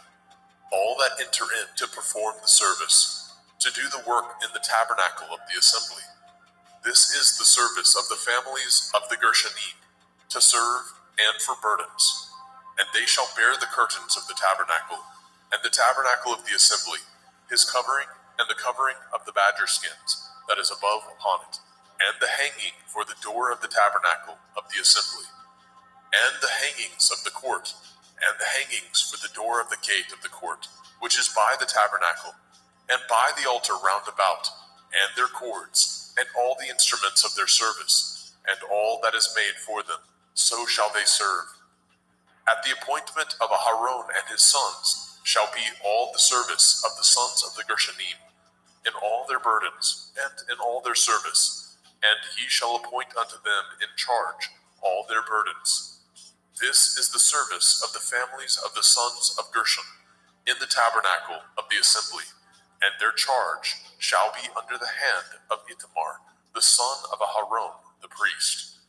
As for the sons of Merari, you shall number them after their families, by the house of their fathers. From 30 years old and upward, even unto 50 years old, shall you number them. Everyone that enters into the service to do the work of the tabernacle of the assembly.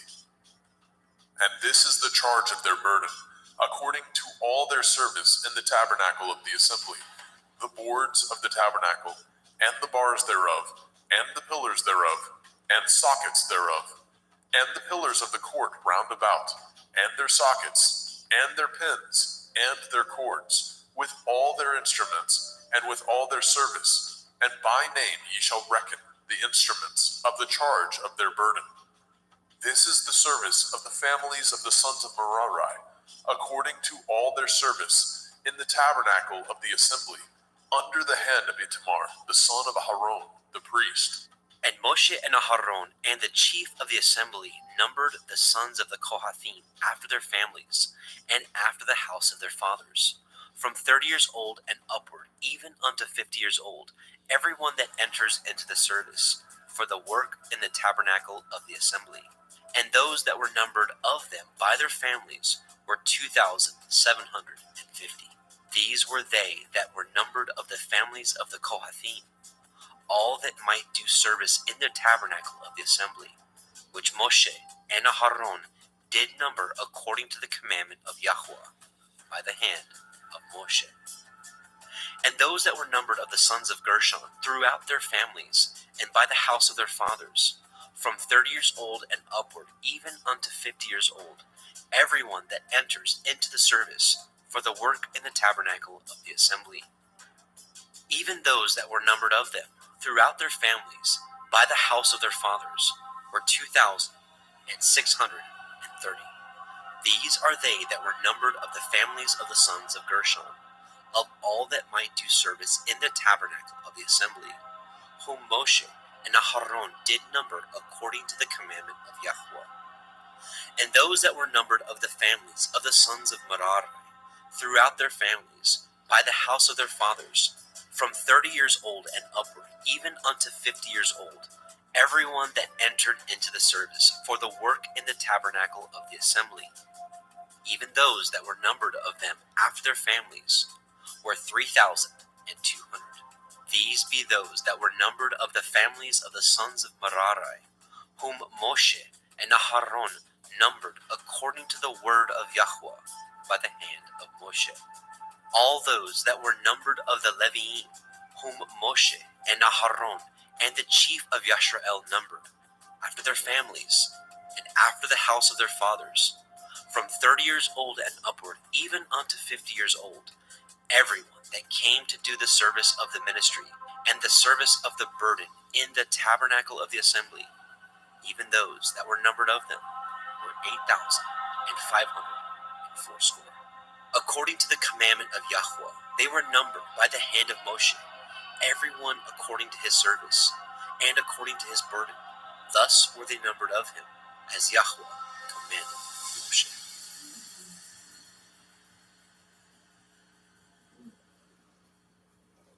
Bemidbar, Numbers, chapter 5.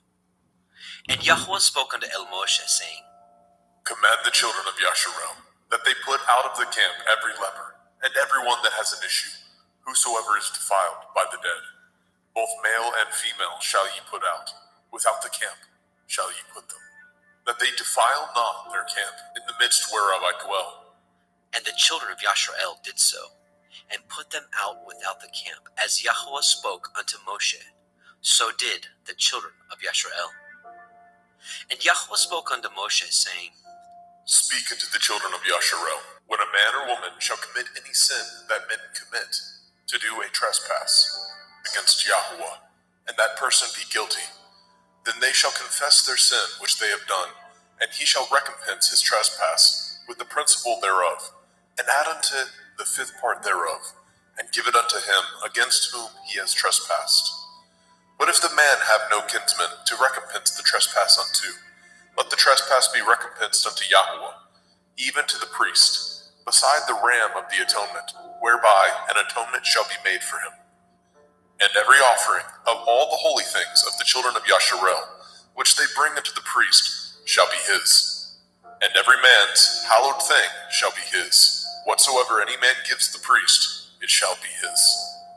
And Yahweh spoke unto Moshe, saying, Speak unto the children of Yasharel, and say unto them, If any man's woman go aside, and commit a trespass against him, and a man lie with her carnally, and it be hid from the eyes of her man, and be kept close, and she be defiled, and there be no witness against her, neither she be taken with the manner, and the ruach of jealousy come upon him, and he be jealous of his woman, and she be defiled. Or if the ruach of jealousy come upon him, and he be jealous of his woman, and she be not defiled, then shall the man bring his woman unto the priest, and he shall bring her offering for her, the 10th part of an ephah of barley meal. He shall pour no oil upon it, nor put frankincense thereon, for it is an offering of jealousy, an offering of memorial, bringing iniquity to remembrance. And the priest shall bring her near, and set her before Yahweh. And the priest shall take holy water in an earthen vessel, and of the dust that is in the floor of the tabernacle the priest shall take, and put it into the water. And the priest shall set the woman before Yahweh, and uncover the woman's head, and put the offering of memorial in her hands, which is the jealousy offering. And the priest shall have in his hand the bitter water that causes the curse. And the priest shall charge her by an oath, and say unto the woman, If no man have lain with you, and if you have not gone aside to uncleanness with another instead of your man, be free from this bitter water that causes the curse.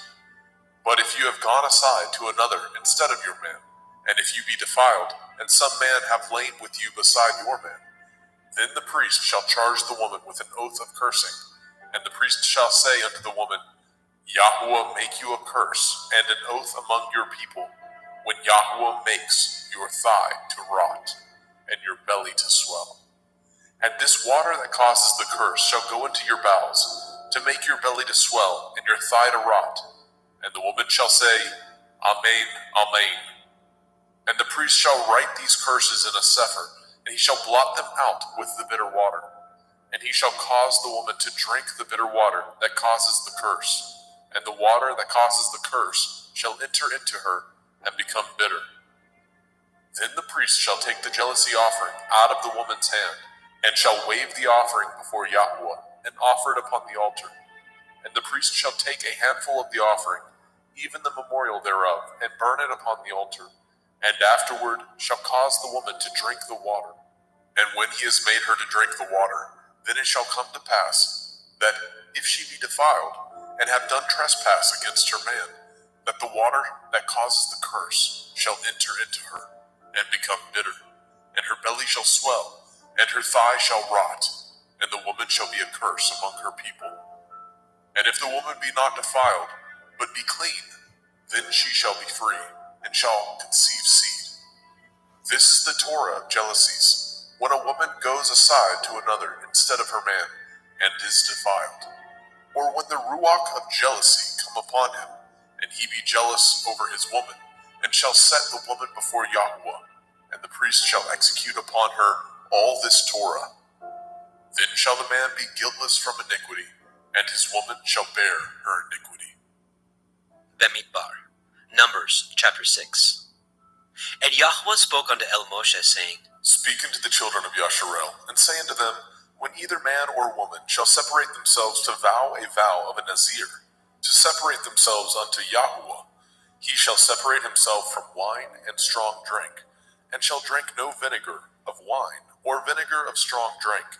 Neither shall he drink any liquor of grapes, nor eat moist grapes, or dried. All the days of his separation shall he eat nothing that is made of the vine tree, from the kernels even to the husk. All the days of the vow of his separation there shall no razor come upon his head, until the days be fulfilled, in which he separates himself unto Yahweh. He shall be holy, and shall let the locks of the hair of his head grow. All the days that he separates himself unto Yahweh, he shall come at no dead body. He shall not make himself unclean for his father, or for his mother, for his brother, or for his sister, when they die, because the consecration of his Elohim is upon his head. All the days of his separation he is holy unto Yahweh. And if any man die very suddenly by him, and he has defiled the head of his consecration, then he shall shave his head in the day of his cleansing. On the 7th day shall he shave it. And on the 8th day he shall bring 2 turtle doves, or 2 young pigeons, to the priest, to the door of the tabernacle of the assembly. And the priest shall offer the one for a sin offering, and the other for a burnt offering, and make an atonement for him, for that he sinned by the dead, and shall hallow his head that same day. And he shall consecrate unto Yahweh the days of his separation, and shall bring a lamb of the first year for a trespass offering. But the days that were before shall be lost, because his separation was defiled. And this is the Torah of the Nazir. When the days of his separation are fulfilled, he shall be brought unto the door of the tabernacle of the assembly, and he shall offer his offering unto Yahweh, 1 he-lamb of the first year, without blemish, for a burnt offering, and 1 ewe-lamb of the first year, without blemish, for a sin offering, and 1 ram without blemish, for peace offerings, and a basket of matzah, unleavened bread, cakes of fine flour mingled with oil, and wafers of matzah anointed with oil, and their meat offering, and their drink offerings. And the priest shall bring them before Yahweh, and shall offer his sin offering, and his burnt offering, and he shall offer the ram for a sacrifice of peace offerings unto Yahweh, with the basket of matzah. The priest shall offer also his meat offering, and his drink offering. And the Nazir shall shave the head of his separation at the door of the tabernacle of the assembly, and shall take the hair of the head of his separation, and put it in the fire which is under the sacrifice of the peace offerings. And the priest shall take the sodden shoulder of the ram, and 1 matzah cake out of the basket, and 1 matzah wafer, and shall put them upon the hands of the Nazir, after the hair of his separation is shaven. And the priest shall wave them for a wave offering before Yahweh. This is holy for the priest, with the wave breast and heave shoulder, and after that the Nazir may drink wine. This is the Torah of the Nazir, who has vowed, and of his offering unto Yahweh for his separation, beside that his hand shall get, according to the vow which he vowed, so he must do after the Torah of his separation. And Yahweh spoke unto Moshe, saying, Speak unto Aharon and unto his sons, saying, On this wise ye shall bless the children of Yasharel, saying unto them, Yahweh bless you and guard you. Yahweh make his face shine upon you and be gracious unto you. Yahweh lift up his countenance upon you and give you peace. And they shall put my name upon the children of Yasharel, and I will bless them.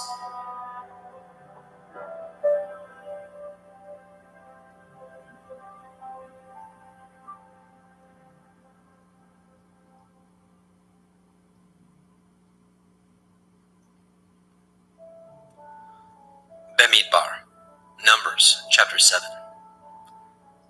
And it came to pass on the day that Moshe had fully set up the tabernacle, and had anointed it, and sanctified it, and all the instruments thereof, both the altar and all the vessels thereof, and had anointed them, and sanctified them, that the princes of Yasharel, heads of the house of their fathers, who were the princes of the tribes, and were over them that were numbered, offered. And they brought their offering before Yahweh, 6 covered wagons, and 12 oxen, a wagon for 2 of the princes, and for each 1 an ox. And they brought them before the tabernacle. And Yahweh spoke unto Moshe, saying, Take it of them, that they may be to do the service of the tabernacle of the assembly, and you shall give them unto the Leviim, to every man according to his service. And Moshe took the wagons and the oxen, and gave them unto the Leviim, 2 wagons and 4 oxen he gave unto the sons of Gershon, according to their service. And 4 wagons and 8 oxen he gave unto the sons of Merari, according unto their service, under the hand of Ithamar, the son of Aharon the priest. But unto the sons of Kohath he gave none, because the service of the sanctuary belonging unto them was that they should bear upon their shoulders. And the princes offered for dedicating of the altar in the day that it was anointed. Even the princes offered their offering before the altar. And Yahweh said unto El Moshe, They shall offer their offering, each prince on his day, for the dedicating of the altar. and he that offered his offering the first day was Nachshon, the son of Amminadab, of the tribe of Yehudah. And his offering was 1 silver charger, the weight thereof was 130 shekels, 1 silver bowl of 70 shekels, after the shekel of the sanctuary. Both of them were full of fine flour, mingled with oil for a meat offering. 1 spoon of 10 shekels of gold, full of incense. 1 young bullock, 1 ram, 1 lamb of the first year for a burnt offering. 1 kid of the goats for a sin offering. And for a sacrifice of peace offerings, 2 oxen, 5 rams, 5 he-goats, 5 lambs of the first year. This was the offering of Nachshon, the son of Amminadab. On the second day, Nethanel, the son of Tzuar, prince of Issachar, did offer. He offered for his offering 1 silver charger, the weight whereof was 130 shekels, 1 silver bowl of 70 shekels, after the shekel of the sanctuary, both of them full of fine flour, mingled with oil for a meat offering. 1 spoon of gold of 10 shekels, full of incense. 1 young bullock, 1 ram, 1 lamb of the first year for a burnt offering. 1 kid of the goats for a sin offering. And for a sacrifice of peace offerings, 2 oxen, 5 rams, 5 he-goats, 5 lambs of the first year. This was the offering of Nethanel, the son of Tzuar. On the third day, Eliav, the son of Chelon, prince of the children of Zebulun, did offer. His offering was 1 silver charger, the weight whereof was 130 shekels, 1 silver bowl of 70 shekels, after the shekel of the sanctuary. Both of them full of fine flour, mingled with oil for a meat offering. 1 golden spoon of 10 shekels, full of incense. 1 young bullock, 1 ram, 1 lamb of the first year for a burnt offering. 1 kid of the goats for a sin offering.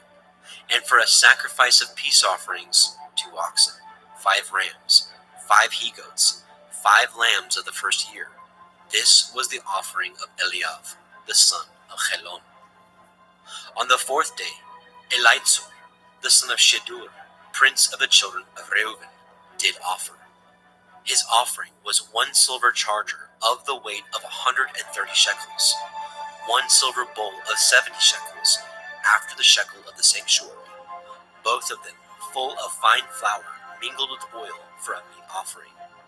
1 golden spoon of 10 shekels, full of incense. 1 young bullock, 1 ram, 1 lamb of the first year for a burnt offering. 1 kid of the goats for a sin offering. And for a sacrifice of peace offerings, 2 oxen, 5 rams, 5 he-goats, 5 lambs of the first year.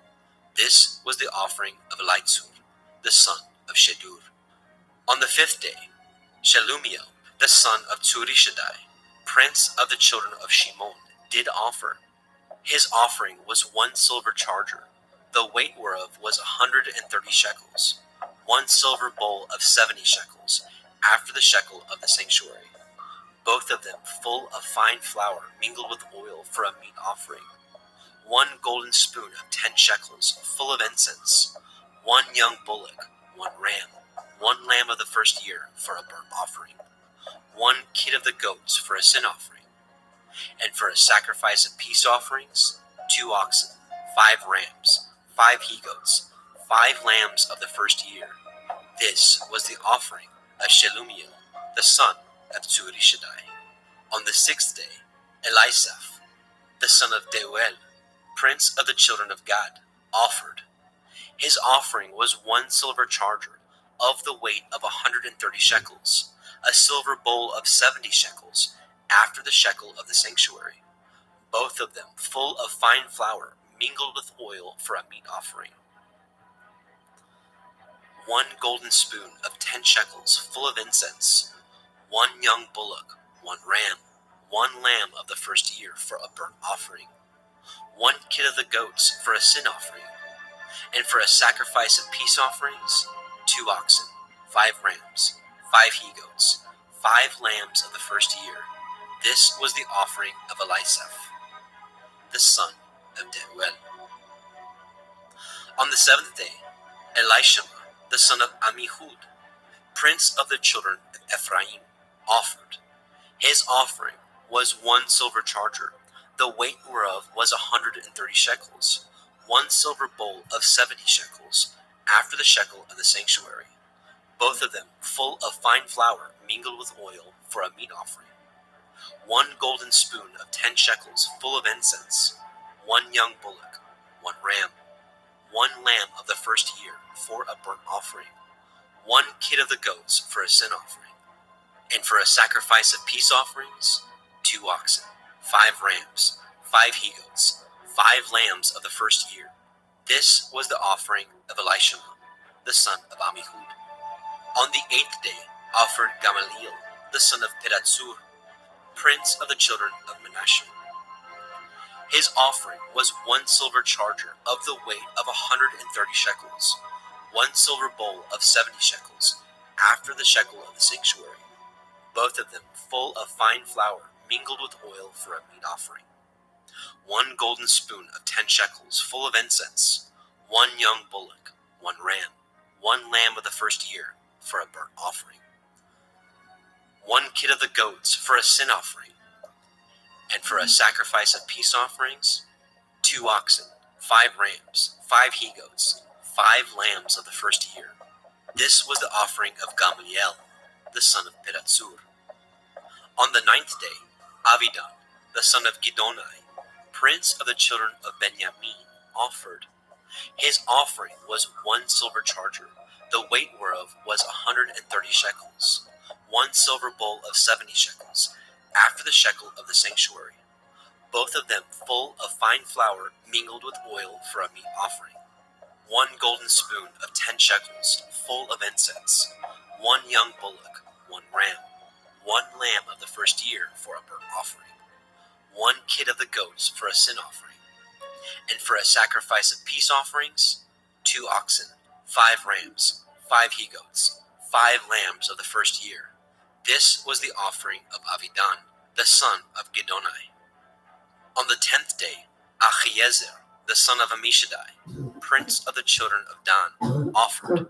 His offering was 1 silver charger, the weight whereof was 130 shekels, 1 silver bowl of 70 shekels, after the shekel of the sanctuary, both of them full of fine flour mingled with oil for a meat offering, 1 golden spoon of 10 shekels full of incense, 1 young bullock, 1 ram, 1 lamb of the first year for a burnt offering, 1 kid of the goats for a sin offering, and for a sacrifice of peace offerings, 2 oxen, 5 rams, 5 he-goats, 5 lambs of the first year.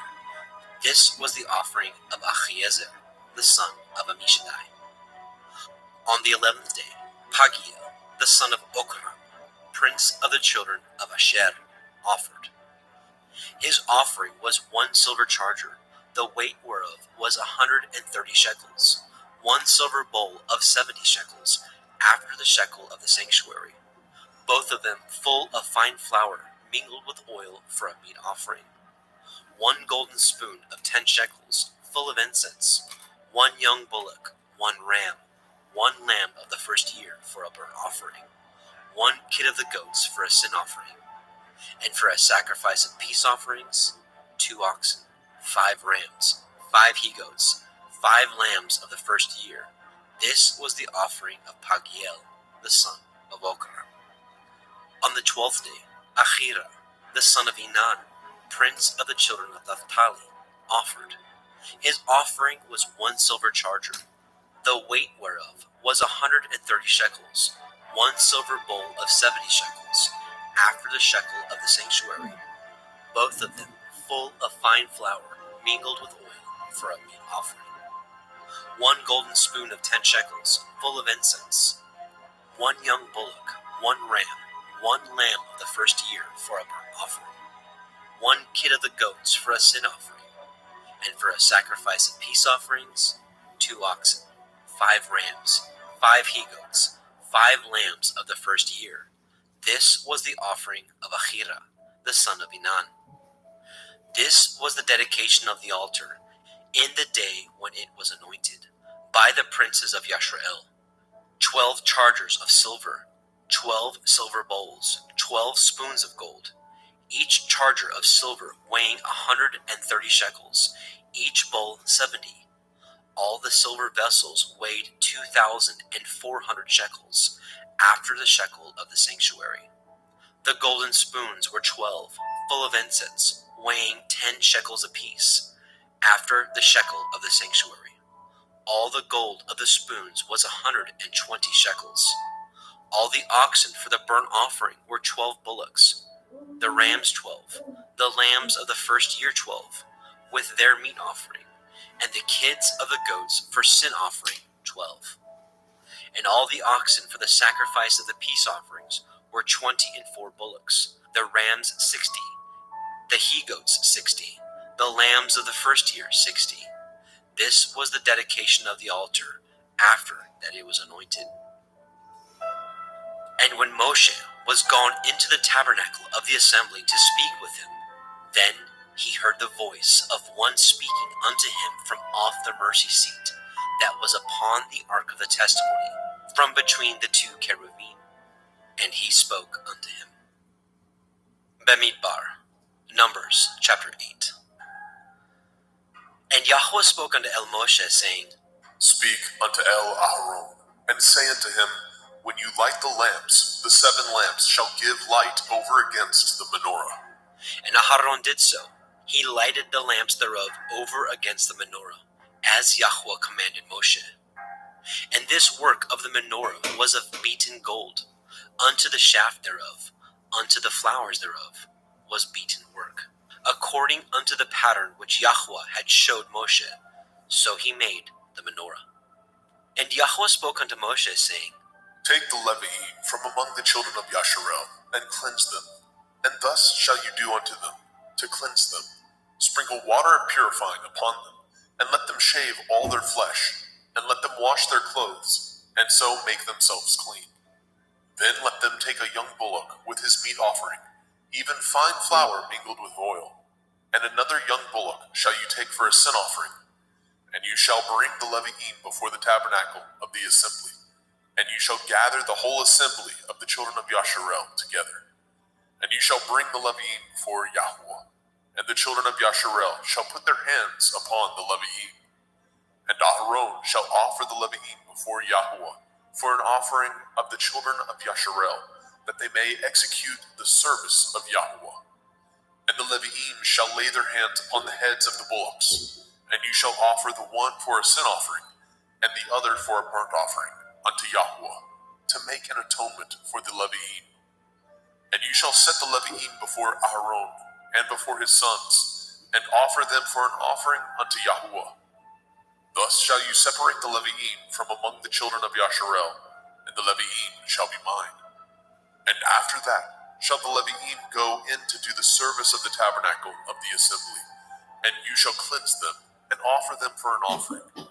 For they are wholly given unto me from among the children of Yasharel, instead of such as open every womb, even instead of the firstborn of all the children of Yasharel, have I taken them unto me. For all the firstborn of the children of Yasharel are mine, both man and beast. On the day that I smote every firstborn in the land of Mitzrayim, I sanctified them for myself. And I have taken the Levi'im for all the firstborn of the children of Yasharel. And I have given the Levi'im as a gift to Aharon and to his sons from among the children of Yasharel, to do the service of the children of Yasharel in the tabernacle of the assembly. and to make an atonement for the children of Yasharel, that there be no plague among the children of Yasharel, when the children of Yasharel come nigh unto the sanctuary. And Moshe and Aharon and all the assembly of the children of Yasharel did to the Leviim according unto all that Yahweh commanded Moshe concerning the Leviim. So did the children of Yasharel unto them. And the Leviim were purified, and they washed their clothes, and Aharon offered them as an offering before Yahweh. And Aharon made an atonement for them to cleanse them. And after that went the Leviim in to do their service in the tabernacle of the assembly before Aharon, and before his sons, as Yahweh had commanded Moshe concerning the Leviim, so did they unto them. And Yahweh spoke unto Moshe, saying, This is that belongs unto the Leviim, from 20 and 5 years old and upward. They shall go in to wait upon the service of the tabernacle of the assembly. And from the age of 50 years they shall cease waiting upon the service thereof, and shall serve no more, but shall minister with their brethren in the tabernacle of the assembly, to guard the watch, and shall do no service. Thus shall you do unto the Leviim touching their charge. Bemidbar, Numbers chapter 9. And Yahweh spoke unto El Moshe in the wilderness of Sinai, in the first month of the second year, after they were come out of the land of Mitzrayim, saying, Let the children of Yasharel also keep the Pesach at his appointed time, in the 14th day of this month at evening. Ye shall keep it in his appointed time, according to all the rites of it, and according to all the ceremonies thereof, shall ye keep it. And Moshe spoke unto the children of Yasharel, that they should keep the Pesach. And they kept the Pesach on the 14th day of the first month at evening, in the wilderness of Sinai, according to all that Yahweh commanded Moshe. So did the children of Yasharel. And there were certain men who were defiled by the dead body of a man, that they could not keep the Pesach on that day. And they came before Moshe, and before Aharon on that day. And those men said unto him, We are defiled by the dead body of a man. Wherefore are we kept back, and we may not offer an offering of Yahuwah on his appointed season among the children of Yasharel. And Moshe said unto them, Stand still, and I will hear what Yahweh will command concerning you. And Yahweh spoke unto Moshe, saying, Speak unto the children of Yasharel, saying, If any man of you, or of your posterity, shall be unclean by reason of a dead body, or be in a journey afar off, yet he shall keep the Pesach unto Yahuwah. The 14th day of the second month at evening they shall keep it, and eat it with matzah and bitter herbs. They shall leave none of it unto the morning, nor break any bone of it. According to all the ordinances of the Pesach, they shall keep it. But the man that is clean, and is not in a journey, and forbears to keep the Pesach, even the same soul shall be cut off from among his people, because he brought not the offering of Yahweh in his appointed season. That man shall bear his sin.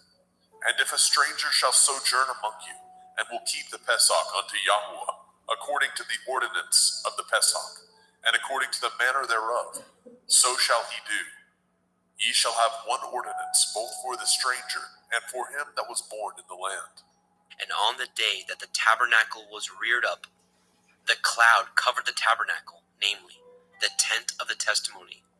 And at evening there was upon the tabernacle, as it were, the appearance of fire, until the morning. So it was always. The cloud covered it by day, and the appearance of fire by night.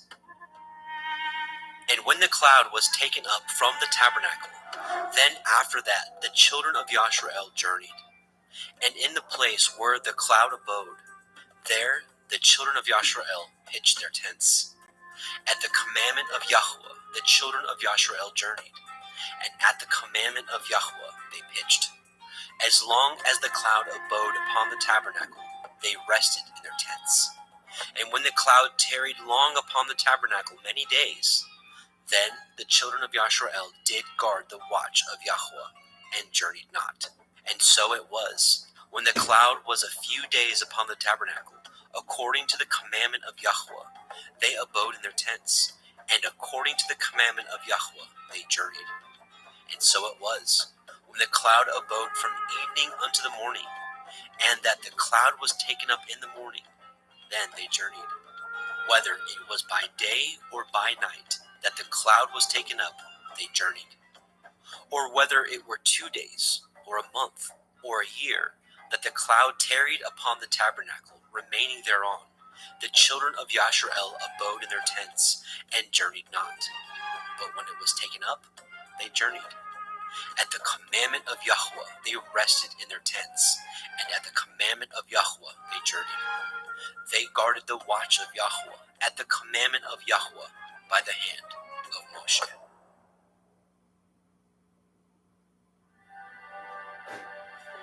Bemidbar, Numbers chapter 10. And Yahweh spoke unto El Moshe, saying, Make you 2 trumpets of silver, of a whole piece shall you make them, that you may use them for the calling of the assembly, and for the journeying of the camps. And when they shall blow them, all the assembly shall assemble themselves to you at the door of the tabernacle of the assembly. And if they blow but with 1 trumpet, then the princes, which are heads of the thousands of Yasharel, shall gather themselves unto you. When ye blow an alarm, then the camps that lie on the east part shall go forward. When ye blow an alarm the 2nd time, then the camps that lie on the south side shall take their journey.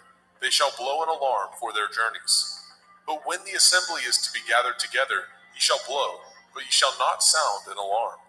And the sons of Aharon the priest shall blow with the trumpets, and they shall be to you for an ordinance forever throughout your generations. And if ye go to war in your land against the enemy that oppresses you, and ye shall blow an alarm with the trumpets, and ye shall be remembered before Yahuwah Elohim, and ye shall be saved from your enemies.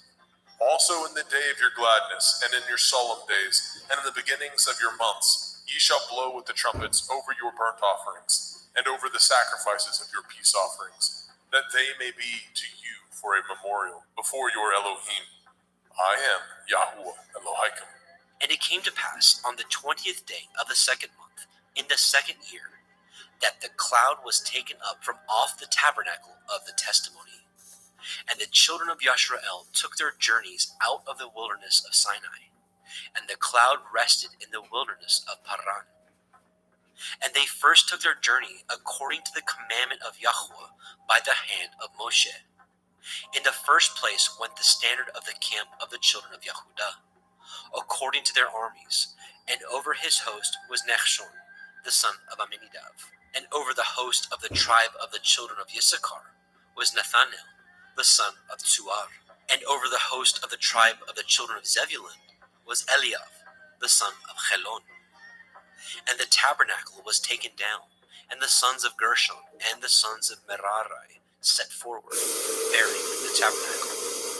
And the standard of the camp of Reuben set forward according to their armies, and over his host was Elitzur, the son of Shedur. And over the host of the tribe of the children of Shimon was Shelumiel, the son of Tzurishaddai. And over the host of the tribe of the children of Gad was Elisaph, the son of Deuel. And the Kohathim set forward, bearing the sanctuary, and the other did set up the tabernacle against they came. And the standard of the camp of the children of Ephraim set forward according to their armies, and over his host was Elishama, the son of Amihud. And over the host of the tribe of the children of Manasseh was Gamliel, the son of Pedatsur. And over the host of the tribe of the children of Benjamin was Avidan, the son of Gidonai. And the standard of the camp of the children of Dan set forward, which was the rearward of all the camps throughout their hosts. And over his host was Achiezer, the son of Ammishaddai. And over the host of the tribe of the children of Asher was Pagiel, the son of Okran. And over the host of the tribe of the children of Naphtali was Achira, the son of Enan. Thus were the journeyings of the children of Yasharel, according to their armies, when they set forward. And Moshe said unto Chovav, the son of Reuel, the Midianite, Moshe's father-in-law, We are journeying unto the place of which Yahweh said, I will give it you. Come with us, and we will do you good. For Yahweh has spoken good concerning Yashrael. And he said unto him, I will not go, but I will depart to my own land, and to my kindred. And he said, Leave us not, I pray you, for as much as you know how we are to encamp in the wilderness, and you may be to us instead of eyes. And it shall be, if you go with us, yea, it shall be, that what goodness Yahweh shall do unto us, the same will we do unto you. And they departed from the mount of Yahweh 3 days' journey. And the ark of the covenant of Yahweh went before them in 3 days' journey, to search out a resting place for them. And the cloud of Yahweh was upon them by day, when they went out of the camp. And it came to pass, when the ark set forward, that Moshe said, Rise up, Yahweh, and let your enemies be scattered, and let them that hate you flee before you. And when it rested, he said, Return, O Yahweh, unto the many thousands of Yashrael. Bamidbar, Numbers chapter 11. And when the people complained, it displeased Yahweh, and Yahweh heard it, and his anger was kindled. And the fire of Yahweh burnt among them, and consumed them that were in the uttermost parts of the camp. And the people cried unto Moshe, and when Moshe prayed unto El Yahweh, the fire was quenched. And he called the name of the place Tavera, because the fire of Yahweh burnt among them. And the mixed multitude that was among them fell a-lusting. And the children of Yashrael also wept again, and said, Who shall give us flesh to eat? We remember the fish which we did eat in Mitzrayim freely, the cucumbers and the melons and the leeks and the onions and the garlic. But now our soul is dried away. There's nothing at all, because this manna before our eyes. And the manna was as coriander seed, and the color thereof as the color of delum. And the people went about and gathered it, and ground it in mills, or beat it in a mortar, and baked it in pans, and made cakes of it. And the taste of it was as the taste of fresh oil. And when the dew fell upon the camp in the night, the manna fell upon it. Then Moshe heard the people weep throughout their families, every man in the door of his tent. And the anger of Yahweh was kindled greatly. Moshe also was displeased. And Moshe said unto El Yahweh, Wherefore have you afflicted your servant? And wherefore have I not found favor in your sight, that you laid the burden of all this people upon me? Have I conceived all this people? Have I begotten them? That you should say unto me, Carry them in your bosom, as a nursing father bears the sucking child, unto the land which you swore unto their fathers? Whence should I have flesh to give unto all this people? For they weep unto me, saying, Give us flesh, that we may eat. I am not able to bear all this people alone, because it is too heavy for me.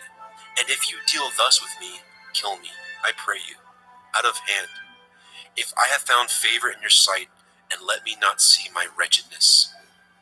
And Yahweh said unto Moshe, Gather unto me 70 men of the elders of Yasharel, whom you know to be elders of the people, and officers over them, and bring them unto the tabernacle of the assembly, that they may stand there with you.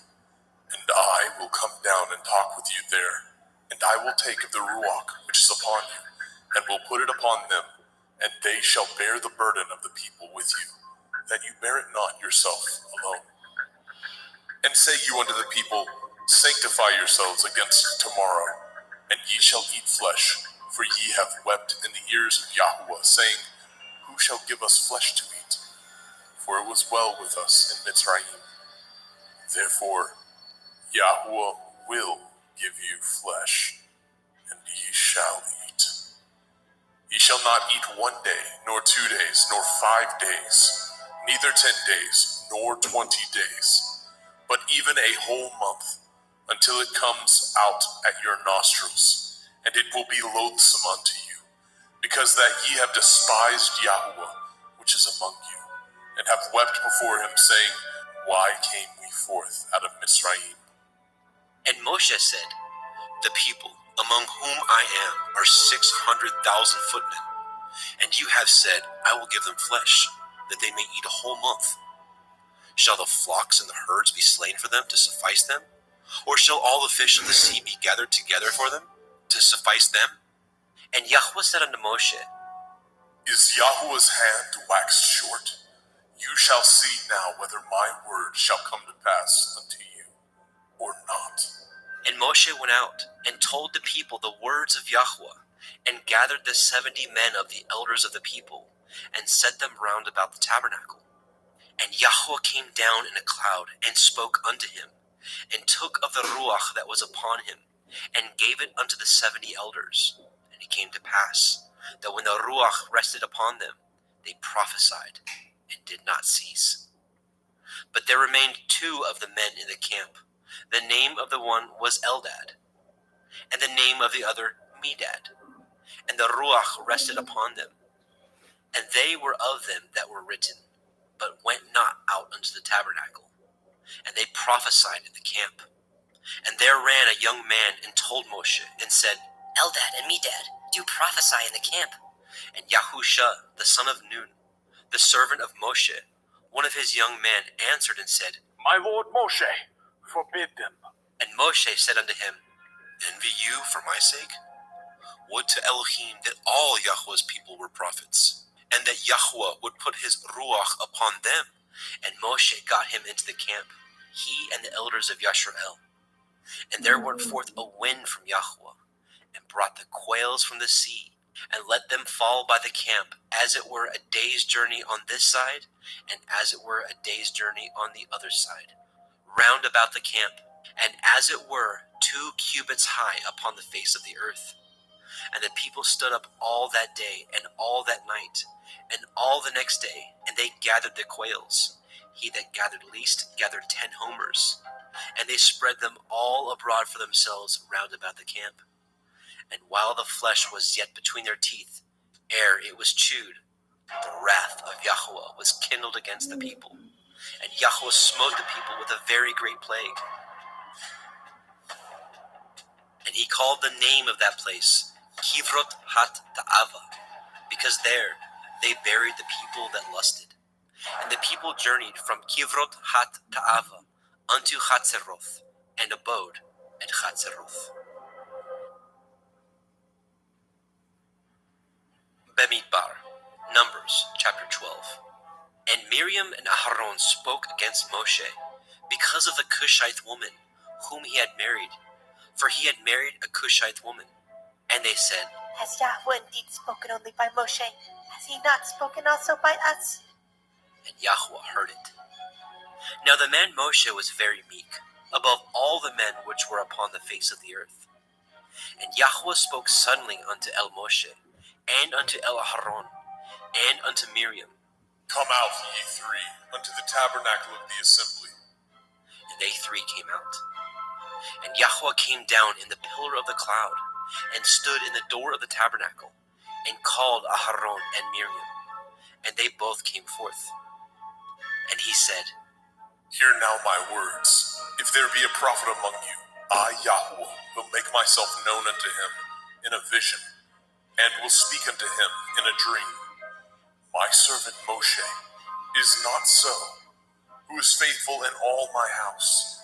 With him will I speak mouth to mouth, even apparently, and not in dark speeches, and in similitudes. Of Yahweh shall he behold.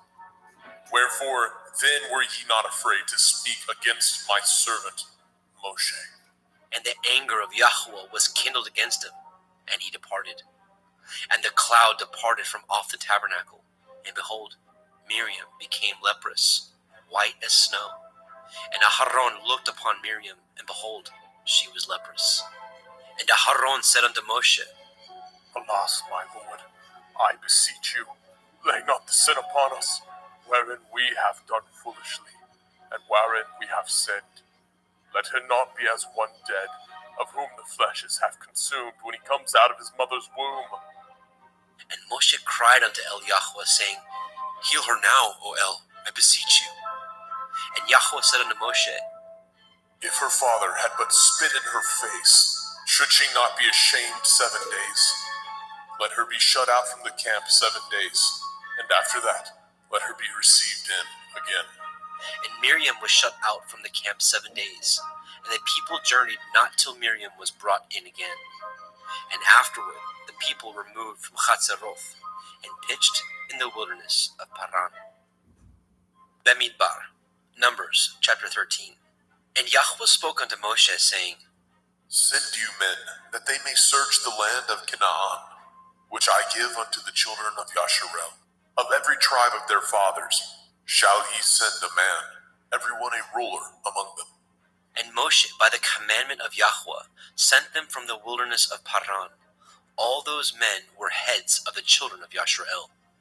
And these were their names: of the tribe of Reuven, Shammua, the son of Zakur; of the tribe of Shimon, Shaphat, the son of Horai; of the tribe of Yehudah, Caleb, the son of Yefuneh; of the tribe of Issachar, Yigal, the son of Yosef; of the tribe of Ephraim, Husha, the son of Nun; of the tribe of Benjamin, Palti, the son of Raphu; of the tribe of Zebulun, Gadiel, the son of Sodi; of the tribe of Yosef, namely, of the tribe of Manasseh, Gadi, the son of Susi; of the tribe of Dan, Amiel, the son of Gemali; of the tribe of Asher, Setur, son of Mikael; of the tribe of Naphtali, Nachbi, the son of Vofsi; of the tribe of Gad, Geuel, the son of Maki.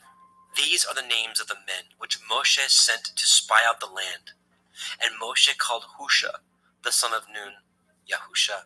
And Moshe sent them to spy out the land of Canaan, and said unto them, Get you up this way southward, and go up into the mountain, and see the land, what it is, and the people that dwell therein, whether they be strong or weak, few or many, and what the land is that they dwell in, whether it be good or bad, and what cities they be that they dwell in, whether in tents or in strongholds, and what the land is, whether it be fat or lean, whether there be wood therein or not. And be ye of good courage, and bring of the fruit of the land. Now the time was the time of the first ripe grapes. So they went up, and searched the land from the wilderness of Sin unto Rehov, as men come to Hamath. And they ascended by the Negev, and came unto Hebron, where Achiman, Shishai, and Talmai, the children of Anak, were. Now Hebron was built 7 years before Tzoan in Mitzrayim. And they came unto the brook of Eshcol, and cut down from thence a branch with one cluster of grapes, and they bore it between two upon a staff. And they brought of the pomegranates, and of the figs. The place was called Nachal Eshcol, because of the cluster of grapes which the children of Yasharel cut down from thence. And they returned from searching of the land after 40 days. And they went and came to El Moshe, and to El Aharon, and to all the assembly of the children of Yasharel, unto the wilderness of Paran, to Kadesh, and brought back word unto them, and unto all the assembly, and showed them the fruit of the land. And they told him and said, We came unto the land whither you sent us, and surely it flows with milk and honey, and this is the fruit of it. Nevertheless, the people be strong that dwell in the land, and the cities are walled and very great. And moreover, we saw the children of Anak there. The Amalekim dwell in the land of the Negev, and the Hittim, and the Yebusim, and the Amorim dwell in the mountains, and the Kinanim dwell by the sea, and by the coast of the Yarden. And Caleb stilled the people before Moshe, and said, Let us go up at once and possess it, for we are well able to overcome it. But the men that went up with him said, We be not able to go up against the people, for they are stronger than we. And they brought up an evil report of the land which they had searched unto the children of Yasharel, saying, The land through which we have gone to search it is a land that eats up the inhabitants thereof, and all the people that we saw in it are men of great stature.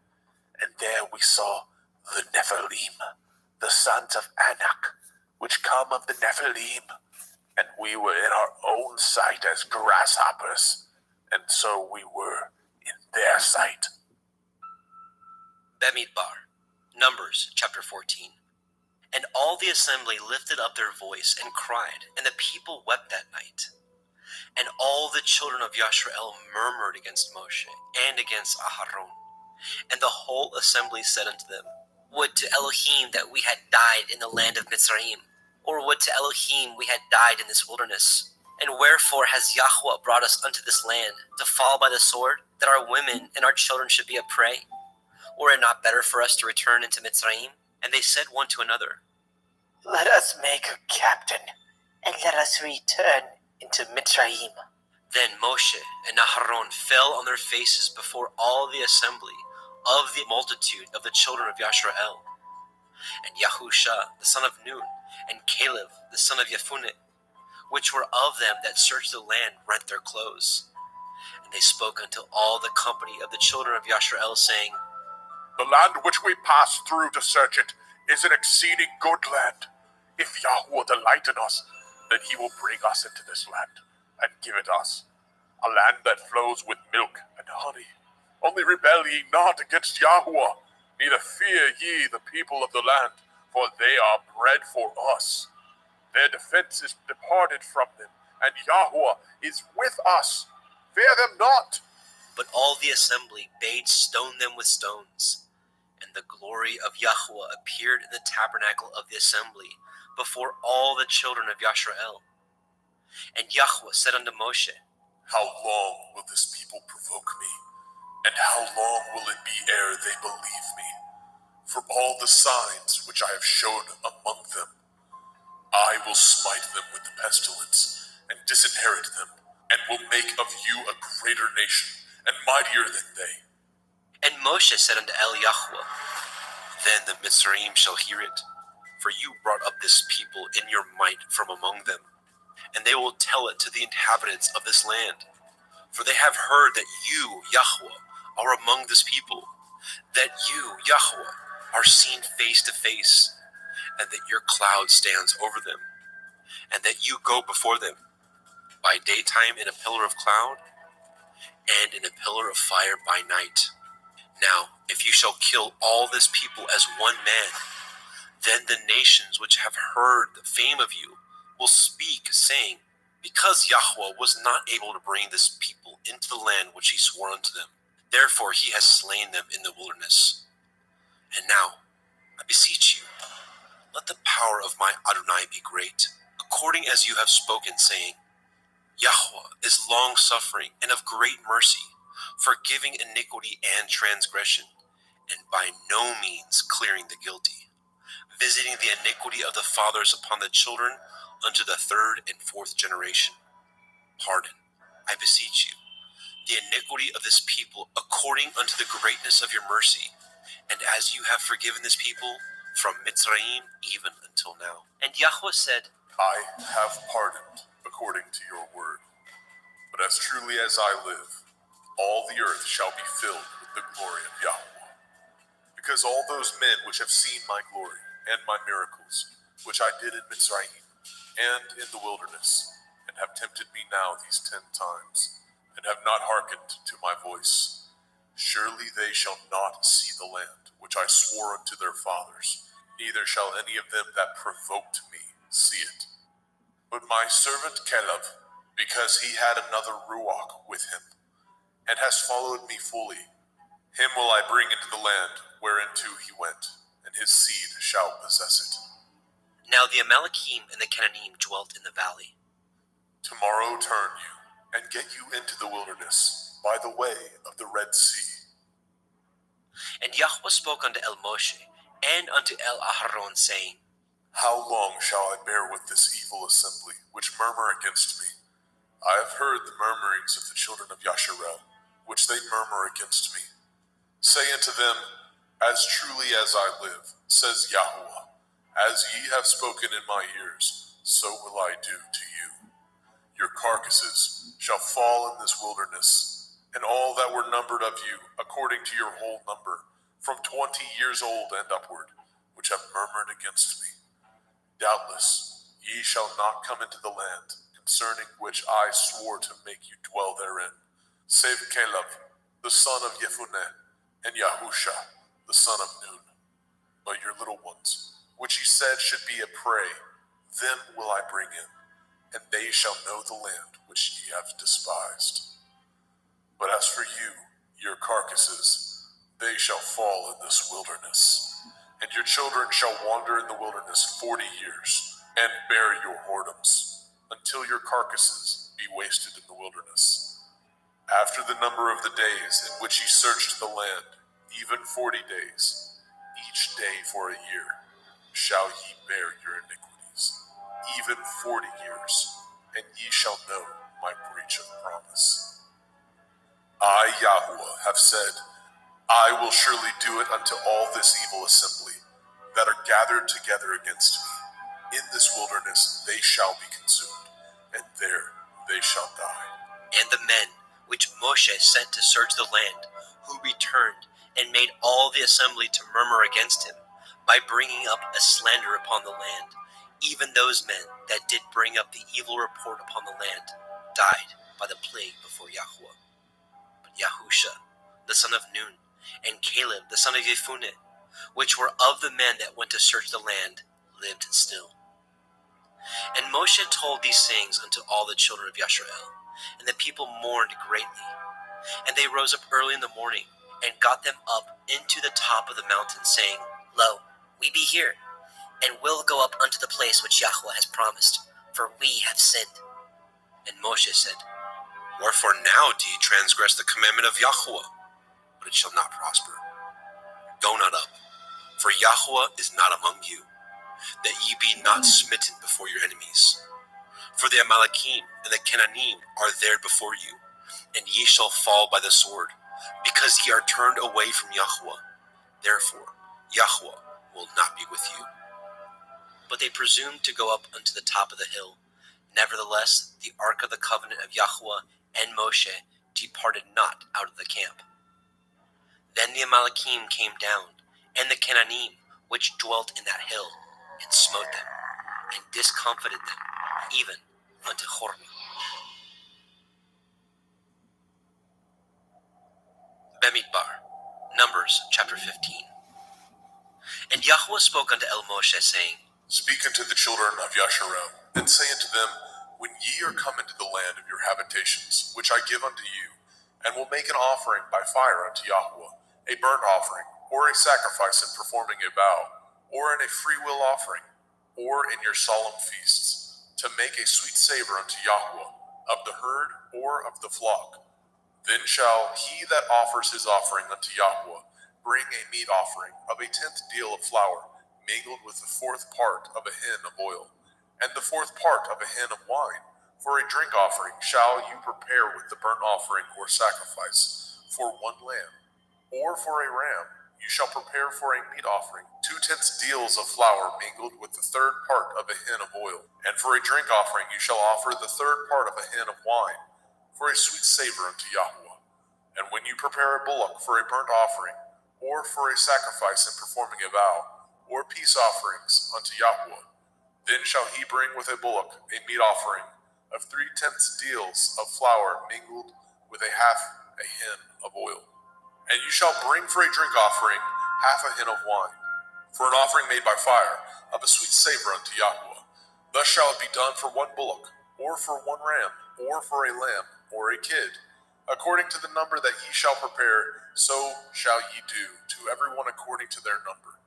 All that are born of the country shall do these things after this manner, an offering made by fire, of a sweet savor unto Yahuwah. And if a stranger sojourn with you, or whosoever be among you in your generations, and will offer an offering made by fire, of a sweet savor unto Yahuwah, as ye do, so he shall do. 1 ordinance shall be both for you of the assembly, and also for the stranger that sojourns with you, an ordinance forever in your generations. As ye are, so shall the stranger be before Yahuwah. 1 Torah, and 1 manner of law shall be for you, and for the stranger that sojourns with you. And Yahuwah spoke unto Moshe, saying, Speak unto the children of Yasharel, and say unto them, When ye come into the land whither I bring you, then it shall be that when ye eat of the bread of the land, ye shall offer up a heave offering unto Yahweh. Ye shall offer up a cake of the first of your dough for a heave offering. As ye do the heave offering of the threshing floor, so shall ye heave it. Of the first of your dough, ye shall give it unto Yahweh, a heave offering in your generations. And if ye have erred, and not observed all these commandments, which Yahweh has spoken unto Moshe, even all that Yahweh has commanded you by the hand of Moshe, from the day that Yahweh commanded Moshe, and henceforth among your generations, then it shall be, if aught be committed by ignorance, without the knowledge of the assembly, that all the assembly shall offer one young bullock for a burnt offering, for a sweet savor unto Yahweh, with his meat offering, and his drink offering, according to the manner, and one kid of the goats for a sin offering. And the priest shall make an atonement for all the assembly of the children of Yasharel, and it shall be forgiven them, for it is ignorance. And they shall bring their offering, a sacrifice made by fire unto Yahweh, and their sin offering before Yahweh, for their ignorance. And it shall be forgiven all the assembly of the children of Yasharel, and the stranger that sojourns among them, seeing all the people were in ignorance. And if any soul sin through ignorance, then he shall bring a she-goat of the first year for a sin offering, and the priest shall make an atonement for the soul that sins ignorantly, when he sins by ignorance before Yahweh, to make an atonement for him, and it shall be forgiven him. Ye shall have one Torah for him that sins through ignorance, both for him that is born among the children of Yasharel, and for the stranger that sojourns among them. But the soul that does aught presumptuously, whether he be born in the land or a stranger, the same reproaches Yahweh, and that soul shall be cut off from among his people. Because he has despised the word of Yahweh, and has broken his commandment, that soul shall utterly be cut off, his iniquity shall be upon him. And while the children of Yashrael were in the wilderness, they found a man that gathered sticks upon the Shabbat. And they that found him gathering sticks brought him unto El Moshe and El Aharon, and unto all the assembly, and they put him in ward, because it was not declared what should be done to him. And Yahweh said unto Moshe, The man shall surely be put to death. All the assembly shall stone him with stones without the camp. And all the assembly brought him without the camp, and stoned him with stones, and he died, as Yahweh commanded Moshe. And Yahweh spoke unto El Moshe, saying, Speak unto the children of Yasharel, and bid them that they make them tzitzits, a tassel or a fringe, in the borders of their garments throughout their generations, and that they put upon the tzitzit of the borders a riband of blue. And it shall be unto you a tzitzit, that ye may look upon it and remember all the commandments of Yahweh, and do them, and that ye seek not after your own heart and your own eyes, which ye use to go a-whoring, that ye may remember and do all my commandments, and be holy unto your Elohim. I am Yahweh Elohaikum, which brought you out of the land of Mitzrayim, to be your Elohim. I am Yahweh Elohaikum. Bemidbar, Numbers chapter 16. Now Korach, the son of Yitzchar, the son of Kohath, the son of Levi, and Dathan, and Abiram, the sons of Eliav, and On, the son of Peleth, sons of Reuben, took men, and they rose up before Moshe, with certain of the children of Yashrael, 250 princes of the assembly, famous in the assembly, men of renown. And they gathered themselves together against Moshe, and against Aharon, and said unto them, Ye take too much upon you, seeing all the assembly are holy, every one of them, and Yahweh is among them. Wherefore then lift ye up yourselves above the assembly of Yahweh.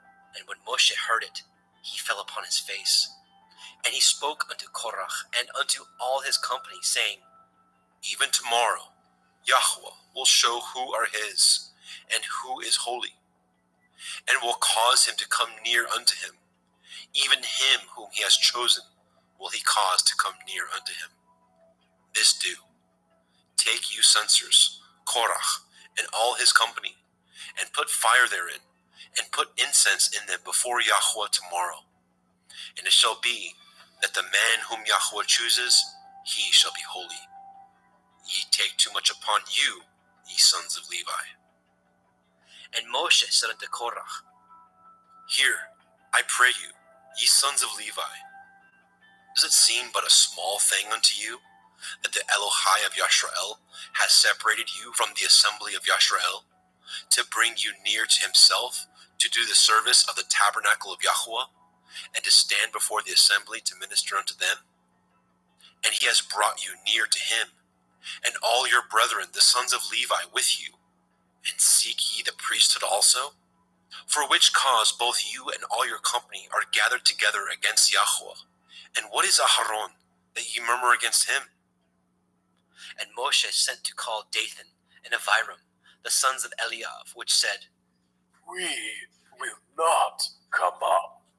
Is it a small thing that you have brought us up out of a land that flows with milk and honey to kill us in the wilderness? Except you make yourselves altogether a prince over us. Moreover, you have not brought us into a land that flows with milk and honey, or given us inheritance of fields and vineyards. Will you put out the eyes of these men? We will not come up. And Moshe was very wroth, and said unto Eliyahu, Respect not you their offering. I have not taken one ass from them, neither have I hurt one of them. And Moshe said unto Korach, Be you and all your company before Yahweh, you and they, and Aharon tomorrow, and take every man his censer, and put incense in them, and bring ye before Yahweh every man his censer, 250 censers, you also, and Aharon, each of you his censer. And they took every man his censer, and put fire in them, and laid incense thereon, and stood in the door of the tabernacle of the assembly with Moshe and Aharon. And Korach gathered all the assembly against them unto the door of the tabernacle of the assembly. And the glory of Yahweh appeared unto all the assembly. And Yahweh spoke unto Moshe and unto Aharon, saying, Separate yourselves from among this assembly, that I may consume them in a moment. And they fell upon their faces and said, O El, the Elohai of the Ruachoth of all flesh, shall one man sin, and will you be wroth with all the assembly? And Yahweh spoke unto Moshe, saying, Speak unto the assembly, saying, Get you up from about the tabernacle of Korach, Dathan, and Abiram. And Moshe rose up and went unto Dathan and Abiram, and the elders of Yashrael followed him. And he spoke unto the assembly, saying, Depart, I pray you, from the tents of these wicked men, and touch nothing of theirs, lest ye be consumed in all their sins. So they got up from the tabernacle of Korach, Dathan, and Abiram, on every side. And Dathan and Abiram came out, and stood in the door of their tents, and their women, and their sons, and their little children. And Moshe said, Hereby ye shall know that Yahweh has sent me to do all these works, for I have not done them of my own mind. If these men die the common death of all men, or if they be visited after the visitation of all men, then Yahweh has not sent me. But if Yahweh make a new thing, and the earth open her mouth, and swallow them up, with all that appertain unto them, and they go down quick into the pit, then ye shall understand that these men have provoked Yahweh. And it came to pass, as he had made an end of speaking all these words, that the ground clave asunder that was under them, and the earth opened her mouth, and swallowed them up, their houses, and all the men that appertained to Korach, and all their goods. They, and all that appertained to them, went down alive into the pit, and the earth closed upon them, and they perished from among the assembly. And all Yashrael that were round about them fled at the cry of them, for they said, Lest the earth swallow us up also. And there came out a fire from Yahweh, and consumed the 250 men that offered incense. And Yahweh spoke unto Moshe, saying, Speak unto Eleazar, the son of Aharon the priest, that he take up the censers out of the burning, and scatter you the fire yonder, for they are hallowed. The censers of these sinners against their own souls. Let them make them broad plates for a covering of the altar. For they offered them before Yahweh, therefore they are hallowed, and they shall be a sign unto the children of Yasharel. And Eleazar the priest took the brazen censers, wherewith they that were burnt had offered. And they were made broad plates for a covering of the altar, to be a memorial unto the children of Yasharel, that no stranger, which is not of the seed of Aharon, come near to offer incense before Yahweh, that he be not as Korach and his company, as Yahweh said to him by the hand of Moshe.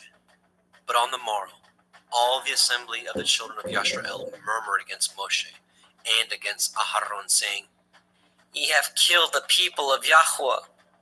And it came to pass, when the assembly was gathered against Moshe and against Aharon, that they looked toward the tabernacle of the assembly, and, behold, the cloud covered it, and the glory of Yahweh appeared. And Moshe and Aharon came before the tabernacle of the assembly. And Yahweh spoke unto Moshe, saying, Get you up from among this assembly, that I may consume them as in a moment. And they fell upon their faces. And Moshe said unto Aharon, Take a censer, and put fire therein from off the altar, and put on incense, and go quickly unto the assembly, and make an atonement for them, for there is wrath gone out from Yahweh. The plague is begun. And Aharon took as Moshe commanded, and ran into the midst of the assembly, and, behold, the plague was begun among the people. And he put on incense, and made an atonement for the people. And he stood between the dead and the living, and the plague was stayed. Now they that died in the plague were 14,700, beside them that died about the matter of Korach.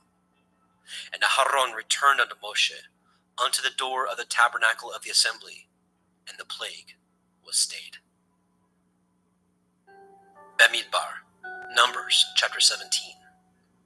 And Yahweh spoke unto Moshe, saying, Speak unto the children of Yasharel, and take of every one of them a rod according to the house of their fathers. Of all their princes according to the house of their fathers, 12 rods. Write you every man's name upon his rod. And you shall write Aharon's name upon the rod of Levi. For one rod shall be for the head of the house of their fathers. And you shall lay them up in the tabernacle of the assembly, before the testimony, where I will meet with you. And it shall come to pass, that the man's rod whom I shall choose shall blossom, and I will make to cease from me the murmurings of the children of Yasharel, whereby they murmur against you. And Moshe spoke unto the children of Yasharel, and every one of their princes gave him a rod apiece, for each prince one, according to their fathers' houses, even 12 rods. And the rod of Aharon was among their rods. And Moshe laid up the rods before Yahweh in the tabernacle of witness. And it came to pass that on the morrow Moshe went into the tabernacle of witness, and, behold, the rod of Aharon for the house of Levi was budded, and brought forth buds, and blossomed blossoms, and yielded almonds. And Moshe brought out all the rods from before Yahweh unto the children of Yasharel. And they looked, and took every man his rod. And Yahweh said unto Moshe, Bring Aharon's rod again before the testimony, to be kept for a sign against the sons of rebellion. And you shall quite take away their murmurings from me, that they die not. And Moshe did so, as Yahweh commanded him. So did he. And the children of Yasharel spoke unto Moshe, saying, Behold, we die, we perish, we all perish. Whosoever comes anything near unto the tabernacle of Yahweh shall die. Shall we be consumed with dying? Bamidbar, Numbers chapter 18. And Yahweh said unto Aharon, You and your sons and your father's house with you shall bear the iniquity of the sanctuary, and you and your sons with you shall bear the iniquity of your priesthood, and your brethren also of the tribe of Levi, the tribe of your father, bring with you, that they may be joined unto you, and minister unto you. But you and your sons with you shall minister before the tabernacle of witness. And they shall guard your watch, and the watch of all the tabernacle. Only they shall not come nigh the vessels of the sanctuary and the altar, that neither they nor ye also die. And they shall be joined unto you, and guard the watch of the tabernacle of the assembly, for all the service of the tabernacle, and a stranger shall not come nigh unto you. And ye shall guard the watch of the sanctuary, and the watch of the altar, that there be no wrath any more upon the children of Yasharel. And I, behold, I have taken your brethren the Levi'im from among the children of Yasharel. To you they are given as a gift for Yahweh, to do the service of the tabernacle of the assembly. Therefore you and your sons with you shall guard your priest's office for everything of the altar, and within the veil, and ye shall serve. I have given your priest's office unto you as a service of gift, and the stranger that comes nigh shall be put to death. And Yahweh spoke unto Elaharon, Behold, I also have given you the charge of my heave offerings. Of all the hallowed things of the children of Yasharel, unto you have I given them by reason of the anointing, and to your sons by an ordinance forever. This shall be yours of the most holy things, reserved from the fire, every oblation of theirs, every meat offering of theirs, and every sin offering of theirs, and every trespass offering of theirs, which they shall render unto me, shall be most holy for you and for your sons. In the most holy place shall you eat it, every male shall eat it, it shall be holy unto you. And this is yours, the heave offering of their gift, with all the wave offerings of the children of Yasharel. I have given them unto you, and to your sons, and to your daughters with you, by a statute forever. Every one that is clean in your house shall eat of it. All the best of the oil, and all the best of the wine, and of the wheat, the first fruits of them which they shall offer unto Yahweh, them have I given you. And whatsoever is first ripe in the land, which they shall bring unto Yahweh, shall be yours. Every one that is clean in your house shall eat of it. Everything devoted in Yasharel shall be yours. Everything that opens the womb in all flesh, which they bring unto Yahweh, whether it be of men or beasts, shall be yours. Nevertheless, the firstborn of man shall you surely redeem, and the firstling of unclean beasts shall you redeem. And those that are to be redeemed from a month old shall you redeem according to your estimation, for the money of 5 shekels, after the shekel of the sanctuary, which is 20 gerahs. But the firstling of a cow, or the firstling of a sheep, or the firstling of a goat, you shall not redeem. They are holy. You shall sprinkle their blood upon the altar, and shall burn their fat for an offering made by fire, for a sweet savor unto Yahweh. And the flesh of them shall be yours, as the wave breast and as the right shoulder are yours. All the heave offerings of the holy things which the children of Yasharel offer unto Yahweh have I given you, and your sons and your daughters with you, by a statute forever. It is a covenant of salt forever before Yahweh unto you and to your seed with you. And Yahweh spoke unto Elaharon, You shall have no inheritance in their land, neither shall you have any part among them. I am your part, and your inheritance among the children of Yasharel. And behold, I have given the children of Levi all the 10th in Yasharel for an inheritance, for their service which they serve, even the service of the tabernacle of the assembly. Neither must the children of Yasharel henceforth come nigh the tabernacle of the assembly, lest they bear sin and die. But the Levi'im shall do the service of the tabernacle of the assembly, and they shall bear their iniquity. It shall be a statute forever throughout your generations, that among the children of Yasharel they have no inheritance.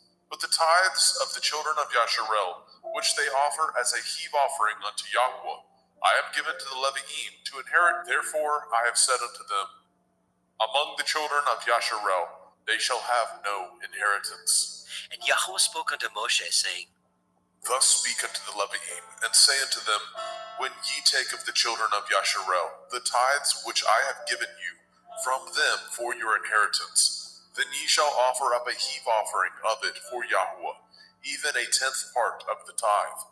And this your heave offering shall be reckoned unto you, as though it were the grain of the threshing floor, and as the fullness of the winepress. Thus ye also shall offer a heave offering unto Yahweh of all your tithes, which ye receive of the children of Yasharel, and ye shall give thereof Yahweh's heave offering to Aharon the priest. Out of all your gifts ye shall offer every heave offering of Yahweh, of all the best thereof, even the hallowed part thereof out of it. Therefore you shall say unto them, When ye have heaved the best thereof from it, then it shall be counted unto the Leviim as the increase of the threshing floor, and as the increase of the winepress. And ye shall eat it in every place, ye and your household, for it is your reward for your service in the tabernacle of the assembly.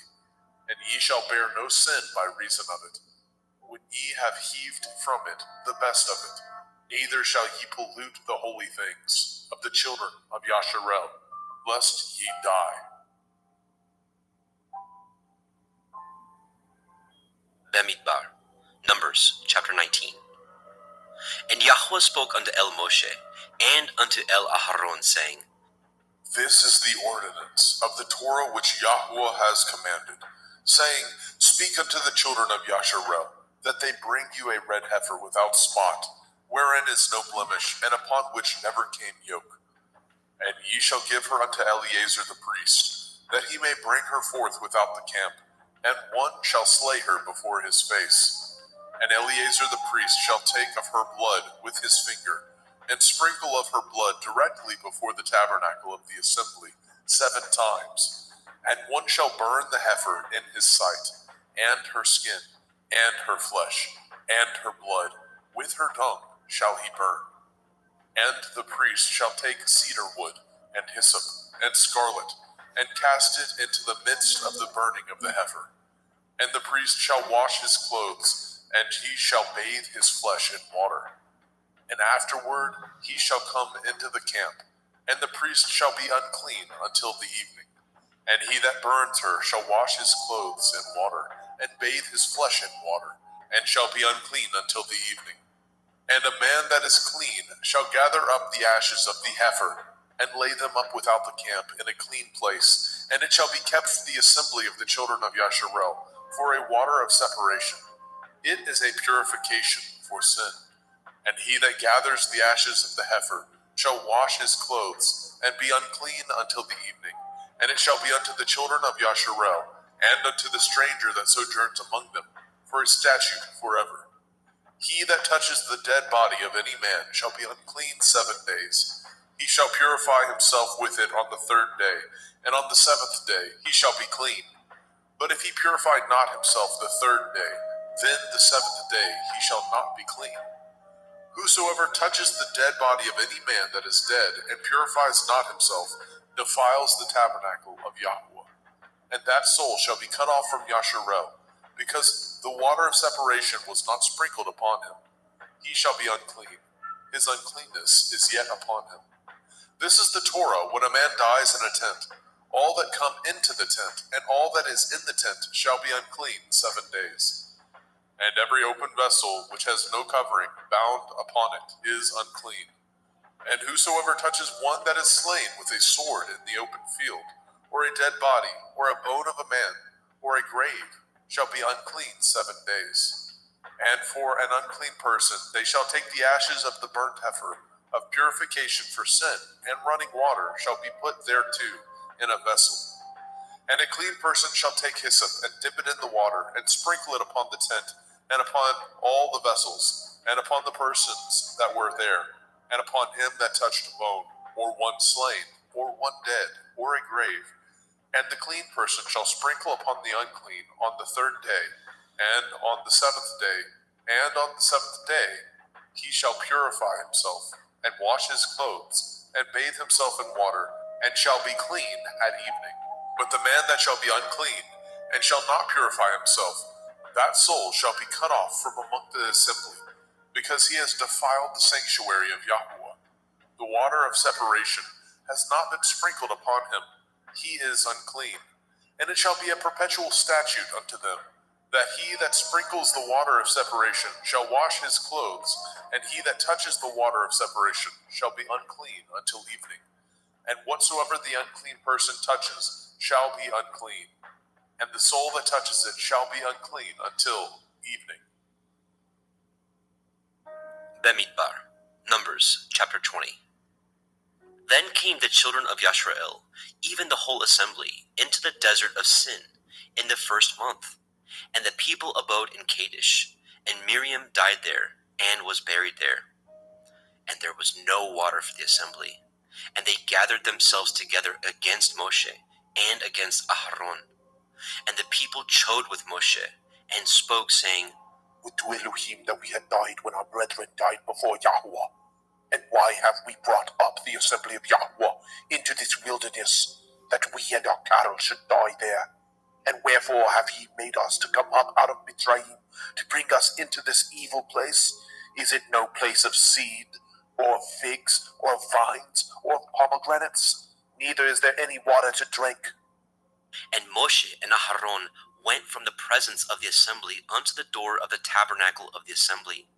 And they fell upon their faces, and the glory of Yahweh appeared unto them. And Yahweh spoke unto Moshe, saying, Take the rod, and gather the assembly together, you and Aharon your brother, and speak ye unto the rock before their eyes, and it shall give forth his water, and you shall bring forth to them water out of the rock.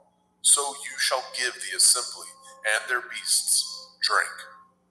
And Moshe took the rod from before Yahweh, as he commanded him. And Moshe and Aharon gathered the assembly together before the rock. And he said unto them, Hear now, ye rebels, must we fetch you water out of this rock? And Moshe lifted up his hand, and with his rod he smote the rock twice, and water came out abundantly, and the assembly drank, and their beasts also. And Yahweh spoke unto Moshe and Aharon, Because ye believed me not, to sanctify me in the eyes of the children of Yasharel, therefore ye shall not bring this assembly into the land which I have given them. This is the water of Meribah, because the children of Yashrael strove with Yahweh, and he was sanctified in them. And Moshe sent messengers from Kadesh unto the king of Edom. Thus says your brother Yashrael, You know all the travail that has befallen us, how our fathers went down into Mitzrayim, and we have dwelt in Mitzrayim a long time. And the Mitzrayim vexed us and our fathers.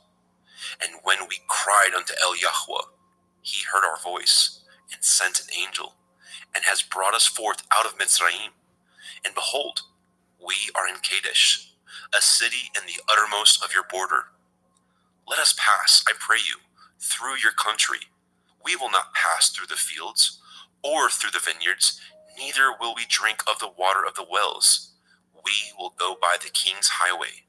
We will not turn to the right hand, nor to the left, until we have passed your borders.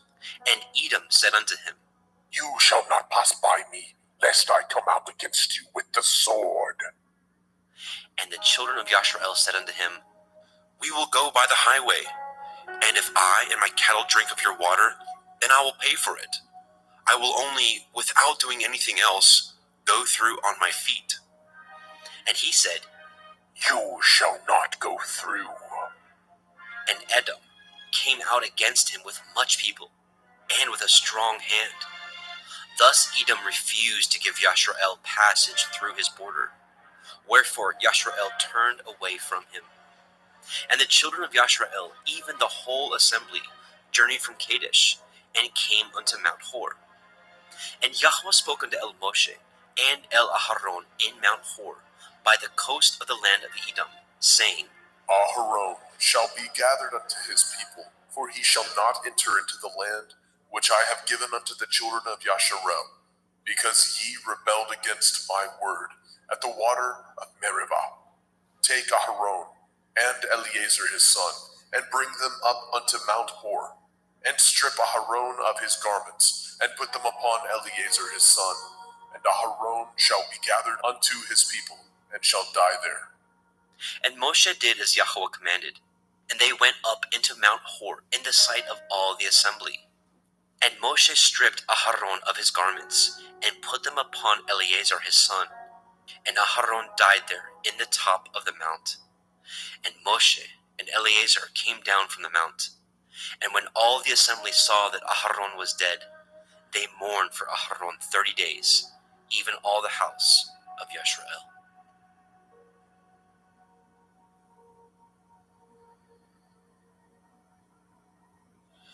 Bamidbar, Numbers chapter 21. And when King Arad the Canaanite, which dwelt in the Negev, heard tell that Yashrael came by the way of the spies, then he fought against Yashrael, and took some of them prisoners. And Yashrael vowed a vow unto Yahweh, and said, If you will indeed deliver this people into my hand, then I will utterly destroy their cities. And Yahweh hearkened to the voice of Yashrael, and delivered up the Canaanite, and they utterly destroyed them and their cities. And he called the name of the place Hormah. And they journeyed from Mount Hor by the way of the Red Sea, to compass the land of Edom. And the soul of the people was much discouraged because of the way. And the people spoke against Elohim and against Moshe. Wherefore have ye brought us up out of Mitzrayim to die in the wilderness?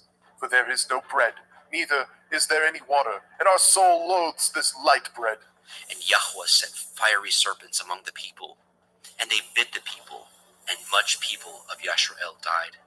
Therefore the people came to Moshe and said, We have sinned, for we have spoken against Yahuwah and against you. Pray unto El Yahuwah that he take away the serpents from us. And Moshe prayed for the people. And Yahweh said unto Moshe, Make you a fiery serpent, and set it upon a pole, and it shall come to pass that everyone that is bitten, when he looks upon it, shall live. And Moshe made a serpent of brass, and put it upon a pole. And it came to pass, that if a serpent had bitten any man, when he beheld the serpent of brass, he lived.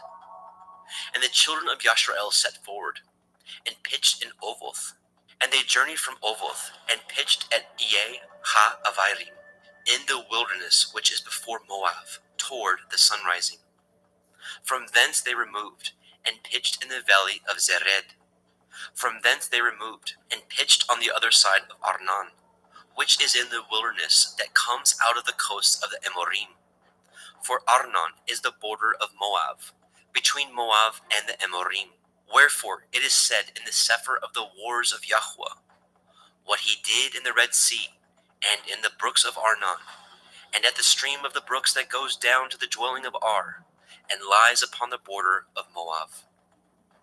And from thence they went to Be'er, that is the well whereof Yahweh spoke unto Moshe.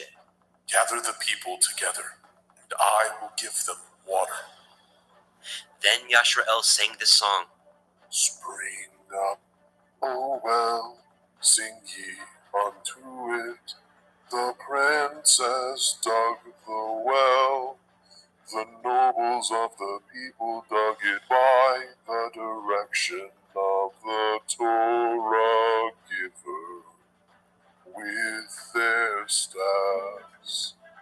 And from the wilderness they went to Matana, and from Matana to Nachaliel, and from Nachaliel to Bamoth, and from Bamoth in the valley that is in the country of Moab to the top of Pigkah, which looks towards Yeshimon.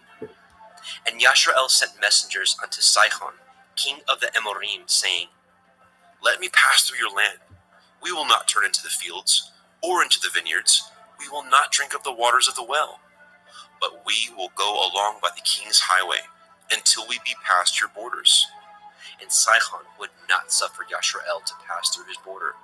But Sihon gathered all his people together, and went out against Yashrael into the wilderness. And he came to Yachatz, and fought against Yashrael. And Yashrael smote him with the edge of the sword, and possessed his land from Arnon unto Yabok, even unto the children of Ammon. For the border of the children of Ammon was strong. And Yashrael took all these cities, and Yashrael dwelt in all the cities of the Amorim, in Heshbon, and in all the villages thereof. For Heshbon was the city of Sihon, the king of the Amorim, who had fought against the former king of Moab, and taken all his land out of his hand, even unto Arnon. Wherefore, they that speak in Proverbs say, Come into Heshbon, let the city of Sihon be built and prepared.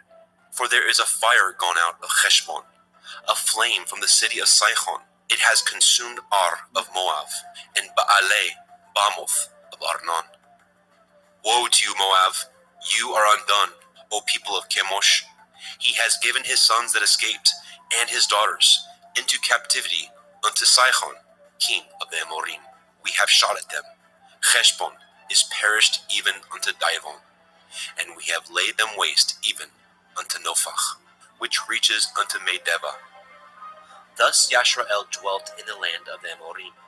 And Moshe sent to spy out Yaezer, and they took the villages thereof, and drove out the Amorim that were there. And they turned and went up by the way of Bashan. And Og, king of Bashan, went out against them, he and all his people, to the battle of Edrei.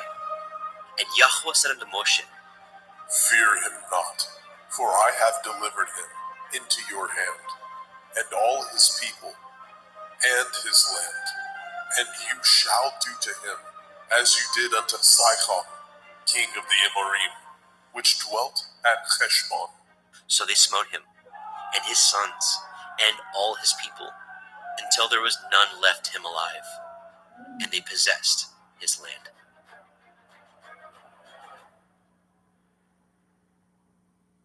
Bemidbar, Numbers, chapter 22. And the children of Yashrael set forward, and pitched in the plains of Moab, on this side of the Yarden, by Jericho. And Balak, the son of Zippor, saw all that Yashrael had done to the Amorim. And Moab was sore afraid of the people, because they were many. And Moab was distressed because of the children of Yashrael. And Moab said unto the elders of Midian, Now this company licks up all that are round about us, as the ox licks up the grass of the field. And Balak, the son of Zippor, was king of the Moabim at that time. He sent messengers therefore unto Bilam, the son of Beor, to Pethor, which is by the river of the land of the children of his people, to call him, saying, Behold, there is a people come out from Mitzrayim. Behold, they cover the face of the earth, and they abide over against me. Come now, therefore, I pray you, curse me this people, for they are too mighty for me. Perchance I shall prevail, that we may smite them, and that I may drive them out of the land. For I know that he whom you bless is blessed, and he whom you curse is cursed. And the elders of Moab and the elders of Midian departed with the rewards of divination in their hand. And they came unto Bilam, and spoke unto him the words of Balak. And he said unto them, Lodge here this night, and I will bring you word again, as Yahweh shall speak unto me. And the princes of Moab abode with Bilam. And Elohim came unto Bilam and said, What men are these with you? And Bilam said unto Elohim, Balak, the son of Zippor, king of Moab, has sent unto me, saying, Behold, there is a people come out of Mitzrayim, which covers the face of the earth. Come now, curse me then. Perchance I shall be able to overcome them, and drive them out. And Elohim said unto Bilam, You shall not go with them. You shall not curse the people, for they are blessed. And Bilam rose up in the morning, and said unto the princes of Balak, Get you into your land, for Yahweh refuses to give me leave to go with you. And the princes of Moab rose up, and they went unto Balak, and said, Bilam refuses to come with us. And Balak sent yet again princes more, and more honorable than they. And they came to Bilam, and said to him, Thus says Balak, the son of Zippor, Let nothing, I pray you, hinder you from coming unto me, for I will promote you unto very great honor, and I will do whatsoever you say unto me. Come therefore, I pray you, curse me this people. And Bilam answered and said unto the servants of Balak, If Balak would give me his house full of silver and gold, I cannot go beyond the word of Yahweh Elohai, to do less or more. Now therefore, I pray you, tarry ye also here this night, that I may know what Yahweh will say unto me. And Elohim came unto Balaam at night, and said unto him, If the men come to call you, rise up and go with them.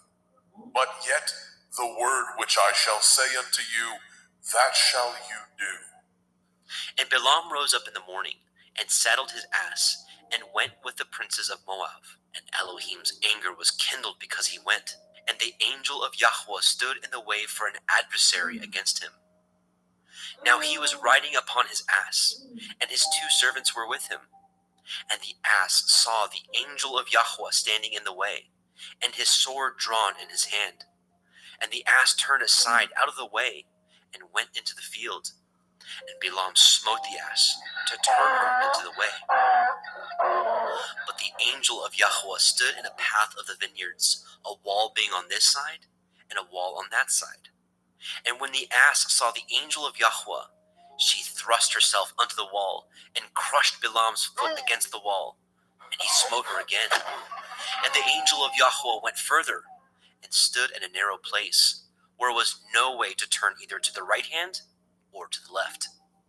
And when the ass saw the angel of Yahweh, she fell down under Balaam, and Balaam's anger was kindled, and he smote the ass with a staff. And Yahweh opened the mouth of the ass, and she said unto Balaam, What have I done unto you, that you have smitten me these 3 times? And Balaam said unto the ass, Because you have mocked me. I would there were a sword in my hand, for now I would kill you. And the ass said unto Balaam, Am I not your ass, upon which you have ridden ever since I was yours, unto this day? Was I ever wont to do so unto you? And he said, Nay. Then Yahweh opened the eyes of Balaam, and he saw the angel of Yahweh standing in the way, and his sword drawn in his hand. And he bowed down his head, and fell flat on his face. And the angel of Yahweh said unto him, Wherefore have you smitten your ass these 3 times? Behold, I went out to withstand you, because your way is perverse before me. And the ass saw me, and turned from me these 3 times.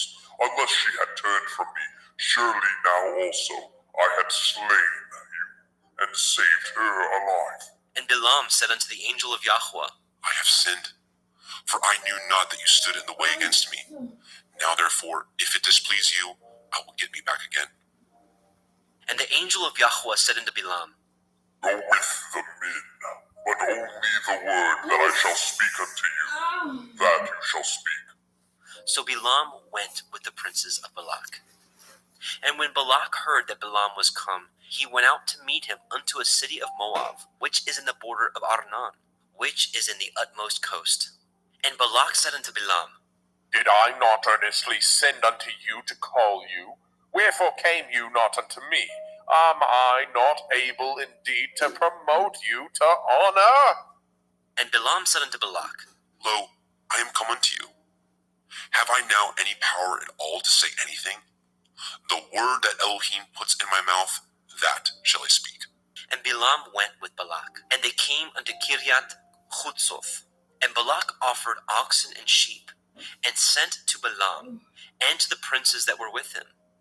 And it came to pass on the morrow, that Balak took Balaam, and brought him up unto the high places of Baal, that thence he might see the utmost part of the people. Bamidbar, Numbers, chapter 23. And Balaam said unto Balak, Build me here 7 altars, and prepare me here 7 oxen and 7 rams. And Balak did as Balaam had spoken. And Balak and Balaam offered on every altar a bullock and a ram. And Balaam said unto Balak, Stand you by your burnt offering, and I will go. Perchance Yahweh will come to meet me, and whatsoever he shows me, I will tell you.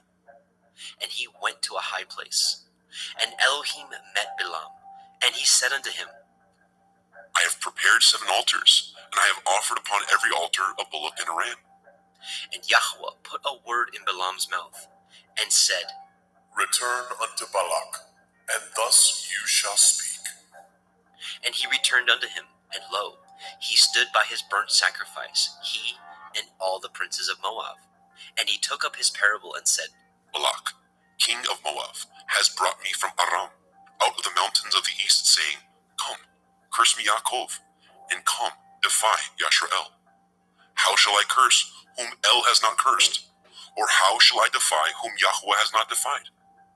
For from the tops of the rocks I see him, and from the hills I behold him. Lo, the people shall dwell alone, and shall not be reckoned among the nations.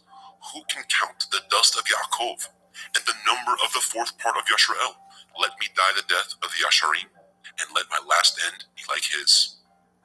And Balak said unto Balaam, What have you done unto me? I took you to curse my enemies, and behold, you have blessed them altogether. And he answered and said, Must I not take heed to speak that which Yahweh has put in my mouth? And Balak said unto him, Come, I pray you, with me unto another place, from whence you may see them.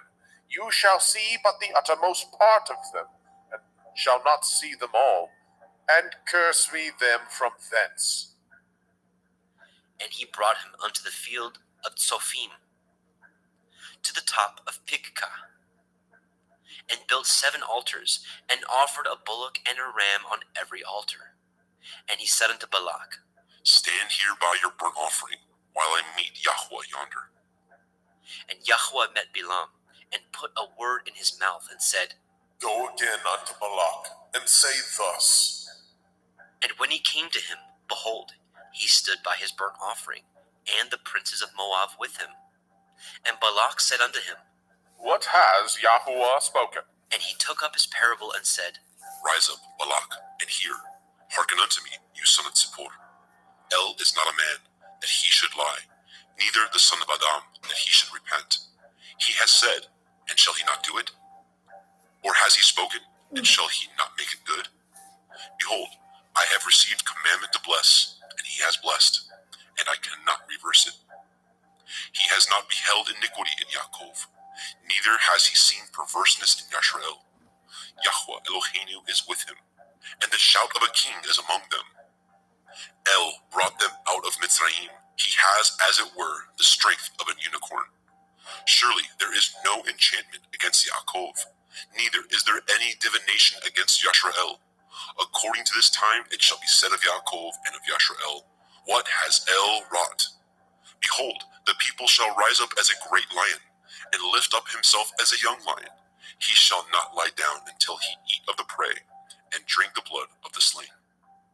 And Balak said unto Balaam, Neither curse them at all, nor bless them at all. But Balaam answered and said unto Balak, Told not I you, saying, All that Yahweh speaks, that I must do? And Balak said unto Balaam, Come, I pray you, I will bring you unto another place. Perchance it will please Elohim that you may curse me them from thence. And Balak brought Balaam unto the top of Peor, that looks towards Yeshimun.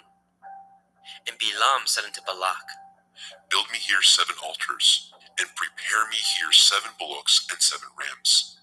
And Balak did as Balaam had said, and offered a bullock and a ram on every altar. Bamidbar, Numbers, chapter 24. And when Balaam saw that it pleased Yahweh to bless Yashrael, he went not, as at other times, to seek for enchantments, but he set his face toward the wilderness. And Balaam lifted up his eyes, and he saw Yashrael abiding in his tents according to their tribes. And the Ruach Elohim came upon him. And he took up his parable and said, Balaam, the son of Beor, has said, and the man whose eyes are open has said, he has said, which heard the words of El, which saw the vision of El Shaddai, falling into a trance, but having his eyes open. How goodly are your tents, O Yaakov, and your tabernacles, O Yashrael! As the valleys are they spread forth, as gardens by the riverside, as the trees of line aloes which Yahweh has planted, and as cedar trees beside the waters. He shall pour the water out of his buckets, and his seed shall be in many waters, and his king shall be higher than Agag, and his kingdom shall be exalted. El brought him forth out of Mitzrayim. He has, as it were, the strength of a unicorn. He shall eat up the nations his enemies, and shall break their bones, and pierce them through with his arrows. He couched, he lay down as a lion, and as a great lion. Who shall stir him up? Blessed is he that blesses you, and cursed is he that curses you. And Balak's anger was kindled against Balaam, and he smote his hands together. And Balak said unto Balaam, I called you to curse my enemies, and behold, you have altogether blessed them these 3 times. Therefore now flee to your place. I thought to promote you unto great honor, but lo, Yahuwah has kept you back from honor. And Balaam said unto Balak, Spoke I not also to your messengers which you sent unto me, saying, If Balak would give me his house full of silver and gold, I cannot go beyond the commandment of Yahuwah, to do either good or bad of my own mind. But what Yahuwah says, that will I speak. And now, behold, I go unto my people. Come therefore, and I will advertise what this people shall do to your people in the latter days. And he took up his parable and said, Balaam, the son of Beor, has said, and the man whose eyes are open has said. He has said, which heard the words of El, and knew the knowledge of El Elyon, which saw the visions of El Shaddai, falling into a trance, but having his eyes open. I shall see him, but not now. I shall behold him, but not nigh. There shall come a star out of Yaakov, and a scepter shall rise out of Yashrael, and shall smite the corners of Moab, and destroy all the children of Sheth. And Edom shall be a possession, Seir also shall be a possession for his enemies, and Yashrael shall do valiantly. Out of Yaakov shall come he that shall have dominion, and shall destroy him that remains of the city. And when he looked on Amalek, he took up his parable and said, Amalek was the first of the nations, but his latter end shall be that he perish forever. And he looked on the Kenyaim, and took up his parable and said, Strong is your dwelling place, and you put your nest in a rock. Nevertheless, Geni shall be wasted, until Ashur shall carry you away captive. And he took up his parable and said, Alas, who shall live when El does this? And ships shall come from the coast of Kittim, and shall afflict Ashur, and shall afflict Eber, and he also shall perish forever. And Balaam rose up and went and returned to his place, and Balak also went his way. Bamidbar, Numbers chapter 25. And Yashrael abode in Shittim, and the people began to commit whoredom with the daughters of Moab. And they called the people unto the sacrifices of their Elohim. And the people did eat, and bowed down to their Elohim. And Yashrael joined himself unto Baal Peor. And the anger of Yahuwah was kindled against Yashrael. And Yahuwah said unto Moshe, Take all the heads of the people, and hang them up before Yahuwah against the sun, that the fierce anger of Yahuwah may be turned away from Yasharel. And Moshe said unto the judges of Yashrael, Slay ye every one his men that were joined unto Baal Peor. And behold, one of the children of Yashrael came and brought unto his brethren a Midianiteth woman, in the sight of Moshe, and in the sight of all the assembly of the children of Yashrael, who were weeping before the door of the tabernacle of the assembly. And when Pinechas, the son of Eleazar, the son of Aharon the priest, saw it, he rose up from among the assembly, and took a javelin in his hand. And he went after the man of Yashrael into the tent, and thrust both of them through, the man of Yashrael and the woman through her belly. So the plague was stayed from the children of Yashrael. And those that died in the plague were 24,000. And Yahuwah spoke unto Moshe, saying, Pinehas, the son of Eleazar, the son of Aharon the priest, has turned my wrath away from the children of Yasharel, while he was zealous for my sake among them, that I consumed not the children of Yasharel in my jealousy. Wherefore say, Behold, I give unto him my covenant of peace, and he shall have it, and his seed after him, even the covenant of an everlasting priesthood, because he was zealous for his Elohim, and made an atonement for the children of Yasharel. Now the name of the Yashreelite that was slain, even that was slain with the Midianiteth woman, was Zimri, the son of Kalu, a prince of a chief house among the Shimonim. And the name of the Midianite woman that was slain was Kozbai, the daughter of Tsur. He was head over a people, and of a chief house in Midian. And Yahweh spoke unto Moshe, saying, Vex the Midianim, and smite them, for they vex you with their wiles, wherewith they have beguiled you in the matter of Peor, and in the matter of Cosbi, the daughter of a prince of Midian, their sister, which was slain in the day of the plague for Peor's sake.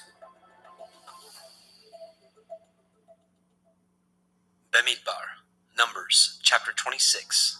And it came to pass, after the plague, that Yahweh spoke unto Moshe, and unto Eleazar, the son of Aharon the priest, saying, Take the sum of all the assembly of the children of Yasharel, from 20 years old and upward, throughout their father's house, all that are able to go to war in Yasharel. And Moshe and Eleazar the priest spoke with them in the plains of Moab, by the Yarden, near Jericho, saying, Take the sum of the people from 20 years old and upward, as Yahweh commanded Moshe.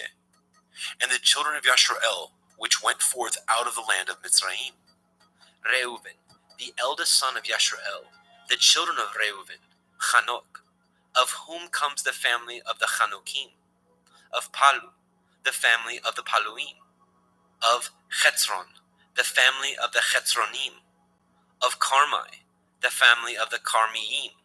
These are the families of the Reuvim, and they that were numbered of them were 43,730. And the sons of Palu, Eliav, and the sons of Eliav, Nemuel, and Dathan, and Aviram. This is that Dathan and Aviram which were famous in the assembly, who strove against Moshe and against Aharon in the company of Korach, when they strove against Yahweh. And the earth opened her mouth, and swallowed them up together with Korach. When that company died, what time the fire devoured the 250 men, and they became a sign.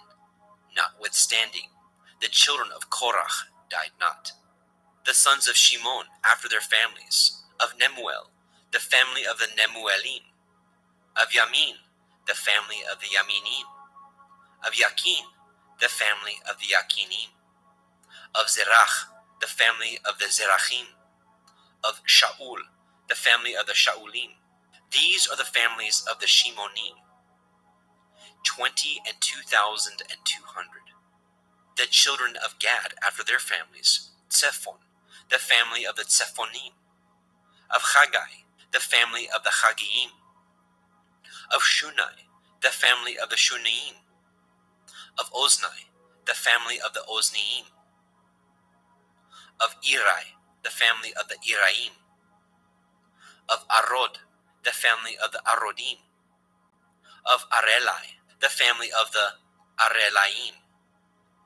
These are the families of the children of Gad, according to those that were numbered of them, 40,500.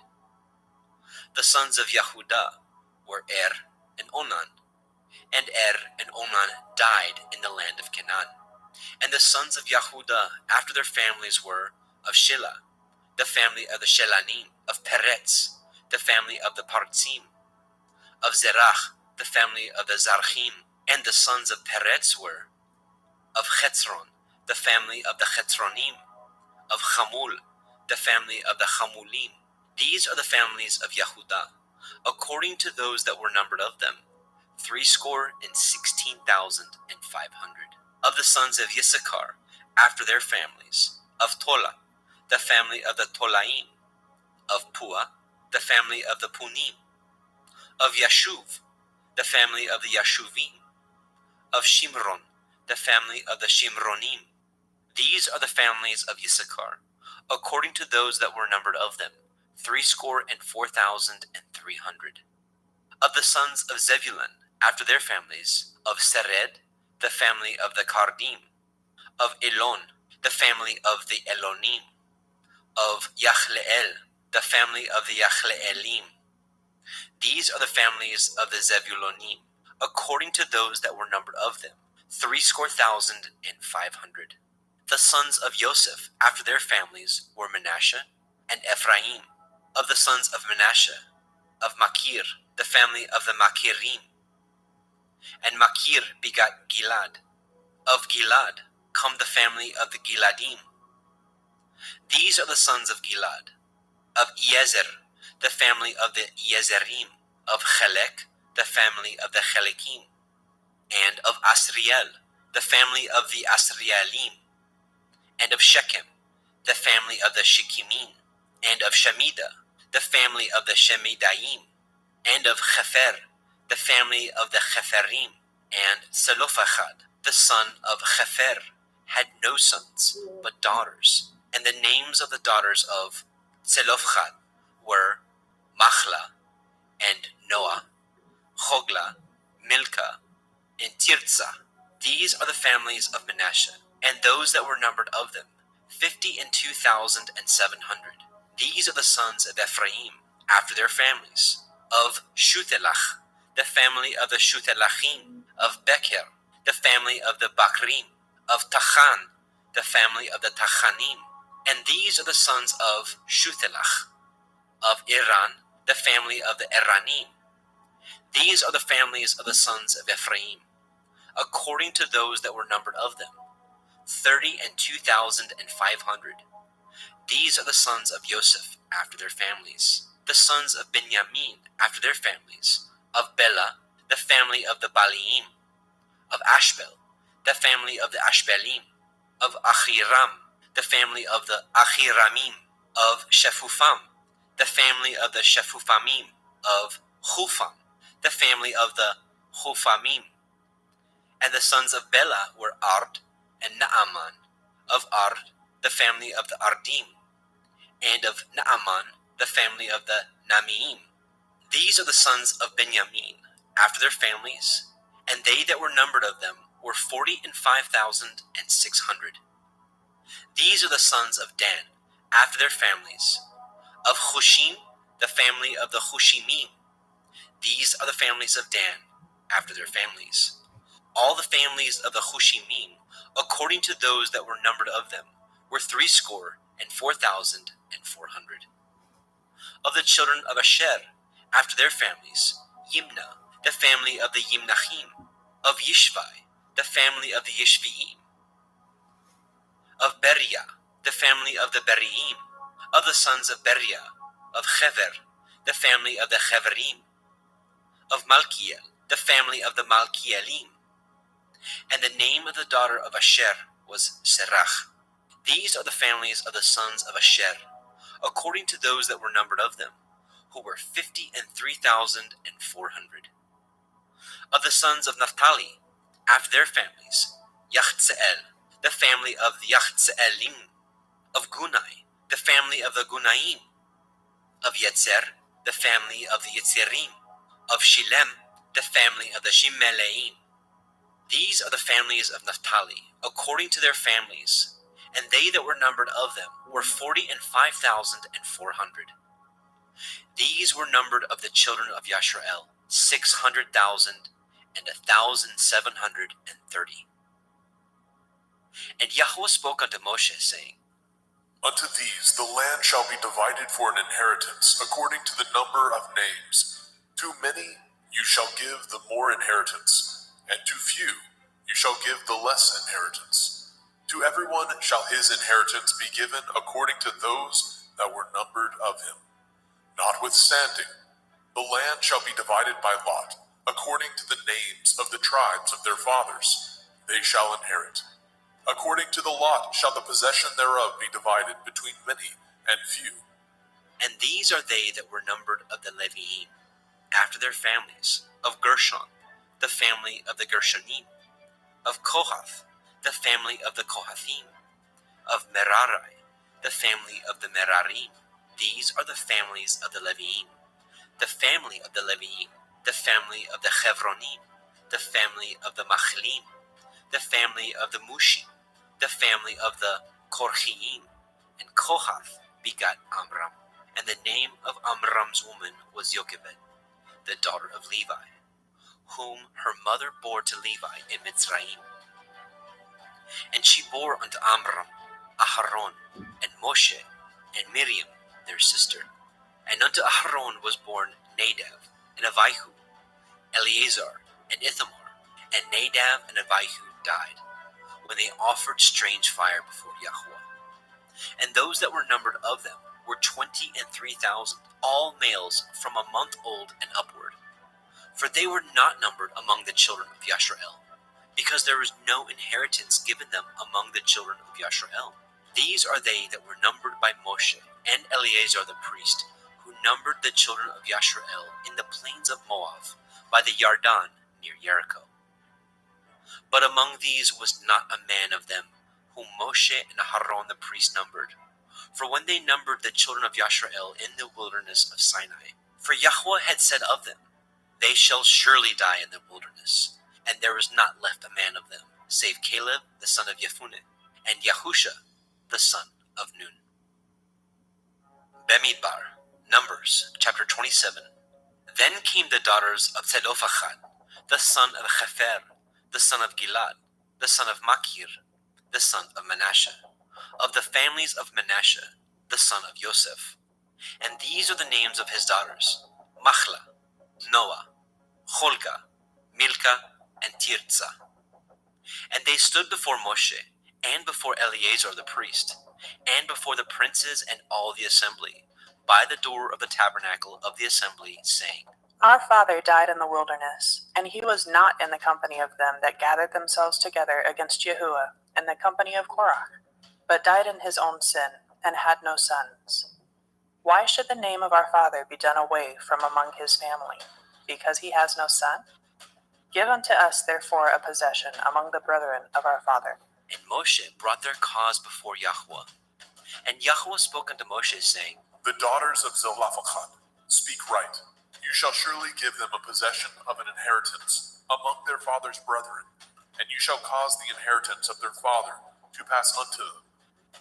And you shall speak unto the children of Yasharel, saying, If a man die and have no son, then ye shall cause his inheritance to pass unto his daughter. And if he have no daughter, then ye shall give his inheritance unto his brethren. And if he have no brethren, then ye shall give his inheritance unto his father's brethren.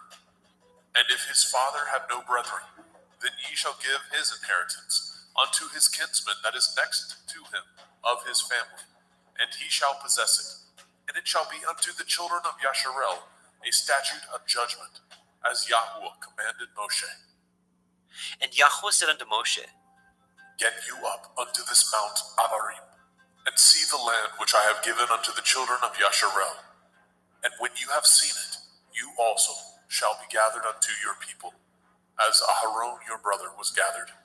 For ye rebelled against my commandment in the desert of Sin, in the strife of the assembly, to sanctify me at the water before their eyes, that is the water of Meribah, in Kadesh, in the wilderness of Sin.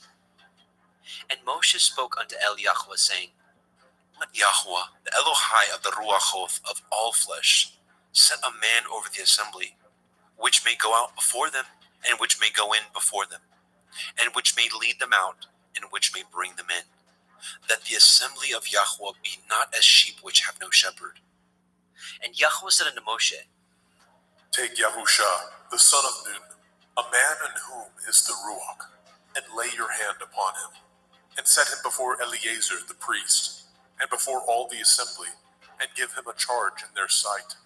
And you shall put some of your honor upon him, that all the assembly of the children of Yasharel may be obedient. And he shall stand before Eleazar the priest, who shall ask counsel for him after the judgment of the Urim before Yahweh. At his word shall they go out, and at his word they shall come in, both he and all the children of Yasharel with him, even all the assembly.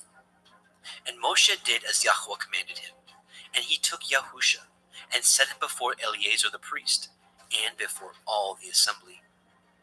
And he laid his hands upon him, and gave him a charge, as Yahweh commanded by the hand of Moshe. Bemidbar, Numbers chapter 28. And Yahweh spoke unto Moshe, saying, Command the children of Yasharel, and say unto them, My offering and my bread for my sacrifices made by fire, for a sweet savor unto me, shall ye guard to offer unto me in their appointed time. And you shall say unto them, This is the offering made by fire, which ye shall offer unto Yahweh, 2 lambs of the first year, without spot, day by day, for a continual burnt offering. The 1 lamb shall you offer in the morning, and the other lamb shall you offer at evening. And a 10th part of an ephah of flour for a meat offering, mingled with the 4th part of a hin of beaten oil. It is a continual burnt offering, which was ordained in Mount Sinai for a sweet savor, a sacrifice made by fire unto Yahweh. And the drink offering thereof shall be a 4th part of a hin for the 1 lamb. In the holy place shall you cause the strong wine to be poured unto Yahweh for a drink offering. And the other lamb shall you offer at evening, as the meat offering of the morning. As the drink offering thereof, you shall offer it, a sacrifice made by fire, of a sweet savor unto Yahweh. And on the Shabbat, 2 lambs of the first year without spot, and 2/10 deals of flour for a meat offering mingled with oil, and the drink offering thereof. This is the burnt offering of every Shabbat, beside the continual burnt offering and his drink offering.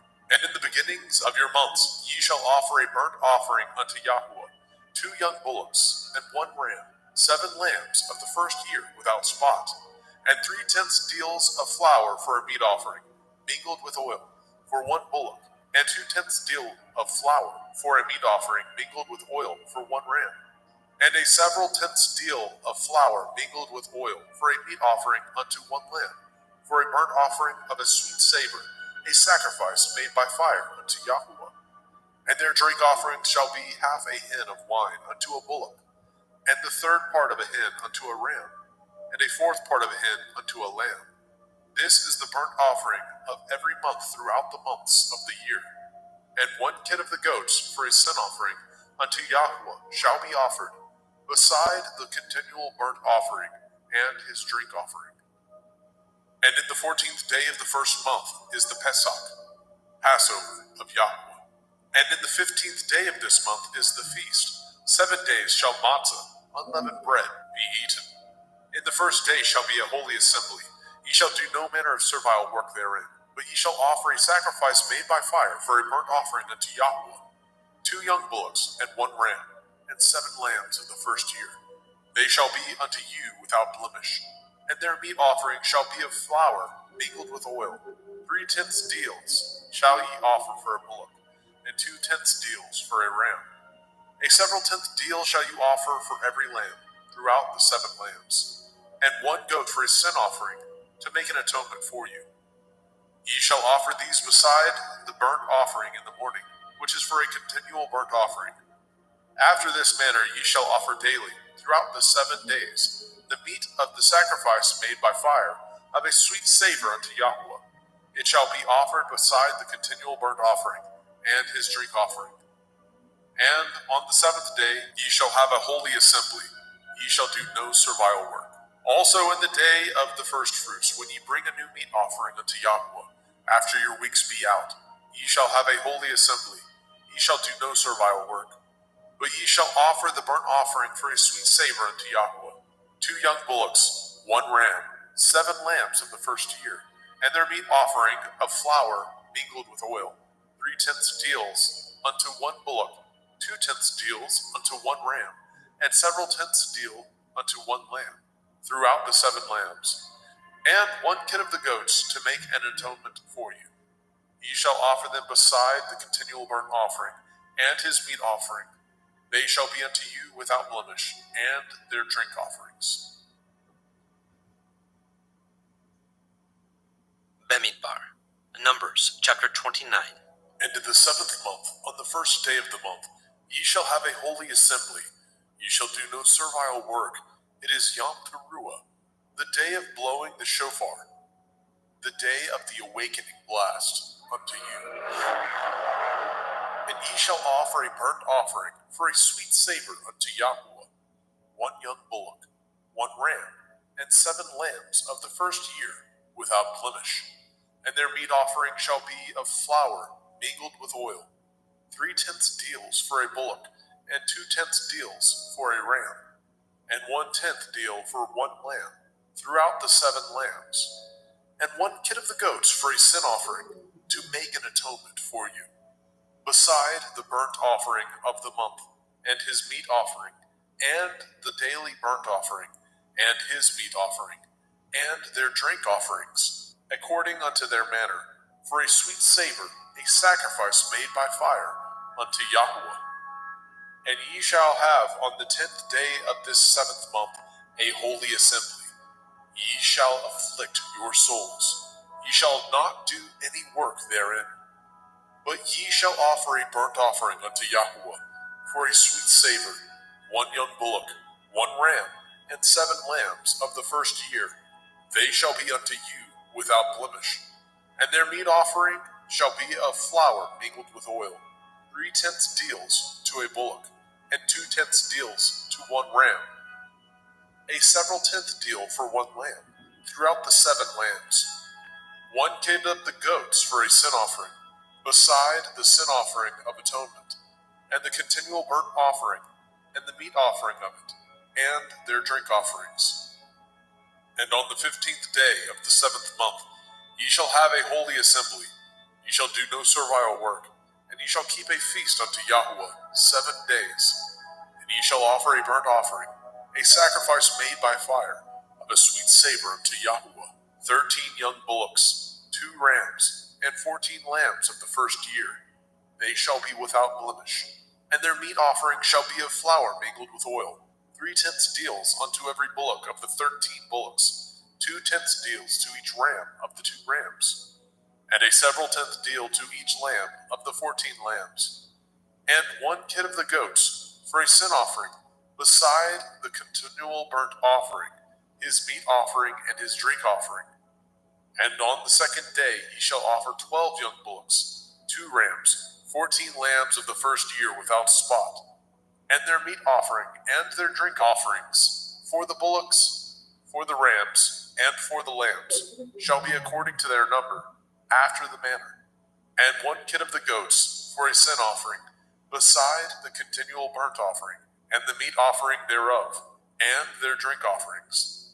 And on the 3rd day 11 bullocks, 2 rams, 14 lambs of the first year without blemish, and their meat offering, and their drink offerings, for the bullocks, for the rams, and for the lambs, shall be according to their number after the manner, and 1 goat for a sin offering, beside the continual burnt offering, and his meat offering, and his drink offering. And on the 4th day 10 bullocks, 2 rams, and 14 lambs of the first year, without blemish. Their meat offering and their drink offering, for the bullocks, for the rams, and for the lambs, shall be according to their number, after the manner, and 1 kid of the goats for a sin offering, beside the continual burnt offering, his meat offering and his drink offering. And on the 5th day 9 bullocks, 2 rams, and 14 lambs of the first year, without spot, and their meat offering and their drink offerings, for the bullocks, for the rams, and for the lambs, shall be according to their number, after the manner. And 1 goat for a sin offering, beside the continual burnt offering, and his meat offering, and his drink offering. And on the 6th day 8 bullocks, 2 rams, and 14 lambs of the first year without blemish, and their meat offering, and their drink offerings, for the bullocks, for the rams, and for the lambs, shall be according to their number, after the manner. And 1 goat for a sin offering, besides the continual burnt offering, his meat offering and his drink offering. And on the 7th day 7 bullocks, 2 rams, and 14 lambs of the first year, without blemish, and their meat offering and their drink offerings, for the bullocks, for the rams, and for the lambs, shall be according to their number, after the manner. And 1 goat for a sin offering, beside the continual burnt offering, his meat offering and his drink offering. On the 8th day ye shall have a solemn assembly. Ye shall do no servile work therein, but ye shall offer a burnt offering, a sacrifice made by fire, of a sweet savor unto Yahweh, 1 bullock, 1 ram, 7 lambs of the first year, without blemish. their meat offering and their drink offerings, for the bullock, for the ram, and for the lambs, shall be according to their number, after the manner, and 1 goat for a sin offering, beside the continual burnt offering, and his meat offering, and his drink offering. These things ye shall do unto Yahuwah in your set feasts, beside your vows, and your freewill offerings, for your burnt offerings, and for your meat offerings, and for your drink offerings, and for your peace offerings. And Moshe told the children of Yashrael according to all that Yahweh commanded Moshe. Bemidbar, Numbers chapter 30. And Moshe spoke unto the heads of the tribes concerning the children of Yashrael, saying, This is the thing which Yahweh has commanded.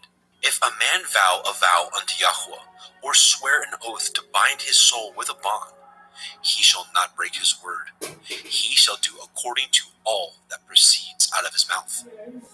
If a woman also vow a vow unto Yahweh, and bind herself by a bond, being in her father's house in her youth, and her father hear her vow, and her bond wherewith she has bound her soul, and her father shall hold his peace at her, then all her vows shall stand, and every bond wherewith she has bound her soul shall stand. But if her father disallow her in the day that he hears, not any of her vows, or of her bonds wherewith she has bound her soul shall stand, and Yahweh shall forgive her, because her father disallowed her. And if she had at all a man, when she vowed, or uttered aught out of her lips, wherewith she bound her soul, and her man heard it, and held his peace at her in the day that he heard it, then her vows shall stand, and her bonds wherewith she bound her soul shall stand. But if her man disallow her on the day he heard it, then he shall make her vow which she vowed, and all that which she uttered with her lips, wherewith she bound her soul, of no effect, and Yahweh shall forgive her.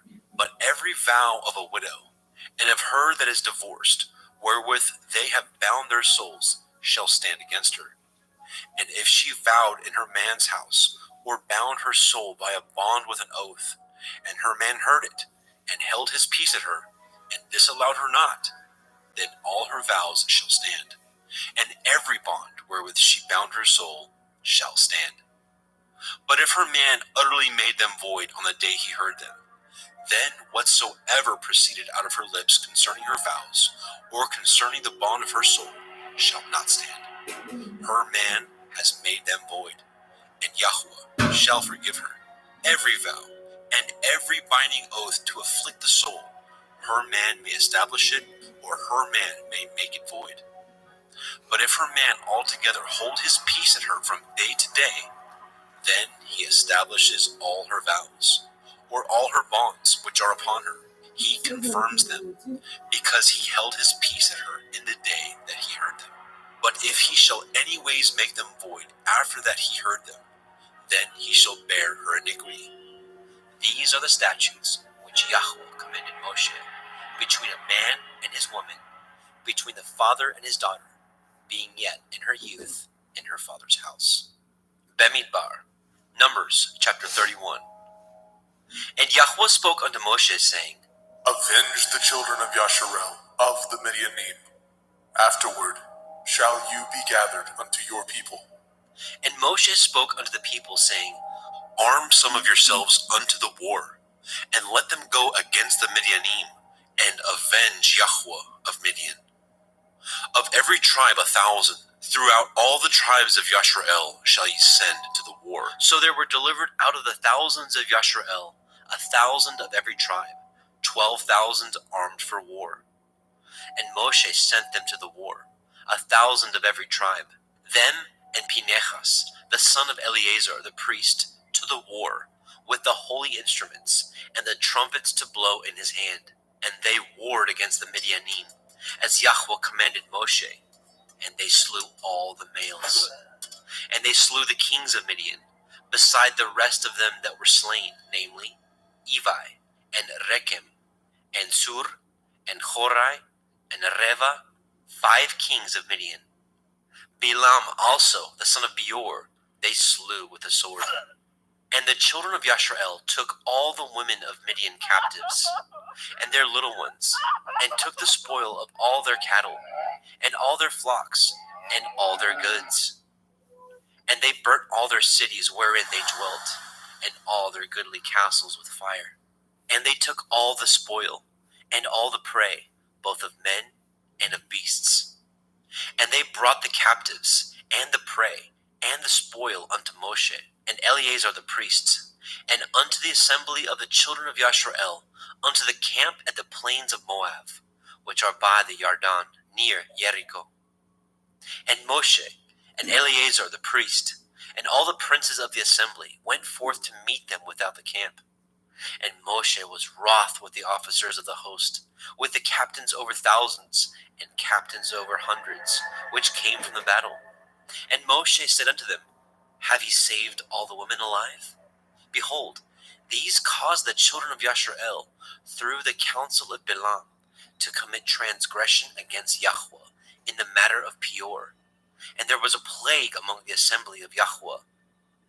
Now therefore, kill every male among the little ones, every woman that has known man by lying with him.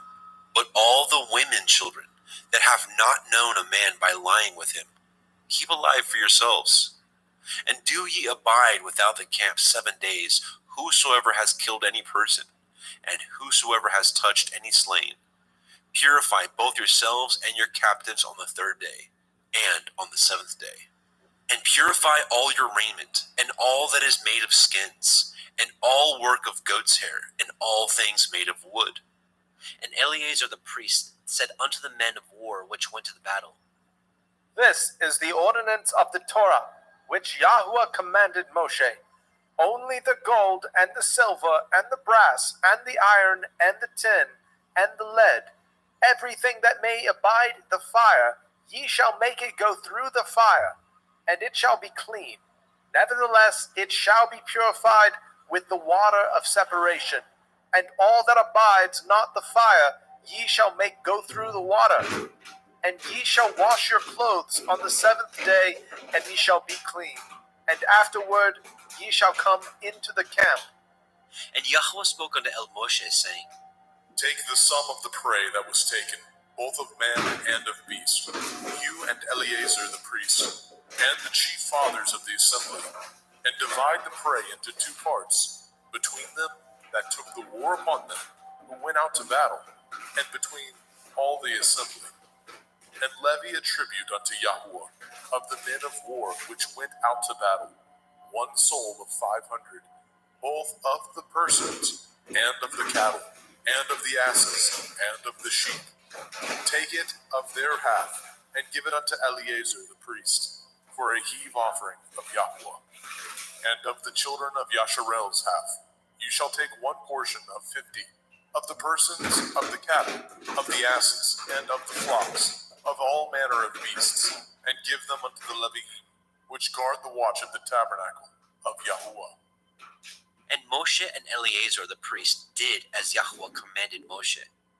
And the booty, being the rest of the prey which the men of war had caught, was 600,000, and 70,000, and 5,000 sheep, and 62,000 cattle, and 61,000 asses, and 32,000 persons in all, of women that had not known man by lying. And the half, which was the portion of them that went out to war, was in number 300,000 and 7, and 30,500 sheep. And Yahweh's tribute of the sheep was 615, and the cattle were 36,000, of which Yahweh's tribute was 312. And the asses were 30,500, of which Yahweh's tribute was 301. And the persons were 16,000, of which Yahweh's tribute was 32 persons. And Moshe gave the tribute, which was Yahweh's heave offering, unto Eleazar the priest, as Yahweh commanded Moshe. And of the children of Yasharel's half, which Moshe divided from the men that warred, now the half that pertained unto the assembly was 300,000, and 30,000, and 7,500 sheep. and 36,000 cattle, and 30,000 asses, and 516,000 persons. Even the children of Yasharel's half, Moshe took one portion of 50, both of man and of beast, and gave them unto the Leviim, which did guard the watch of the tabernacle of Yahweh, as Yahweh commanded Moshe. And the officers which were over thousands of the host, the captains of thousands, and captains of hundreds, came near unto El Moshe.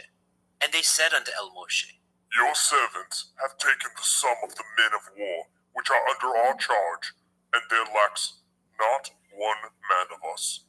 We have therefore brought an oblation for Yahweh, that every man has gotten of jewels of gold, chains and bracelets, rings, earrings, and tablets, to make an atonement for our souls before Yahweh.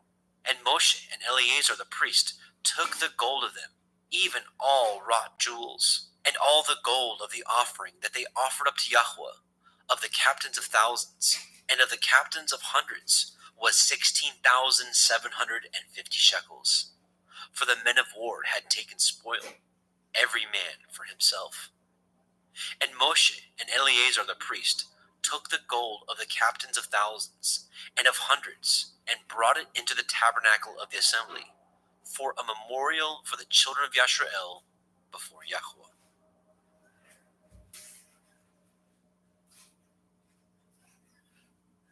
Bemidbar, Numbers chapter 32. Now the children of Reuben and the children of Gad had a very great multitude of cattle.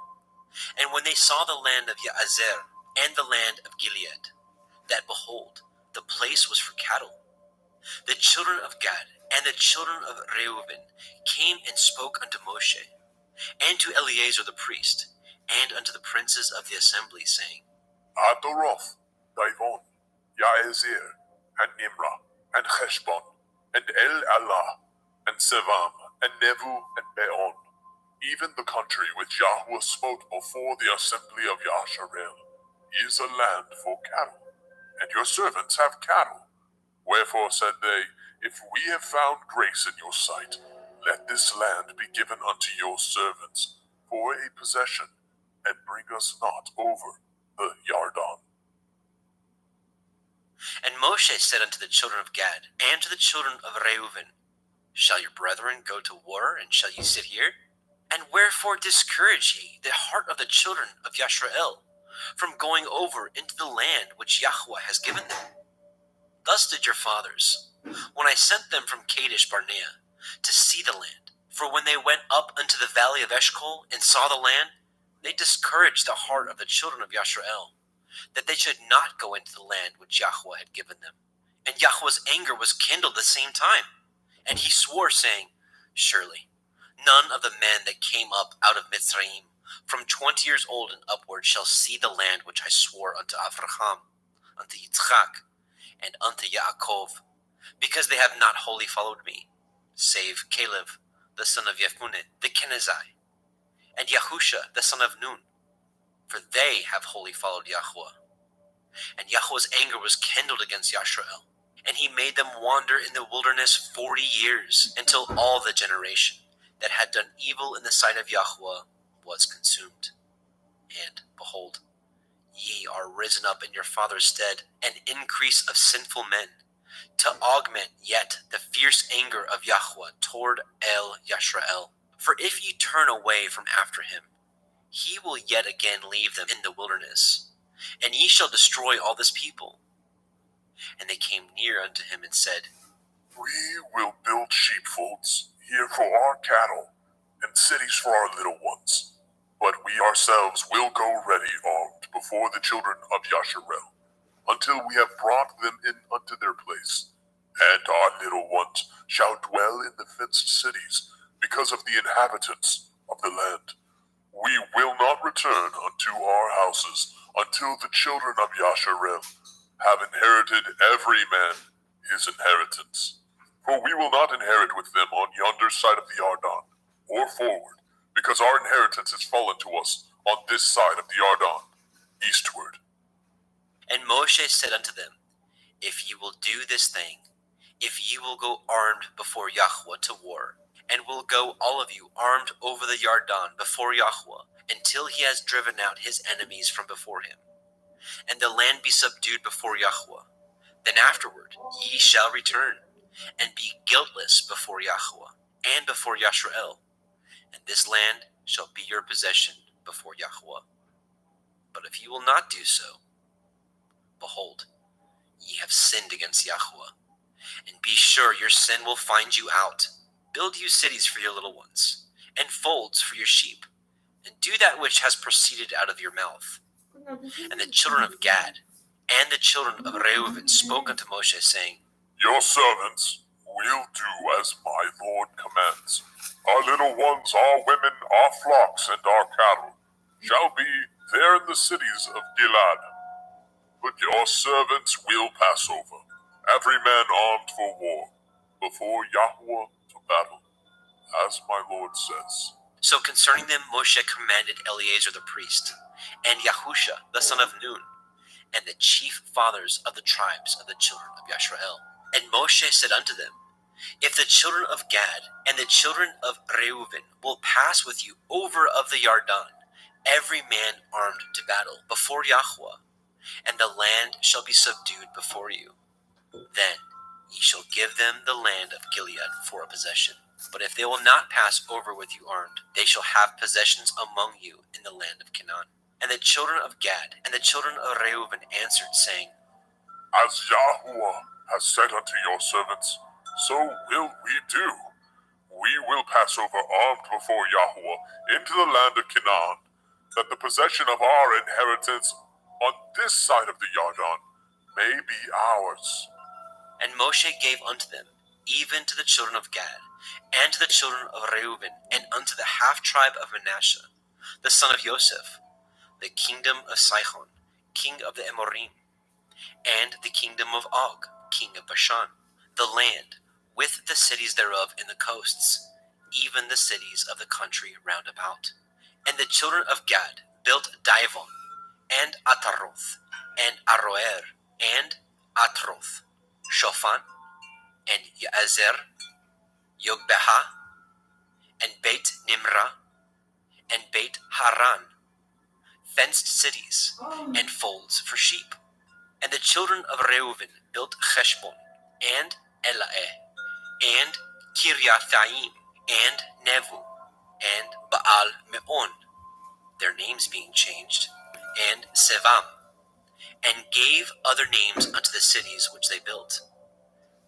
And the children of Machir, the son of Manasseh, went to Gilead, and took it, and dispossessed the Emori which was in it. And Moshe gave Gilead unto Machir, the son of Manasseh, and he dwelt therein.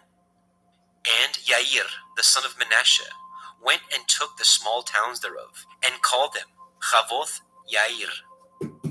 And Novach went and took Kenath, and the villages thereof, and called it Novach after his own name. Bamidbar, Numbers, chapter 33. These are the journeys of the children of Yashrael, which went forth out of the land of Mitzrayim, with their armies under the hand of Moshe and Aharon. And Moshe wrote their goings out according to the journeys by the commandment of Yahweh, and these are their journeys according to their goings out. And they departed from Ramses in the first month, on the 15th day of the first month, on the morrow, after the Pesach.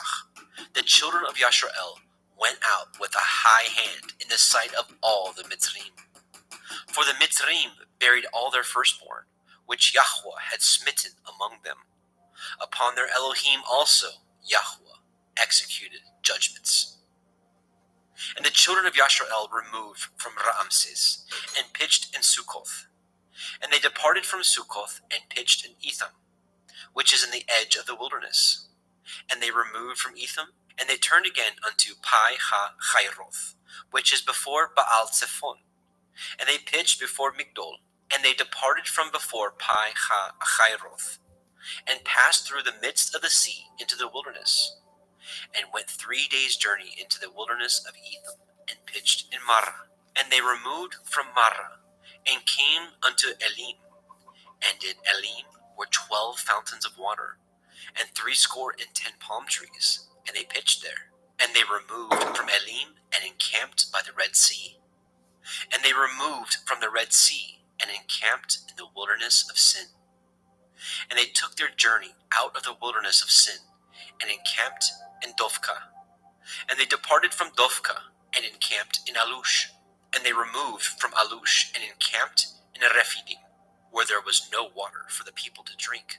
And they departed from Rephidim and pitched in the wilderness of Sinai. And they removed from the desert of Sinai and pitched at Kivrot hat Ta'ava. And they departed from Kivrot hat Ta'ava, and they encamped at Chatzeroth. And they departed from Chatzeroth and pitched in Rithma. And they departed from Rithma and pitched at Rimon Peretz. And they departed from Rimon Peretz and pitched in Livna. And they removed from Livna and pitched in Rika. And they journeyed from Rika and pitched in Kehelatha. And they went from Kehelatha and pitched in Mount Shefer. And they removed from Mount Shefer and encamped in Harada. And they removed from Harada and pitched in Makheloth. And they removed from Makheloth and encamped at Tachath. And they departed from Tachath and pitched at Terach. And they removed from Terach and pitched in Mithka. And they went from Mithka and pitched in Chashmona. And they departed from Chashmona and encamped at Moseroth. And they departed from Moseroth and pitched in Bnei Yakan. And they removed from Bnei Yakan and encamped at Hor Hag Gidgad. And they went from Hor Hag Gidgad and pitched in Yotvatha. And they removed from Yotvatha and encamped at Ebrona. And they departed from Ebrona and encamped at Etzon Gever. And they removed from Etzon Gever and pitched in the wilderness of Sin, which is Kadesh. And they removed from Kadesh and pitched in Mount Hor, in the edge of the land of Edom. And Aharon the priest went up into Mount Hor at the commandment of Yahweh and died there, in the 40th year after the children of Yashrael were come out of the land of Mitzrayim, in the first day of the 5th month. And Aharon was 123 years old when he died in Mount Hor. And King Arad the Kenani, which dwelt in the Negev, in the land of Canaan, heard the coming of the children of Yashrael. And they departed from Mount Hor, and pitched in Salmona. And they departed from Salmona, and pitched in Punon. And they departed from Punon, and pitched in Ovoth. And they departed from Ovoth, and pitched in Iye ha-Avarim, in the border of Moab. And they departed from Iyim, and pitched in Divon. And they removed from Divon, and encamped in Almon Divlataima. And they removed from Almon Divlataima, and pitched in the mountains of Avarim, before Nebu. And they departed from the mountains of Avarim, and pitched in the plains of Moab, by the Yarden, near Jericho. And they pitched by the Yarden, from Beit Ha-Yeshimoth, even unto Avel Hash-Shittim, in the plains of Moab. And Yahweh spoke unto El Moshe in the plains of Moab, by the Yarden near Jericho, saying, Speak unto the children of Yasharel, and say unto them, When ye are passed over the Yarden into the land of Canaan, then ye shall drive out all the inhabitants of the land from before you, and destroy all their pictures, and destroy all their molten images, and quite pluck down all their high places. And ye shall dispossess the inhabitants of the land, and dwell therein, for I have given you the land to possess it. And ye shall divide the land by lot for an inheritance among your families. And to the more ye shall give the more inheritance, and to the fewer ye shall give the less inheritance. Every man's inheritance shall be in the place where his lot falls, according to the tribes of your fathers ye shall inherit. But if ye will not drive out the inhabitants of the land from before you, then it shall come to pass that those which ye let remain of them shall be pricks in your eye, and thorns in your sides. and shall vex you in the land wherein ye dwell. Moreover, it shall come to pass that I shall do unto you as I thought to do unto them. Bamidbar, Numbers chapter 34. And Yahweh spoke unto El Moshe, saying, Command the children of Yasharel, and say unto them, when ye come into the land of Canaan, this is the land that shall fall unto you for an inheritance, even the land of Canaan, with the coasts thereof. Then your south quarter shall be from the wilderness of Tzin, along the coast of Edom, and your south border shall be the outmost coast of the Salt Sea, eastward. And your border shall turn from the Negev to the ascent of Ma'ale Akrabim, and pass on to Sin. And the going forth thereof shall be from the Negev to Kadesh Barnea, and shall go on to Chatzar Adar, and pass on to Atzmon. And the border shall fetch a compass from Atzmon unto the river of Mitzrayim, and the goings out of it shall be at the sea. And as for the western border, ye shall even have the great sea for a border.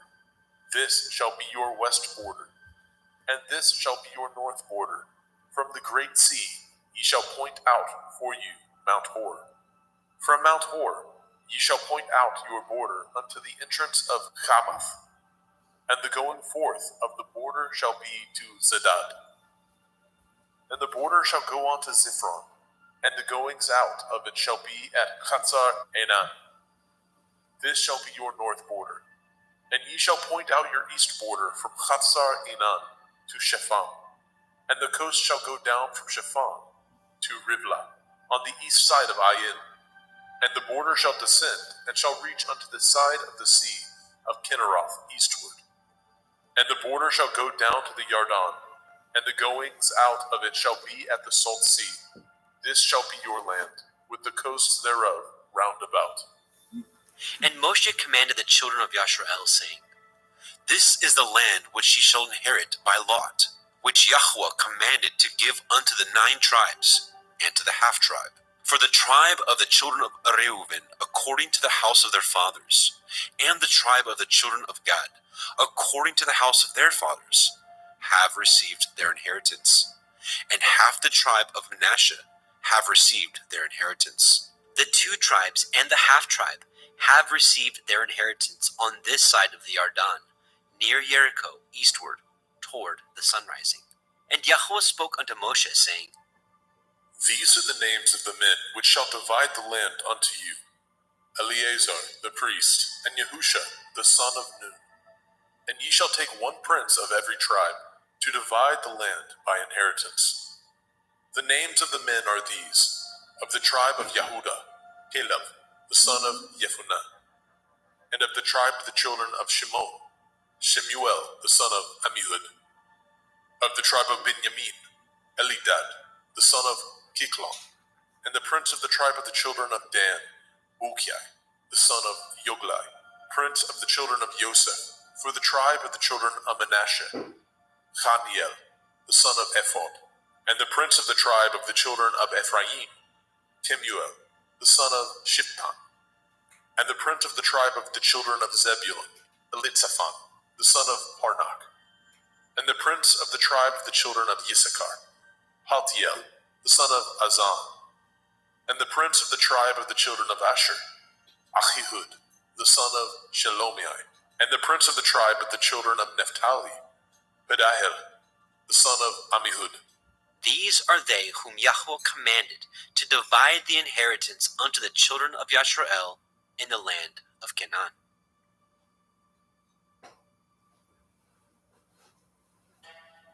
Bamidbar, Numbers chapter 35. And Yahweh spoke unto El Moshe in the plains of Moab, by the Yarden, near Jericho, saying, Command the children of Yasharel that they give unto the Leviim of the inheritance of their possession cities to dwell in. And ye shall give also unto the Leviim suburbs for the cities round about them. And the cities shall they have to dwell in, and the suburbs of them shall be for their cattle, and for their goods, and for all their beasts. And the suburbs of the cities which ye shall give unto the Leviim shall reach from the wall of the city outward 1,000 cubits, round about. And ye shall measure from without the city on the east side 2,000 cubits, and on the south side 2,000 cubits, and on the west side 2,000 cubits, and on the north side 2,000 cubits. And the city shall be in the midst, and this shall be to them the suburbs of the cities. And among the cities which ye shall give unto the Leviim, there shall be 6 cities for refuge, which ye shall appoint for the manslayer, that he may flee thither. And to them ye shall add 42 cities. So all the cities which ye shall give to the Leviim shall be 48 cities. Them shall ye give with their suburbs. And the cities which ye shall give shall be of the possession of the children of Yasharel. From them that have many ye shall give many, but from them that have few ye shall give few. Every one shall give of his cities unto the Leviim, according to his inheritance, which he inherits. And Yahweh spoke unto El Moshe, saying, Speak unto the children of Yasharel, and say unto them, When ye are come over the Yarden into the land of Canaan, then ye shall appoint your cities to be cities of refuge for you, that the slayer may flee thither, which kills any person at unawares. And they shall be unto you cities for refuge from the avenger, that the manslayer die not, until he stand before the assembly in judgment. And of these cities which ye shall give, 6 cities shall ye have for refuge. Ye shall give 3 cities on this side of the Yarden, and 3 cities shall ye give in the land of Canaan, which shall be cities of refuge. These 6 cities shall be a refuge, both for the children of Yasharel, and for the stranger, and for the sojourner among them, that every one that kills any person unawares may flee thither. And if he smite him with an instrument of iron, so that he die, he is a murderer. That murderer shall surely be put to death. And if he smite him with throwing a stone, wherewith he may die, and he die, he is a murderer. The murderer shall surely be put to death. Or if he smite him with a hand weapon of wood, wherewith he may die, and he die, he is a murderer. The murderer shall surely be put to death. The revenger of blood himself shall slay the murderer. When he meets him, he shall slay him. But if he thrust him of hatred, or hurl at him by laying of weight, that he die, or in enmity smite him with his hand, that he die, he that smote him shall surely be put to death, for he is a murderer. The revenger of blood shall slay the murderer when he meets him.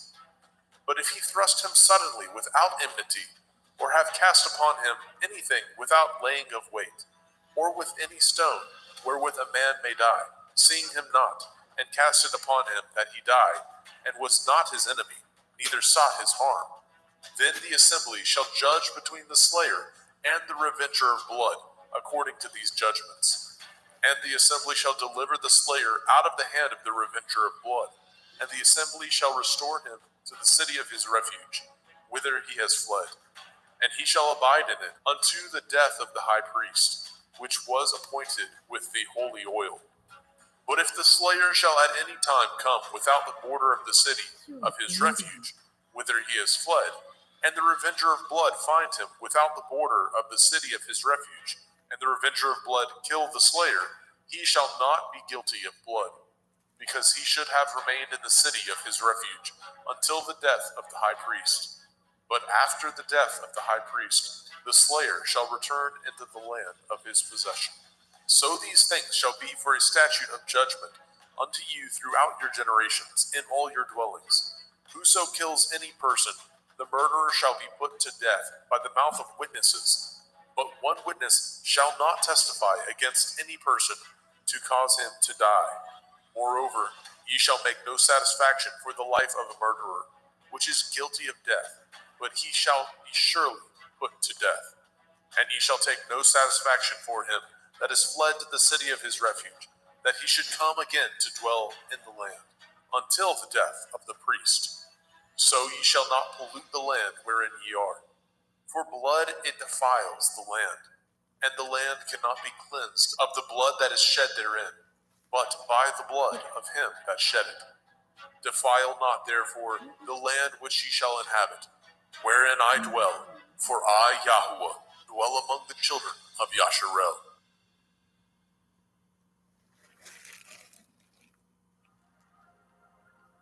Bemidbar, Numbers chapter 36. And the chief fathers of the families of the children of Gilead, the son of Machir, the son of Manasseh, of the families of the sons of Joseph, came near and spoke before Moshe and before the princes, the chief fathers of the children of Yashrael. And they said, Yahuwah commanded my Lord to give the land for an inheritance by lot to the children of Yasharel. And my Lord was commanded by Yahuwah to give the inheritance of Zelophehad, our brother, unto his daughters. And if they be married to any of the sons of the other tribes of the children of Yasharel, then shall their inheritance be taken from the inheritance of our fathers, and shall be put to the inheritance of the tribe whereunto they are received. So shall it be taken from the lot of our inheritance. And when the jubilee of the children of Yasharel shall be, then shall their inheritance be put into the inheritance of the tribe whereunto they are received. So shall their inheritance be taken away from the inheritance of the tribe of our fathers. And Moshe commanded the children of Yashrael according to the word of Yahweh, saying, The tribe of the sons of Joseph has said well. This is the thing which Yahweh commands concerning the daughters of Zelophehad, saying, Let them marry to whom they think best. Only to the family of the tribe of their father shall they marry. So shall not the inheritance of the children of Yashrael remove from tribe to tribe. For every one of the children of Yashrael shall keep himself to the inheritance of the tribe of his fathers. And every daughter that possesses an inheritance in any tribe of the children of Yashrael shall be a woman unto one of the family of the tribe of her father, that the children of Yashrael may enjoy every man the inheritance of his fathers. Neither shall the inheritance remove from one tribe to another, but every one of the tribes of the children of Yashrael shall keep himself to his own inheritance. Even as Yahweh commanded Moshe, so did the daughters of Zelophehad. For Malcha, Tirzah, and Hoglah, and Milcah, and Noah, the daughters of Zelophehad, were married unto their father's brothers' sons. And they were married into the families of the sons of Manasseh, the son of Joseph, and their inheritance remained in the tribe of the family of their father. These are the commandments and the judgments which Yahweh commanded by the hand of Moshe unto the children of Yashrael in the plains of Moab, by the Yarden, near Jericho.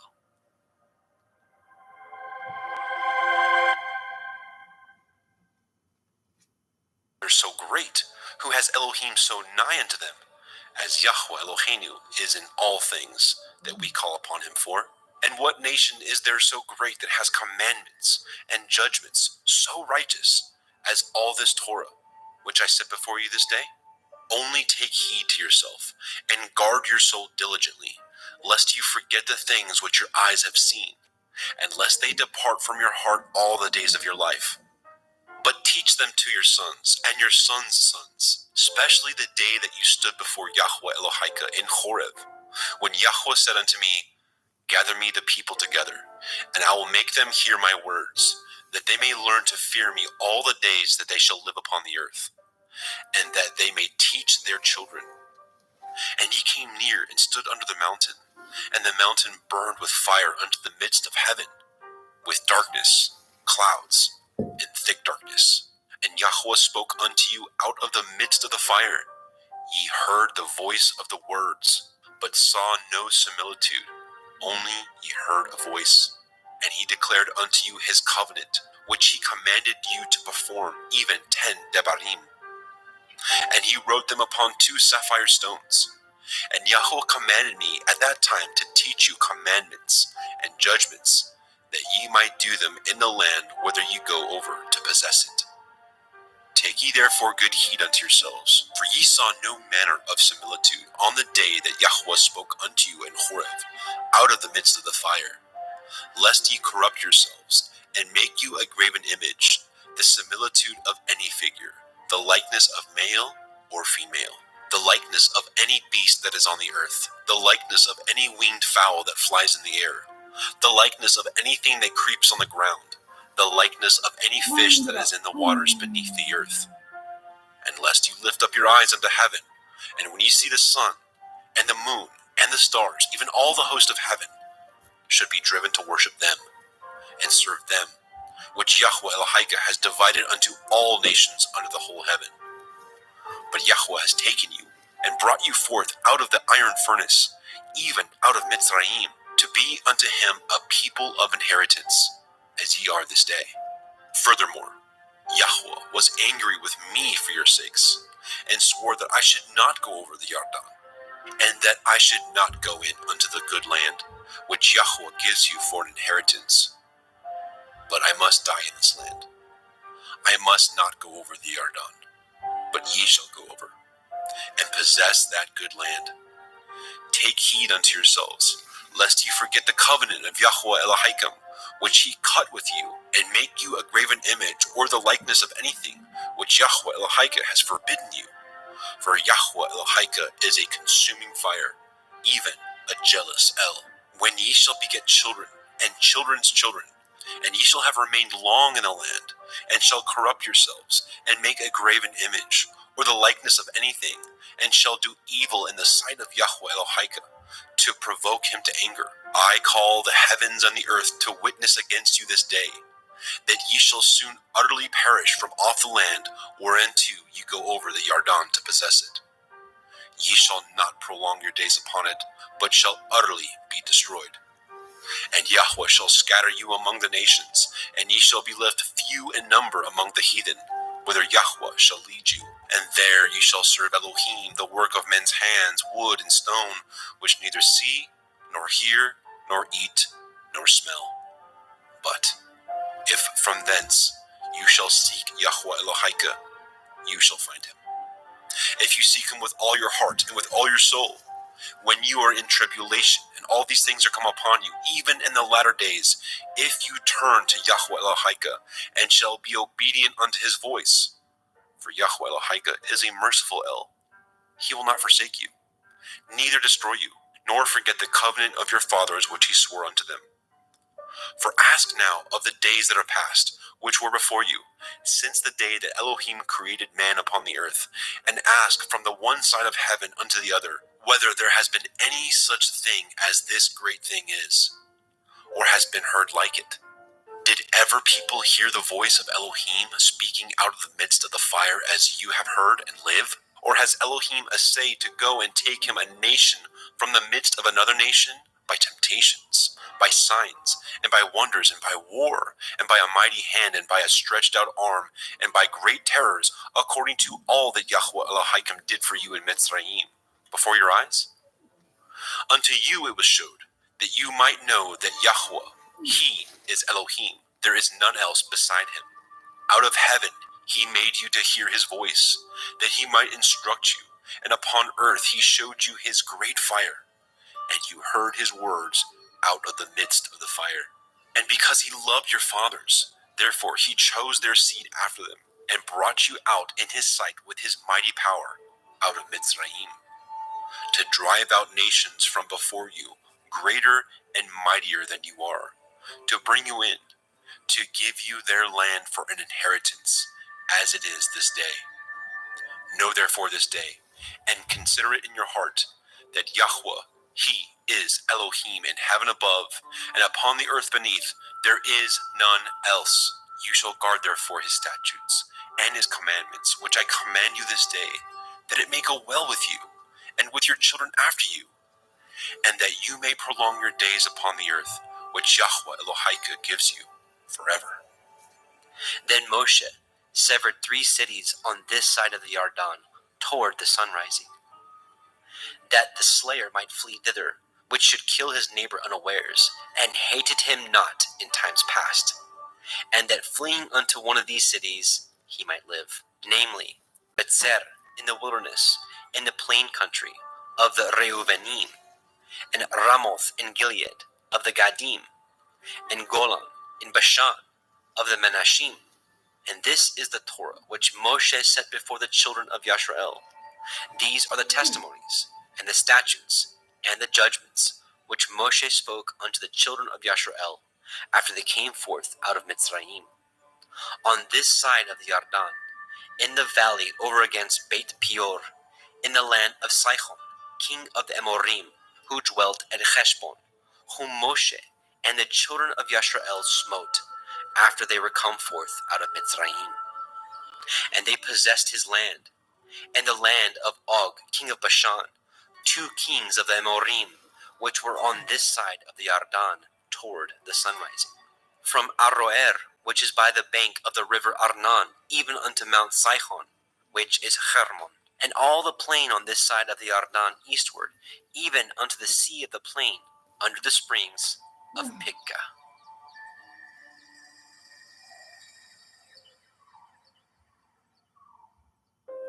Devarim, Deuteronomy, chapter 5.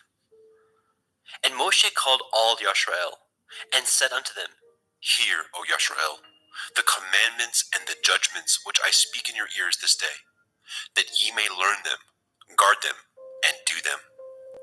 Yahweh Eloheinu cut a covenant with us in Horeb. Yahweh cut not this covenant with our fathers, but with us, even us, who are all of us here alive this day. Yahweh talked with you face to face in the mount, out of the midst of the fire. I stood between Yahweh and you at that time, to show you the word of Yahweh, for ye were afraid by reason of the fire, and went not up into the mount, saying, I am Yahweh Elohika, which brought you out of the land of Mitzrayim, from the house of bondage. You shall have no other Elohim before me. You shall not make you any graven image, or any likeness of anything that is in heaven above, or that is in the earth beneath, or that is in the waters beneath the earth. You shall not bow down yourself unto them, nor serve them. For I, Yahweh Elohika, am a jealous El, visiting the iniquity of the fathers upon the children, unto the 3rd and 4th generation of them that hate me, and showing mercy unto thousands of them that love me and guard my commandments. You shall not take the name of Yahweh Elohika in vain, for Yahweh will not hold him guiltless that takes his name in vain. Guard the day of the Shabbat, to sanctify it, as Yahweh Elohika has commanded you. 6 days you shall labor, and do all your work. But the 7th day is the Shabbat of Yahweh Elohika.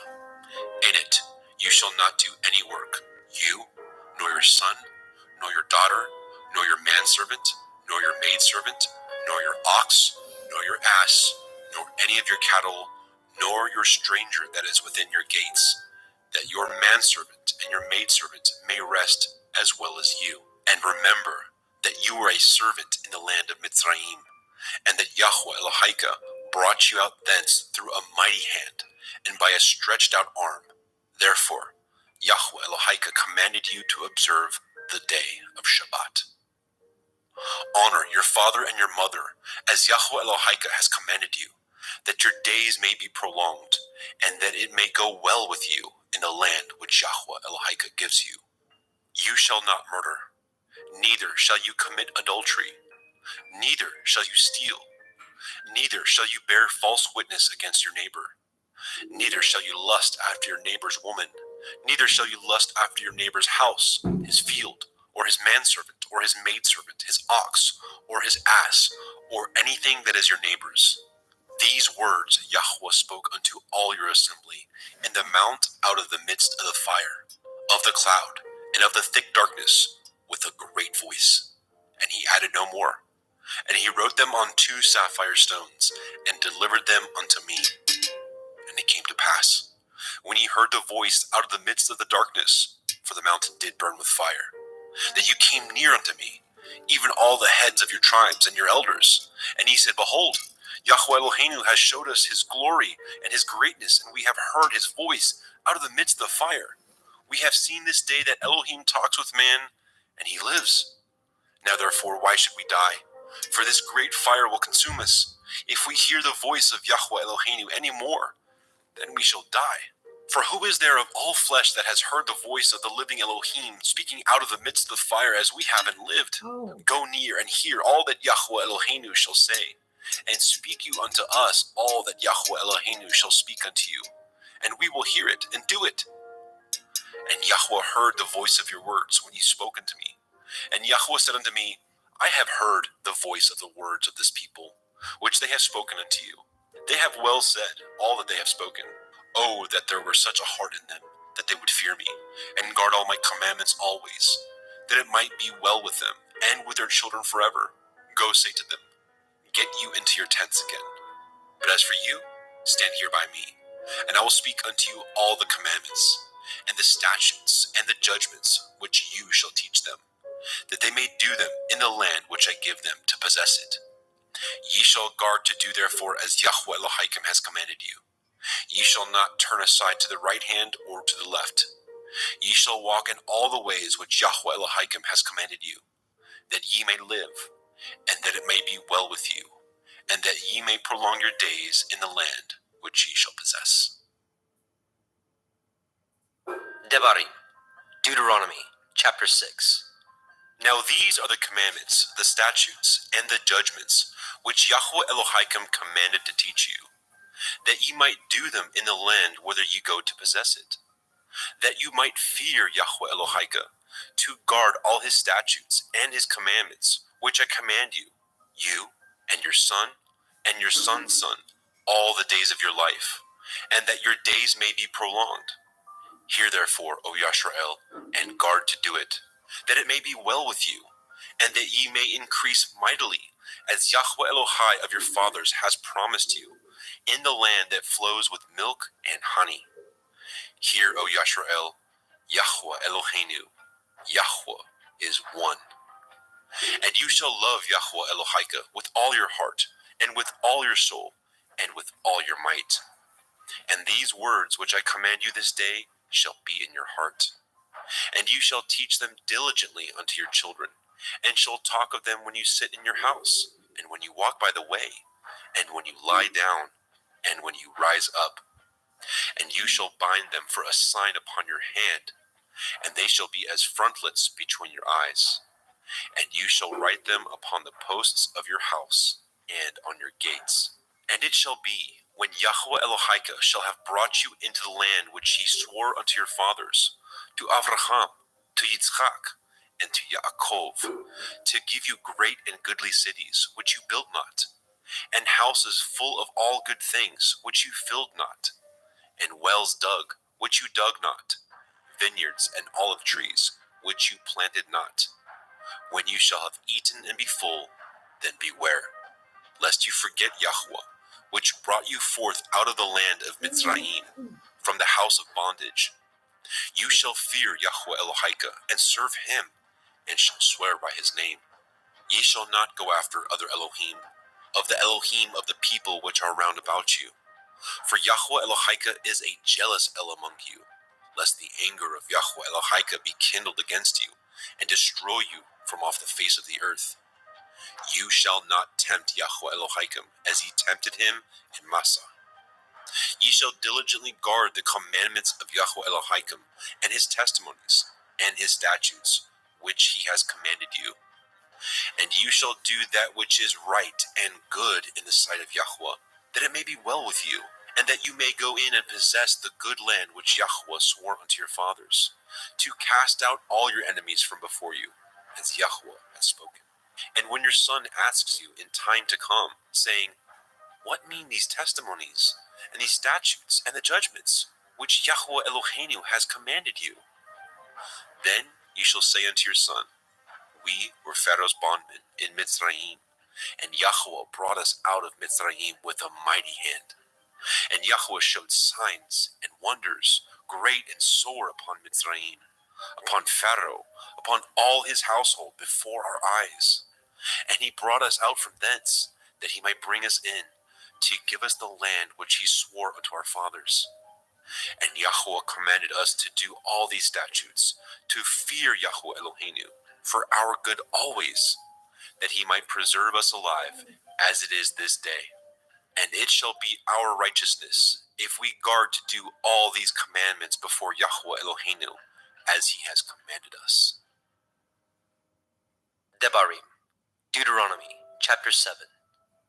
When Yahweh Elohim shall bring you into the land whither you go to possess it, and has cast out many nations before you, the Chittim, and the Girgashim, and the Amorim, and the Kenanim, and the Perizim, and the Chivim, and the Yebusim, 7 nations greater and mightier than you. And when Yahweh Elohika shall deliver them before you, you shall smite them, and utterly destroy them. You shall cut no covenant with them, nor show mercy unto them. Neither shall you make marriages with them. Your daughter you shall not give unto his son, nor his daughter shall you take unto your son. For they will turn away your son from following me, that they may serve other Elohim. So will the anger of Yahweh be kindled against you, and destroy you suddenly. But thus shall ye deal with them. Ye shall destroy their altars, and break down their images, and cut down their Asherah poles, and burn their graven images with fire. For you are a holy people unto Yahweh Elohika. Yahweh Elohika has chosen you to be a special people unto himself, above all people that are upon the face of the earth. Yahweh did not set his love upon you, nor choose you, because you were more in number than any people, for ye were the fewest of all people. But because Yahweh loved you, and because he would guard the oath which he had sworn unto your fathers, has Yahweh brought you out with a mighty hand, and redeemed you out of the house of bondmen, from the hand of Pharaoh, king of Mitzrayim. Know therefore that Yahweh Elohika, he is Elohim, the faithful El, which guards his covenant and mercy with them that love him and guard his commandments to 1,000 generations, and repays them that hate him to their face, to destroy them. He will not be slack to him that hates him. He will repay him to his face. You shall therefore guard the commandments, and the statutes, and the judgments, which I command you this day, to do them. Wherefore it shall come to pass, if you hearken to these judgments, and guard them, and do them, that Yahweh Elohika shall guard unto you the covenant and the mercy which he swore unto your fathers. And he will love you, and bless you, and multiply you. He will also bless the fruit of your womb, and the fruit of your land, your grain, and your wine, and your oil, the increase of your kind, and the flocks of your sheep, in the land which he swore unto your fathers to give you. You shall be blessed above all people. There shall not be male or female barren among you, or among your cattle. And Yahweh will take away from you all sickness, and will put none of the evil diseases of Mitzrayim, which you know, upon you, but will lay them upon all them that hate you. And you shall consume all the people which Yahweh Elohika shall deliver you. Your eye shall have no pity upon them, neither shall you serve their Elohim, for that will be a snare unto you. If you shall say in your heart, these nations are more than I, how can I dispossess them? You shall not be afraid of them, but shall well remember what Yahweh Elohika did unto Pharaoh and unto all Mitzrayim, the great temptations which your eyes saw, and the signs, and the wonders, and the mighty hand, and the stretched out arm, whereby Yahweh Elohika brought you out. So shall Yahweh Elohika do unto all the people of whom you are afraid. Moreover, Yahweh Elohika will send the hornet among them, until they that are left and hide themselves from you be destroyed. You shall not be frightened at them, for Yahweh Elohika is among you, a mighty El, and terrible. And Yahweh Elohika will put out those nations before you by little and little. You may not consume them at once, lest the beasts of the field increase upon you. But Yahweh Elohika shall deliver them unto you, and shall destroy them with a mighty destruction, until they be destroyed. And he shall deliver their kings into your hand, and you shall destroy their name from under heaven. There shall no man be able to stand before you, until you have destroyed them. The graven images of their Elohim shall you burn with fire. You shall not desire the silver or gold that is on them, nor take it unto you, lest you be snared therein. For it is an abomination to Yahweh Elohika. Neither shall you bring an abomination into your house, lest you be a cursed thing like it. But you shall utterly detest it, and you shall utterly abhor it, for it is a cursed thing. Devarim, Deuteronomy, chapter 8. All the commandments which I command you this day shall ye guard to do, that ye may live, and multiply, and go in and possess the land which Yahweh swore unto your fathers. And you shall remember all the way which Yahweh Elohika led you these 40 years in the wilderness, to humble you, and to prove you, to know what was in your heart, whether you would guard his commandments or no. And he humbled you, and suffered you to hunger, and fed you with manna, which you knew not, neither did your fathers know, that he might make you to know that man does not live by bread alone, but by every word that proceeds out of the mouth of Yahweh, man lives. Your raiment waxed not old upon you, neither did your foot swell these 40 years. You shall also consider in your heart that, as a man chastens his son, so Yahweh Elohika chastens you. Therefore you shall guard the commandments of Yahweh Elohika, to walk in his ways, and to fear him. For Yahweh Elohika brings you into a good land, a land of brooks of water, of fountains and depths that spring out of valleys and hills, a land of wheat and barley and vines and fig trees and pomegranates, a land of oil olive and honey, a land wherein you shall eat bread without scarceness. You shall not lack anything in it, a land whose stones are iron, and out of whose hills you may dig brass. When you have eaten and are full, then you shall bless Yahweh Elohika for the good land which he has given you. Beware that you forget not Yahweh Elohika in not guarding his commandments, and his judgments, and his statutes, which I command you this day, lest when you have eaten and are full, and have built goodly houses and dwelt therein, and when your herds and your flocks multiply, and your silver and your gold is multiplied, and all that you have is multiplied, then your heart be lifted up, and you forget Yahweh Elohika, which brought you forth out of the land of Mitzrayim, from the house of bondage, who led you through that great and terrible wilderness, wherein were fiery serpents and scorpions and drought, where there was no water, who brought you forth water out of the rock of flint, who fed you in the wilderness with manna, which your fathers knew not, that he might humble you, and that he might prove you to do you good at your latter end. And you say in your heart, my power and the might of my hand has gotten me this wealth. But you shall remember Yahweh Elohika, for it is he that gives you power to get wealth, that he may establish his covenant which he swore unto your fathers, as it is this day. And it shall be, if you do at all forget Yahweh Elohika, and walk after other Elohim, and serve them, and worship them, I testify against you this day that ye shall surely perish. As the nations which Yahweh destroys before your face, so shall ye perish, because ye would not be obedient unto the voice of Yahweh Elohim. Devarim, Deuteronomy, chapter 9. Hear, O Yashrael, you are to pass over the Yarden this day, to go in to possess nations greater and mightier than yourself, cities great and fenced up to heaven, a people great and tall, the children of the Anakim whom you know, and of whom you have heard say, who can stand before the children of Anak?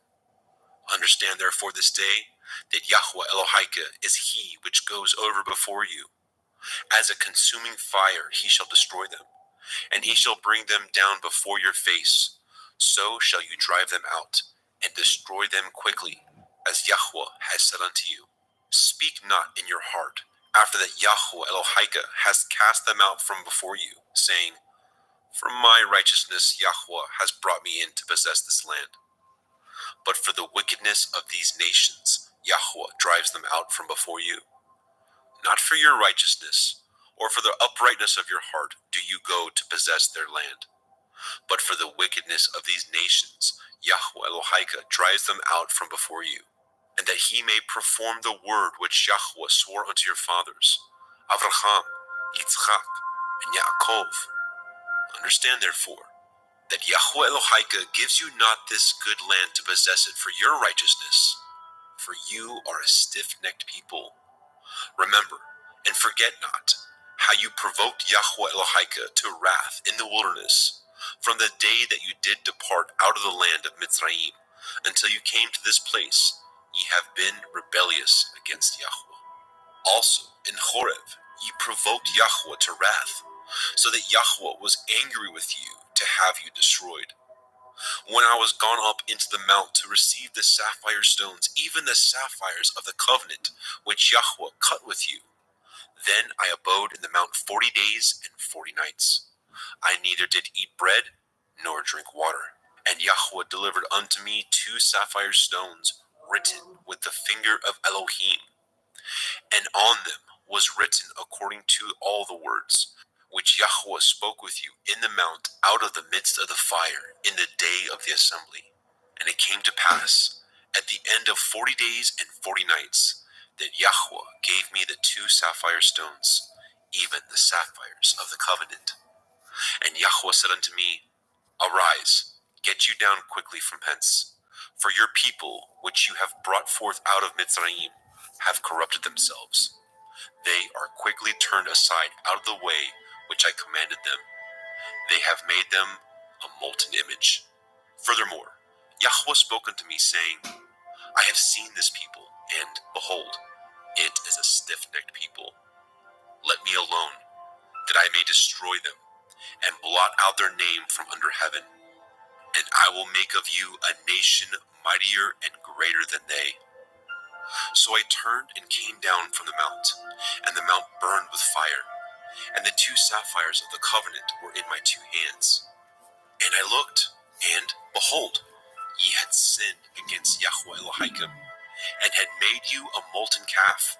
Ye had turned aside quickly out of the way which Yahweh had commanded you. And I took the 2 sapphires, and cast them out of my 2 hands, and broke them before your eyes. And I fell down before Yahweh as at the first, 40 days and 40 nights. I did neither eat bread nor drink water, because of all your sins which ye sinned, in doing wickedly in the sight of Yahweh, to provoke him to anger. For I was afraid of the anger and hot displeasure wherewith Yahweh was wroth against you to destroy you. But Yahweh hearkened unto me at that time also, and Yahweh was very angry with Aharon to have destroyed him. And I prayed for Aharon also the same time. And I took your sin, the calf which ye had made, and burnt it with fire, and stamped it, and ground it very small, even until it was small as dust. And I cast the dust thereof into the brook that descended out of the mount. And at Tavera, and at Massa, and at Kivrot Hat Ta'ava, ye provoked Yahweh to wrath.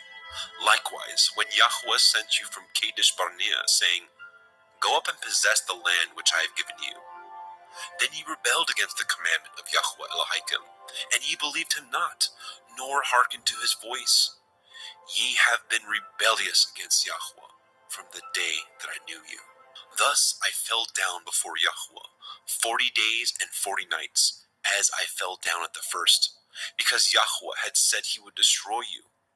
I prayed therefore unto El Yahweh, and said, O Adonai Yahweh, destroy not your people and your inheritance, which you have redeemed through your greatness, which you have brought forth out of Mitzrayim with a mighty hand.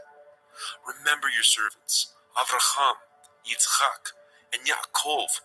Look not unto the stubbornness of this people, nor to their wickedness, nor to their sin, lest the land whence you brought us out say, Because Yahweh was not able to bring them into the land which he promised them, and because he hated them, he has brought them out to slay them in the wilderness. Yet they are your people and your inheritance, which you brought out by your mighty power and by your stretched out arm. Devarim, Deuteronomy, chapter 10. At that time Yahweh said unto me, Hew you 2 sapphire stones like unto the first, and come up unto me into the mount, and make you an ark of wood. And I will write on the sapphires the words that were in the first tables which you broke, and you shall put them in the ark. And I made an ark of shittim wood, and hewed 2 sapphire stones like unto the first, and went up into the mount, having the 2 sapphires in my hand. And he wrote on the sapphires, according to the first writing, the 10 Devarim, which Yahweh spoke unto you in the mount out of the midst of the fire in the day of the assembly. And Yahweh gave them unto me. And I turned myself and came down from the mount, and put the sapphires in the ark which I had made. And there they be, as Yahweh commanded me. And the children of Yashrael took their journey from Be'eroth B'nai Yakan and Moserah.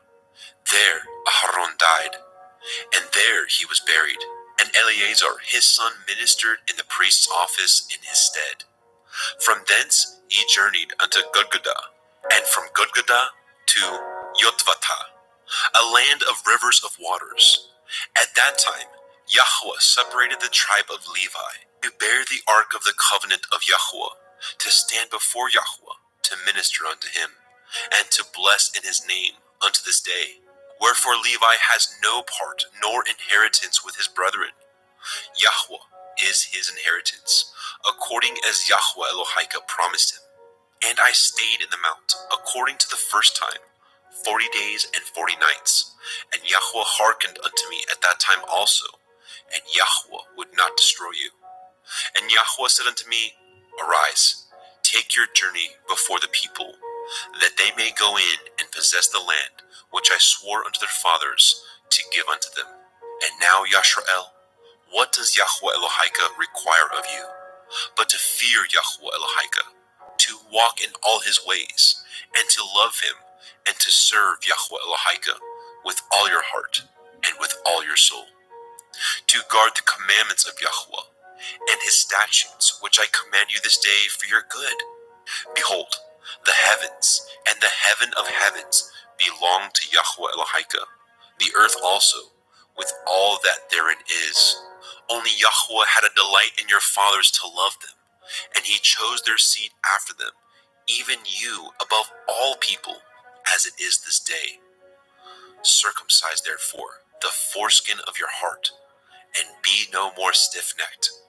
For Yahweh Elohim is Elohai ha-Elohim, and Adonai ha-Adonim, the great El, the mighty, and the terrible, which regards not persons, nor takes reward. He executes the judgment of the fatherless and widow, and loves the stranger, in giving him food and raiment.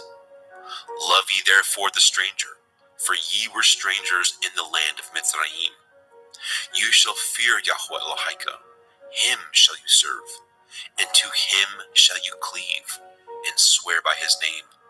He is your praise, and he is your Elohim, that has done for you these great and terrible things which your eyes have seen. Your fathers went down into Mitzrayim with 70 persons, and now Yahweh Elohika has made you as the stars of heaven for multitude. Devarim, Deuteronomy chapter 11. Therefore you shall love Yahweh Elohika, and guard his watch, and his statutes, and his judgments, and his commandments always. And know ye this day, for I speak not with your children which have not known, and which have not seen the chastisement of Yahweh Elohim, his greatness, his mighty hand, and his stretched out arm, and his miracles, and his acts, which he did in the midst of Mitzrayim unto Pharaoh, the king of Mitzrayim, and unto all his land. And what he did unto the army of Mitzrayim, unto their horses, and to their chariots, how he made the water of the Red Sea to overflow them as they pursued after you, and how Yahweh has destroyed them unto this day.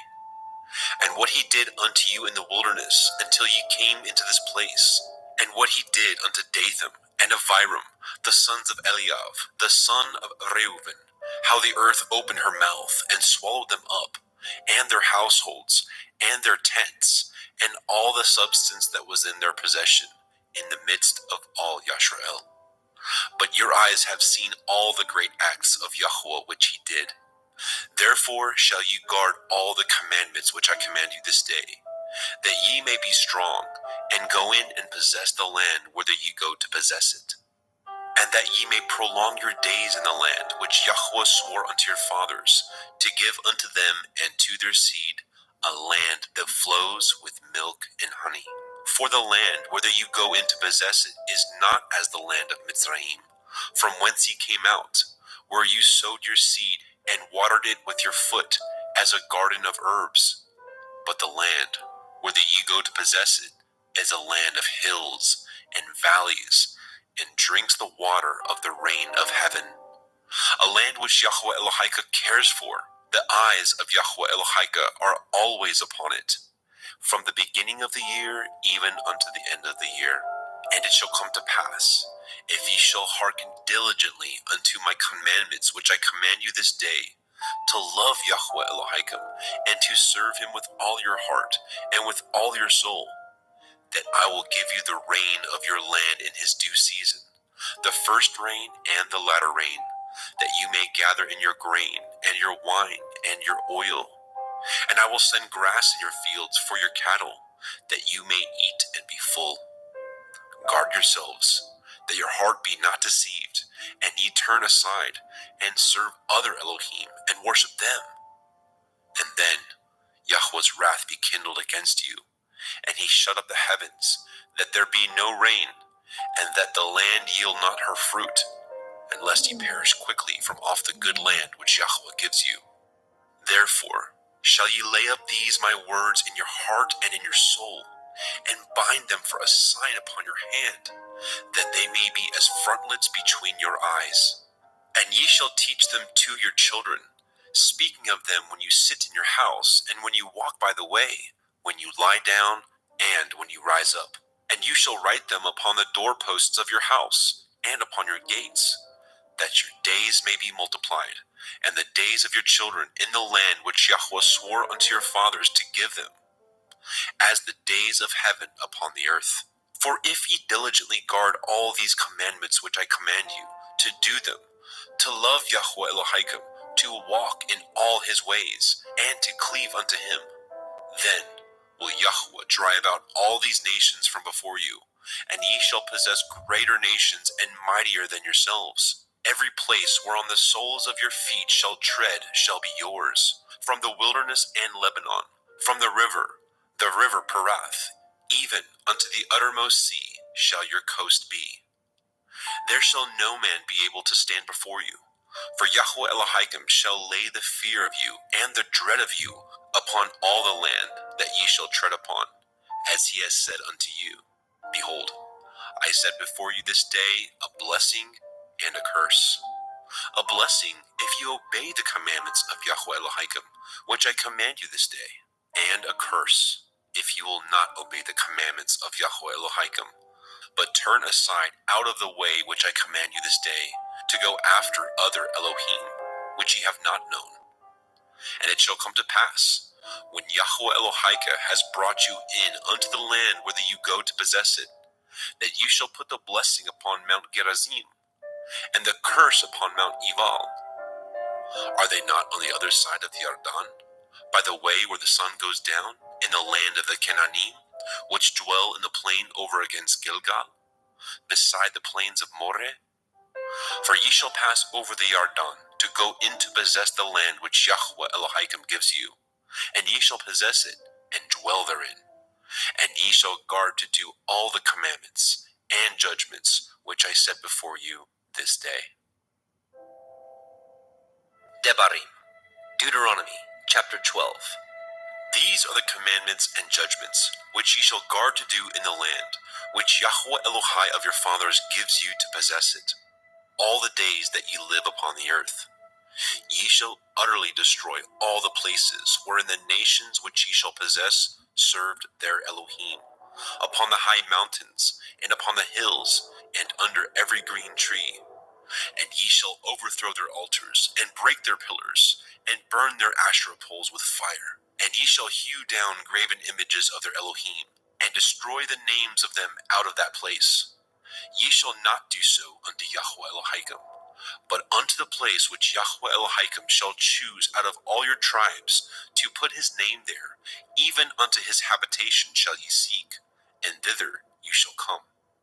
And thither ye shall bring your burnt offerings, and your sacrifices, and your tithes, and heave offerings of your hand, and your vows, and your free will offerings, and the firstlings of your herds and of your flocks. And there ye shall eat before Yahweh Elohim, and ye shall rejoice in all that ye put your hand into, you and your households, wherein Yahweh Elohim has blessed you. Ye shall not do after all the things that we do here this day, every man whatsoever is right in his own eyes. For ye are not as yet come to the rest and to the inheritance which Yahweh Elohim gives you. But when ye go over the Yarden and dwell in the land which Yahweh Elohim gives you to inherit, and when he gives you rest from all your enemies round about, so that ye dwell in safety, then there shall be a place which Yahweh Elohim shall choose to cause his name to dwell there. Thither shall you bring all that I command you, your burnt offerings, and your sacrifices, your tithes, and the heave offering of your hand, and all your choice vows which ye vow unto Yahweh. And ye shall rejoice before Yahweh Elohim, you and your sons, and your daughters, and your men servants, and your maid servants, and the Levii that is within your gates, for as much as he has no part nor inheritance with you. Guard yourself, that you offer not your burnt offerings in every place that you see, but in the place which Yahweh shall choose in one of your tribes, there you shall offer your burnt offerings, and there you shall do all that I command you. Notwithstanding, you may kill and eat flesh in all your gates, whatsoever your soul lusts after, according to the blessing of Yahweh Elohim which he has given you. The unclean and the clean may eat thereof, as of the roebuck, and as of the deer. Only ye shall not eat the blood. Ye shall pour it upon the earth as water. You may not eat within your gates the tithe of your grain, or of your wine, or of your oil, or of the firstlings of your herds, or of your flock, nor any of your vows which you vow, nor your freewill offerings, or heave offering of your hand. But you must eat them before Yahweh Elohim in the place which Yahweh Elohim shall choose, you and your son and your daughter, and your manservant and your maidservant, and the Levii that is within your gates.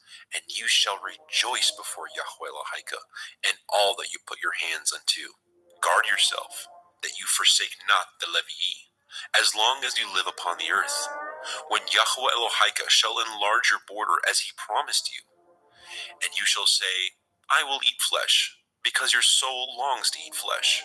You may eat flesh, whatsoever your soul lusts after.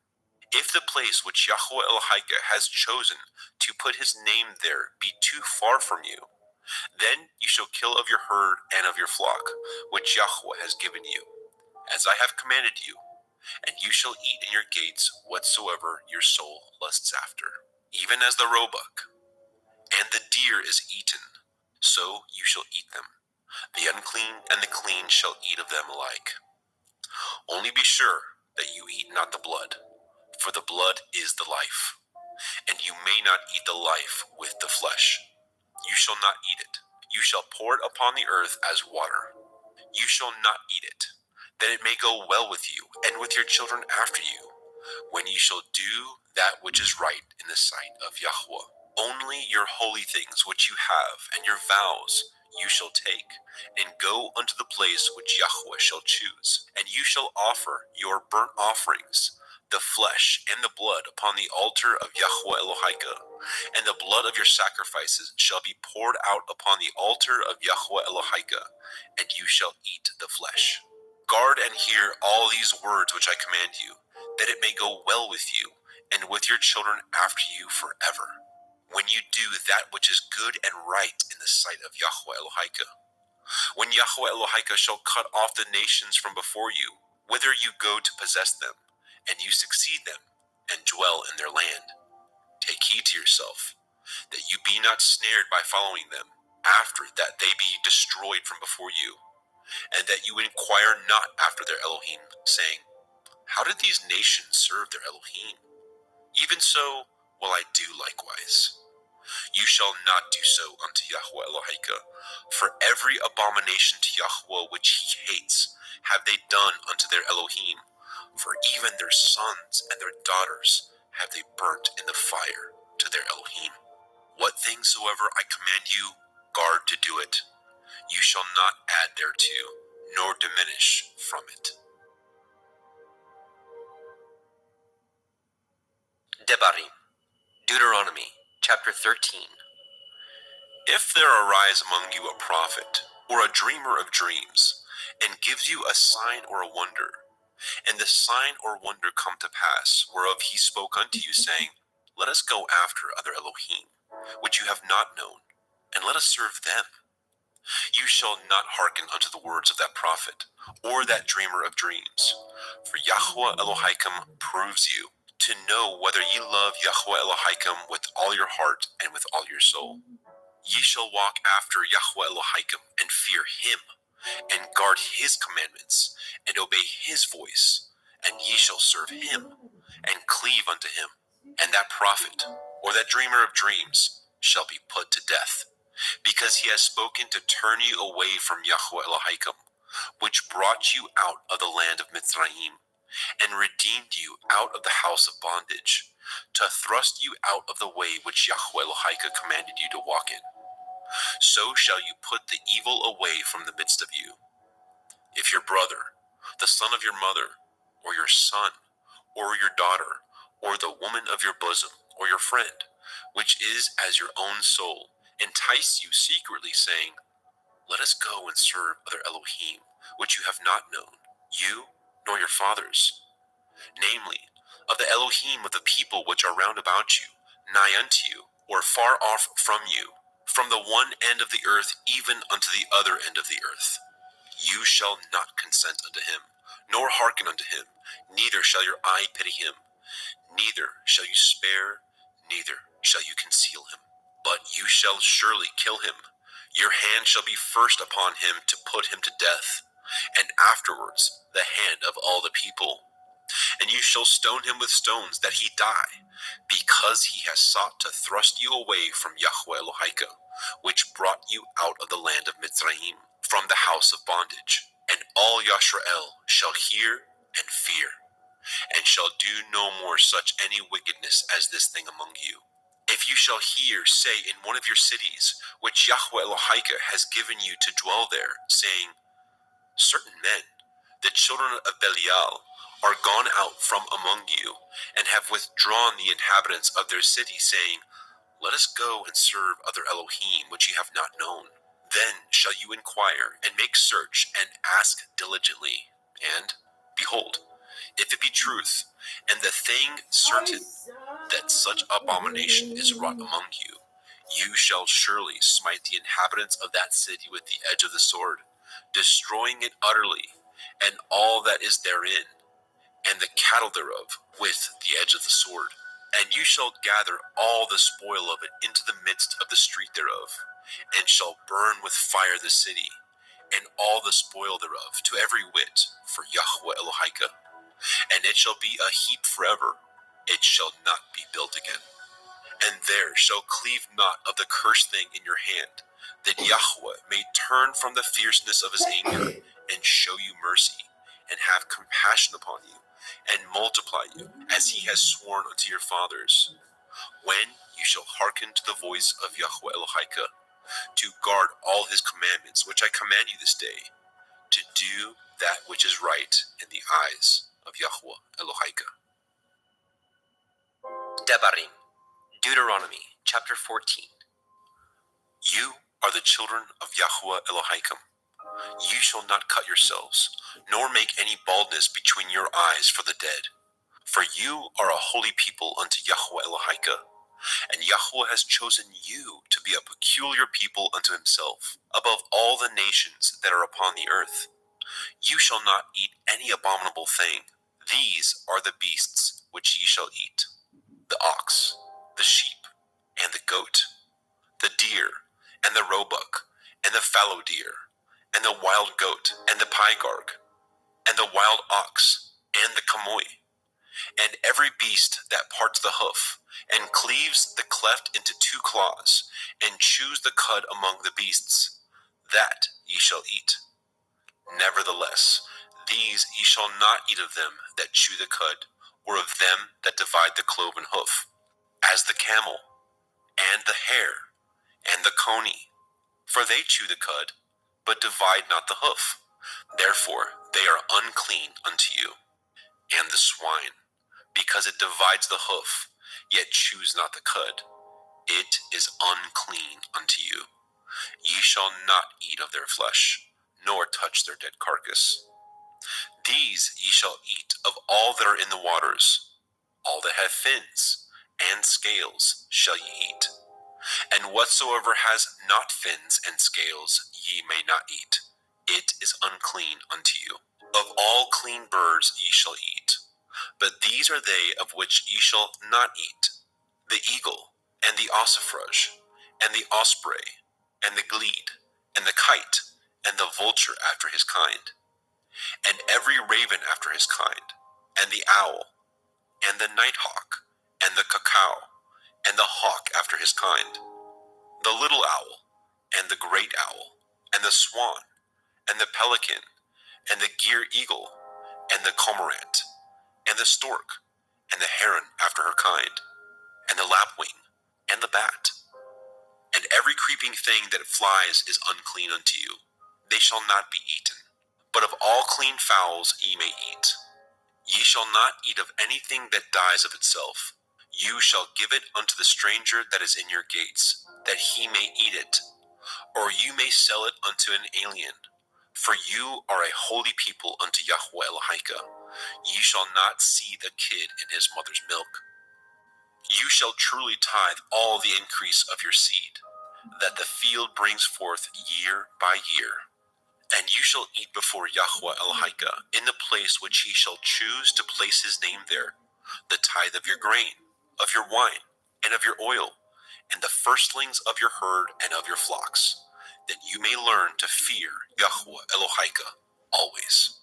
And if the way be too long for you, so that you are not able to carry it, or if the place be too far from you, which Yahweh Elohika shall choose to set his name there, when Yahweh Elohika has blessed you, then you shall turn it into money, and bind up the money in your hand, and shall go unto the place which Yahweh Elohika shall choose.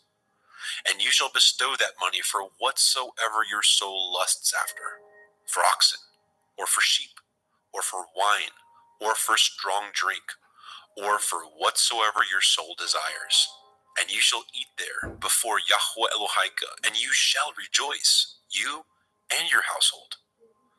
And the Levii that is within your gates, you shall not forsake him, for he has no part nor inheritance with you.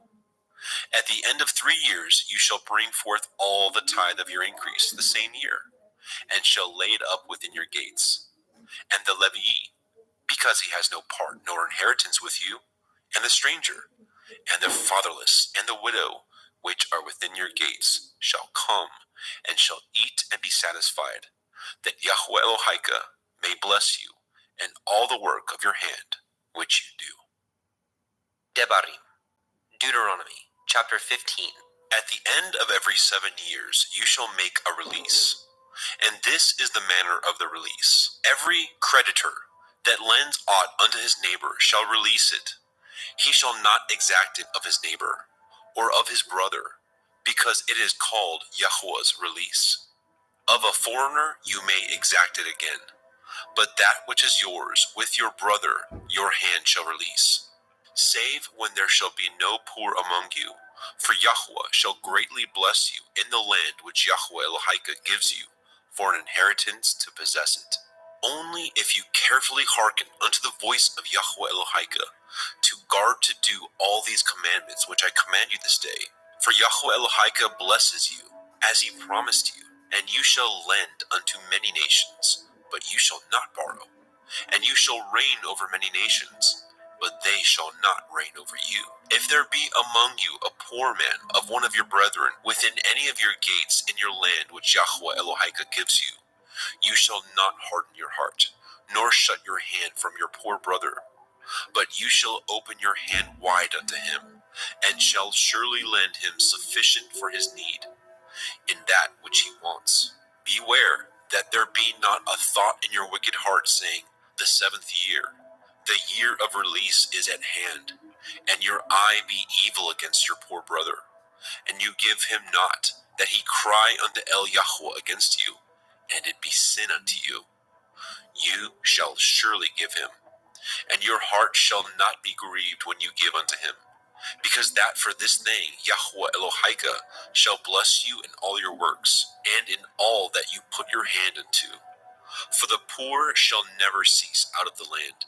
Therefore I command you, saying, you shall open your hand wide unto your brother, to your poor, and to your needy in your land. And if your brother, an Ivri man, or an Ivri woman, be sold unto you, and serve you 6 years, then in the 7th year you shall let him go free from you. And when you send him out free from you, you shall not let him go away empty. You shall furnish him liberally out of your flock, and out of your floor, and out of your winepress, of that wherewith Yahweh